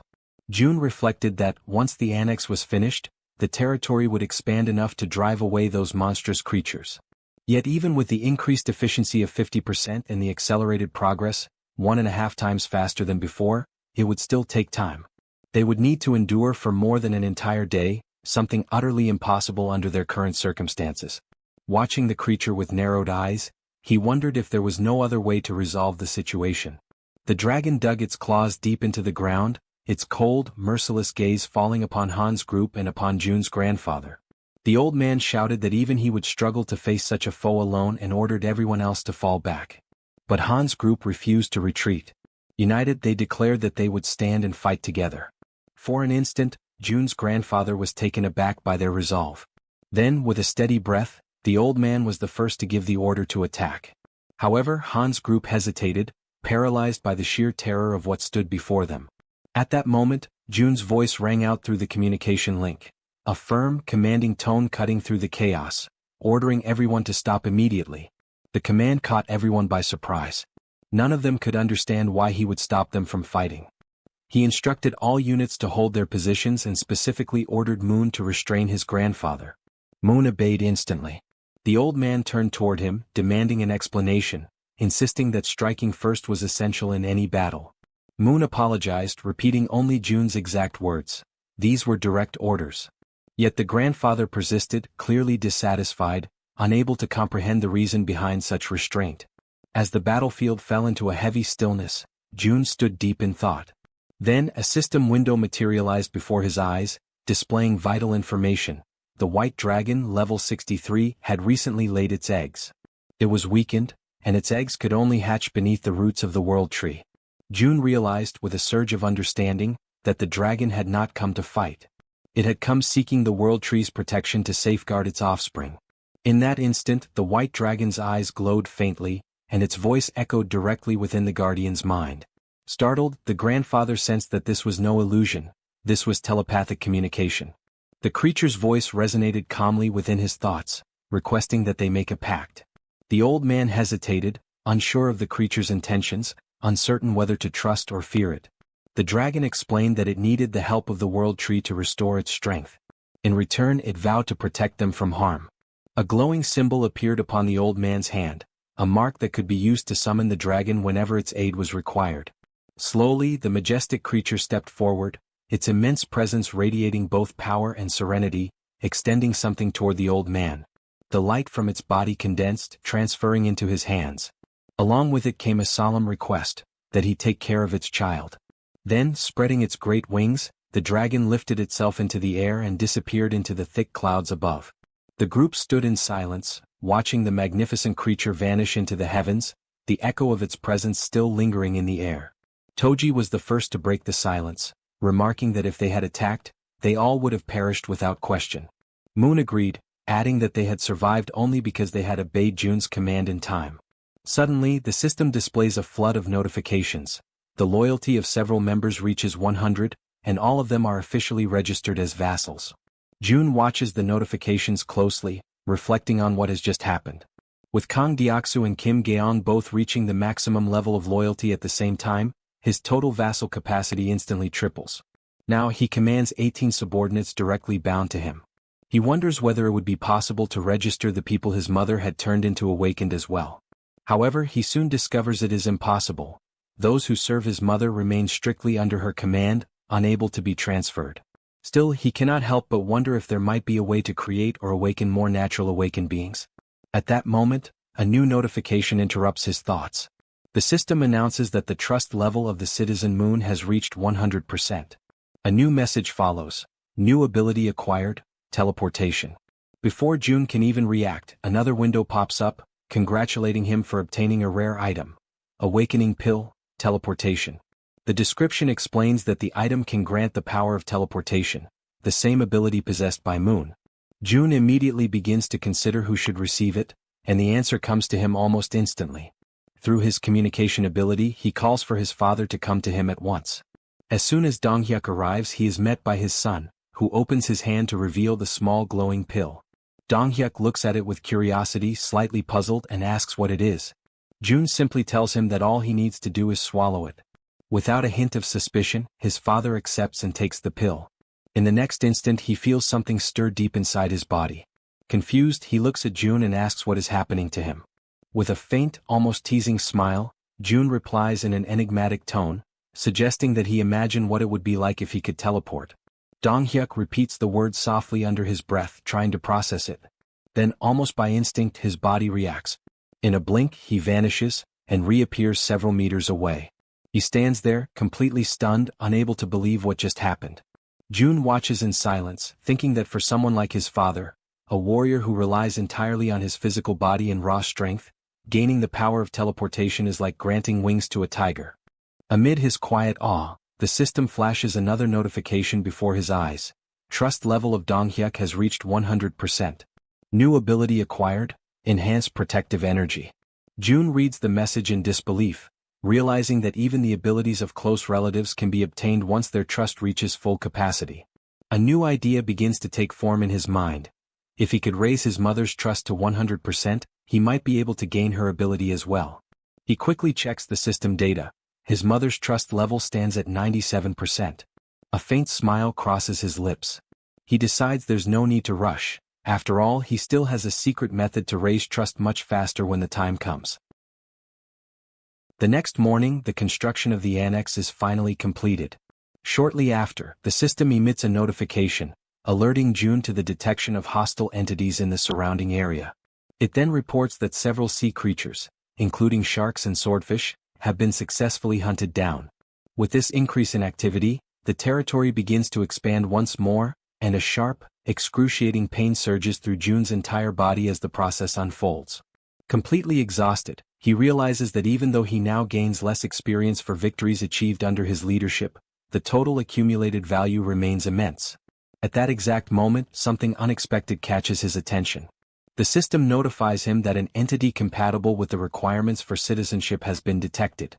Without hesitation, June decides to accept it. Moments later, another notification appears, announcing that the total number of citizens has officially reached 10,000. As a result, the system unlocks a new feature, the Institute of Professions, allowing the inhabitants to finally obtain jobs and specialize in their respective fields. Although every one of these messages holds great importance, June feels that something even more urgent requires his attention. He opens the door to his room and calls for his mother. Concerned, she immediately appears and asks what happened, wondering if her son has something important to tell her. June thanks her for her patience and announces, with a warm and emotional tone, that they will finally be able to visit his grandfather together. The words strike deeply within her heart. Overcome with emotion, Jae-suk's eyes fill with tears. She can barely believe what she has just heard. At that moment, from the trunk of the great tree, where his grandparents reside, a door begins to glow with a radiant, golden light. June approaches it, places his hand gently on the handle and opens it. Beyond the threshold, he sees his grandfather sitting beside his grandmother, as if they had been waiting for him all this time. The old man, startled by the sudden appearance, asks who is there. When he recognizes his grandson, his face lights up with indescribable joy. He asks, trembling, if the person standing before him is truly his June. The young man confirms it, his voice trembling with emotion. Unable to contain herself, Jae-suk runs toward Lee Bangja, her father. The elderly man, still in shock, murmurs that what he is seeing cannot possibly be real. Yet, as they embrace tightly, time itself seems to stop. Their tears blend together, tears of loss, relief, and reunion. Amid sobs, Jae-suk apologizes for taking so long to return, for not having come back sooner. Lee Bangja holds her close, comforting her with gentle words, telling her that she has worked hard, just as her husband has. He thanks them both for surviving, for carrying on with their lives, and for a fleeting moment the air fills with peace and quiet warmth. Then a new notification appears before Jun's eyes. Trust level of Lee Jae-suk has reached maximum. Lineage contract obtained. He takes a silent breath, realizing that his father is currently out rescuing people alongside the relief team, which is why he couldn't bring him along this time. But that's fine, he thinks. The priority was to bring his mother first. For now that was enough. The scene shifts. Lee Bangja is watering the plants, moving with slow and careful motions. His grandson approaches him, curious, and asks whether the world tree had grown around the house naturally. The old man nods, saying that even he had been astonished when he first saw it. Jun then asks about the water and electricity, wondering how they managed to live since the massive tree has altered the entire structure. The grandfather explains that they have been surviving using the generator's power and water from the tank. However, he adds with a weary sigh that their resources are running out, and the gas in particular had already been depleted not long ago. Jun, filled with quiet confidence, replies that he can fix that. He stands up, focuses his mind and channels his power, and right before his grandfather's eyes, the water reservoir begins to refill on its own. The sight leaves the old man completely speechless. Jun calmly tells him that he personally restored the water supply and also recharged both the generator and the gas system. Lee Bangja, still struggling to comprehend what he just witnessed, praises his grandson's extraordinary ability, his voice trembling with admiration. Jun considers explaining the complex system of skills and vassal contracts to him but realizes that it would be too overwhelming to understand all at once. He decides instead that he will teach him little by little. Then Jun begins to climb the stairs toward his grandfather. As he ascends, his gaze sharpens and he quietly activates one of his most powerful abilities, the absolute eye. Carefully observing the space where his mother and grandmother are, Jun focuses his gaze in that direction, channeling his concentration entirely toward them. Then, as he stretches out his hand, the system emits a sudden notification: teleportation. In an instant, his surroundings distort, and he materializes inside the world tree, appearing precisely at the spot where Jae-suk and his grandmother are resting.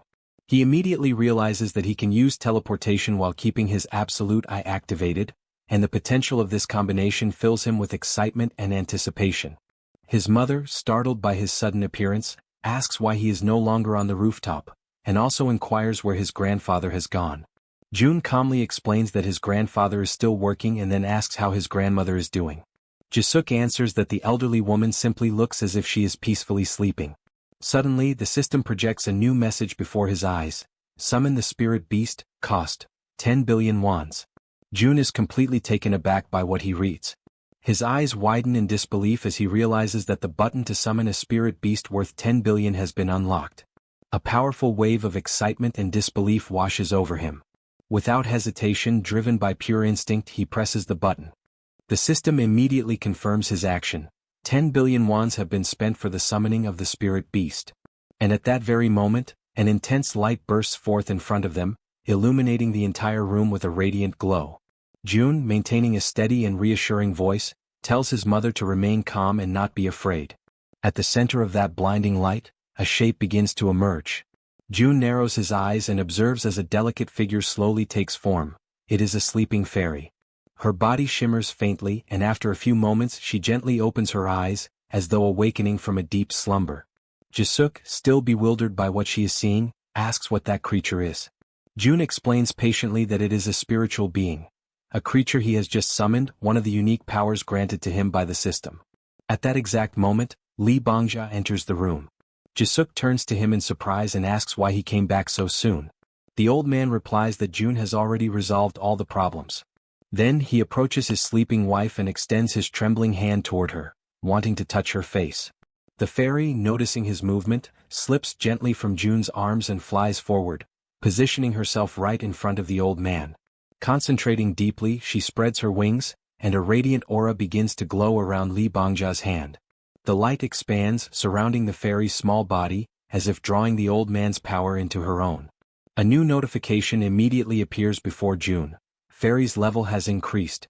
Natural regeneration rate of the territory, plus 100%. Lee Bangja, however, is overcome with anger when he realizes that the creature has absorbed part of his energy. He clenches his fists, his voice trembling with frustration. But before he can speak, something extraordinary happens. His wife begins to stir. Slowly, the grandmother opens her eyes. The old man freezes completely, his anger dissolving into sheer disbelief. He stands motionless, unable to comprehend what he is witnessing. Yet, the elderly woman gazes at him with calmness and warmth. With a faint, gentle smile, she asks why he is looking at her as if he has just seen a ghost. The grandmother raises a trembling hand to her mouth, utterly confused and unable to comprehend what is happening around her. Exhaustion quickly overtakes her frail body, and she lies back down upon the bed, her eyes fluttering as her strength fades once more. The grandfather, overwhelmed by panic and despair, cries out her name in disbelief, his voice breaking as he pleads for her to regain consciousness. Convinced that the little fairy is somehow responsible for what has just happened, he turns his gaze toward the small creature and demands that she try again, that she use her power to reverse whatever she has done. The tiny fairy, however, closes her eyes in silence, unmoving, her glowing wings dimming slightly. Her quiet refusal only deepens his desperation, and he shouts once more, ordering her to attempt it again. At that moment, June steps forward and intervenes, speaking in a calm but firm tone as he asks his grandfather to steady himself. The old man takes a deep breath, lowers his head and after a brief pause, admits that he lost control of his emotions. With a trembling voice he apologizes. June approaches him slowly and explains that the fairy's energy level is still very low. He advises his grandfather to provide her with vitality regularly so that as she continues to absorb energy, she will gradually evolve and her power will increase over time. The stronger she becomes, the longer his grandmother will be able to remain awake and conscious. The old man listens attentively, his face softening as relief slowly replaces his anguish. As June observes the scene, his thoughts drift. He begins to reflect that the summoning of magical creatures might not be entirely random. After all, the fairy seems deeply connected to the world tree. If that connection truly exists, then each summoning must serve a specific purpose and follow its own hidden conditions. Even though he cannot yet discern what those conditions are, he finds comfort in knowing that for now the important thing is that his grandmother can awaken again, even if only for short periods. Soon after, he grows restless and tells his grandfather that he is going to rest for a while in his room. The old man simply nods in understanding, asking him to call if he needs anything. June walks away quietly and once inside his room, he sits down and opens the system interface. A new notification materializes before his eyes. Citizen Shim Take Jaehyeon has died. June's expression darkens. He immediately assumes that the message refers to one of the citizens recently relocated to the new annex built near the apartment complexes. Despite the relentless efforts of the rescue teams, hundreds of people have already perished, and many more will soon follow. Inwardly, June reflects that he wishes he could move all those people to a safer place, but everyone is exhausted, stretched to their absolute limit, without a single moment of rest. People are dying everywhere, some torn apart by monsters, others trapped inside their own homes, fighting desperately for survival. A few manage to endure thanks to rare and powerful abilities awakened by chance, while countless others perish without ever receiving a single gift from fate. He wonders if the old saying is true, that great power truly does come with great responsibility. June doesn't know why the monsters appeared, nor why only his family was granted such immense strength. The world has never offered him any explanations, so he resolves to find them himself. In that moment of solitude, he reaches his own conclusion. Responsibility belongs to those who possess power. And he decides to embrace it fully. He silently vows that he will save his country, at least as much of it as he possibly can.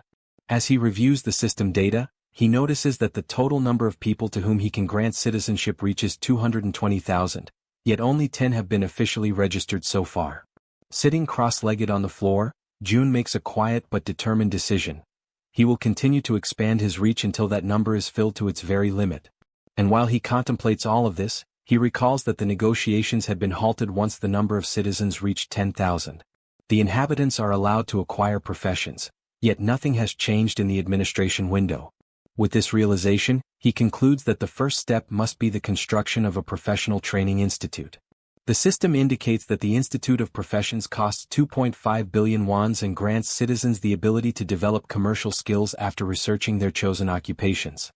He notices, however, that the structure requires a vast and isolated plot of land, and he plans to build it on the very ground the giants had leveled earlier.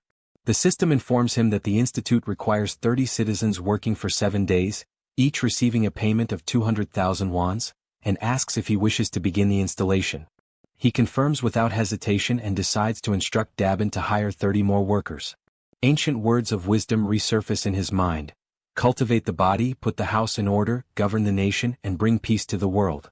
Before one can change the outside world, one must first bring harmony within one's own home. Jun understands that if he truly wishes to save his nation, he must first gather the families of his subordinates. Until now, all of them have risked their lives for him. Now it is time for him to act on their behalf. Activating the absolute eyes, he observes his companions from afar. Without hesitation, he grips a door handle and, with the ability that manipulates both doors and distances, opens a passage to another place. Jun knows that Han's group has been advancing toward the vicinity of Jaehyeon Station, searching for the mother of the archer woman. He also recalls that during the construction of the annex, they had opened routes toward Daechidong, but the new wave of monsters had made further advancement nearly impossible. Nevertheless, he soon realizes that he cannot move beyond that point. Even so, he decides to take action. He activates the communication ability and summons everyone to gather. Moments later, Moon appears running toward him, surprised to see him there. It is their first meeting after a long time. Jun smiles, and Moon immediately understands that the power which annihilated the monsters had indeed been his. Soon after, Han approaches, surveying the surroundings carefully. She asks if that place now belongs to Jun's territory, to which he calmly confirms, but adds that this is not the only reason the group has gathered there. He explains that the monstrous wave has made travel to Daechidong extremely dangerous. However, now that the new annex is complete, everything has changed. He assures them that they will be able to reach Daechidong, the place where the archer woman's family lives, before the day is over. Upon hearing this, she hesitates, her expression showing doubt that such a thing could be possible. Yet Jun answers her with composure, stating that he possesses a method. Soon, he extends his hand toward her and reveals that there is something he wishes to propose, causing the air around them to grow heavy with tension. When the construction of the annexed house finally comes to an end, the territory expands all the way to the front of Jaehyeon Station, granting direct access to the subway. Jun begins planning to take Jaehyeon there so that they can once again employ the poisonous gas strategy against the swarming rats. He also notes that he will ask Dabin to strengthen the workforce at the Professional Institute's laboratory. Soon, all the preparations are completed. The only thing left is to put the plan into motion. Jaehyeon then focuses her mind, forming a connection with the rats and sending them to explore the passageways between Jaehyeon Station and Siadeskim. As she observes the tunnels through their senses, she realizes that if she had been sent there alone, the result would have been disastrous. Jun contemplates the situation and concludes that it is far worse than he anticipated, as he initially believed that with the monster waves gathering mostly on the surface, the underground area would be nearly empty. Yet it no longer matters. In an enclosed space, everything will eventually be consumed by Hiren's poisonous mist. At that moment, the system begins to emit notifications announcing successful hunts, depositing wands as rewards into their account. Another notification follows shortly after, confirming the extermination of a dark race, with additional funds credited as compensation. Jun feels a deep sense of satisfaction, for the amount is significant. The bounties earned from monsters slain by Hiren's toxic mist are steadily increasing, largely due to the power she inherited from her mother, the ability known as poisonous mist. The system displays that Hiren has now reached level 34, possessing 94 points of trust and 100 of loyalty. Upon signing the Oath of Allegiance, she earns the title of Knight, which in turn enhances the rewards she receives. But Hiren is not the only one to undergo transformation. Jaehyeon's title of Knight evolves into that of Baroness.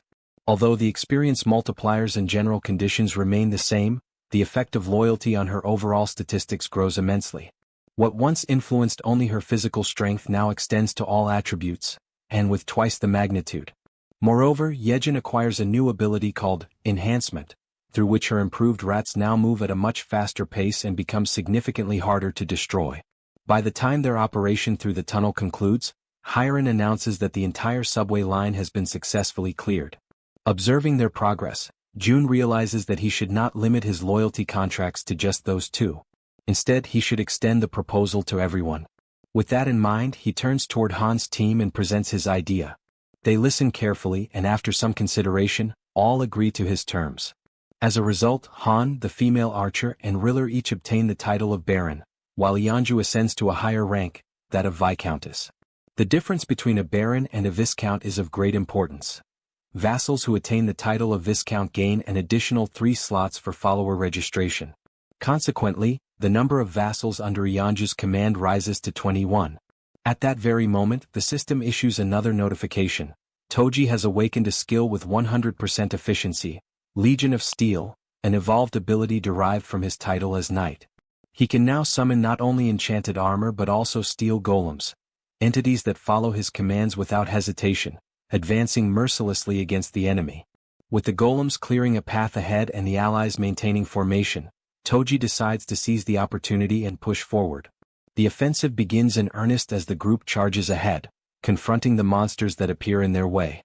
Amid a flurry of coordinated attacks and fierce defenses, they continue their advance until Han finally announces that they have reached Exit 2 of Jigalki Station.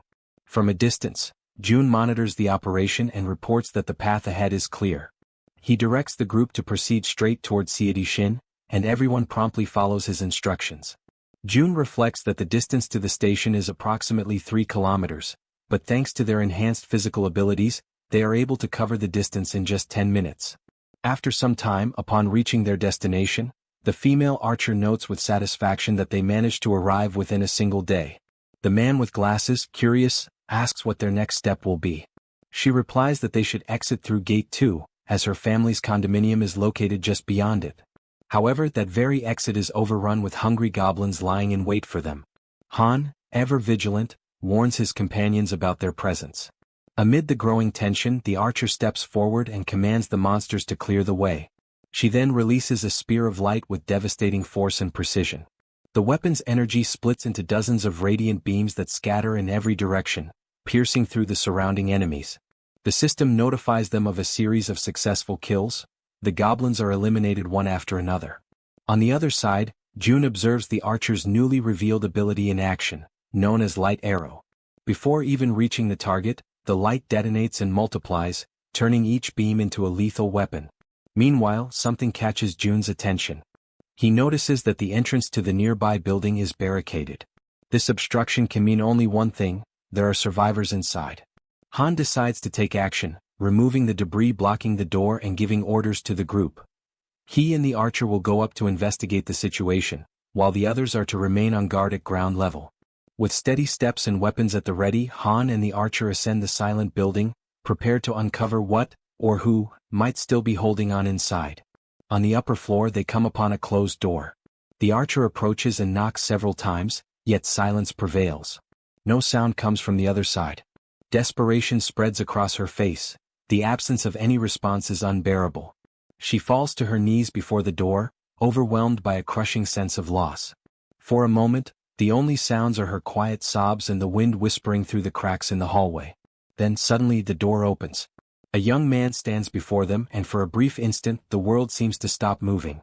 Through her tears, she recognizes him immediately, and both are enveloped in a wave of surprise and emotion so profound that it silences everything around them. The female archer approaches Myung Van and asks where her mother is, to which he quietly replies that she is inside. When the archer's mother catches sight of her daughter, an overwhelming wave of emotion sweeps over her. She immediately reaches out, placing trembling hands upon her daughter's shoulders, while the archer struggles to contain her tears, her eyes glistening with emotion. The mother examines her in desperation, her gaze darting over every detail, asking anxiously if she is unharmed. Then, in a trembling voice, the archer mentions her father, and the entire atmosphere changes in an instant. The mother freezes, visibly shaken, as if trying to push away the painful truth, but the silence that follows already says everything that words cannot. The tears intensify, spilling freely as reality sinks in. Everyone around them slowly understands what has happened. The father did not survive. The grief spreads among them like a slow, suffocating wave. The three are overtaken by sorrow, their cries rising together, echoing through the quiet halls for long, agonizing minutes. From a distance, Jun watches the scene in silence, his expression unreadable but his eyes heavy with empathy. Within himself he reflects on what must be done next. He knows he must find the families of Han, Kang Daeksu, and Kim Jaehyeon. All three are located in Jangjin-dong, and Jun understands that he must act swiftly to prevent further loss and despair. Soon after transferring the female archer's family to a secure zone, he summons his followers and dispatches them from Seomyeon toward Jangjin-dong. Not long after, a report arrives from Dabin, informing him that the public facilities have reached maximum capacity. Jun briefly considers expanding the existing infrastructure, but upon learning that many of the new arrivals own homes nearby, he decides instead to send them back to their residences.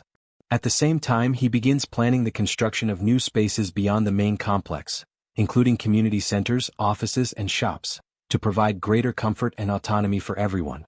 In his thoughts, he admits that he had already anticipated this kind of limitation. The expansion had inevitably brought nearby houses into reach, and several of them now stand vacant. By redistributing the residents, they would have more room and balance overall. He also decides to establish new bases around the perimeter, designed for the hunting teams, and to develop strategic commercial points that can support their growing operations. Using his communication ability, he reaches out to Dabin and instructs her to coordinate the organization of these new external bases. A system notification soon appears before him, asking whether he wishes to construct new shops and activate essential services, electricity, water, and gas. June authorizes all of it without hesitation, then pauses to reflect on the progress of the other groups. He wonders silently how far Han's team has managed to advance and imagines that they may have already reached Gyodai Station. By his estimation, the path up to that point should have been relatively smooth, although he knows well that Hiren's poisonous mist tactic only works effectively up to that station. Beyond it, they will need to find their own way as the route from Jaehyeon to Dongni rises back to the surface midway through the journey. At that very moment, the man with glasses releases Black and instructs the creature to attack the goblins blocking the group's path. The female archer fires her arrows with unwavering precision, while Moon, now wielding his pistol, takes advantage of his newly acquired invisibility skill. Kim Jeons demonstrates his new power of rapid growth, his body expanding in both size and strength, towering over the battlefield as the group pushes forward. Han's group now proves to be many times more powerful than before. Under Toji's precise and tactical leadership, they move with coordinated purpose, maintaining formation as they advance. Han instructs everyone to make use of the terrain's natural cover, moving forward while minimizing unnecessary confrontations and conserving their strength for what lies ahead. After some time, the group gradually slows its pace until it comes to a complete halt. Before them stretches the site of a ruined city, a desolate landscape where collapsed structures and massive chunks of debris block what once was a road. Han kneels, examining the obstacle closely. The pile of wreckage rises to the height of a 3-story building, forming a barrier that seems almost insurmountable at first glance. From a distance, June watches through his surveillance system, quietly reflecting on the scene. For a group whose average age is around 35, such an obstacle should not present an impossible challenge, he reasons. The real concern lies not in climbing over it, but in understanding what, or who, could have caused such catastrophic destruction in the first place. He questions silently what kind of creature could have torn apart a concrete bridge with such raw force. The absence of enormous footprints rules out the presence of a cyclops, yet the pattern of destruction clearly indicates that something immensely powerful had passed through the area. Proceeding with caution, June activates his communication ability and transmits a calm but firm directive to Han's team, advising them to move forward carefully and stay alert for any disturbances. As Han's group descends toward the lower area, June checks their progress, calculating the remaining distance to their destination, Jangjindong, estimating that only about 4 kilometers remain before they complete the journey. He reviews the data on his monitor and concludes that if all the nearby apartment complexes share similar layouts, the arrival should proceed without major complications. However, just as he finishes that thought, a sudden sound interrupts his calculations, a chime, faint yet distinct, echoing like a doorbell. But in that abandoned region, there shouldn't be any functional doorbells at all. Instantly alert, June activates his multiple vision ability, splitting his perception across various points within the safe zone to identify the source of the noise. He frowns in confusion. Since Dabin had taken over operational control, no incidents of this nature had been reported. Despite that, a sense of unease compels him to investigate personally. He establishes contact with Yejin through the system, informing her that he will conduct a quick inspection of the apartment sector. Upon arriving at the site, June carefully surveys the surroundings and soon notices a small group of people gathered outside one of the buildings. The newcomers seem to be engaged in a cautious conversation, murmuring among themselves as they try to confirm whether they have arrived at the correct residence. Moments later, the door opens, and the group freezes in surprise as June himself steps into view. At that instant, the system issues a notification. The trust levels of the citizens have increased. June's curiosity deepens at the sight of this unexpected message. The mere act of seeing him has somehow strengthened their confidence. A tense silence lingers for several seconds before one of the men steps forward hesitantly. With a respectful yet urgent tone, he makes a request, one that, while simple, catches June completely off guard. The man asks if June could lend them weapons. Dressed in black, he explains that they do not intend to stay within the so-called safe zone. His group, he says, plans to leave soon and needs the armaments to defend themselves on their journey. The man tells June that the group intends to leave. June, uncertain, asks if they plan to hunt monsters, but the man denies it. He clarifies that their goal is different. They want to go out in order to try to rescue their families, and they ask if June can help them in any way. June pauses for a moment.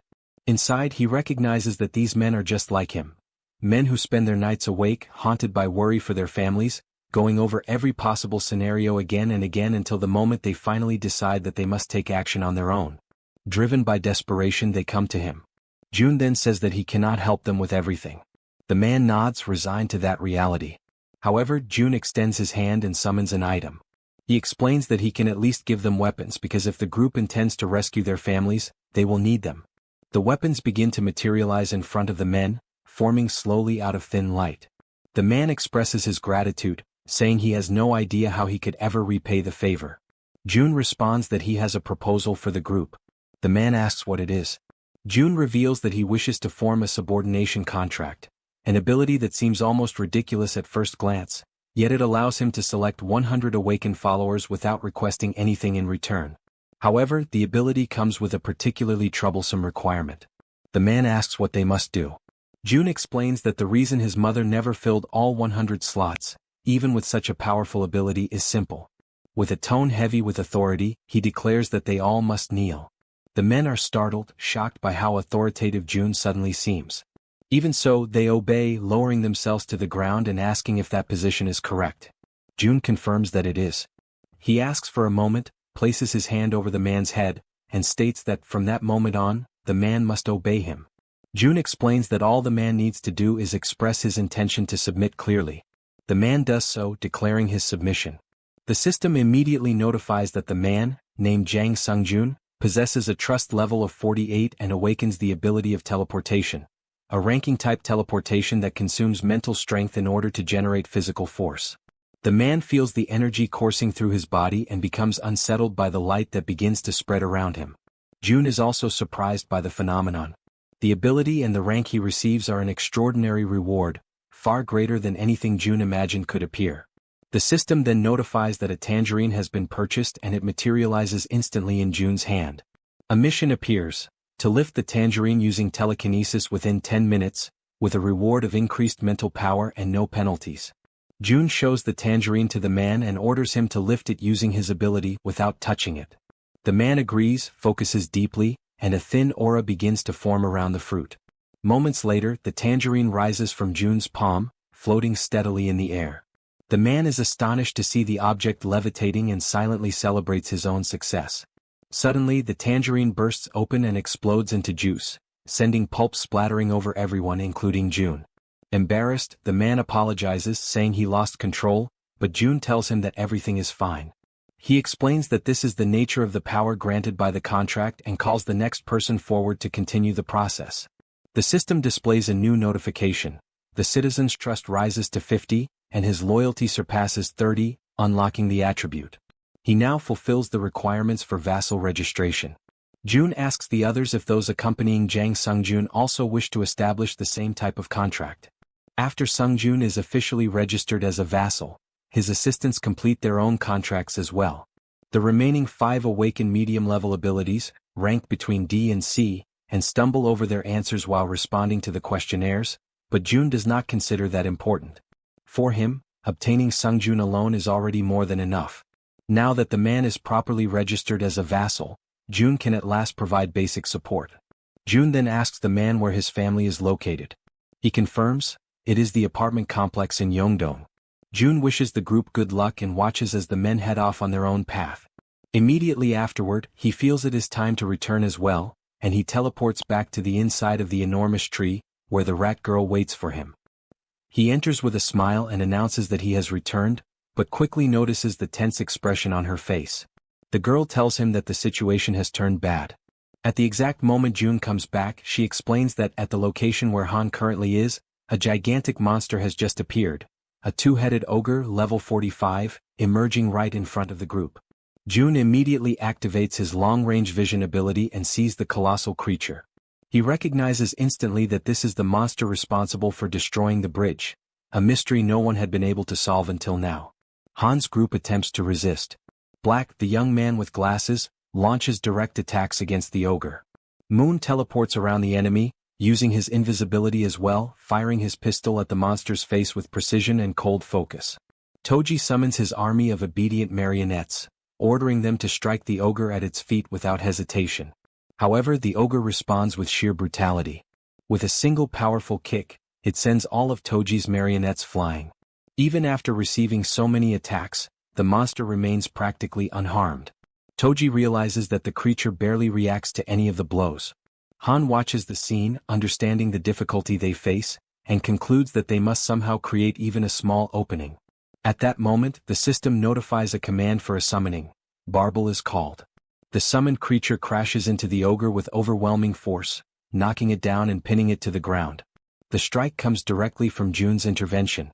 Using his communication ability, June sends a message to the group, apologizing for taking so long to act.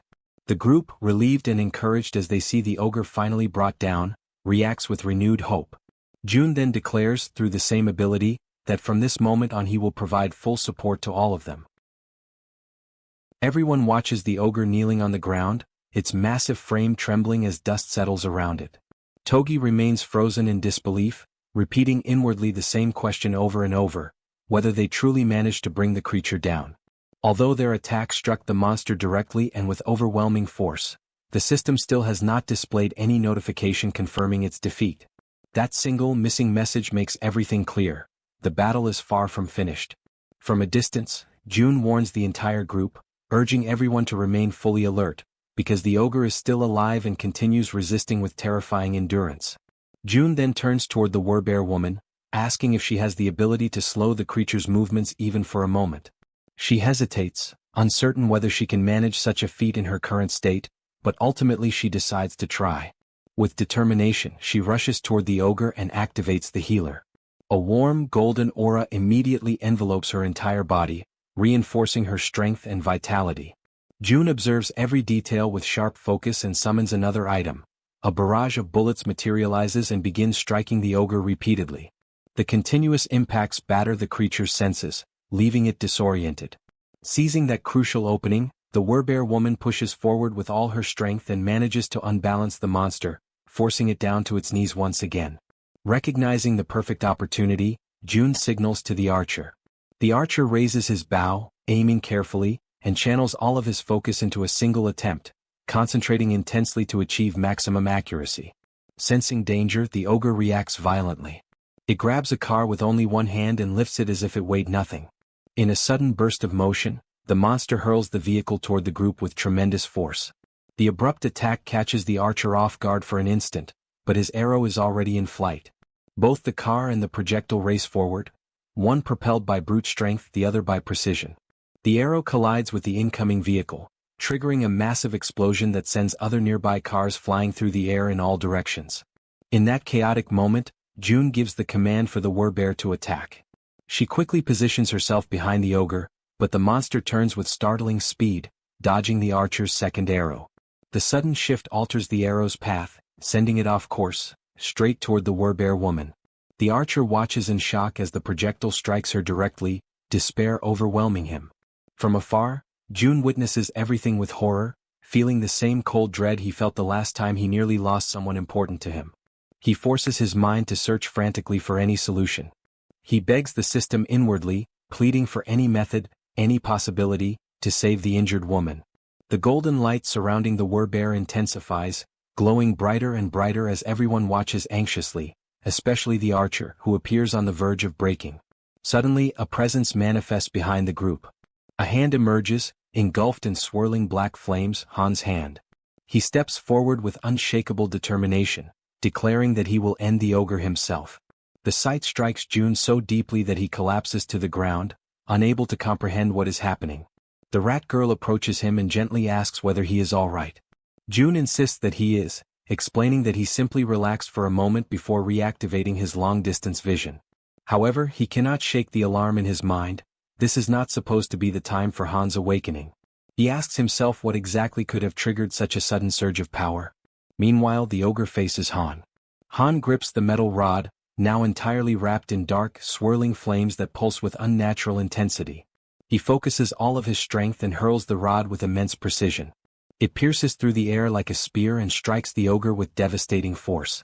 At last, the system displays the long-awaited notification. A level 45 ogre has been eliminated. The group reacts with a mixture of relief and astonishment. The werbear signals that she is alright despite everything that happened. At that moment, Moon looks at Han, curiosity overtaking his surprise as he asks about the ability Han just used. Still shaken, Han admits he is not entirely certain how it happened and wonders aloud whether June might have somehow helped trigger it. June, still lying on the ground, contemplates the black flames. He reflects on the nature of that power, questioning whether the ability activates only under certain conditions and whether it truly belongs to Han, or perhaps to himself. Even so, this mystery is not the most urgent matter. A familiar and intense pain begins creeping over him. The system notifies an increase in skill level, and once again, it becomes time for June to endure the searing agony that seems to stretch on without end. After enduring the pain, which as always had been present in the same familiar way, he gradually regains his composure. His companion shows clear concern, asking whether he is all right, and he assures her that he is. Within the territory, the monsters are completely converted into experience, while the people who manage to survive are officially granted citizenship, marking the definitive conclusion of that cycle of conflict. This time, however, something is different. The system releases a new notification, informing him that a dungeon has been discovered. Because he is the first to find it, June receives 100 crystals as a reward. He is taken aback as he reads the message. If crystals are being awarded as a prize, then the location is very likely connected to that resource in some way. The indicated location lies behind the apartment complex, roughly halfway up the mountainside. June considers sending Lee Junhyuk's group, including himself and everyone currently under his leadership. He reasons that, by forming subordination contracts with them, the group will become strong enough to face whatever lies ahead. He wonders where Lee Junhyuk is at that moment and activates his ability, Ultimate Eyes. Through it, he sees that they are surrounded by dead orcs, and that Lee Junhyuk himself is staring at the scene in confusion, clearly questioning how the orcs died so suddenly. June reflects that the territory has expanded and that the monsters that had been targeted for hunting were swept away by the reach of his influence. Soon after, he contacts the group through his communication ability, calling them back. They are confused, unable to fully grasp what is happening. Even so, June asks them to bring their guests and return to his home, explaining that there is something important he needs to request. After issuing the call, Jaehyeon and June also return to the apartment using the absolute gate. Since Han's group is close to reaching its destination, Jaehyeon's role finally comes to an end. June acknowledges how hard she has worked and tells her that she can finally rest, as everything within her reach has already been accomplished. He assures her that if anything happens he will inform her immediately, but for now she should return home and rest with her family. Jaehyeon thanks him and leaves happily, feeling truly appreciated. June reminds her once more to return safely. Watching her depart, he feels satisfied and begins to reflect on whether Han's mission is also nearing its conclusion. The last time he checked, there was little left to be done, and he reasons that his overall abilities have already been enhanced to the point where most obstacles can be overcome, especially now that the territory's chief threat, its greatest problem, has already been eliminated. Meanwhile, on the other side, Han's group stands before the apartment complex where the families of Han, Toji, and Kim Jian live. Joy spreads through the group as they realize that they have finally reached their destination. Han shows unwavering determination, thinking about rushing forward to rescue everyone and bring them out safely, while the man with glasses reinforces that he will do everything within his power to ensure that no one gets hurt. With that resolve, Toji encourages the group, and they begin running toward their objective. In their thoughts, the same words repeat over and over. Just a little more, only a little more, and they will finally be reunited with the people they are trying so desperately to protect. Toji imagines that after this, they will all head to the safe zone and be able to live in peace at last. However, suddenly the run comes to a halt. The group stops abruptly. Han senses that something is wrong and looks toward Toji, who freezes completely, his body stiffening in shock. Moments later, everyone begins to see the same thing he does. Toji starts to tremble, overtaken by raw nervousness. Filled with terror, he comes to the conclusion that perhaps they arrived too late. Inside the complex, several armed figures occupy the area. There are black orcs of level 3, and another of level 35, along with many others. All of them are large, powerful, and imposing. The group remains motionless, staring at that devastating scene unfolding before their eyes. At the same time, on the other side, June understands what this means. High-level monsters in the range of the 30s have appeared in the underground parking area, and the chance that anyone in that apartment complex has survived is practically non-existent. The exception only confirms a horrifying truth. The families of Han, Toji, and Kim Ji-yeon are the direct targets of this invasion. Overcome by rage and anguish, June reacts without hesitation. He issues a clear command for all enemies ahead to be eliminated. Toji responds immediately, sending his warriors clad in armor straight toward the orcs. As the battle begins, the woman observes the scene from a distance and notices Han once again surrounded by an intense aura. His new ability, now further refined and strengthened, manifests with its full force. While Toji's warriors engage the orcs in direct combat, Han's energy begins to take shape, drawing the enemy's attention. That energy spreads violently, striking the orcs without the slightest mercy. Han becomes completely engulfed by that overwhelming power. For him, that moment clearly marks the true beginning of the battle. Everyone prepares to attack. Han is the most visibly tense. He grips the iron bar tightly, his body steady, his mind filled with determination and absolute confidence in what he is doing. Ahead, the orcs watch the group attentively, but their reaction is abruptly interrupted by two precise gunshots, fired from the weapon of the man with glasses, while Toji follows everything at very close range. Without any hesitation, Toji also advances. His blows strike the orcs in front of him with direct brutality, without mercy and without leaving any room for retreat. From a distance, June summons an artifact. The artifact projects itself rapidly into the center of the conflict and begins to strike the orcs continuously. While maintaining control over the summoning, June analyzes the situation. The ranks of the common black orcs are no match for Han's group, which has grown stronger over time. The real danger lies with the black orcs of the warrior class. They are different from the enemies of the plains, tougher, stronger, and more lethal. June communicates with the group, asking them to maintain formation and to be extra cautious with the armored orcs. At that same moment, one of the enemies raises an arrow and aims it toward someone in the rear line. Upon noticing this, June is struck with shock. The arrow flies straight toward the healer, who does not notice the attack approaching. June tries to warn her, but it is already too late. The arrow pierces straight through the center of the healer's body before she can react. The impact paralyzes her. The entire group turns to watch the scene, unable to look away from that sudden disaster. The arrow has deeply pierced the healer's body, causing such intense pain that it steals her breath. Han loses his concentration. The shock of seeing his companion in that state breaks his focus for an instant. Now June quickly analyzes the situation. The enemy has struck exactly at the team's weakest point. He understands the severity of the blow, knowing that even if healing is applied, its effect will be limited, and that from that moment on, the group can no longer fully rely on the support of Kim De-jong. He reflects that the Werbear woman possesses high regeneration and can endure for a while, but if the fight drags on, the battle will soon turn against the group. The battle has already begun, and its outcome is starting to take shape. Escape is still a possibility, perhaps the last chance. However, June's thoughts are interrupted when he realizes that Han is completely unfocused and an orc is preparing to attack him. June tries to warn him, but at that exact moment, another arrow cuts through the air. What happens next surprises him. The healer reacts, stating that she is still fine, and the arrow is removed from her body. Witnessing that scene, Han's determination solidifies. He understands that they will only discover the ending if they continue fighting.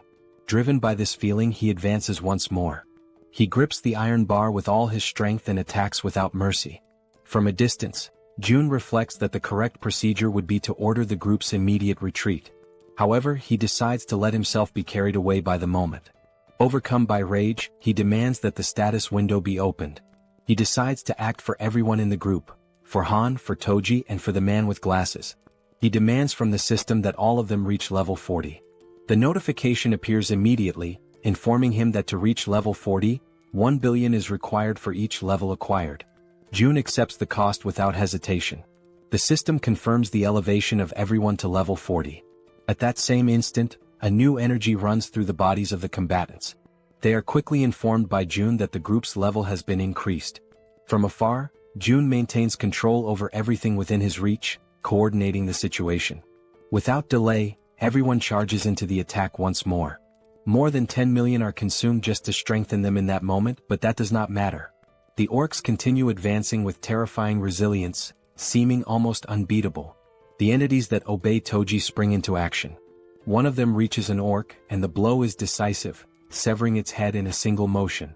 June quickly reflects that, up to that point, with the accumulated money, they have managed to reclaim the territories that had been expanded. The resources are sufficient to cover personal consumption of electricity, gas, and water, in addition to the construction of new facilities. At that same moment, June issues a new command to the system, demanding that everyone's level be raised to 45. The notification confirms that Han Yeonju and Kang Dae-soo have reached level 45. June accepts the cost without remorse. For him, this amount is not a problem when it is used to strengthen Han's team in the face of an enemy that shows no sign of retreat. The battle continues for a long period of time. June causes the female archer, Moon and Kim Dae-jung to raise their levels. The system notifies that all three reach level 40. The remaining members of the group also have their levels adjusted to 40, ensuring that everyone remains at that threshold or above it. Among them all, three stand out for their combat efficiency. Han, Toji, and the Werbear woman reach level 45. This is the same level as the two-headed twin ogre. Three combatants now possess strength equivalent to monsters of that caliber. As they begin to fully unleash their power, it does not take long before the only ones still standing on the battlefield are the members of Han's group. After the battle, the group moves forward and comes upon a corridor. It is a dark passage, shrouded in silence and tension. Han and the woman accompanying him observe the place carefully. Even so, they continue advancing, always guided by their objectives. Whether it is raining or not makes no difference. They move forward without hesitation. At a certain moment they find a door. Han approaches and decides to turn the handle, but the woman tries to stop him, drawing his attention. He, however, shows no interest in retreating and opens the door to the room. Upon entering, they notice footprints and marks scattered everywhere. While Han remains inside the room, the other members of the group wait outside. Inside the room, knives and bloodstains are found. Han remains motionless, showing no visible reaction. Everyone observes the scene in silence, trying to grasp the weight of what lies before them. When the group draws closer and sees the condition of the room, the shock is shared by all. Soon after, Han finds another door and for the first time hesitates. Instead, he turns toward the group and signals that they should move forward together. His condition is visibly weakened, yet he still insists that he is fine. The female archer approaches to comfort him, wrapping him in an embrace and encouraging him to cry. He, however, maintains that this was something he had already expected. More than once he repeats that he is fine, trying to convince not only the others but himself as well. Amid the situation, the man with glasses sits down on the floor, unable to remain standing. Toji confirms with him whether this is truly what it appears to be, and the confirmation comes in silence and acceptance. On the other side, June watches everything closely. He reflects on the group's failure. Despite having fought with all their strength, they are completely alone in that world. June questions whether it is truly possible to save a country when he cannot even save the people standing right in front of him. At that moment, Han observes that no traces of blood are found in the houses. The possibility that they may still be alive somewhere cannot be ruled out. These words do not come from just anyone but from Han himself, and for that reason no one is able to respond immediately. Han reinforces that there is still no need to abandon hope. Then he checks whether June is present and asks him to call them over for a moment, expressing the need to rest for a while. Shortly afterward, the system notifies the summoning of the vassals. In the very next instant, Han's group appears in June's apartment, all of them visibly worn down by the situation. Thoughts continue to flow endlessly through June's mind.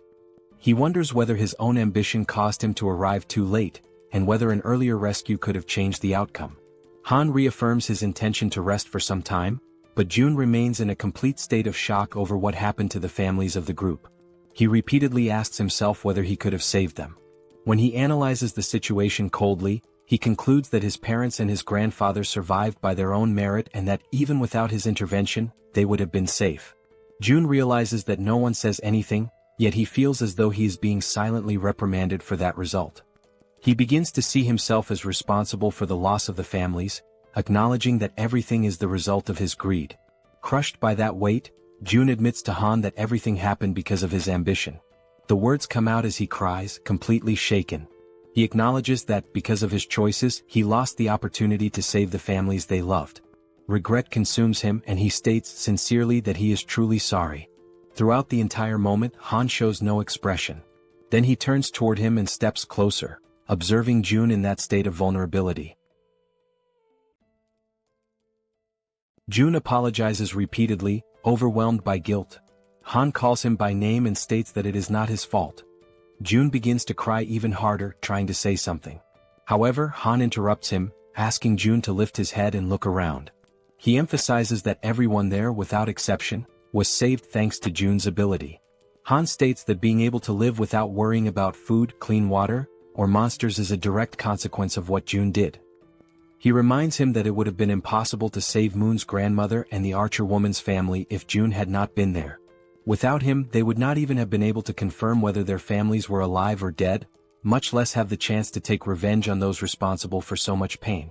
In that brief silence, Jun notices how much Han endures everything just to appear fine. Even so, Han continues, stating that ordinary people like them would never have defeated those monsters without using their own strength, and that strength was made possible by Jun. A little embarrassed, even though there is no reason for it, Jun tries to say something but Han goes on. There is a lot of sadness in the world, he explains, but those sorrows do not deliberately choose someone. He stresses that Jun does not need to take responsibility for everything and that the fault lies with the world, not with him. For them, it is already enough that Jun simply remains there like a huge tree, creating shade where people can finally rest for real. Han laughs as he finishes speaking. At that moment, Jun realizes that he is more resilient and mature than he had imagined. He understands that he should be the one comforting others, yet it is he who is receiving support. His thoughts are interrupted when someone calls his name. It is Toji who asks him to cheer up, while the man with glasses also speaks up, expressing his gratitude. The Archer woman encourages him to hold on, and Moon makes it clear that without Jun he would never have managed to save his grandmother. The healer adds that she would also have died back then if he had not saved her, while the Werbear woman states that she would probably have gone insane without his help. One by one, everyone leaves, repeating words of thanks directed at Jun. Feels strange to him. He has always acted of his own free will, seeing help as a fair exchange. Even so, everyone calls him a savior, and Jun questions whether he deserves that title. Han's words echo in his mind, being just a huge tree. He decides to try to be that. He decides to become the huge tree Han described. Until then, the goal of saving all of South Korea had existed only because the power he received seemed like too great a burden without a purpose. He did not desire it desperately, nor was he sure he could fully devote himself to it. He merely believed that he could continue hunting monsters, evolving his abilities and expanding his territory. Now he abandons the grand objective of saving all of South Korea. Instead, he decides to become a huge tree, a place where people who enter under his shade can rest. At that very moment, the system notifies that the trust of the citizen Han reaches 100%, granting Jun the throwing ability. At the same time, the loyalty of Kim Dae-jung also reaches the maximum value and is officially registered as a vassal. As a result, Jun's vassal limit increases. Shortly after Han's group leaves, Lee returns to the house accompanied by several people. He explains that Jun had asked him to bring everyone, which is why they came together. The door opens, revealing Jun, who thanks everyone for coming. Lee reacts immediately, stating that there is no need for thanks and asking what request Jun wanted to make. Jun asks that everyone head to another place first. He makes it clear that only vassals may enter his house, while the others must remain near the door. As soon as they cross the entrance, surprise spreads through the group. Lee states that this place is their home. The red-haired girl shows disbelief at what she sees. The system notifies that Lee's trust increases, along with her loyalty. The same happens with Shin, whose trust and loyalty also rise. Jun confirms to himself that, as expected, the most direct way to increase trust is to clearly demonstrate his ability. Next, he announces that, from that moment on, he will present his proposal. Lee shows readiness to listen. Jun begins by saying that he wants everyone there to sign a contract with him. The group reacts with a certain amount of suspicion toward the idea of a contract, but even so, acceptance happens immediately. They kneel while June raises his hand over them. The girls ask whether, since they are the last ones, that means everything is finished. June confirms it and praises the work that was done. He reflects that negotiating with many people at the same time is exhausting, but acknowledges that, with this, the preparations are finally complete. Lee then asks him to get straight to the main point. June explains that, with the recent expansion of his territory, the entire Wangnyang mountain has now become part of it. Lee shows surprise upon realizing that it is the mountain located right behind them. June confirms this and adds that, apparently, a dungeon has appeared in that location. He then asks Lee and the others to explore that dungeon, questioning whether they can accomplish this task. Lee accepts promptly, thanking him for the trust placed in the group. At that moment, through the communication ability, someone calls June by name. It is Dabin, informing him that everything that had been requested is already prepared and that he can go there. June heads toward the elevator. As the mechanism descends, he reflects in silence. With Lee agreeing to take part in the dungeon incursion, the matter enters a brief period of calm. Even so, something draws his attention. After the subordination contract, Lee's abilities do not change. According to the system, he remains at level 40, holding the title of 12th Servant, Viscount Mage. In the group led by Lee, the main members are Shin and Kim, who were classified as B, while most of the others fall between D and C. As more people are contracted and data accumulates, June begins to understand the system better. High-level abilities require elevated innate attributes, something that can be called potential or talent. The limit of subordinates is restricted to only 100 people. Because of this, June concludes that from now on it will be more advantageous to choose carefully, prioritizing individuals who are truly talented. As the elevator doors open, Dabin is already waiting for him eagerly. June acknowledges her effort and shows satisfaction with the work. Dabin reacts naturally, saying that it was not difficult, but June still assures her a bonus for the service. He looks over the gathered group and asks whether those are the selected people.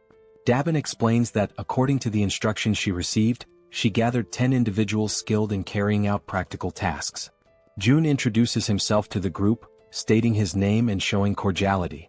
In response, everyone behaves politely and returns the greeting. Among the people gathered by Dabin, one of them asks what kind of work June is planning for them. June replies that he intends to explain everything and reveals that he is considering granting everyone the same position held by Dabin, a managerial role. The reaction is immediate. The group shows enthusiasm and apprehension at the same time, questioning whether that is truly serious. June reflects that even with the significant growth of the population, there are only a few people in managerial positions. Among them are Lee Sungmin, leader of the medical team, and Baek Sungmin, responsible for the replacement team. One of the young men states that, if given that responsibility, he will work diligently. June reflects again. There are still 12 managerial slots available which could be distributed, but not for free. He informs them that there are conditions, generating curiosity and tension within the group. He explains that, with the constant arrival of new people into the territory, countless problems will arise, and the position will be granted only to those who present concrete solutions. After asking whether everyone agrees, he extends his hand and invites those interested to speak up, one by one. For quite some time, the candidates for manager present proposals on topics such as waste disposal and road maintenance, most of them satisfactory.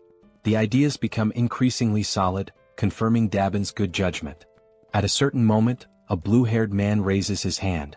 Encouraged by June, he proposes the creation of an organization to maintain internal order, warning that without a stabilizing presence, incidents will be inevitable in the future. June understands the proposal and asks whether he is referring to the creation of a department similar to how the police operate. The man confirms. Another member of the group interrupts the conversation, adding that when he thinks of the police, something comes to mind. June allows him to speak.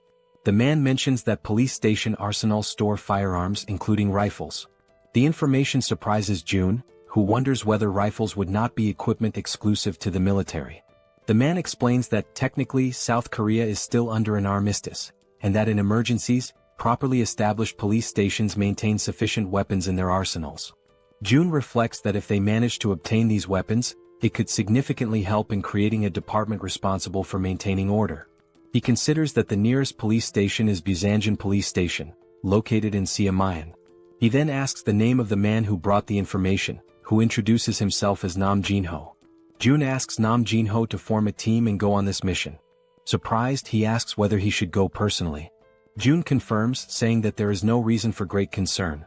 Due to the expansion of the territory, the police station is probably within its boundaries, and if it is not, there is no need to insist. Nam Jin-ho accepts the task and states that he will try. June instructs Nam Jin-ho to depart as soon as he is prepared and tells the others to continue suggesting solutions. The following day, after the successful completion of the mission, Nam Jin-ho returns. He had gone in search of firearms and, indeed, manages to bring them back. June confirms everything using the Supreme Eyes and registers the items in the system shop without difficulty. The result does not meet expectations. They recover only 2 rifles, 3 bullets and empty cartridges. The quantity is not the problem, since June can acquire more ammunition later. The real issue arises next. Most of the weapons from the arsenal had already been taken. Judging by the size of the storage, June estimates the existence of a heavily armed group of survivors somewhere. This realization immediately turns into a headache. Even so, June reasons that such a large and well-armed group would hardly go unnoticed. If they were nearby, news would certainly have already reached the territory. This leads him to conclude that, at least for now, that group is not in the vicinity. June decides to leave this problem for later and activates Ultimate Ears, expanding his perception. In another distant part of the territory, orcs advance amid destruction. They spread out in all directions, pressing a cornered group, the one led by Jang. A man asks what they should do, pointing out that the monsters seem to be emerging from all directions at the same time. Jang surveys the battlefield with difficulty and wonders how those creatures managed to advance so far. One of the group members draws attention to an even more urgent problem. Their ammunition is almost completely depleted. Jang feels the weight of reality settle in. Everyone is exhausted and their weapons are beginning to fail. He realizes that his abilities are not enough to withstand the enemy's constant pressure. At that exact moment, the communication skill is activated. June makes direct contact, drawing Jang's attention. Shortly after, a system window opens before them, and weapons begin to materialize in the space around them. June, even from a distance, acts at the perfect moment. The tension turns into relief as new equipment appears, raising the group's morale. Jang is the most emotional of all, certain that the intervention saved the battle and their lives.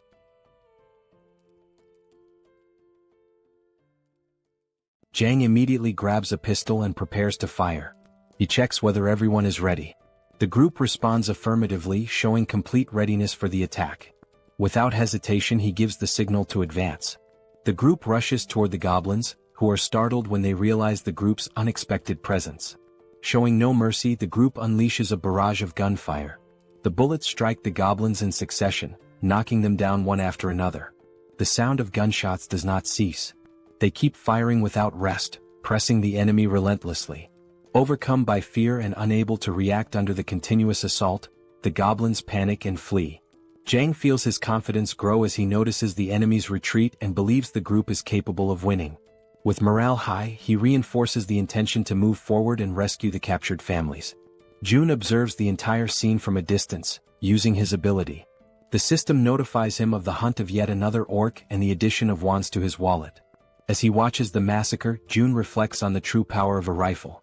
Even without the use of special abilities, relying solely on firearms, the horde of common monsters is completely crushed. He concludes that by mastering even the basics of firearm production, it is possible to generate enough destructive power to deal with enemies of this level. Because of that, he understands that Jang's group will not face major difficulties for quite some time and decides to entrust them with the remainder of the mission. His thoughts then turn to the other group.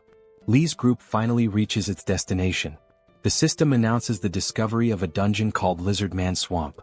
Lee positions himself at the entrance, while everyone notices that the interior is completely flooded.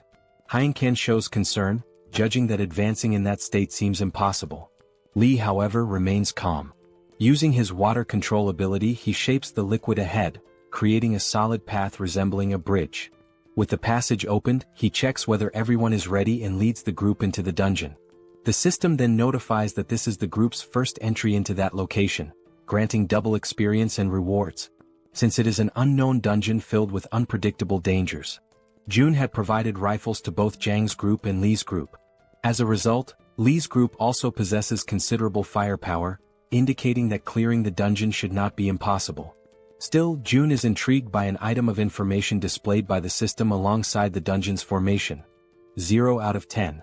At first, he assumes it refers to a capacity limit, but soon realizes that this hypothesis does not seem correct.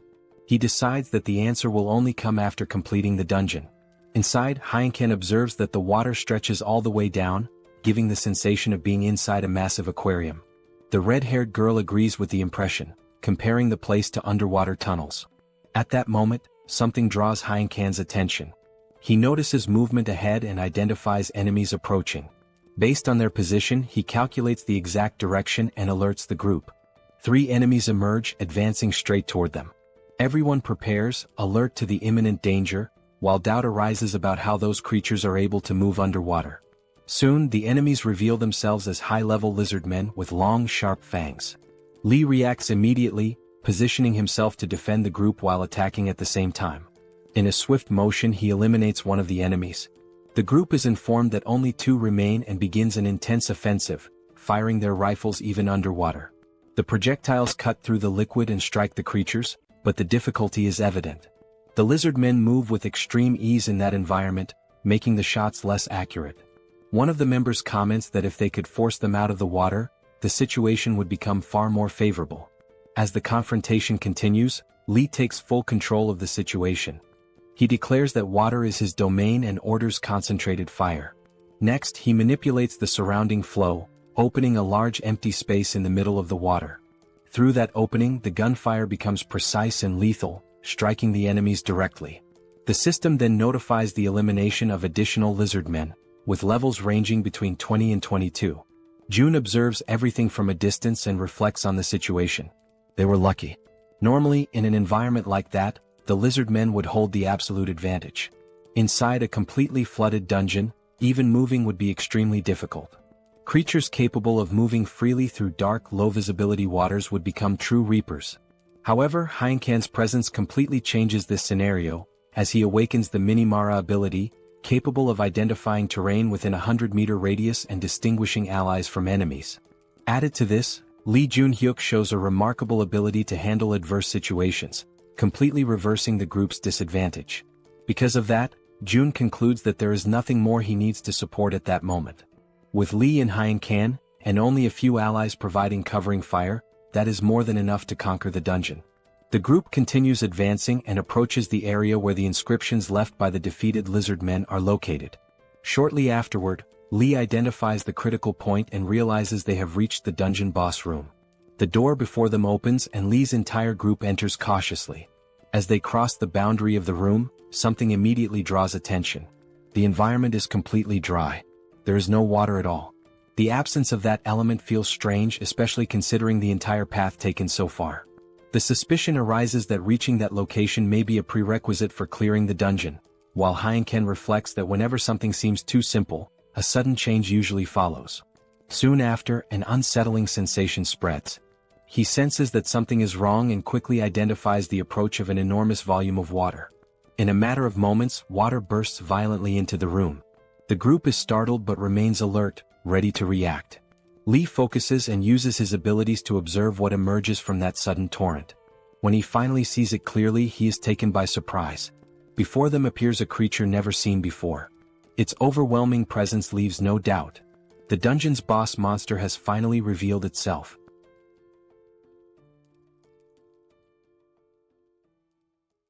The group faces the creature that emerges before them. Almost immediately, everyone begins firing their rifles, unleashing bursts of gunfire in an attempt to hit it. However, the creature reacts by forming a shield of water in front of itself, completely blocking the attacks and preventing the shots from reaching it. The red-haired girl notices that the bullets are being stopped by the water, and Heinken realizes that their attacks are having no effect. In response, Lee shows that he understands the situation. If the enemy also uses water, then it is possible to counter its control with the same element. Heinken shows concern and tries to understand what Lee intends to do. Lee simply states that he will end this immediately and return shortly. Without wasting time, he lunges forward, moving at extreme speed. The water around him rises like a living current, lifting his body into the air. That mass of water surges forward with him, carrying him straight toward the opponent. As he closes the distance, Lee focuses deeply, gathering every bit of power possible into his hands and taking control of all the water within reach. He then releases his power, launching a water attack at the enemy. Even so, the dungeon boss defends calmly, raising its own water to block the strike. Observing the way the enemy reacts, Lee understands the limitation of that control, that if the boss is blocking the attack in a physical manner, that means it cannot move the water that Lee already controls. With this certainty, Lee begins controlling a sphere of water that forms around the dungeon boss's head. In a decisive instant, the compressed water explodes from the inside out. The dungeon boss's head is destroyed along with a violent water blast, leaving the group completely shocked and panicked by the sudden and brutal scene. After the attack, the water that had been supporting Lee in the air dissipates gently, returning him to the ground. Calmly, he states that the dungeon has been cleared. At that moment, the system issues notifications. The lizard man boss has been defeated, values are deposited into the wallet, and experience is added. Next, the system reports that Lee has eliminated the territorial leader of the lizardman's domain and that 10 crystals have been received as a reward. After the group leaves the dungeon, its description undergoes a slight change. The system announces that, from now on, the Lizard Man Swamp Dungeon has a classification of 1 out of 10. This number represents the limit on how many times the dungeon can be cleared. June reflects on this and concludes that there are still 9 incursions remaining. If all of them are completed and the crystals are gathered, it will be possible to perform a mystical draw. In other words, this represents the chance to obtain another divine item, such as a communication ring. Using the communication skill, June contacts Lee and checks on his current condition. Lee responds that, although he is a bit tired, he is fine. Relieved, June makes a request, asking whether it would be possible to clear a dungeon once per day. The request surprises the group, leaving them momentarily stunned, yet at the same time pleased to be able to help. 10 days later, the system issues new notifications. Citizen Lee once again defeats the leader of the Lizard Man Swamp, receives another 10 crystals as a reward, and fully clears the dungeon for the first time, earning an additional 100 crystals. After the defeat of the final boss, Lee confirms that this was the last stage. The system reports that all possible dungeon completions have been used. It also notifies that the mystical draw consumes the accumulated crystals and that the total available amount reaches 400 crystals. Next, June communicates with the group members, acknowledges their excellent work, and instructs everyone to return and rest properly. With the mission concluded, June reflects that there are sufficient resources to carry out the mystical draw, and that only this final step remains. When he points toward the ground, an intense light emerges, so bright that he must shield his eyes, unable to keep them fully open. Even so, he watches with difficulty and wonders if there is anything that can be done in the face of such overwhelming brightness. Suddenly, he is startled when he realizes what is beginning to form within the light. A crown slowly takes shape. The object floats into his hand, supported by an invisible force.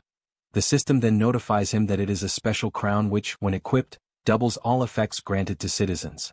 June perceives that 6 benefits are active: resource increase, trust power, tax collection, base salary, economic subsidy, and professional effect. And by wearing the crown, all of them are doubled, amplifying their effects twofold. June finds it uncomfortable to wear, but acknowledges that the benefits make it worthwhile and decides to use the crown continuously within his territory. Since he rarely leaves home, he places the crown on his head and feels a refreshing energy flow through his mind, like a gentle current passing through his body. Upon opening the system window, June realizes that the tax collection downtime has ended and that, at level 2, he can fully activate the crown, doubling efficiency and increasing the tax rate from 10 to 20%. Shortly afterward, the system notifies him that an enormous amount of won has been deposited into his wallet through tax collection. He is shocked to find that the amount configuration reaches approximately 15 billion won, indicating that the citizens hold around 75 billion in total. June realizes that far more money is in circulation than he had imagined, which explains the increase in shop sales and indicates a significant rise in the citizens' purchasing power. To him, this is a positive development, as it shows that the citizens' wealth and stability are increasing. Now, with the crown in hand, June concludes that he must level up quickly and expand the number of item categories available in the shop. At that moment, his thoughts are interrupted when he hears voices in the distance, announcing that the group has returned. The person calling out to June, stating that they have come back, opens the door. Standing before him is Jang's group, who explain that they have come to return the items that had been borrowed. June shows gratitude for the effort of having come in person to return the belongings. Jang, in turn, emphasizes that they felt it was their obligation to do so. Upon noticing the object on June's head, he shows curiosity, and June quickly removes the crown, treating the situation as something of no importance. He then congratulates Jang on the recent victory, referring to the safe reunion with his family.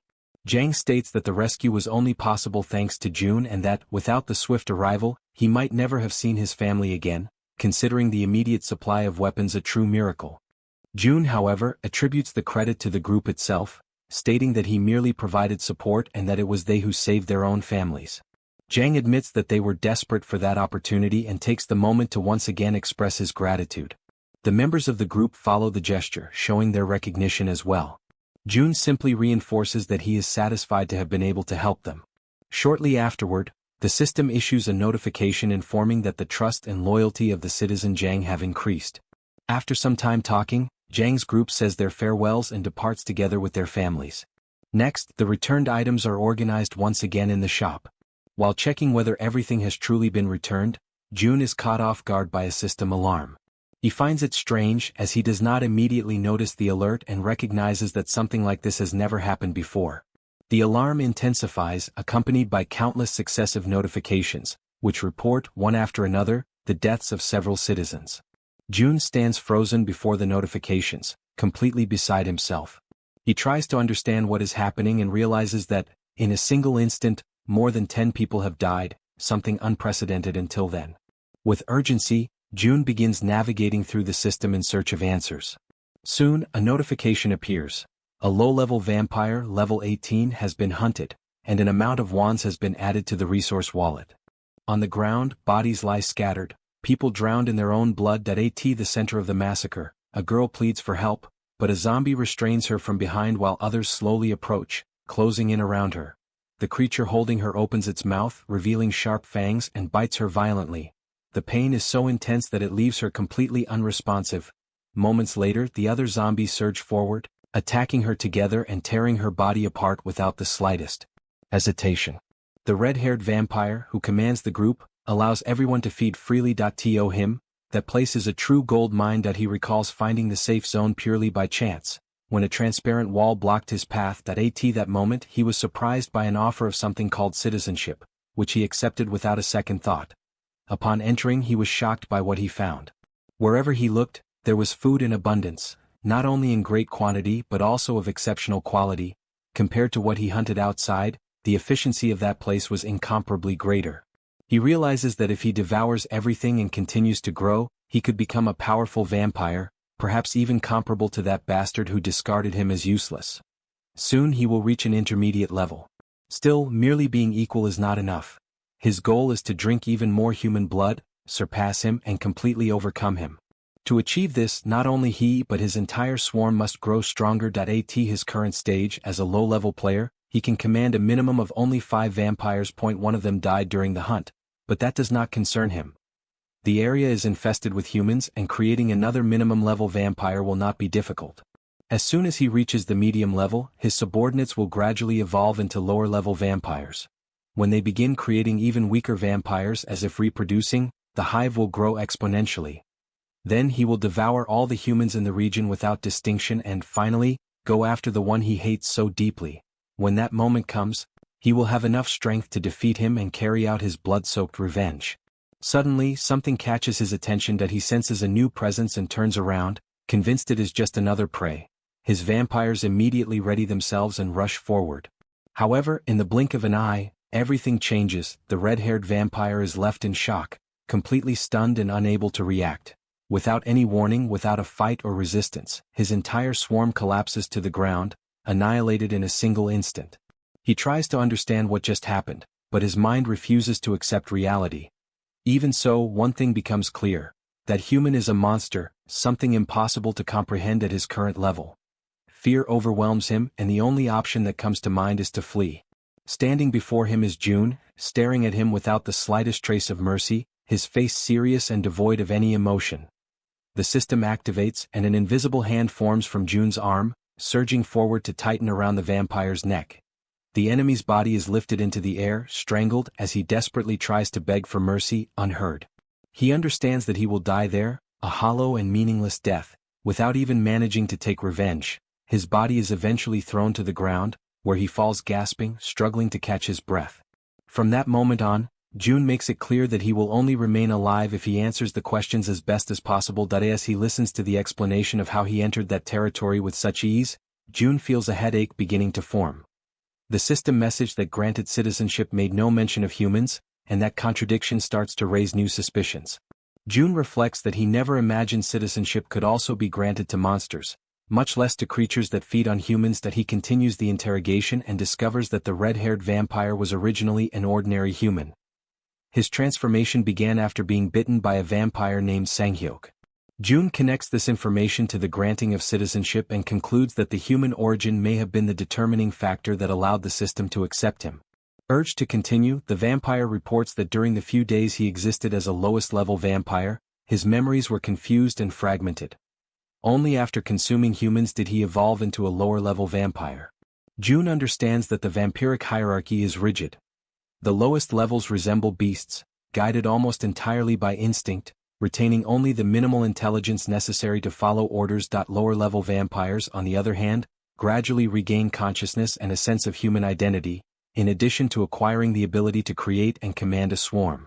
June then focuses on Sanghyok and seeks to understand his position within this hierarchy, where it becomes clear that he was a mid-level vampire. He reflects that Jaehyeon, the red-haired vampire, is currently a low-level vampire at level 28. From this, he deduces that an intermediate-level vampire must be, at the very least, above that threshold.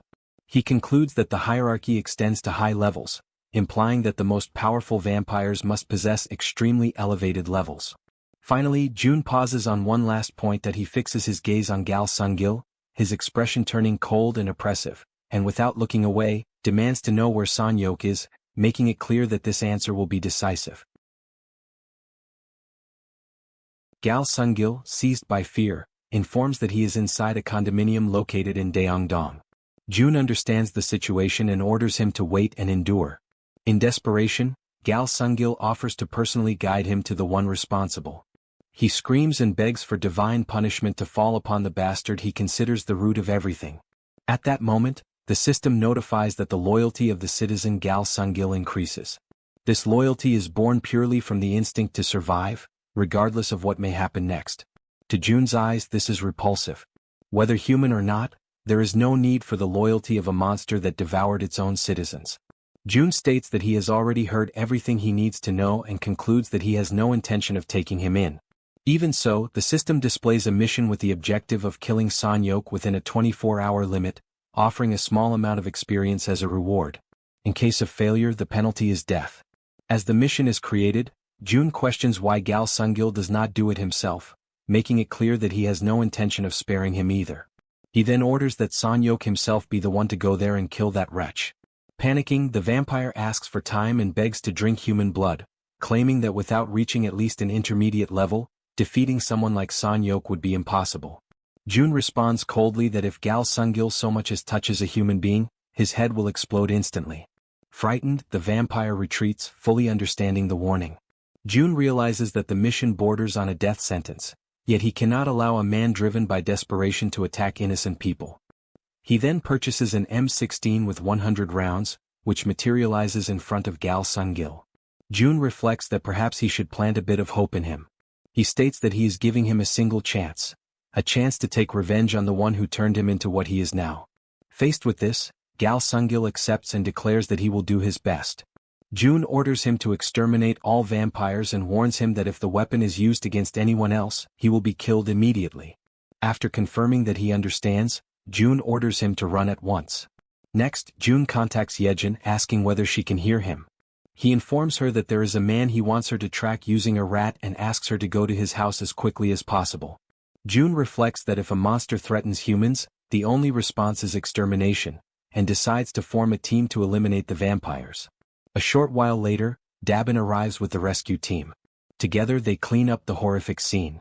Dabin reports that the team is ready, but that they were unable to find anything confirming the victims' identities or families. June concludes that, in this case, there is nothing to be done. He reflects that this tragedy would never have occurred if the vampires had been filtered out from the beginning. At that moment, flames form in June's hands. As the fire spreads through the area, June vows to carry out vengeance in the victim's name and asks them to rest in peace. He then burns the bodies, bringing an end to that scene of horror. Meanwhile, inside a condominium, Gal Sungil runs through the corridors holding the M16, firing non-stop at every vampire that appears before him. Bodies fall one after another as he advances relentlessly, driven solely by the desire to kill Sanyok. A rat is already on site, observing everything. The rat girl informs June that the man has arrived and confirms that he is the vampire June mentioned. June describes him as completely insane, noting that despite receiving only 100 bullets, he fires continuously whenever he encounters a vampire. Even so, he never truly expects Gal Sungil to be capable of dealing with Sanyok. The ammunition runs out and the vampire becomes desperate. Seeing this, June opens the system's storage. At that same instant, the weapon in Gal Sungil's hands begins to disappear. Desperate, he begs for more ammunition, claiming that if he were given just 50 more rounds he could still do something. Before he can finish, a cold command interrupts him, ordering him to shut up. Startled, he immediately falls silent. Someone watches the scene with curiosity, wondering who could be responsible for all that noise. The figure soon reveals herself. A young vampire appears, commenting that she did not expect to find him there and noting that even after being expelled, he still came back. Upon seeing her, the vampire falls into complete despair. Consumed by rage, he lunges at her, hurling insults without any control. The young vampire reacts coldly and gives a simple order, which the surrounding vampires immediately obey. Gal Sungil is slammed to the ground and restrained, pressed down by the bodies of low-level vampires. The girl watches the scene with boredom and states that all of this is extremely tedious. She says that he does not even understand why he was discarded and makes it clear that the reason has always been the same: his stupidity.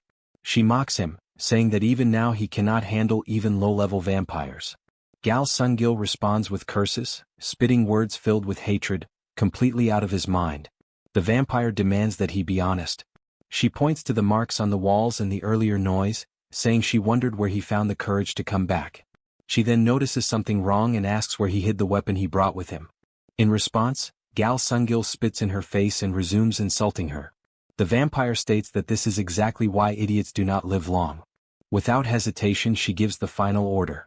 The vampires advance immediately. Gal Sungil screams in pure terror as they attack him. His blood begins to gush out, spreading across the floor, bringing to an end the inevitable fate of someone who never had a chance from the very beginning.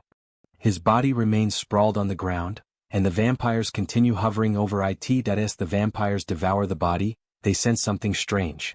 Those feeding on Gal Sungil begin to scream, as if experiencing intense pain. They clutch their own heads, which continue to emit smoke. The girl watches in surprise, commenting that their nutritional condition is better than she had expected, and admits that she did not know her subordinates were capable of evolving like this. The transformation intensifies and denser smoke begins to envelop them. She then gives a new order, instructing them to search the area and check whether there is anything resembling a weapon. The vampires immediately obey and spread throughout the building, rummaging through the environment according to the command received. Meanwhile, the girl senses something strange in the air and wonders what that smell is. From another location, June begins to prepare and issues the necessary command. Jaehyeon responds affirmatively. While the vampires are focused solely on searching for possible weapons that might pose a threat, this creates the perfect opening for the operation. The second floor of the building begins to be completely filled with gas. The girl realizes what is happening and falls into despair, attempting to react, but it is already too late. June then orders Jaehyeon to execute the next stage immediately. Jaehyeon carries out the summoning command, causing the paper to burst into flames. Within moments, the interior of the building begins to glow intensely. The flames spread rapidly, engulfing the entire area. The system begins notifying the successful hunt of vampires of different levels. Faced with this, June feels somewhat more at ease and realizes that the vampires were far closer than he had imagined. If he manages to level up quickly and expand his territory, there is a good chance that this area will be included. He considers it a positive outcome to have discovered their existence now and decides that he will eliminate each one before they are absorbed into his territory. Later, Jaehyeon asks whether it is possible for creatures like those to exist within the current territory. June confirms that it is and explains that this is precisely why the situation is so problematic.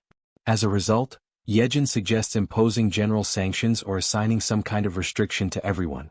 June immediately rejects the idea, stating that it would be far too extreme. He reasons that if people who are not vampires are included in these sanctions, resentment will be inevitable. Jaehyeon understands the point. June reflects that such actions would cost him public support and could create unnecessary chaos. Furthermore, even with direct intervention, there is a limit to what he can do alone. He thinks that it would be ideal if there were a way to classify citizens according to their tendencies. At that moment, the system notifies that the total number of citizens has reached 30,000. Upon reaching this threshold, the achievement system is unlocked.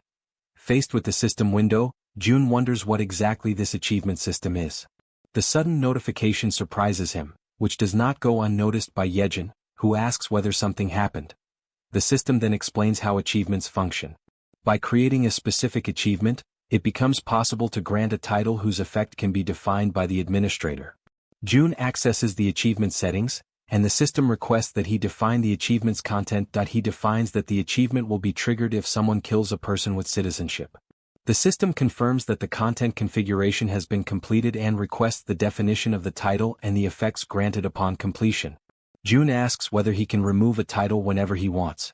The system confirms this, and he concludes that this will allow him to personally handle inappropriate cases. He defines the title's name as Assassin. The effects include an 80% reduction to all attributes, both hands sealed, and the appearance of an assassin's mark on the forehead. The system informs him that both the cost to define the achievement and the cost to grant the title upon completion are high. June decides to proceed with the configuration. The system confirms that the achievement setup has been completed. June reflects that his greatest concern has been resolved. Just as with murder, he can now punish most violent crimes through the achievement system, labeling criminals with titles visible to everyone. He realizes that this is not limited solely to punishments. It will also be possible to create positive achievements, such as something similar to a monster hunter. Jaehyeon comments that she had been thinking of another alternative. She suggests sending a direct notice requesting that the vampires voluntarily come forward. But June responds that he has just found a solution.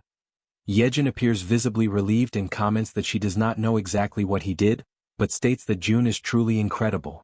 June thanks her, visibly embarrassed. He realizes that he had been absorbed in his work, and upon noticing Jaehyeon's beauty, he becomes briefly flustered and nervous. Before he can fully regain his composure, someone approaches and announces that they received the message and came as soon as they saw it. June responds that the door is open and asks the person to come in. The door opens, revealing a presence indispensable when it comes to dealing with large numbers of monsters. Even before the vampire extermination operation, June already knew that he needed to contact Jaehyeon. He then asks them to wait a moment, stating that before continuing, there is something that needs to be done first. Meanwhile, inside the condominium, several vampires are seated around a table. At the center of the room, one of them announces that everyone must listen carefully and informs them that Shin Saren is dead. Shock spreads instantly, and the vampires turn toward one another in alarm. One of them questions whether this is related to the traces of an explosion on the first floor. The vampire occupying the center, Sanyok, confirms that the entire corridor on the first floor has been destroyed. He adds that the low-level vampires nearby heard gunshots, indicating that it was most likely the work of those bastards. Another vampire reacts with fury, asking whether he is referring to the damned police. The response comes directly, yes. One of them states that because they were spared for a time, the humans forgot their place and argues that they should be killed immediately and their weapons seized. Another vampire intervenes, saying that the situation is more complex, since the enemies have firearms and a direct confrontation would be dangerous. The bald vampire agrees, stating that the sudden attack and the knowledge of their base raise many doubts. Sanyok reflects that they were aware of the vampire's existence, but a full-scale attack like that raises many questions. He wonders how the base was discovered and why the attack was carried out so suddenly. There are many things he cannot understand. The vampires interrupt his thoughts, urging him to make the call. He states that despite the uncertainties, what needs to be done does not change. They will attack. A female vampire reacts with enthusiasm, while another declares that this time they will wipe out every last one without exception. The leader explains that they will not confront them head-on in order to reduce casualties. The strategy is to exploit the enemy's limited supplies by infiltrating and bringing them down from within. The leader begins to assign responsibilities, but is abruptly interrupted. He turns around, confused, and asks what is happening. At that same instant, the door latch moves violently, followed by a dull thud that echoes through the room. Sanyok remains facing the door as he asks what is happening. On the other side, amid violent coughing, the creature at the door manages to warn that it is dangerous. with great difficulty and coughing without pause, he forces the door open and insists that everyone must leave immediately. The vampire inside the room questions the reason, but he replies that there is no time for explanations and orders them to get out at once. Through his coughing, his final words are almost lost as he mutters about a cursed rat. At that very moment, the rat appears and leaps forward. The vampire is startled at the sight of it, and the animal remains firm in its mission, spreading panic not only in him but also among those inside the room. Overcome by anger and urgency, the leader orders everyone to hold their breath and jump out the window while they rush to obey as quickly as possible. The system notifies that several vampires of different levels have been hunted. Even so, those who were inside the room continue fleeing. Through his vision ability, Jun locates the target and concludes that the vampire is Sanyok. He asks Jaehyeon to continue following with the rat through her connection to it. The strategy of the poisonous mist created by Hyeon eliminates many vampires, but most of them are low level. Those who were inside the room, however, likely belong to Sanyok's elite. Jun reflects that if they do not deal with him now, the swarm will grow again. Meanwhile, the rat continues the pursuit under Jaehyeon's control. Suddenly, the vampire turns swiftly and grabs the rat with his hand, demanding to know what it wants. With extreme force he crushes it, causing the rat to explode. At the same instant, the violent pressure echoes through Jaehyeon's mind. Jun asks if she is alright and she confirms that she is. He grows frustrated for not having eliminated the higher-ranking vampires before they discovered the strategy. Now they know that the poisonous mist is dangerous and that it is spread by the rats. Jun realizes they may retreat into hiding again or even relocate their base. Even knowing that Jaehyeon suffers mental damage every time a rat dies, Jun asks her to check whether the group has moved somewhere else. She hesitates but agrees. He realizes that the poisonous mist strategy using rats will no longer be viable and that he will need external help. For this, the only group currently capable of handling the situation is Han's group. Jun then activates the Absolute Eye and begins searching for Han through his vision, passing through corridors and different areas until he reaches a gym. There he finds Han exercising. The archer woman approaches him and asks how the weight feels. Han replies that it feels much lighter than he expected. She is surprised to learn that it is 350 kilograms, but considers that it may feel light because he has been training a great deal. Han encourages her to try as well, but she refuses. Even so, he insists and reassures her, promising that he will help. Frightened and hesitant, she eventually sits on the bench to perform the bench press. He instructs her to stop immediately if it feels too heavy. When she lifts the bar from the rack, she prepares to exert a great deal of strength, but is surprised to realize that it feels lighter than she imagined. Confused, she asks whether he is helping because she cannot understand why it seems so easy. Han laughs and assures her that he is not interfering. After returning from Janggui Jangjindong, Han's eyes once carried deep sadness. Now, however, that weight seems lighter.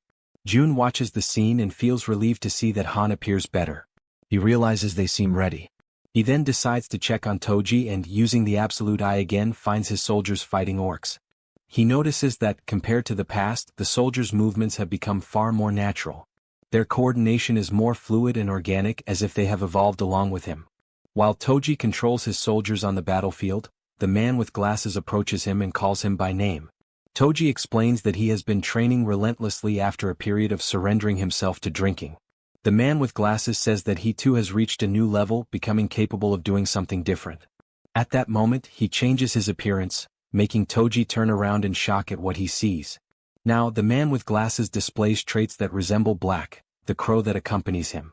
Dark feathers form wings on his back, and his body partially transforms into that of a crow. The system then sends notifications. The skill Crow Control has been upgraded to Crow Communion. Another message informs that the Crow Communion skill allows fusion only with targets whose affinity has reached level 100. Observing this, Jun reflects on the meaning of Crow Communion. He remembers that the man with glasses has a crow and that feathers cover his body when he transforms, concluding that abilities can evolve through personal effort. By merging with the crow, his reconnaissance becomes more efficient, and if he can fly like this, his range increases enormously. From the evolution demonstrated, he and Toji seem ready. Jun realizes that only one person is left: Moom. He directs his vision to find him, remembering that Moom recently bought a car and has been hunting in distant locations. Now, Jun sees him seated in the back seat of the vehicle, while two girls occupy the front seats. Moom asks them whether they believe Toji and the man with glasses are simply drinking again that day. Kim De-jong, who is driving, replies that they should leave them alone as they will overcome it in time. Watching the scene, June realizes that, among all the factions in the territory, that group receives the greatest investment and is also the most powerful. Through the ring, he greets them after some time without contact, asks if they have been resting well, and then announces that the time has come to deal with something that will change everything. Elsewhere, the vampires gather and discuss the situation with evident tension. They insist that they must strike first, as what happened is already a declaration of war. Their comrades died because of a rat, and they refuse to stand idly by in the face of that. A vampire wearing a cap respectfully addresses Son-hyuk and declares that all he needs to do is give the order for them to act immediately. Another insists that the base must be relocated before anything else. However, the one in the cap argues that if the attacks continue in the same manner, they will all end up dead. Meanwhile, the other vampire counters that the enemies are merely a terrorist group accompanied by a rat and that there is no advantage in remaining in a location that has already been exposed. He then asks whether they even know who they are dealing with, to which the vampire in the cap responds irritably that it can only be armed police officers. Son-hyuk interrupts the argument and states that it is not the police. The two vampires stare at him and ask whether he knows who carried out the attack. Son-hyuk admits that he does not know who they are, but he is certain that no one in the police possesses those kinds of abilities, emphasizing the fact that after they died, the bodies disappeared. He recounts that, while fleeing through the window during the poisonous mist, he saw lesser vampires die and their bodies vanish. When his companion died, her body also disappeared, and he began to doubt that it had been destroyed in the explosion. Son-hyuk lists the events: gunfire, explosions, exploding rats, poisonous mist. There are far too many strange elements for it to be the work of the police, and if it is not the police, then it is an unknown group targeting them. Upon hearing him, one of the vampires declares that they must take the survivors and abandon the place immediately. He emphasizes that if they do not know who the enemy is, remaining there is far too dangerous. As he reflects, a memory surfaces in Son-hyuk's mind. In the past, someone asked whether that was truly his name and explained that he would be absent for a while. The vampire entrusted Son-hyuk with a mission: to devour everyone in that apartment complex, grow stronger, form a swarm and command it. In addition, he ordered him not to leave the place until his return. Son-hyuk expressed gratitude for the mission but questioned what he should do if something happened while his superior was away. The vampire praised his caution, then revealed where he would be staying and said that, if danger arose requiring his presence, Son-hyuk should seek him out. The memory fades and Son-hyuk utters the name Song Ji-won, stating that he is the fastest among them. Song Ji-won asks what he wants him to do. The leader then declares that they will remain there and will not move the base. He considers that, given the recent events, the enemies will likely attack again soon. Before it is too late, someone must deliver a message. He orders Song Ji-won to deliver a message to the one who created him, Lord Young-hun. The message is clear: they need his help. Elsewhere, the ground is covered in blood. A faint voice begs for salvation, saying that he cannot breathe. Amid that scene, a vampire remains seated on the blood-soaked floor, surrounded by corpses, questioning the reason for such a situation. He recalls that they were accepted as vampires when they were on the brink of death and asks why that is now turning into punishment. Meanwhile, Young-hun holds a vampire suspended by the neck, squeezing tightly. Calmly, he states that from a certain perspective, it might seem as though he accepts them as equals, but he suggests that the reality is different. The fallen vampire insists that they are of the same kind. As Young-hun slowly approaches, he says that since they need to understand, he will explain. He then emphasizes that a vampire is, by nature, a monster that feeds on humans. However, he asserts that humans do not possess sufficient nutritional value for efficient growth. He then reveals something even crueler. If a vampire grows by consuming many humans and is later devoured by another vampire, the concentrated nourishment is absorbed all at once. After completely draining the vampire he holds by the neck, he lets the lifeless body fall to the ground. He then turns to the one seated on the floor and asks whether the situation now makes sense. He declares that there is no us, and that he alone is the true vampire. The vampire on the ground begs him not to approach, but Young-hun continues advancing, calling him a bastard. Swiftly, he begins draining his blood, slowly extinguishing his life. As he consumes him, he thinks that perhaps he should visit a certain place soon.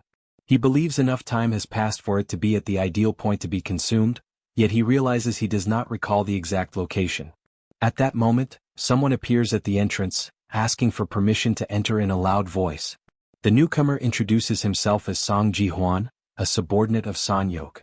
He reports that an unknown organization is carrying out a terrorist attack in the Daeng-dong area and that Sanyok sent him to request assistance.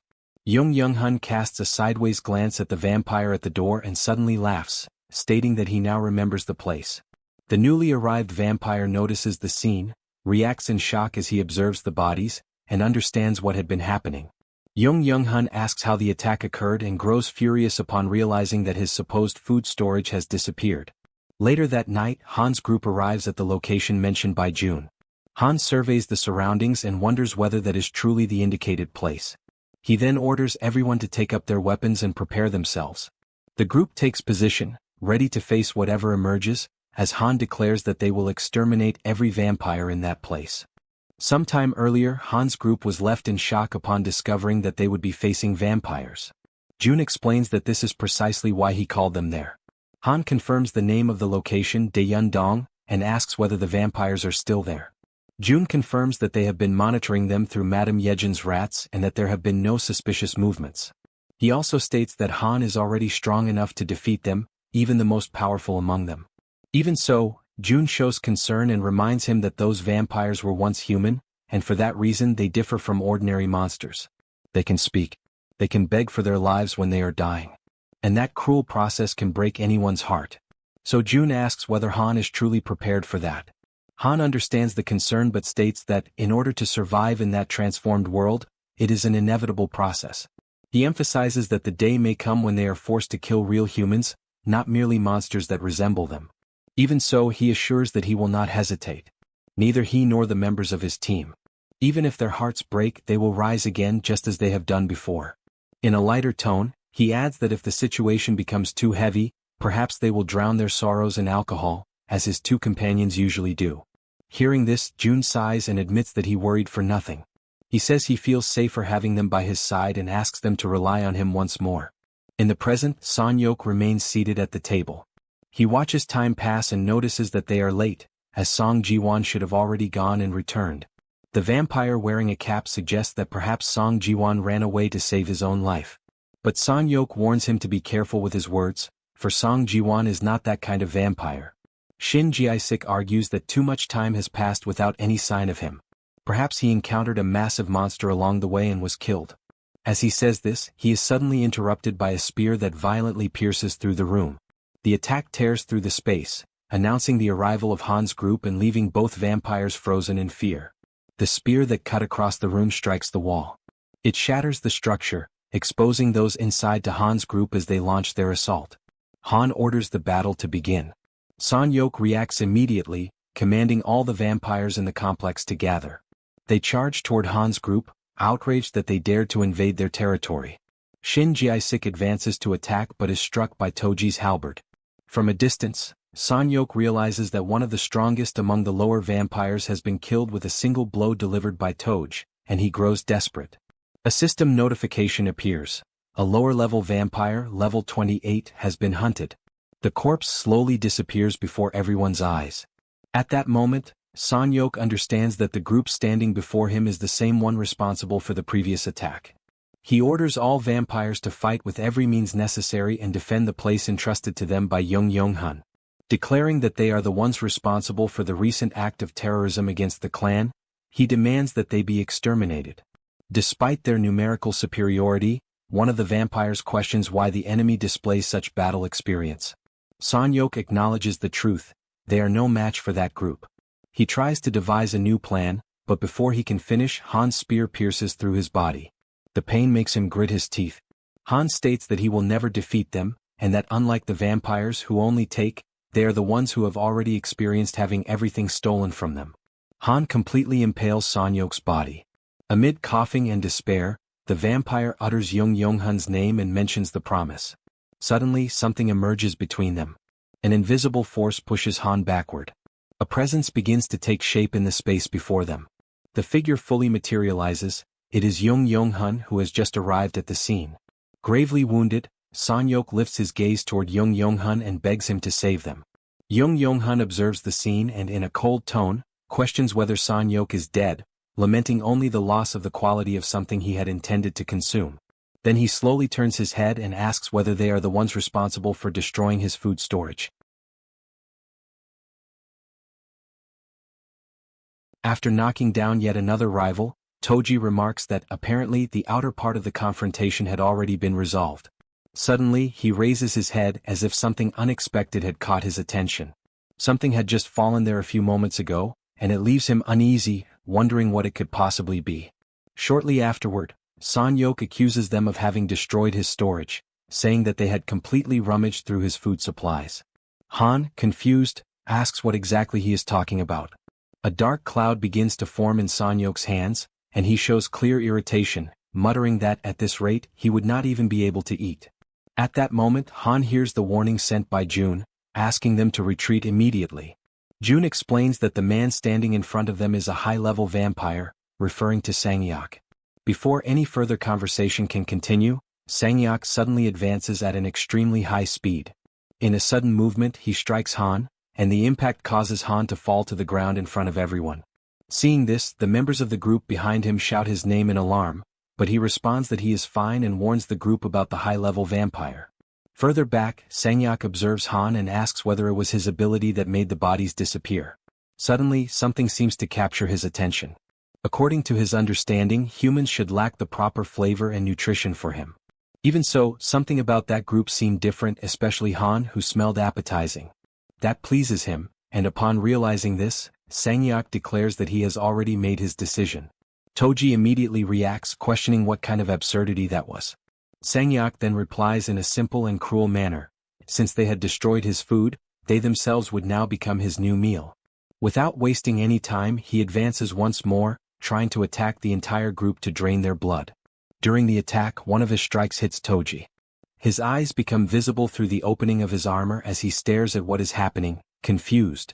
Soon after, he panics and screams desperately. Before the attack can fully reach him, however, someone appears at great speed. His partner grabs him and pulls him out of the path of the blow, saving him at the last instant. Sang-yok watches the scene and lets out a curious sound. Observing this, Sang-yok asks whether that man was also capable of using teleportation. Irritated, Toji calls him a bastard. Then he turns to his troops and orders them to get up. Seeing this, Sang-yok begins to laugh. To him, the whole situation was extremely amusing. Without hesitation, Toji orders them to advance, and his subordinates immediately prepare to attack, charging toward the vampire. Sang-yok, however, remains calm and states that with toys like those, Toji did not stand the slightest chance. Right afterward, he launches a violent attack against the soldiers, trying to strike them before they can get close. But suddenly something makes him stop. In front of him, the archer woman was already prepared to attack. The system then announces the skill being used, Arrow of Light. The archer immediately fires. The luminous arrow cuts through the air at high speed and strikes Sang-yok directly.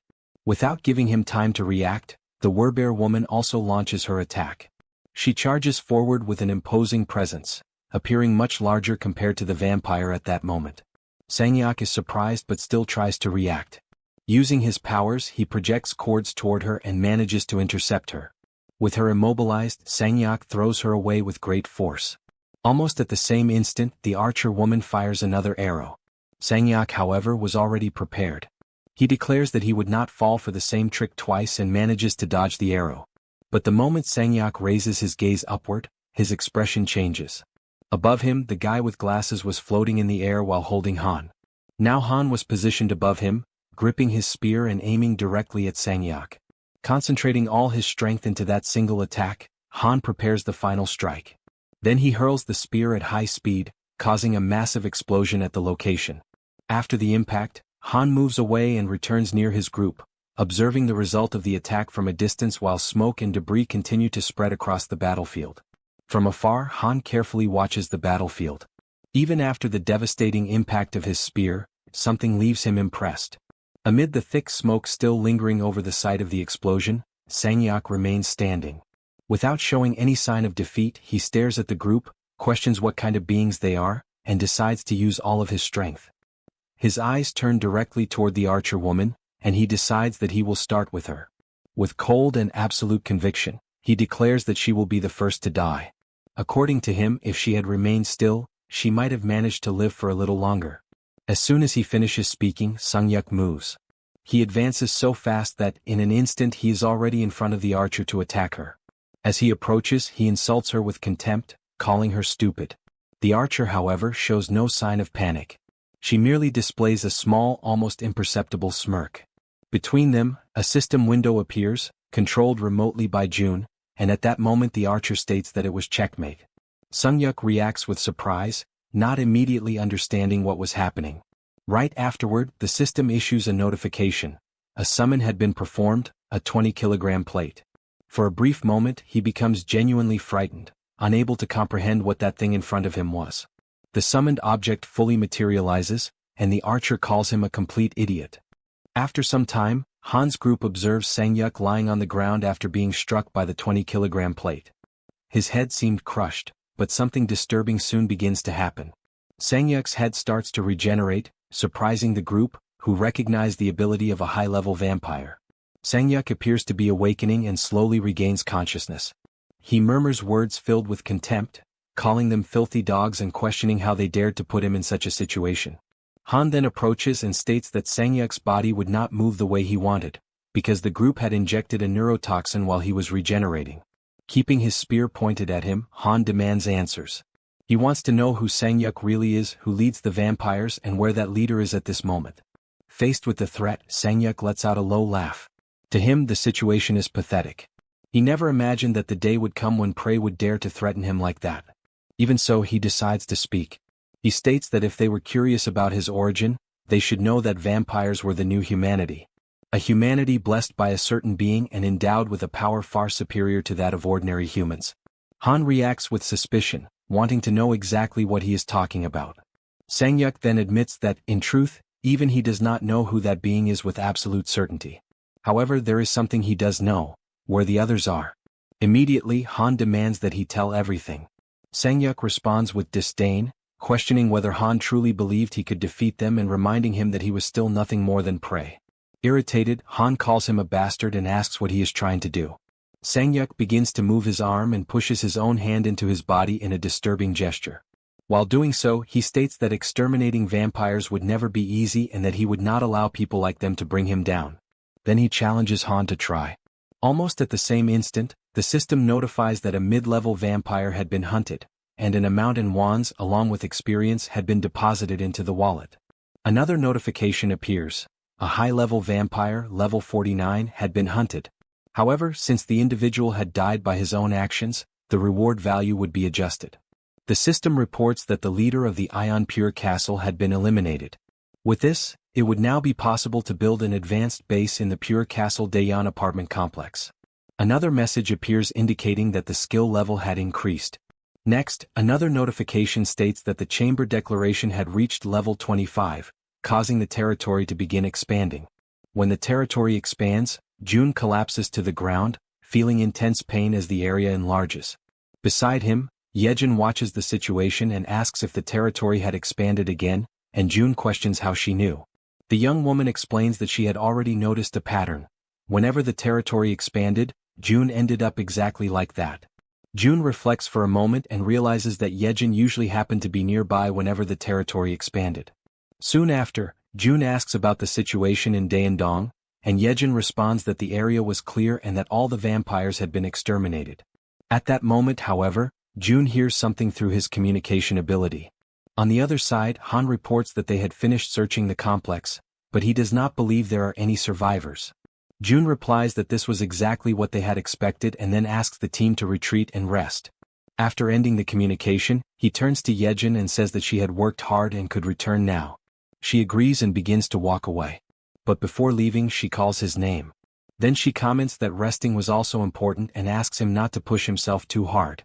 June asks lightly if he really looked that worn out, thanks her for the concern, but says that he still could not rest. Soon afterward, he opens the achievement system.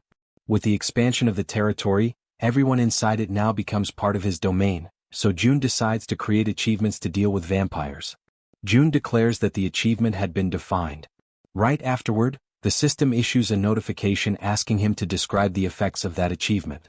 He defines that if a vampire obtains citizenship, their abilities will be restricted and a mark will appear on their face.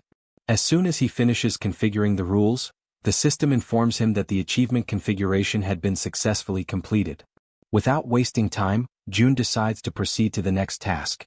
He remembers that he had received 3 new skill points and comments to himself that he had already decided where to use one of them.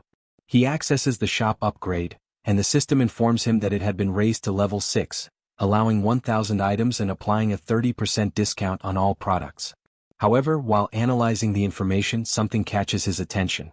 A new notification informs him that the enchantment function had been unlocked, allowing the construction of an enchantment workshop within the territory. Jun frowns, surprised by the enchantment notification, and accesses construction mode. The system presents the details of the new structure. The enchantment workshop would allow equipment to be upgraded or grant magical effects to them. Next, information about the construction cost appears, along with instructions to select an appropriate location. Jun reflects for a moment and concludes that, considering the required cost, it was fortunate that the building did not require much space. Therefore he decides to place it next to the shop. He chooses Unit 201 as the location and begins constructing the enchantment workshop. However, while analyzing the options, something else draws his attention. A new message appears indicating the possibility of immediate completion of the construction. The system informs him that, if he wished, he could instantly finish the construction by using 8 crystals. Another notification appears shortly afterward, asking whether he wishes to proceed with the immediate completion. Jun carefully examines the numbers. After reflecting, he realizes that each crystal reduces about 10 hours of construction time, but he decides not to use them, since he needs to save them for the mystic draw. The communication ability and the solution involving the crown had already proven extremely useful, so spending crystals there did not seem like the best decision. Thus he selects the option to cancel. The system confirms that the immediate completion had been cancelled.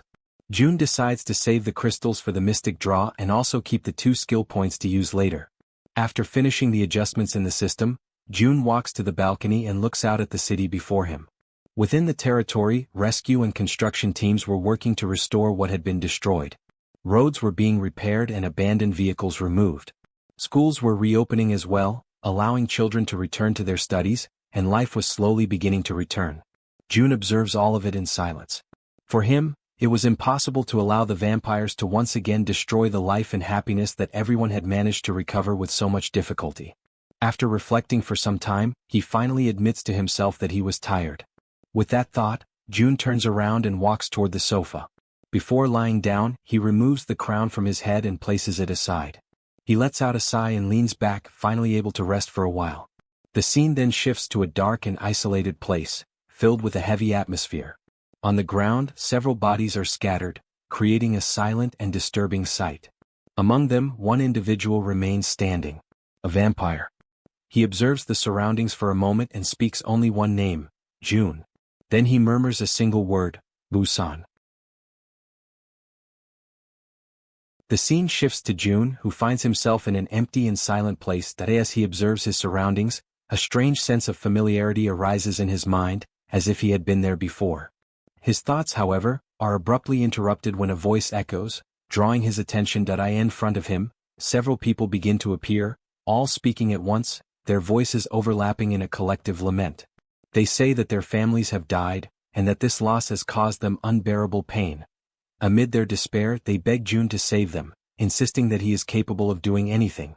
The pressure grows as the pleas intensify, until suddenly, a new figure appears. It is the archer woman, holding her own father in her arms. His body remains motionless, showing no signs of breathing, while she, consumed by desperation, seeks help. Then another voice makes itself heard, carrying a melancholic and familiar tone. Yeonju speaks as if resuming an old conversation, saying that she had already said this before and that it would not be the last time. She confesses that she misses her beloved son. Jun begins to hear countless voices around him, all demanding something he had not fulfilled. The accusations blend together, confused and insistent, as if each one were trying to force an answer from him that he could not give. Gradually, all sense of calm disappears, replaced by a suffocating weight that takes over his mind. Suddenly, Jun awakens and abruptly rises from the sofa, still overwhelmed by anguish. He tries to catch his breath while looking around, disoriented. For a moment he questions where he is until he realizes that it was all just a dream. He thinks it might be because he has seen too many corpses, but acknowledges that, although he is used to nightmares, this one was different and far more real. As he organizes his thoughts, he begins to wonder why Yeonju has not contacted him yet. Considering the vampire's level, he believes she should have already received a mission and decides to speak with her. Using his communication device, he contacts her and asks her to come to his house for a while. It does not take long for her to arrive. As she enters, she asks for permission and explains that she came as soon as she was called. June receives her and invites her in, making it clear that there is something important he wants to discuss. Once seated, Yeonjun understands the reason for the meeting and deduces that he is questioning why she did not request Sherhu's revival. Faced with this, June apologizes for not having approached the subject more carefully. However, Yeonjun responds calmly, saying that it was not a problem as his feelings had been conveyed clearly enough. She then recalls that, on that day she had the opportunity to experience the miracle of meeting her son again, something that was only possible thanks to June. After that, she witnessed other forms of pain. She saw the archer's father die, companions lose their families, and heard De-young's story. She continues explaining that, by observing the suffering of those around her and realizing how everyone was struggling to move forward, she came to understand many things. She concluded that if she kept insisting on seeing her son again, it would inevitably become a problem. She explains that people might begin to cling to that possibility, holding on to the idea of bringing back those who had already passed away. And in doing so, a society that had barely begun to regain its stability could fall back into chaos. For that reason, she did not want her son to become the source of new conflicts. She recognized that everyone carried similar pain, and yet they continued to live.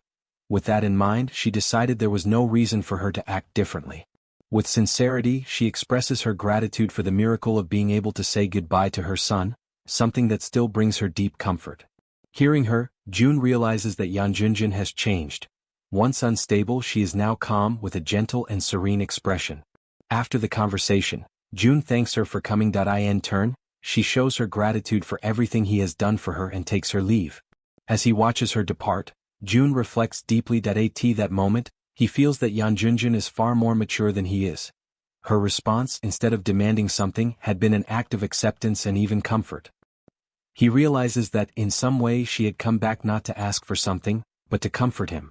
With that feeling, he believes that if he were to go back to sleep at that moment, he would finally be able to rest in peace. After that, several weeks pass in the blink of an eye.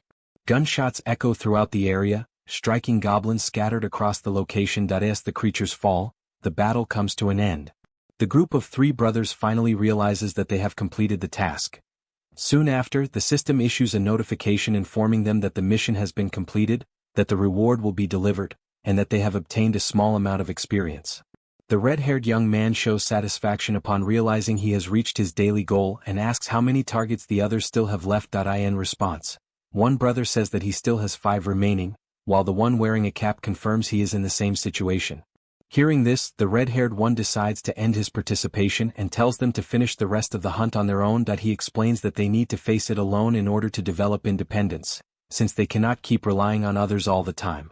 His words make the younger brother visibly uneasy, while the one in the cap tries to remain calm, saying that everything will be fine if they handle the situation properly.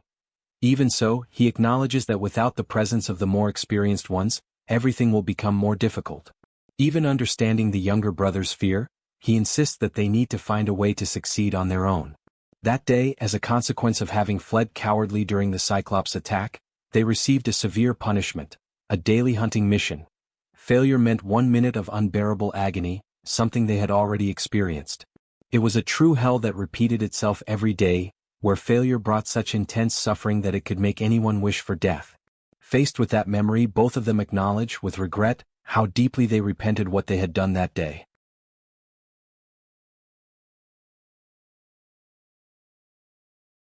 The twins, still out on the streets, faced a harsh and hellish hunt. Despite the adversity, not everything turned out completely bad. Since they were forced to hunt every day, their financial situation improved significantly compared to that of other people. A sense of relief came over both of them, and before returning home, they decided to set aside some meat. Soon after, they headed back, and upon arrival, an elderly woman greeted them warmly, showing curiosity about what they had brought this time. One of the twins replied that they had bought meat and intended to have a barbecue. Thanks to this, they no longer had to worry so much about what they could or could not afford, and that thought had been occupying their minds frequently. After that, one of the twins took a bath and felt refreshed, noticing how different it was compared to before. The other, upon hearing this, decided that he would also take a bath and help set the table.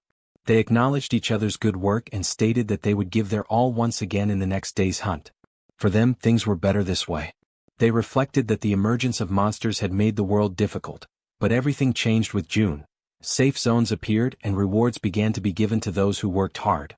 Before the world changed, one of them had graduated from an unknown college and worked at a company, receiving a miserable salary. Back then, life was not about living but merely enduring existence. Now, despite the exhaustion, the life he leads is full of vitality and far better than before. Under the moonlight, the night seemed peaceful. He recognized that without June, he would never have dreamed of such peace. Even so, he carried regret over the choice he made in the past, when he abandoned June's request and fled like a coward, following Baek Sung-yeop. Now, he decided that he would not disappoint again and wished for that peace to last forever. Suddenly, as he brought his hands together, something caught his attention. A light began to emanate from his body, leaving him confused about what was happening. At that moment, the system notified him that Moon Jae-hyun had reached 100% loyalty, had become a vassal, and had awakened the ability Cold Aura, A rank. Shortly after, through a communication ability, June made contact with Moon Jae-hyun.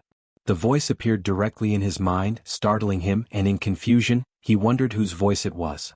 June reassured him, revealed his identity, and said that Moon Ji-hoo would be released, asking if he would be available in the morning. The next day at dawn, Moon Jae-hyun reflected and realized that the rumors were true. Already in June's quarters, June asked whether he preferred coffee or tea, and Moon Jae-hyun chose coffee. He reflected that among the citizens, rumors circulated that those chosen by June received supernatural powers. And the ability he had just awakened proved it. On its own, it would drastically reduce the difficulty of hunts. June handed him the coffee and began the conversation by congratulating him. Then he informed him that, from that moment on, Moon Jae-hyun's group would be released from mandatory missions. However, he made it clear that if something similar to the past were to happen again, the punishment would not be as lenient. June then revealed the true reason for the meeting. He asked whether Moon Jae-hyun intended to continue with the current members of his group, explaining that he believed his abilities were being wasted on low-level hunts. Moon Jae-hyun hesitated for a moment, but then expressed his desire to bring his twin brother to join him. As for Baek Sung-yeop, he stated that he no longer wished to maintain any connection with that man. June understood his decision and informed him that he would assign the two brothers to Lee's group, a water-type ability user. However, before that, he presented a proposal. He wanted to know whether the two of them would accept entering into a subordination contract with him. The proposal surprised Moon Jae-hyun, but he considered it an honor. Sometime later, the two twins gathered before June. Moon Sang-hoon was summoned to explain the details of the subordination contract, and both accepted it. The process began, and as expected, it was confirmed that ability levels are determined from birth and are linked to genetics. The twins manifested the same power, marking the beginning of a new chapter in their lives. June saw in the combination of their abilities with Lee's a promising synergy, and after sending them off, he came to believe that the brothers could form an incredible team. The system then issued an unexpected notification.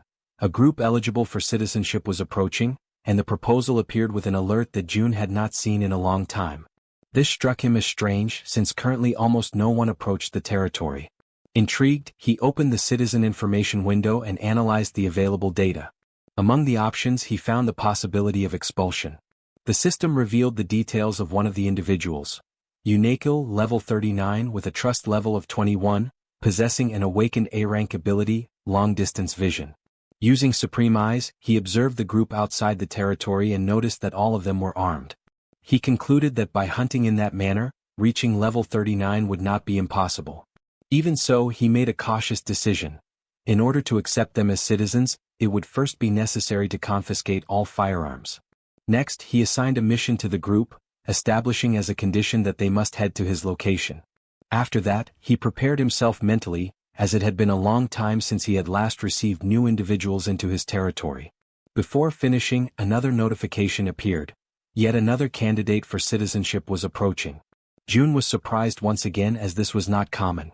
As he accessed the system, he wondered whether this time it was just a single person. He opened the Citizen Information Center once more and activated his Supreme Eyes. Upon observing the outside, he confirmed it. There was only one individual outside. The system presented the option to grant or deny citizenship. Outside, there was only a single being with an ordinary appearance. But in truth, it was a high-level vampire, already at level 50. Without knowing who the individual is, Jun offers citizenship. His objective is to control all 50,000 citizens, and dealing with a problematic one does not seem impossible. Jun considers that he can restrict this individual's actions through missions and, if necessary, impose death as the outcome. To him, the moment citizenship is accepted, the game essentially comes to an end. However, the system notifies that the target refuses citizenship. Jun finds the situation strange. Outside, the vampire prepares himself.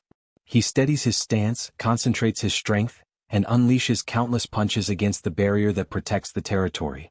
Immediately, the system issues an alert, informing that an unauthorized entity is attempting to invade. Jun observes the scene and wonders what he is trying to accomplish. The vampire does not retreat, and his blows generate intense shock waves, perceptible even from a distance. Accompanied by heavy booms that echo throughout the surroundings, yet the barrier remains intact. After a continuous sequence of attacks, the vampire finally stops. His hand is severely injured, as if burned and torn apart by the repeated impact. Even without breaking through the defense, the display of strength is enough to alarm Jun. He recognizes the danger, and although the barrier withstands the assault, the power behind those blows cannot be underestimated. Just from the shockwaves and the brutal sound of the collisions, Jun concludes that the vampire's strength surpasses even that of Eclipse. He considers the possibility that vampires possess their own abilities, similar to awakened skills. He recalls the high-level vampire they previously faced, capable of manipulating blood as extensions of his own body. Meanwhile, the vampire observes his own bloodied hand and the barrier's reaction after the impact. He begins to reflect that a barrier of that level could not exist without someone extraordinary sustaining it. The conclusion forms clearly in his mind. Yong Yuhun's death was caused by an entity within that territory. It is an existence that completely surpasses common standards, something beyond ordinary comprehension. The vampire wonders whether even someone at the peak of power would be capable of exerting such force. He recognizes that he cannot resolve this alone and decides to retreat. Watching everything unfold, Jun makes an immediate decision. He cannot allow the vampire to escape. Using his communication ability, he contacts Jaehyeon and summons her, as there is a target that needs to be tracked. Sometime later, as the vampire moves, several rats discreetly follow him, maintaining the pursuit. Jaehyeon tracks his movement but warns that the connection will be lost if they continue at that pace, and Jun then asks for the target's location. Jaehyeon reports that he is passing through Shin Haori Station on the Donghae line, but shortly after, the connection is cut. Jun does not worry, stating that Han's group is also in pursuit. Even so, he reflects on the vampire's destination. He realizes that the vampire was trying to determine the location of the vampire's headquarters through observation, but the place seems farther than expected. Then a troubling doubt arises. Why does the vampire choose the Donghae line specifically among all possible routes? Jun recalls that the line connects Busan to Ulsan and recognizes the risk. If the destination is a city with around 1 million inhabitants, the consequences could be catastrophic, with numerous high-level vampires emerging if the population has been turned into food. He considers the worst-case scenario. The vampire returns leading a powerful horde after exploring the region.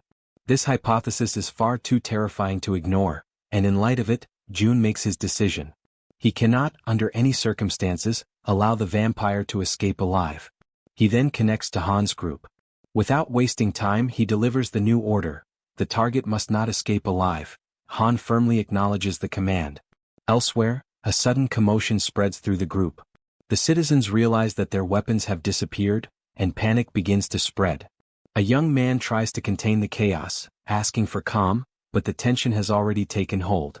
A bald man shows irritation, angrily questioning the situation after trusting the young man and now being left unarmed in an unfamiliar place, demanding an explanation. Under pressure, the young man hesitates for a moment, unsure how to respond to the hostility. Even so, he gathers his courage and insists that there is a reason for this, asking them to trust him. He claims that if they witness the situation with their own eyes, they will change their minds. Another member remains uneasy, considering it dangerous to stay and even more reckless to move forward unarmed. The young man insists once again, reaffirming that there are no monsters in that place. The other man reacts with disbelief, as trusting the young man at such a critical moment seems irrational, further deepening the doubt. Faced with this, he tries to rely on something more concrete, reminding the others of his own ability, suggesting that there is a basis for his claim. The resistance persists, and one of the more experienced members, although recognizing the young man's ability, considers it illogical to advance unarmed in an unknown place, seeing it as an extreme risk of annihilation by entrusting their lives to a single claim. Suddenly, a system window appears before them. The shock is immediate among all present. Both the young man and the others are taken aback by the unexpected appearance of the interface. The message is clear and direct. It demands that they reach room 3002 in Building 104, with no time limit and minimal reward, leaving everyone in silence.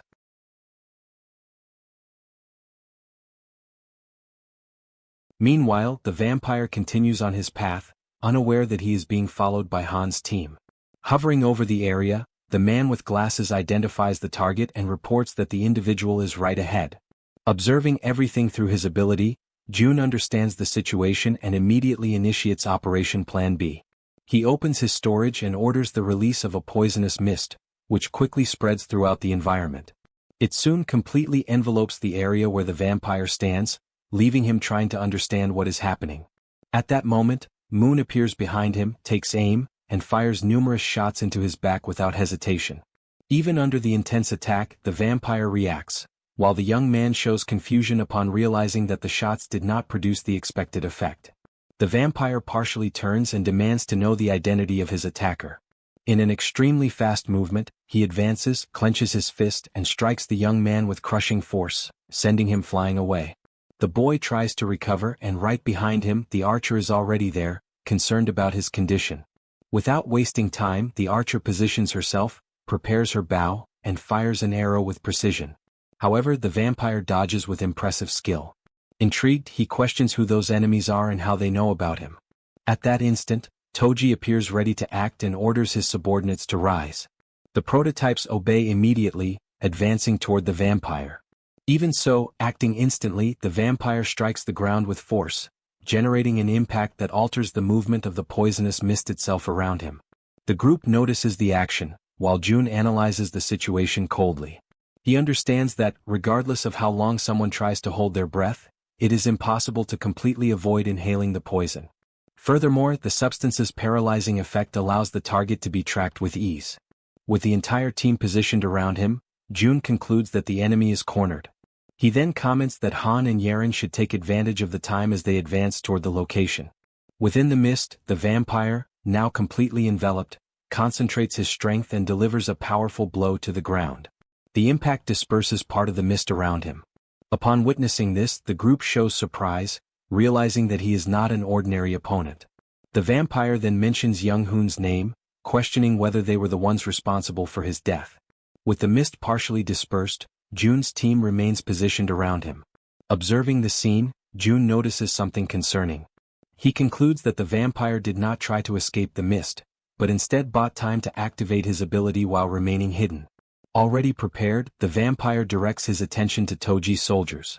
Focused on his next move, he clenches his fist and delivers a devastating blow, sending them flying away as if they were mere objects.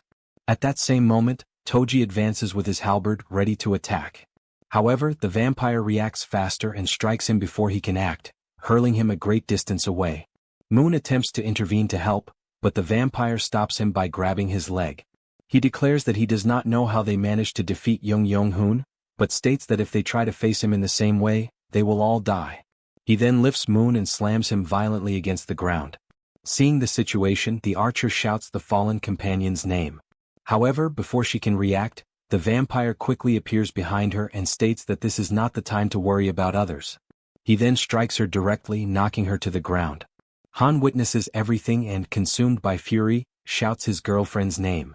Without hesitation, he throws his iron bar at the enemy, hurling insults in anger. Even so, the vampire easily dodges the attack. Han immediately prepares himself again beside the werbear woman, facing the vampire head-on, ready to attack together. However, once again the vampire anticipates them. He concentrates his strength and delivers a single powerful blow that hits both simultaneously, knocking them to the ground. Observing the two fallen, he acknowledges that, for ordinary humans, they possess a certain level of skill, but still considers them insignificant.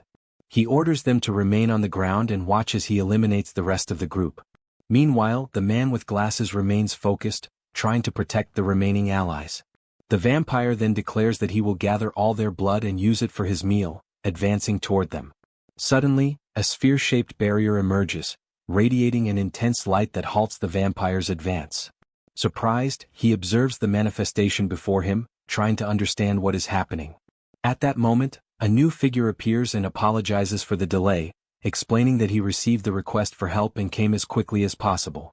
The man with glasses looks at the newcomer in surprise, still trying to understand who he is. The individual clarifies that the fighters are friends of his son and then introduces himself as Jun's father.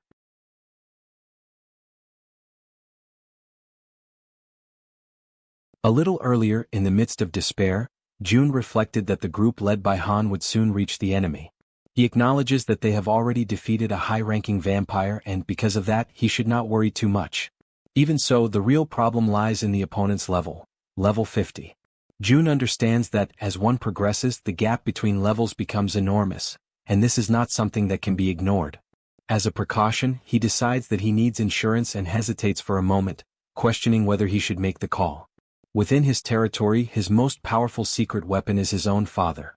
In the next moment, Jun's father appears before the level 50 vampire. Calmly, he orders everyone in Han's group to rest, stating that from that moment on, he will handle the situation. The vampire observes the man and realizes that he knows the group, questioning whether he truly believes he is capable of saving them.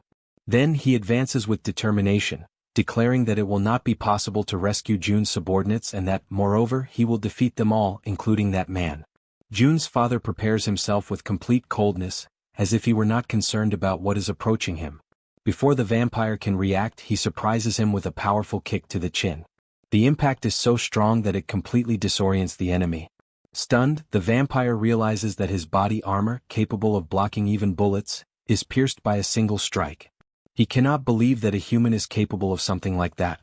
Meanwhile, Jun's father remains entirely focused on his objective, defeating the opponent in front of him. Han's group watches the scene in total shock, unable to believe what they are witnessing. Without showing any hesitation, Jun's father prepares for a final blow. With a devastating attack, he pierces the vampire's body, going through his abdomen and leaving a large hole. After the impact, he clenches his fists and with a faint smile, remarks that this more or less resolves the situation, praising everyone's effort and suggesting that they return. Gravely wounded, the vampire acknowledges his defeat. He laments having become strong thanks to the blood he received and still falling before a middle-aged human. In his final moments he asks Lord Vlad for forgiveness for failing to fulfill his will, and shortly after his body begins to disintegrate. The system then notifies that the level 50 vampire has been eliminated, granting experience and increasing the level of a skill. Elsewhere, covered in blood, a second vampire perceives the death of his companion. He states that Go In-seok is dead and orders Seo Nuri to depart immediately for Busan, which is promptly obeyed. Meanwhile, within Jun's territory, the territorial barrier begins to expand once again. And, like every other time, he feels an intense pain run through his body, leaving him in complete despair. Near him, Dabin approaches and offers him water, asking if the territory has expanded again and whether he is all right. Jun replies that it has already passed and that there is no reason for concern. He thinks that he arrived in time and reflects on his father's power, strengthened by the effect of the lineage bonus, though he had not imagined it would be so devastating. He also recognizes that Han's group possesses titles that increase their strength, making them superior to what their classification indicates, but even so, it does not compare to his father's energy protection.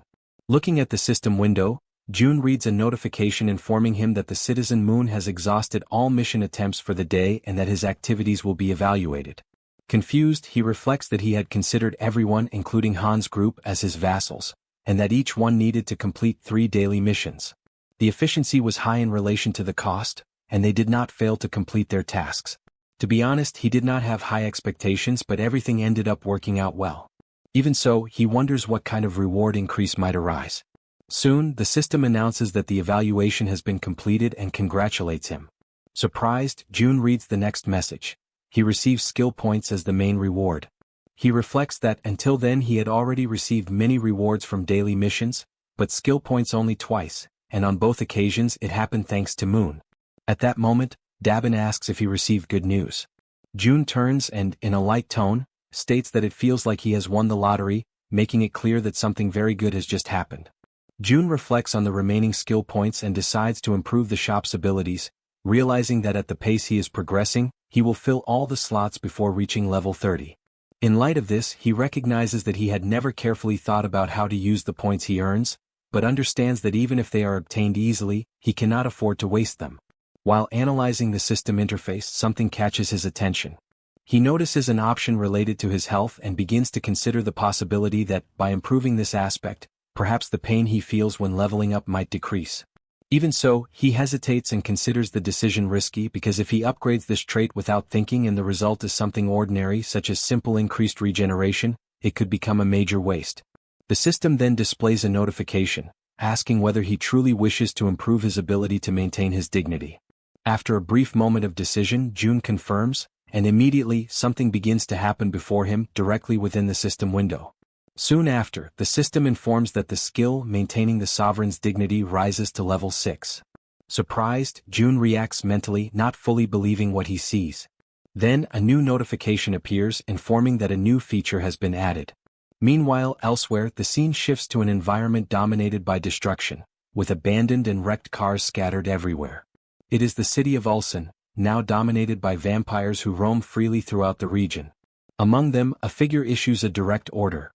Young must eliminate 2 high-level vampires, both strengthened directly by a superior entity. When Busan is mentioned, the place is treated with particular weight, as if it hides something beyond the ordinary. After this order, the vampire woman questions what kind of monsters inhabit that place, showing curiosity and perhaps even caution about what awaits them.